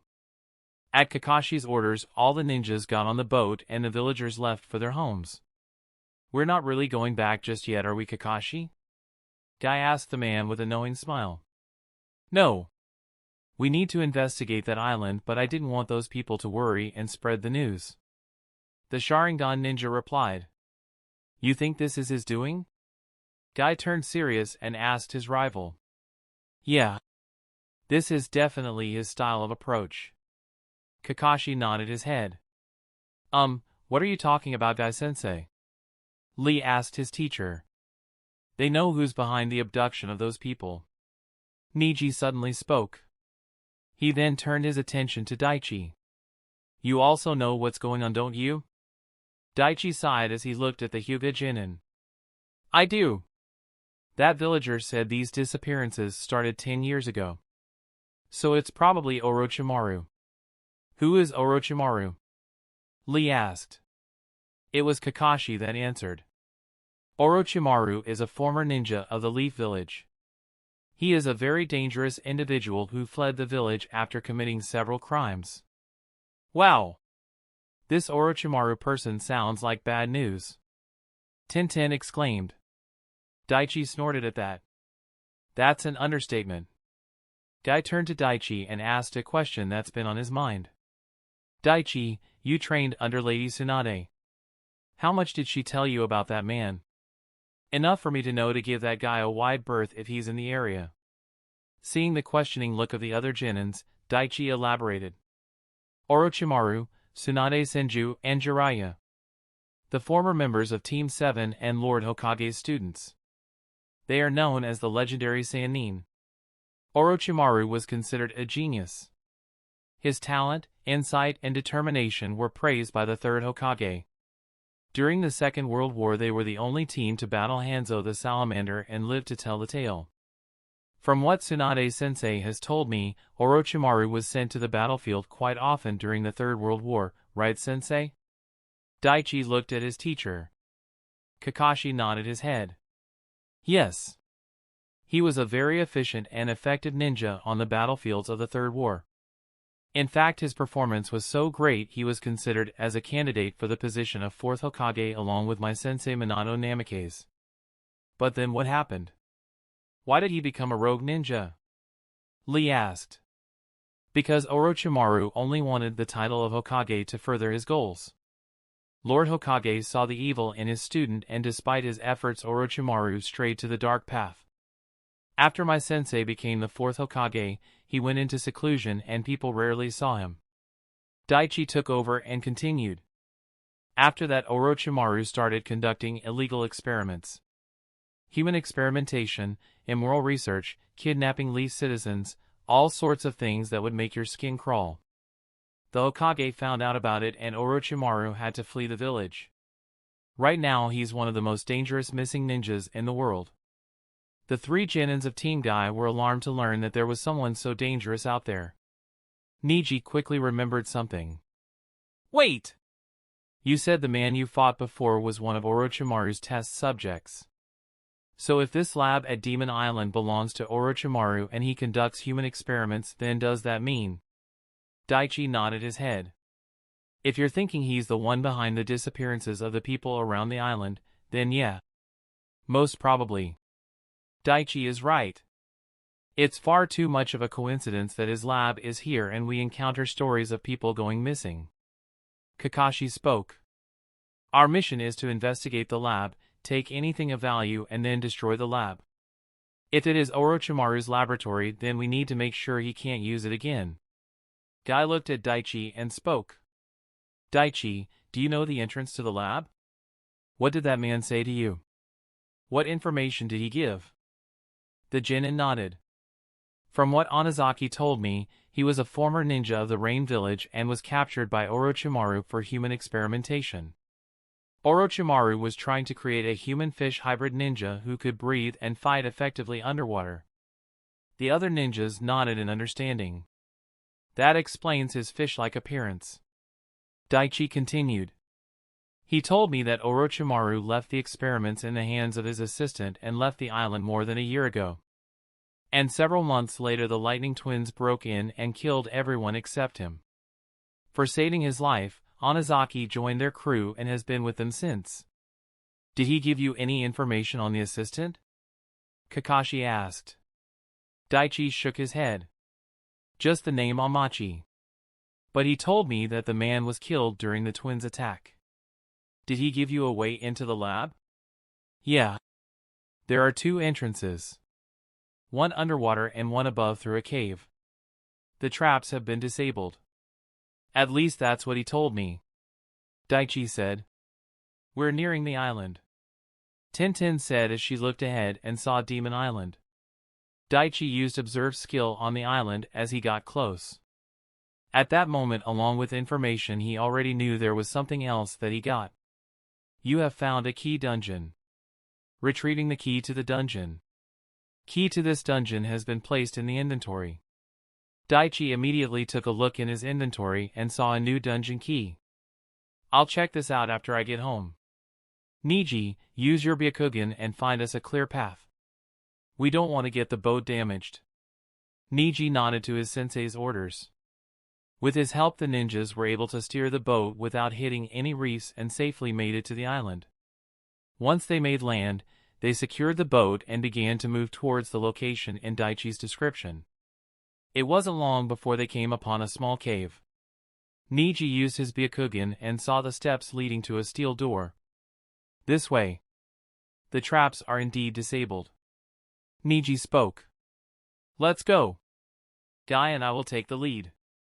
Daichi, you'll be in the rear. Be on your guard, everyone. Kakashi spoke and they all cautiously went inside. The 2 teams slowly made their way to the door and Kakashi slowly opened and entered. Guy followed and soon the other Genins were inside as well. They saw several large tanks filled with green nutritional fluid with dead creatures inside. I think I'm going to puke. Tintin said as she looked at the body of a mangled creature inside one tank. How horrible! How could someone do something like this? Lee had a slightly scared face and even Niji looked grim at the scene they saw. Guy had a solemn expression as he looked at his Genins. I'm sorry you have to encounter something like this so early, my students, but this is part of the shinobi life. An ugly, cruel part that we need to deal with. Kakashi gave a sad sigh as looked around the room. Sometimes I forget they're still only kids with a simple view of the world. I guess I've been around Daichi for so long that I didn't see other Genins as just kids starting out. Daichi and I will check the lower floors. Kakashi said. I will stay here and see if there's anything else.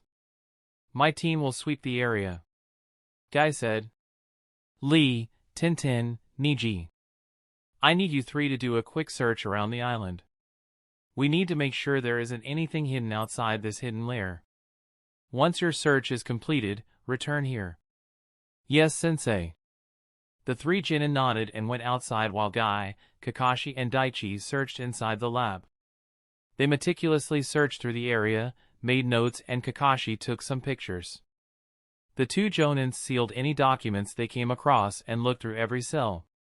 After a couple hours they were done with the investigation and the 2 teams placed paper bombs all over the island lab. They made their way to the boat and once they were a few hundred meters away from the island, Kakashi made a seal. Boom! A giant explosion took place, but since most of the lab was underground there wasn't much smoke or fire. Let's head home, team. Our work here is done. Guy gave an enthusiastic cheer as they made their way to the mainland. They reached the port in Tea Country after several hours and made their way to the Leaf Village. Before long they were home. Same time near Fire Country. 2 ninjas wearing black cloaks with red clouds were on their way to a certain location. They were walking through a small road with a large forest on both sides. One was a tall tan-skinned man with green irides and red sclerae. He had a black mask and a gray hood to cover his hair. The hidden waterfall village forehead protector with a scratch in the middle was also visible on his head. Arf! We should be going after someone here. I don't want to get on a boat for who knows how long with you. Be quiet. The two were after have a big chunk of bounty on their heads. And last I heard they're near the land of sea operating as pirates. So they would also have others operating under them with bounties on their heads. All you care about is money. Can't you think of anything else? Humph. Money is all that matters. Money runs the world. Unlike your ridiculous religion, money actually matters. What did you say, you blasphemous heathen? How dare you mock my religion? The second member of the Akatsuki was enraged hearing his partner's words. The man was wearing the Akatsuki cloak, had medium-length gray hair that was slicked back and distinctive purple eyes. The most noticeable feature was the red triple-bladed scythe he had on his back. The first man stopped and looked at his partner. So what if I mock your religion? What are you going to do about it, Haydn? Kakuzu, you bloody bastard. I'll kill you, you non-believing son of bitch. Haydn with lightning-quick speed took his scythe and slashed at Kakuzu. The former ninja of the hidden waterfall village merely raised his hand and blocked the blade with just his forearm. I'm going to shut you up, Haydn. The next second he sent a punch aimed at Haydn's throat. But the man quickly raised his left arm and deflected the punch. You'll need to do better than that, Kakuzu. The next second he jumped back with his weapons ready to attack. Both the Akatsuki stood a few meters apart and looked as if they were ready to battle. But at that moment someone else entered the scene. A plant-like creature appeared with a half-black and half-white face. Are you two trying to get the attention of the patrolling ninjas? A gruff voice came from Black Zetsu. Ah. But I wanted to see them fight. The white Zetsu whined. Zetsu? This is nothing you need to concern yourself with. I was just teaching my idiot partner what was really important in this world. Kakuzu said in a nonchalant tone. Hey, who are you calling an idiot, you greedy bastard? Haydn yelled at his partner. Kakuzu didn't pay any attention to him and turned to Zetsu. We're on our way to the land of sea to take out the lightning twins and cash in their bounty. So we'll be busy for a few days. Yes, about that. Black Zetsu began and Kakuzu narrowed his eyes. You're late. Someone beat you to it. White Zetsu said in a sing-song voice. What? Kakuzu forgot his aggression with Haydn and focused his attention on the spy of the Akatsuki organization. Yes. It was two teams from the Leaf Village. They were on a mission to take down the gladiator pirates and rescue the people taken from Mother Island. The Lightning Twins and their entire crew are dead. I just learned of this a few minutes ago. Black Zetsu replied. Arf! Kakuzu clenched his fist and let out an irritated growl. Who were the ones who fought the twins? Based on the intel, it was Kakashi Hatake and Might Guy along with their students. White Zetsu spoke. Kakuzu was silent for a few moments hearing that info. Kakashi Hatake. Where have I heard that name before? Haydn mumbled as he tried to place the familiar name. He's the one responsible for finding the hidden treasure of the Phantom Thief. Kakuzu replied in an angry, irritated tone. Haydn nodded his head in realization. Oh yeah. I remember now. You were really bent out of shape after you heard that news. Didn't he have a genius student or something? He asked. Yes. Daichi Hekima. That boy is also a student of Tsunade Senju the Sannin. Black Zetsu replied. Really? Then I think he would make a great sacrifice for Lord Jashin. Haydn licked his lips and placed his blade on his back. Hey, Kakuzu. What do you say we head to the Leaf and stir up some trouble, huh? No. Right now we need to keep a low profile. And Pain has new orders for you too. Black Zetsu. There's another target with a large bounty in the Land of Stone. You two are to track him down and finish him. There's also another mission you need to carry out. The details are in here. Zetsu tossed Kakuzu a scroll. Fine. I'm not happy, but missions are absolute after all. Let's go, Haiden. Hey, don't tell me what to do, Kakuzu. Kakuzu nodded at Black Zetsu, and two Akatsuki members headed in the direction of the Stone Country. As the two ninjas walked away, White Zetsu spoke to his counterpart. Do you think that boy Daichi Hekima will become a problem? He's the one who ruined the plans we had for the fire capital after all. Black Zetsu was silent as he recalled the day he informed Pain of the failure of Jideo. Flashback. Zetsu was watching the compound where Jideo was.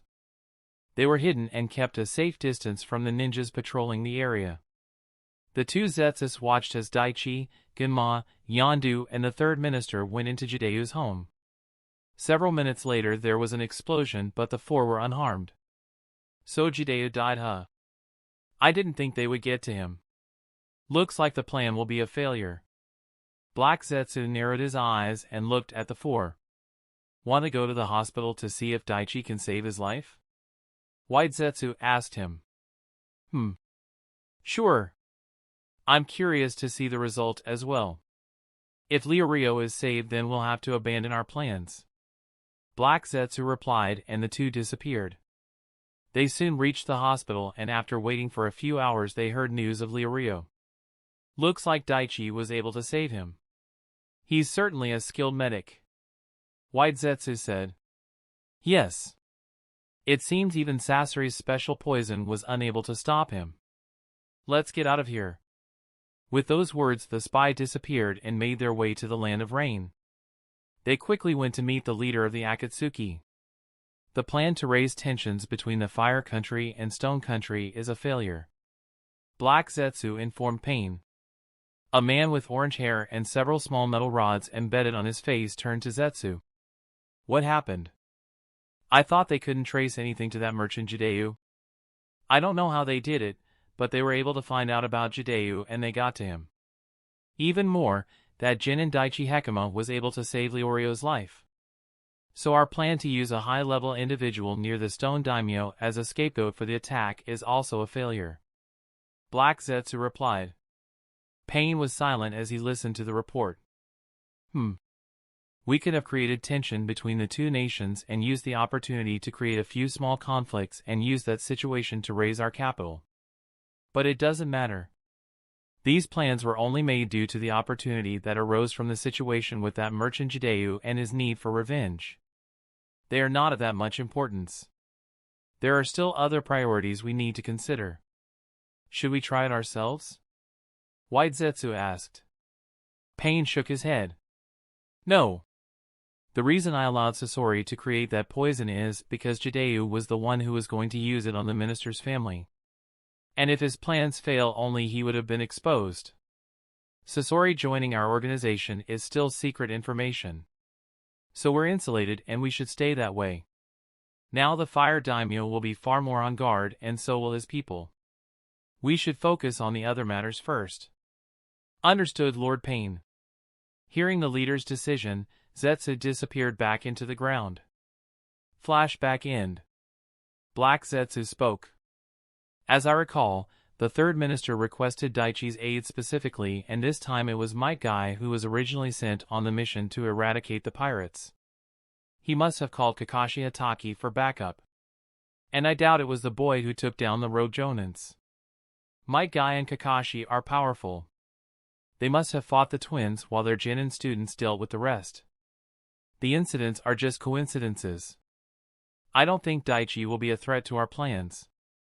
But still, it's best we keep an eye on him once in a while. Right. The plant-like creature soon disappeared beneath the ground, headed to an unknown location. Hokage Tower.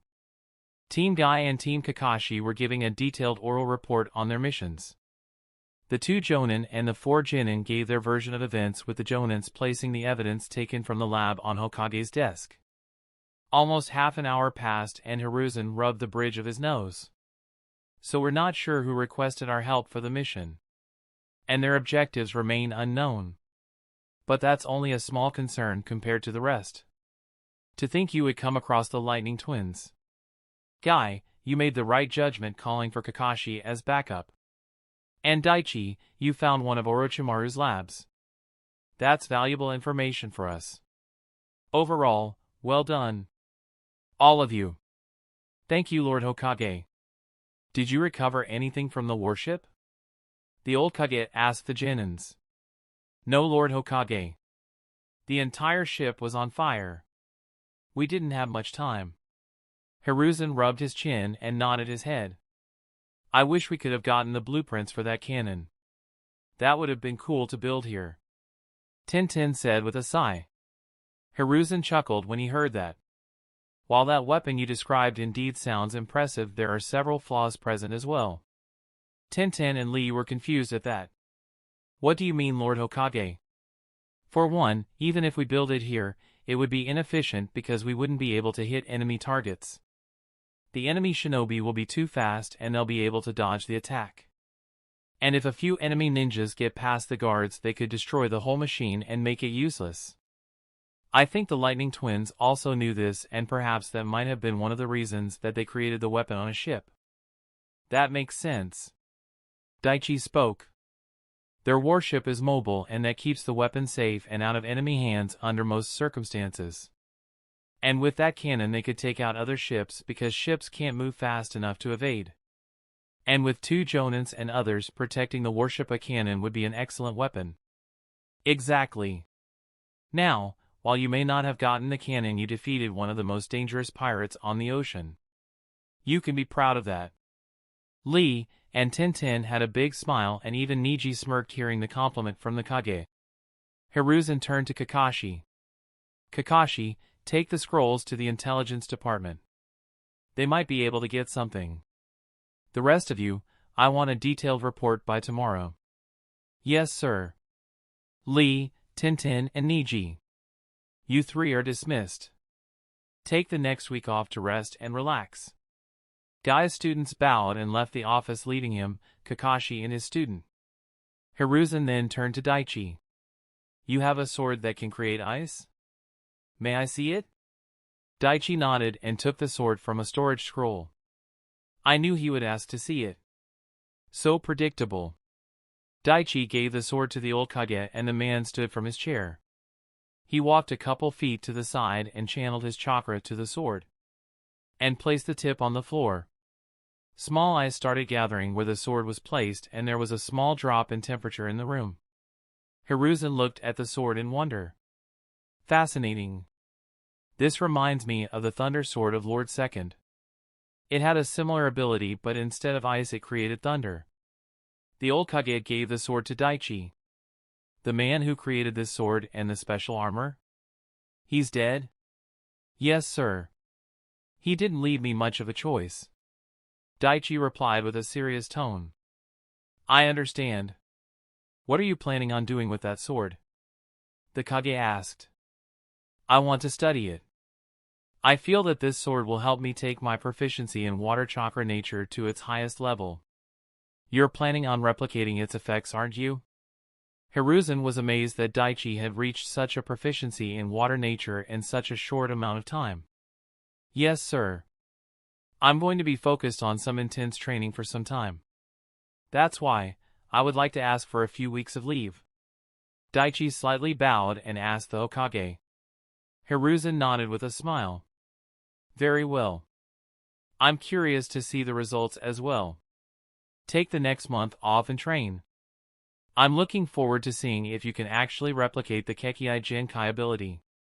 If you need any help, I'm sure you can find Kakashi. Yes, sir. The Genin and Jonin nodded. You're dismissed. And Daichi, well done on the mission. Hiruzen said with a gentle smile. Daichi smiled and nodded. Thank you, sir. With that he left the tower. Hiruzen then looked at Kakashi and Guy. If what you're describing is accurate, then Daichi's physical strength and chakra control is far greater than I ever expected. Tsunade certainly didn't hold back when it came to teaching him. Yes. Even I was scared when he took that attack from the cannon head-on. But it seems he's able to replicate Lady Tsunade's techniques in conjunction with his own jutsus and safely take the attack head-on. But chakra control alone wouldn't have been enough to accomplish what he did.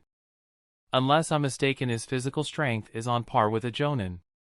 And even then, his muscles and bones would no doubt be far stronger than the average shinobi. Guy gave his observation as well. Hiruzen nodded his head. I think you're right, Guy. The old Kage then turned his attention to Kakashi. It seems you're still not that capable in using that jutsu. That jutsu requires a certain intuition and skill to master. I'm afraid I don't know if I can learn it like Sensei did, Kakashi said, rubbing his hair. Understanding the seal and the components is important. But the jutsu formula is just a small part of it. It is a space-time ninjutsu after all, and a difficult one at that. It will take more than a few months to master it. Take this time to improve your skill with it. Yes, sir. Dismissed, both of you. With that, Kakashi and Guy left the office, leaving Hiruzen to his thoughts. Chapter 225, Dungeon Training Dark Plans. So you encountered the Lightning Twins, huh? I don't know if you're lucky or unlucky to face those kinds of enemies so soon. Kinsei sat, laid back in a chair in the backyard of his house. They were definitely strong, but Kakashi-sensei and Guy-sensei handled them. We took care of the others.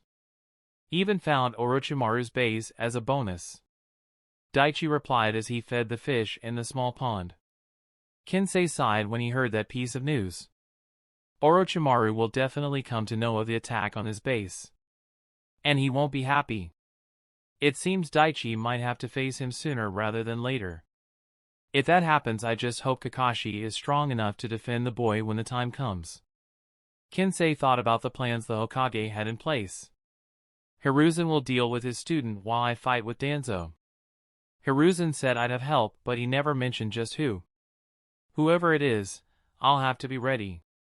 Kinsei decided to move to a different topic. You said you had some special training in mind, and that's why you took a month break for missions. So what do you have in mind? At that, Daichi stood from his spot and turned to look at his grandfather. I'm going to combine Rasengan's change in chakra form with change in chakra nature. The old man's eyes widened as he listened. I knew he would attempt to do it, but so soon? So you're going to combine the Rasengan with an element, huh? Which one? Is it water or earth? The old veteran ninja asked his grandson. Daichi gave the man a smile and replied after a couple seconds of silence. All of them. What? Kinsei did a double take and thought he might have misheard Daichi. What do you mean by all of them? Surely he isn't going to do what I think he's going to do. Daichi was silent as he heard the doubt in his grandfather's voice. He had been thinking about the situation for a while, and he had come to a conclusion. I'm strong, but I don't have any sure kill techniques. I have several powerful jutsu, but ninjas on the level of Orochimaru would never die to those. I need a few ace moves up my sleeves. One's lethal enough to kill S-rank ninjas. And to complete the Rasengan, learning the third step of change in chakra nature isn't necessary. With the current proficiency I have in the 5 chakra natures, I can complete the Rasengan. Daichi looked at his old man and spoke. I've been meditating on this for some time. And I have an idea as to what the finished product of the Rasengan Jutsu added to all 5 chakra natures would look like. I just need time to create it. Do you think you can complete all that in just 1 month? The shock in Kinsei's voice was obvious. Seeing the boy's face, he already had his answer. Of course he would think that. Who am I kidding? Just when I thought I couldn't be surprised, he pulls another stunt like this. And what's more, he already has an idea as to what the completed Rasengan would be like. His intuition and talent in ninjutsu is unlike anything I've ever seen. Kinsei sighed and replied. I'm not going to discourage you. If you think you can complete it in a month, then I believe you. Do you need any help from me? Daichi smiled and shook his head. This training. It's something I need to do alone. But after that there are a few I would need your advice on, Gramps. The old man sighed and rested in his chair as he looked at his grandson. Whenever you need me, I'll be here. I know. The two watched in silence as the sun slowly set and night fell. It was midnight. The gamer ninja was in his room looking at the dungeon key he got in the Land of the Sea. The dungeon key was yellow in color. A yellow dungeon key, huh? So that means my opponents will be 5 to 15 levels higher than me. Observe. Dungeon Demon Island Battlefield. This is an island dungeon created based on Demon Island and its creatures, but there are several differences. This dungeon is much larger and the enemies are much stronger than their counterparts. The enemy ninjas created for this dungeon are based on the creatures made in the laboratory. There are other dangers in and around the dungeon as well. As Daichi looked over the information, a thought suddenly appeared in his mind that made him freeze. Wait a minute. Orochimaru worked here for some time. Will I have to fight his counterpart here? Daichi looked at the key and read the details his observe showed. This dungeon key is only a yellow one. And Orochimaru is definitely above level 100. So I don't think he'll be here. Still, I need to be careful. Status. Name, Daichi Hakama, the gamer. Class, Genin ID 012559. Age, 12. Title, Capable Child, Explorer, Prodigy, Beast Slayer, Dungeon Warrior, Executioner, Assassin, Mighty Healer, Slug Sannin's Apprentice, Master of the Elements, a Genius of the Continent. Level, 55, 49,567 out of 80,950. Health points, 27169. Chakra points, 86,522.4. SP, 24,732. Mana points, 13095. Primary stats. Strength 302. Vitality 301. Dexterity 235. Agility 302. Intelligence 220. Chakra 500. Wisdom 215. Special stats. Sense 137. Stamina 247. Indomitable 43. Charisma 65. Persistence 40. Dignity 14. Luck 15. Stat points 468. Rio 305975888. There hasn't been a significant increase. I'll use this dungeon to level up and create the completed Raisingans. Since no time passes here, this dungeon is perfect. Daichi thought about all the times he entered a key dungeon. Most of the time the dungeons were too strong for me to stay and train effectively. And when I found a relatively normal one, I didn't, because I didn't want to seem too different. If I had spent months training in them, my body would have gotten older, my chakra much stronger and reserves much larger. But since only seconds would pass in the real world, Kensei or anyone with keen senses would be able to spot the difference. And that would have brought me trouble. And using transformation jutsu isn't ideal. Still, even with that, I was able to get strong quickly. Now, only S-rank ninjas and above pose a threat to me. Daichi took the key and activated it. The next second he was transported to a new location. Daichi's feet touched the ground with a splash. The hallway Daichi landed in was covered in moss and claw marks of several shapes and sizes. The most important thing was the water that came up to Daichi's knee.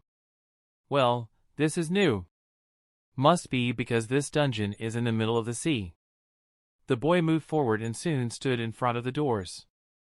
He inserted the yellow key and the notification Daichi was expecting appeared. You have reached the entrance to the dungeon Demon Island Battlefield. Would you like to enter? Yes or no? Yes. Let's get it on. The key rotated and the doors opened. And so Daichi took his first step into the Demon Island dungeon. Somewhere near the Leaf Village. It was midnight and Mizuki was making his way to a certain location. He had a smirk on his face as he thought about the plans he set in motion. Everything is going much smoother than I expected. Well, this is still the beginning stage. I need their help as well for my plans to work. He remembered the night of October 10th. The conversation he had with Karai. Flashback. Do you really have a plan to get rid of that beast? Karai placed a hand on Mizuki's shoulder and almost pleaded. I do. But I will need your help. Mizuki had a gentle smile on his face as he nodded and replied to the desperate man. Whatever you need to get rid of that monster. Karai was eager to help, but in his inebriated state he didn't see the evil lurking in Mizuki's eyes. All right. Here's the plan. With that, Mizuki set the first stage of his plans in motion. You're the guard at the Leaf Maximum Security Prison, right?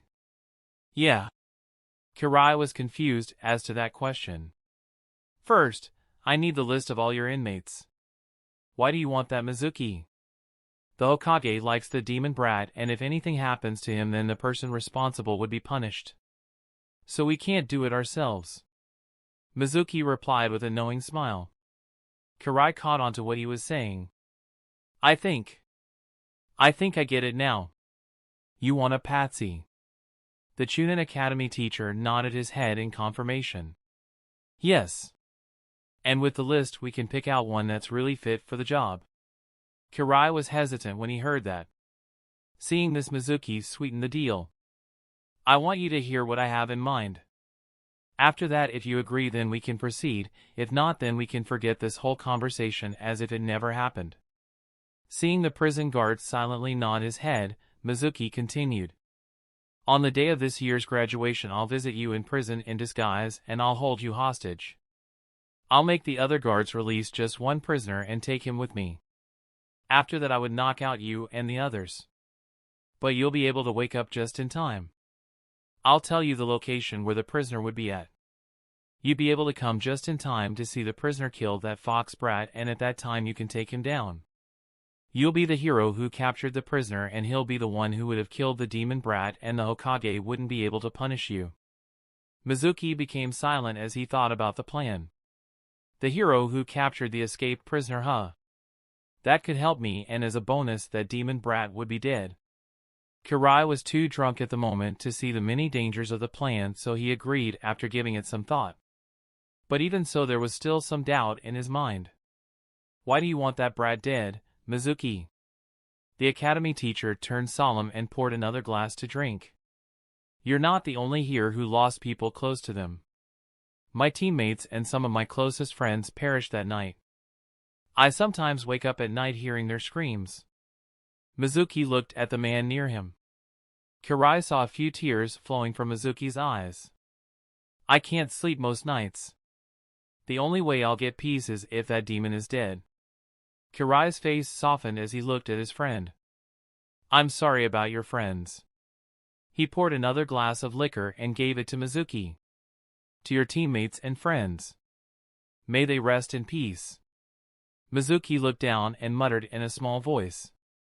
How can they have peace when the monster that killed them is still alive? They will. The resolute tone from Karai made the instructor look at him. The doubts in Karai's mind vanished. I'll help you. We'll get justice for all of them. I'll get you the prisoner list, Mizuki. Karai said with a smile. Mizuki smiled and nodded. Soon he left the man's house. The hands of the academy instructor clenched in excitement as he thought about what had just happened. That fool. I can't believe he bought that sob story. The crying was a nice touch on my part. Looks like the first phase of my plan is a success. Still, I can't have him questioning my plans. I need to be careful. Need to keep a close eye on him and make sure he doesn't blab to anyone and do exactly what I want. Flashback end. A week later, Karai gave Mizuki a list of all the prisoners. Mizuki did some research on them and picked some names that would most likely help him. He soon reached his destination. Leaf Prison. Mizuki came near the entrance and saw Karai waiting for him, but the Chunin instructor noticed the hesitation on the guard's face. Inwardly, Mizuki sneered at any possibility of hesitation from the man. Karai saw his friend coming near, but he couldn't smile. Maybe this was not a good idea. What's wrong, Karai? Mizuki asked with concern in his tone. I don't know if we should do this. I was drunk earlier when I agreed, but now. Kirai couldn't continue. Mizuki sighed and placed a hand on the man's shoulder. Kirai. You're my friend. If you don't want to do this, then we'll stop here. I won't force you to do anything you don't want to do. The guard smiled hearing that response. But the Chunin instructor continued with a serious face. But you should remember this.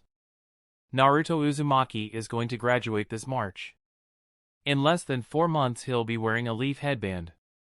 The same headband our friends and comrades wore as they battled the Ninetales to protect the village. After that I won't be able to do anything to him. And if he kills any of his teammates or other leaf ninjas in secret, then we'll have to live with that knowledge. Kirai's body slightly shook as he imagined that happening. Mizuki, seeing the man shake, continued to poison his mind. It would be even more of a tragedy if one day he transforms back into the demon fox and destroys the village. We'll die, or we'll have to live with the fact that we let him destroy the village when we could have stopped all of it before it began. Mizuki. Why? Why are you saying this? I want you to understand what's at stake and what might happen if we do nothing. Mizuki sighed after he said his piece. I'll see you around, Kirai. Take care. Mizuki turned around and only took a few steps before he heard it. Wait! Stop! The Chunin instructor had a grin on his face, but he quickly hid it and turned around to meet his friend. Kirai clenched his eyes shut and was silent for a few moments. After several seconds of internal debate, he made a choice and looked at the silver-haired Chunin. I'll help you. We can't let that demon do what he wants. Mizuki nodded his head. We're doing the right thing. For the Leaf Village and its people. For the Leaf Village and its people. Kirai replied and led the other man inside the prison. I've sent the other guards home. You have a couple hours before the next shift comes. Have you picked out who you wanted to do this? Mizuki nodded his head. Yes. And now I just need to convince him to help us. Stay here. There's no need to implicate yourself any further. Kirai nodded and stood at the entrance while Mizuki went to meet his target. That's the end of this tale for now. Thank you for watching, and I'll see you in part 10. Peace.